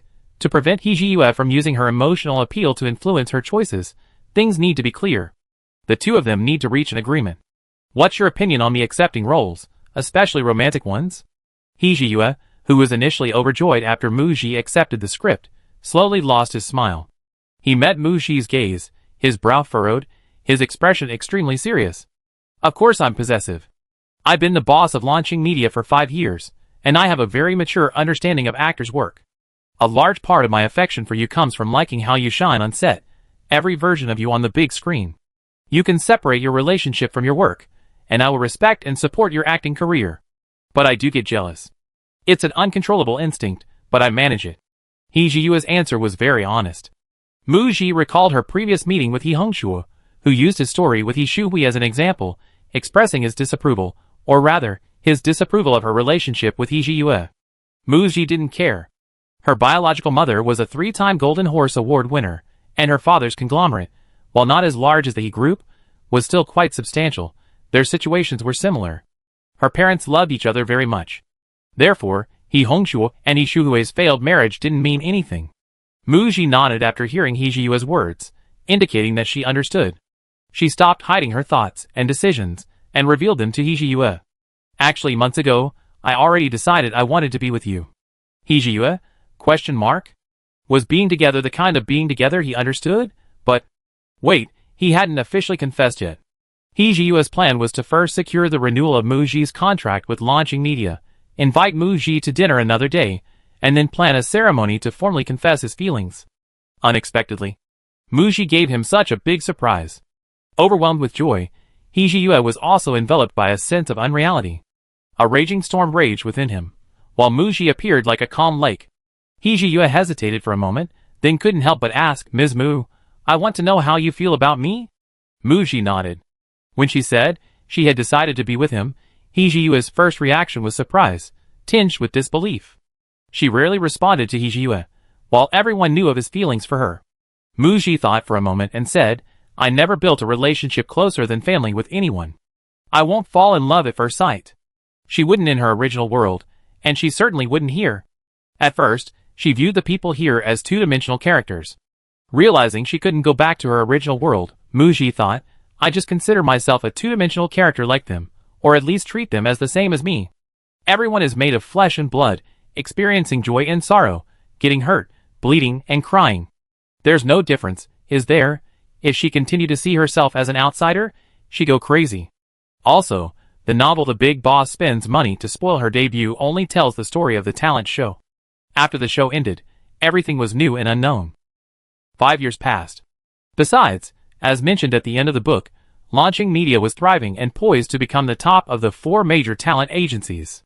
Furthermore, this poorly written novel had long since lost its influence. The seemingly insignificant male lead, Hee Ji-yue, who never officially appeared in the book, and Xia Xinyan never ended up together. She treated herself as if she were in a parallel world, cherishing her second life and trying to live it to the fullest.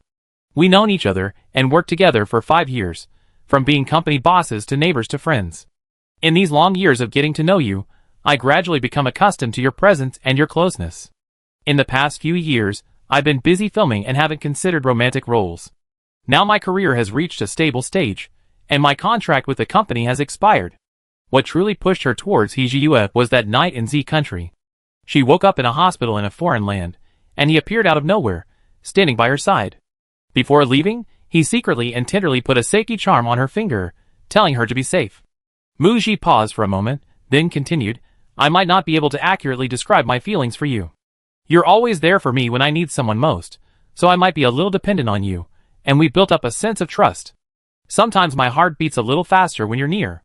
These past few months, amidst my busy filming schedule, I thought of you, and seeing your Weibo side account makes me feel a little embarrassed. Is it love at first sight? I imagined what it would be like if we were together. I find I'm not opposed to it, and the thought of let's try being together and see has taken root. Muji said uncertainly, I think I might like you a little, right? She laid bare her innermost thoughts to him, sincere and straightforward. Hee Ji-yue felt as if his world was exploding with fireworks, a dazzling display. His voice was slightly hoarse as he said, That's enough. What you said is enough. Muji still had something to say regarding the future of their relationship. As a public figure, she needed to be clear beforehand. If we're not happy together, if one of us or both of us feel it's not right, I hope we can break up peacefully and amicably. You can't tell anyone else about us, and you definitely can't post it online, and neither can I. She didn't want a breakup to result in a public feud or trending topic, wasting public resources. Hee Ji-yue, Couldn't she have a little faith in him? He knew Muji was being rather pessimistic about developing feelings for someone else. Hee Ji-yue nodded, I promise you. Also, I haven't decided whether to officially announce our relationship after we get together. But I can foresee that it will be exposed soon. After what happened last time, netizens tried to dig up dirt on you but didn't find anything. Once we're officially together, the public's attention on you will double. Meeting friends, having meals, even just having normal business discussions with female clients might be misinterpreted and trend on social media. Your every word and action will be watched. You live under the public eye, even under scrutiny. Hee Ji-yue already knew what Muji was saying. He smiled nonchalantly, I'm being watched now too, so the difference isn't that big. Muji, so you know all this, have you thought it through? Before she could finish, Hee Ji-yue looked at her firmly and said, I thought it through very clearly. I waited for years. I want to be with you. Muji nodded, then let's make it official and be together. That afternoon, Hee Ji-yue returned to the chairman's office of the He Group. He still felt a little unreal about confirming his relationship with Muji. Hee Ji-yue called his secretary in and instructed her to plan a confession ceremony for him. He planned to give Muji a proper confession ceremony, and also organize a dinner for his friends. If he and Muji were in a secret relationship and didn't plan to go public, there would be no need to inform his friends. But their relationship was known to everyone online, so a ceremony was still necessary. Muji received a call from Hee Ji-yue, discussing the idea of inviting their friends to dinner. She recalled having dinner with Zhou Jingju and Lu Kai a while ago, and how the two teased her about confirming their relationship, insisting she introduce Hee Ji-yue to them. And Ji Binghe, Minmin. Should we invite your team members too? I discussed the dinner arrangements with Director Ji. Leave it to me.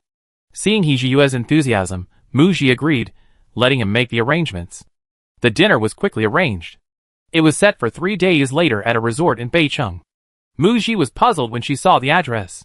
Was it really necessary to go all the way to the mountains for a meal? But seeing that Ji Binghe, Zhou Jingzhu, Lu Kai, and the others had no objections.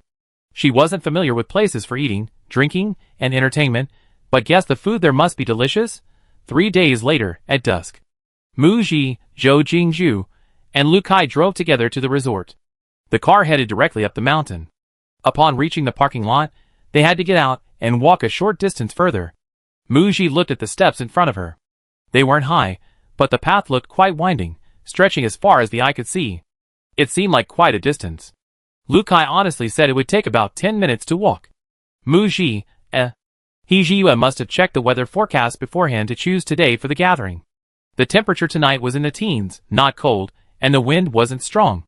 Otherwise, in temperature several degrees Celsius or below zero, inviting people over for dinner would mean walking a 10-minute walk in the cold wind. Let's go, let's go! Consider it a pre-dinner stroll, good exercise. It's not dark up here, it even looks decorated with lanterns and streamers. Maybe there's some good news. Zhou Jingzhu and Lu Kai seemed very happy, each taking one of Muji's arms as they walked uphill. After walking for a minute, a turn revealed rows of beautiful antique-style palace lanterns illuminating the steps, with a small gift box in the middle. Shiji, look! There's a gift! Zhou Jingzhu pulled Muji forward, picked up the gift, and handed it to her. A card on the gift box read, "A first birthday gift for Muji." Muji immediately understood. This was something Hijiyue had carefully prepared. Urged and expectantly by Zhou Jingzhu and Lu Kai, Muji opened the box. Inside was a small gold bracelet with tiny bells, the kind for a baby's wrist or ankle. Continue walking uphill. The gift for the 2-year-old was a handmade dragonfly. The gift for the 3-year-old was a pair of stylish little shoes. The gift for the 4-year-old was an adorable doll. The gift for the 5-year-old was... Some gifts were too large to carry, so only the contents were written on them. They would be delivered to Muji's house later. Muji unwrapped her gifts, which were carried by Zhou Jingzhu and Lu Kai. When they couldn't carry any more, they continued uphill. Standing next to the gifts were familiar members of Muji's team. One, the assistant with Hijiyue, whom Muji knew, Dr. Zhou Jing, who had treated her at Donghua Mansion, and Zhou Cheng, a friend she hadn't met before. The people who appeared were her and her friends or familiar colleagues. Each person held a gift and a rose, waiting for Muji to come up so they could give her the gift and the rose. The person standing at the 25th gift was Ji Binghe. Upon seeing Muji's appearance, Ji Binghe smiled and said, "Were you a little startled by this scene? If I weren't in the know, I would have been startled too. I thought Hijiyue was going to propose." Chapter 190. Ji Binghe took 2 steps towards Muji and handed her the gift box she was holding. She gestured for Muji to open it and take a look. Behind her, Zhou Jingzhu and Lu Kai chimed in, "Shiji, quickly open it and see." As soon as Muji opened the gift box, Zhou Jingzhu exclaimed, "Wow! What a beautiful diamond headband! This seems to be from that foreign jewelry brand. What's it called again?" "Their Diamond Crown Queen series." The diamond headband was classic and elegant, sparkling with beautiful light. Each large diamond was rose-cut, with triangular facets resembling rosebuds. The diamond headband looked as if it were adorned with clusters of roses. Ji Binghe took out the diamond headband from the box. Although tonight's setup is a bit extravagant, and you might not be used to this kind of scene, Hijiyue had put a lot of thought into it, wanting to give you an unforgettable confession ceremony. His feelings for you are all precious, so why not enjoy it? As she spoke, Ji Binghe took the diamond headband and tried to put it on Muji. Muji lowered her head slightly. Hijiyue had prepared this surprise, inviting so many people to cooperate, but she was the only one kept in the dark. She had no idea that today she was wearing a short white thick coat over a white v-neck wool sweater, paired with matching autumn/winter shorts and light camel-colored boots. Ji Binghe fiddled with Muji's hair for a while, then put the diamond headband on. Muji's bun hairstyle reveals her delicate features and forehead. The diamond headband further enhances her outstanding temperament and noble air, making her look extraordinary and unique. It also matches Muji's gentle style of dress. "Thank you, Sister Ji. Go on, he's waiting for you." The 10-minute walk uphill had taken her countless turns. The mountain resort hotel was getting closer. As Muji, carrying a bouquet of colorful roses, continued up the winding wooden steps, she reached the last turn. The view suddenly opened up, becoming bright and vibrant. Brightness came from the streetlights, no longer the palace lanterns, and the trees adorned with colorful lights. Vibrant red was the vast expanse of red roses before her. Hee stood amidst this sea of roses. Mu-ji walked towards Hee, thinking, winters in Beicheng are so cold, how can roses bloom so beautifully outdoors? Upon closer inspection, she saw it was a cluster of small potted roses arranged together. The darkness created the illusion. But arranging so many potted roses on this mountaintop must have taken considerable effort. Hee was a very romantic person. His 26th gift was a field of roses, given to her in winter. Mu-ji was 26 years old this year, and he had prepared a total of 26 birthday gifts. Hee, dressed in a black suit and bow tie, stood tall and elegant in the rose field, his gaze fixed on Mu-ji as she approached. When she reached him, Hee looked at Mu-ji and said, Mu-ji's 26th gift isn't just this field of roses, but also Hee. I walk with you on the road ahead, always by your side, never leaving you. Mu-ji, I love you, and I will always love you. Wow! A burst of cheers and applause erupted behind her. Mu-ji glanced back and saw Ji Binghe, Zhou Jingzhu, Lu Kai, Minmin, and others standing there. Witnessed by family and friends, Hee formally confessed his love to her. After the confession, Hee smiled and opened his arms to Mu-ji. Mu-ji placed the roses she was holding at her feet and walked towards Hee, throwing herself into his embrace. Standing amidst a sea of flowers, surrounded by the applause and blessings of their friends and family, the two embraced. Mu-ji rested her chin on Hee's shoulder and asked, Aren't you cold? With his beautiful wife in his arms, Hee's lips curled into a wide smile. Not at all. Mu-ji thought so too. His heart was pounding so fast. Although his suit was thin, she could feel his body radiating warmth even through his thick coat. After a brief embrace, mindful of the many onlookers, Hee suppressed the lingering affection in his eyes, and reluctantly let Mu-ji leave his arms. The two walked towards their friends. They returned to Donghua Mansion that evening. The more than 20 gifts Hee had given Mu-ji had already been moved into her home, piling up against an entire wall. And her vase was filled with fiery red roses. Tonight was the most high-profile moment in Mu-ji's private life. She had never imagined that one day, she would share her relationship so openly with her friends and receive everyone's blessings. Initially, Mu-ji was resistant to this high-profile approach, but out of respect for Hee's feelings, she reluctantly went through the motions. But when she saw Hee standing in the rose field, having waited patiently for her appearance for an unknown amount of time, gazing intently at her, with his eyes so full of love that they seemed to melt her. Infected by his affection, and amidst the applause and laughter of everyone's blessings, Mu-ji also got into character. At that moment, her heart was warmed, and a smile unconsciously spread across her face. In the Botanical Gardens Beautiful Girls group chat, Zhou Jingzhu sent a flood of photos in one go. Mu-ji was scrolling through the photos Zhou Jingzhu had posted in the group. The first photo was of her, and Hee was standing in a rose field, gazing at each other. Both of them had smiles on their faces, and a sweet atmosphere filled the air. The following photos were frozen moments of the two embracing. Zhou Jingzhu, how was it? Mu-ji? ? She replied in the group chat. Great photos, thank you. Zhou Jingzhu, I was asking if anything happened between Hee and you two, when he took you home tonight? Attached was a gif of underwear flying. Mu-ji, In the past few days, Hee had been busy preparing gifts and a confession ceremony, which had delayed his work. After dropping Mu-ji off at home, they said goodnight to each other, and Hee drove back to the He group to work overtime. Zhou Jingzhu, surely there was some kissing, right? Mu-ji, we didn't even hold hands. Zhou Jingzhu, shocked. JPG Lu Kai chimed in, sending a so shocked I dropped my melon emoji. Zhou Jingzhu, so innocent. He admires you so much, adores you, likes you so much, and you don't even dare to hold hands. Zhou Jingzhu sent a 20-second voice message, questioning whether Hee might be impotent. Hee, buried in his work at the company, sneezed violently. Mu-ji was a little amused and exasperated. Just a few days ago, they had confirmed their relationship, and they hadn't yet moved on from their previous way of interacting. They should take it slow, they both needed time to adjust. Next, Zhou Jingzhu and Lu Kai asked in the group chat when Mu-ji and Hee planned to officially announce their relationship. Tonight, although Hee had booked the entire resort for his confession ceremony, the event planning company and the resort staff inevitably leaked information.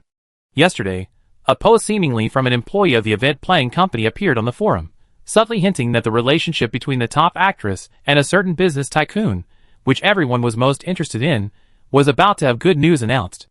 Who knows, tonight the paparazzi might even manage to get up on the mountain and use a drone to take pictures. Agent Ji Binghe also called to discuss this with Mu Ji.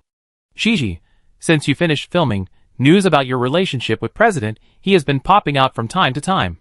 Insiders are saying things like, "What's going on? Good news is coming soon." My suggestion is to announce it proactively, to take control of the situation. Otherwise, every time you go out on a date, you most likely be photographed by paparazzi. Ji Binghe received the message. Countless paparazzi companies are watching Mu Ji, hoping to get the first scoop on their relationship. If paparazzi take photos and post them online, they might even do a live stream to generate hype and exploit the details of Mu Ji and He Jiyue's date. Rather than let the paparazzi benefit, it's better to announce it officially. It seems more magnanimous. After officially announcing your relationship, the various discussions about your relationship online should quiet down a bit. More importantly, you can stop worrying so much and date openly and legitimately. Mu Ji, she forgot about this during her conversation with He Jiyue a few days ago. Okay, I talked to He Jiyue about it. Ending the call with Ji Binghe. Mu Ji sent He Jiyue a WeChat message, asking about going public with their relationship. After sending the message, thinking He Jiyue was working overtime, she decided to check his reply later. Just as she was about to put her phone down, He Jiyue replied, "He Jiyue, I do whatever you say, follow your ideas, I fully cooperate." Mu Ji, then let's announce it officially tomorrow. Mu Ji, do you have time tonight to think of a simple announcement line, something simple, we decide on it tomorrow. Mu Ji, you go ahead and work. He Jiyue, okay. After communicating with He Jiyue, Mu Ji called Ji Binghe to discuss the announcement of their relationship tomorrow. The next morning. Early in the morning, an insider started a thread on the forum, once again spoiling that a certain popular couple had gotten together. They claimed to have a relative who worked at XX planning company and had planned the confession ceremony for the man, guaranteeing it was genuine. To prove their claims, a picture of the event setup was posted, showing a sea of roses, and it was further revealed that the man had booked a resort for the event, and the woman had celebrity friends in attendance. Isn't the most anticipated couple Mu Ji and He Jiyue? The post quickly gained traction, with netizens urging the poster to provide more details, at least a photo of the two together. Some of Mu Ji's fans had just stumbled upon what appeared to be their idol's relationship in the fan community, and this wasn't the umpteenth time such rumors had surfaced since June. They'd been misled by several marketing accounts, one claiming they received news that Mu Ji and He Jiyue were together. Another marketing account claimed the two hadn't been photographed together for months. He Jiyue's private account had stopped updating, and the two had broken up. After filming wrapped, everyone thought the two would meet. But then news broke that Mu Ji was in talks with 3 other major entertainment agencies, and wasn't planning to stay with launching media anymore, meaning her relationship with He Jiyue was completely over. Rumors swirled, and fans couldn't tell the truth. Every time there was a slight development, they rushed to check it out. This time, they finally arrived at the thread, read the main post's revelations and the rose picture, and refreshed the page. They saw a comment, breaking news. This couple just officially announced it on Weibo. Everyone go check it out. The general public, shocked. They quickly moved to another thread. Mu Ji's fans? ? They also quickly moved back to Weibo. Within a minute, the Weibo trending topics list appeared. Mu Ji and He Jiyue are together quickly topped the list. Clicking into the trending topic, the most popular Weibo post was Mu Ji's post from 2 minutes earlier. Mu Ji v. We're together heart, with a picture attached. The photo shows Mu Ji and He Jiyue gazing at each other amidst a sea of roses. Netizens immediately clicked on He Jiyue's Weibo side account. 2 minutes earlier, He Jiyue's side account had also been updated. A user named Kyomaru Cactus posted, "Got him." Heart. The post featured the exact same gazing image as Mu Ji's. Clearly, the two had planned this in advance, scheduling their Weibo posts to announce their relationship at the same time. They're really together. It's a feast for the eyes. CP fans are about to go crazy with likes, shares, and comments, sending their blessings to the two. But upon opening the comments section, a message appeared. Loading failed, please try again. Exiting the topic, the hashtag Mu Ji and He Jiyue are together was now followed by the word explosive. Trying to refresh and click back resulted in the message, network error, no results found. The social media platform crashed. After Mu Ji and He Jiyue officially announced their relationship on Weibo, Muji's team was monitoring online public opinion to prepare for any unforeseen circumstances and respond promptly. Unexpectedly, Weibo crashed just minutes after the announcement. Jibinghe? She had contacted the platform beforehand. After all, Muji and Hejiyue's relationship is a hot topic nationwide. If they were really together, there would definitely be many netizens eager to watch the drama unfold. And today happens to be Saturday, so the platform arranged for staff to be on duty to avoid affecting everyone's enthusiasm for gossip. But it still crashed. This crash occurred intermittently several times, finally returning to normal at 12:30 p.m. Jibinghe, like the netizens, was exasperated. The trending topics were flooded with related topics about Muji and Hejiyue's relationship. Muji and Hejiyue officially announced their relationship, trending number 1 on Weibo. Muji and Hejiyue's deep gaze into each other's eyes trended number 6 on Weibo. Hejiyue won her over, trending number 10 on Weibo. Muji and Hejiyue are together, trending number 12 on Weibo. A delightful experience for CP fans, trending number 17 on Weibo. Jibinghe first checked the comments section on Muji's Weibo. The top comments were mainly from fans and CP fans. Fans expressed their blessings for Muji's official relationship announcement, saying that Muji's happiness was the most important thing, and they hoped that Muji would be happy. They would continue to support her, and look forward to Muji bringing more and more good works to the audience. They didn't mention Hejiyue's name, referring to him as he, urging him to treat Muji, the precious treasure held in the palm of his hand, with all his heart, to protect and take good care of her, and to make sure Muji is happy. The comments section of Hejiyue's alternate Weibo account was mainly filled with netizens congratulating him on finally winning the heart of his sweetheart, offering blessings from CP fans, and reminders from Muji's fans, urging him not to take her for granted now that he got her, and to treat Muji well, or they wouldn't let him off the hook. The CP fans, on the other hand, were completely absorbed in their ship, practically going crazy. Ah, congratulations. May your love last forever. At Muji at King Ma Cactus, my CP is so sweet. Guanyin, Buddha, Mithriya, and the matchmaker are so sweet. Wah, they're such a perfect match, a match made in heaven. Hejiyue and Muji are locked together. I swallowed the key, they absolutely have to get married. My CP is real. When are they getting married? I can give a wedding gift, by Muji's endorsement. The official announcement picture is like a Prince Charming and Snow White. Their side profiles are absolutely stunning. I already brought the marriage registry to the newlyweds. Hurry up and get married and have a baby. The CP has topped the CP rankings, and the fans in the super topic are going crazy with giveaways, screaming, and writing all sorts of little essays. Jibinghe clicked on all the trending topics to read the real-time comments from netizens. The public is full of blessings for Muji and Hejiyue being together. The handsome man and beautiful woman are a feast for the eyes. After the congratulations, netizens began analyzing and digging into the photos of Muji and Hejiyue together, which were posted to announce their relationship. Because the rose field matched the photos posted by the person who leaked them on the forum, netizens quickly uncovered even the event planning company and the resort. Discussion circulated about what gifts Hejiyue gave Muji in his confession. Was this flower field all he prepared? Was it too stingy?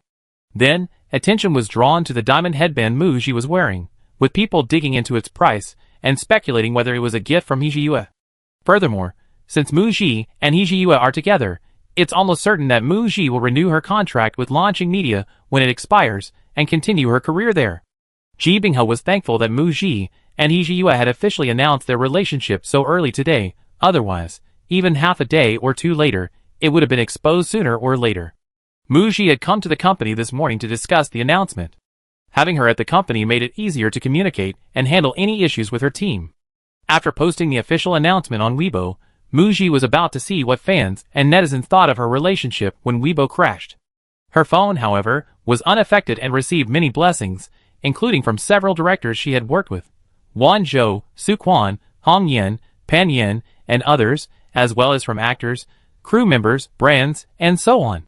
She replied to each message with thanks, spending almost 2 hours replying. In between, she had Minmin order afternoon tea for all her colleagues at the company. Just as Muji finished replying to the messages, Jibinghe came over with her phone. We already booked 3 events for this year's grand event. Today you officially announced your relationship, and the person in charge of my team has been pestering me to bring it up in the interviews, even. Jibinghe couldn't help but chuckle. The event organizers even want to invite President He to attend, ideally so you two, this hottest couple, can walk the red carpet hand in hand and generate a lot of buzz for the day. Muji, This reminded her, Sister G, tell them not to ask me about my relationship in the interviews.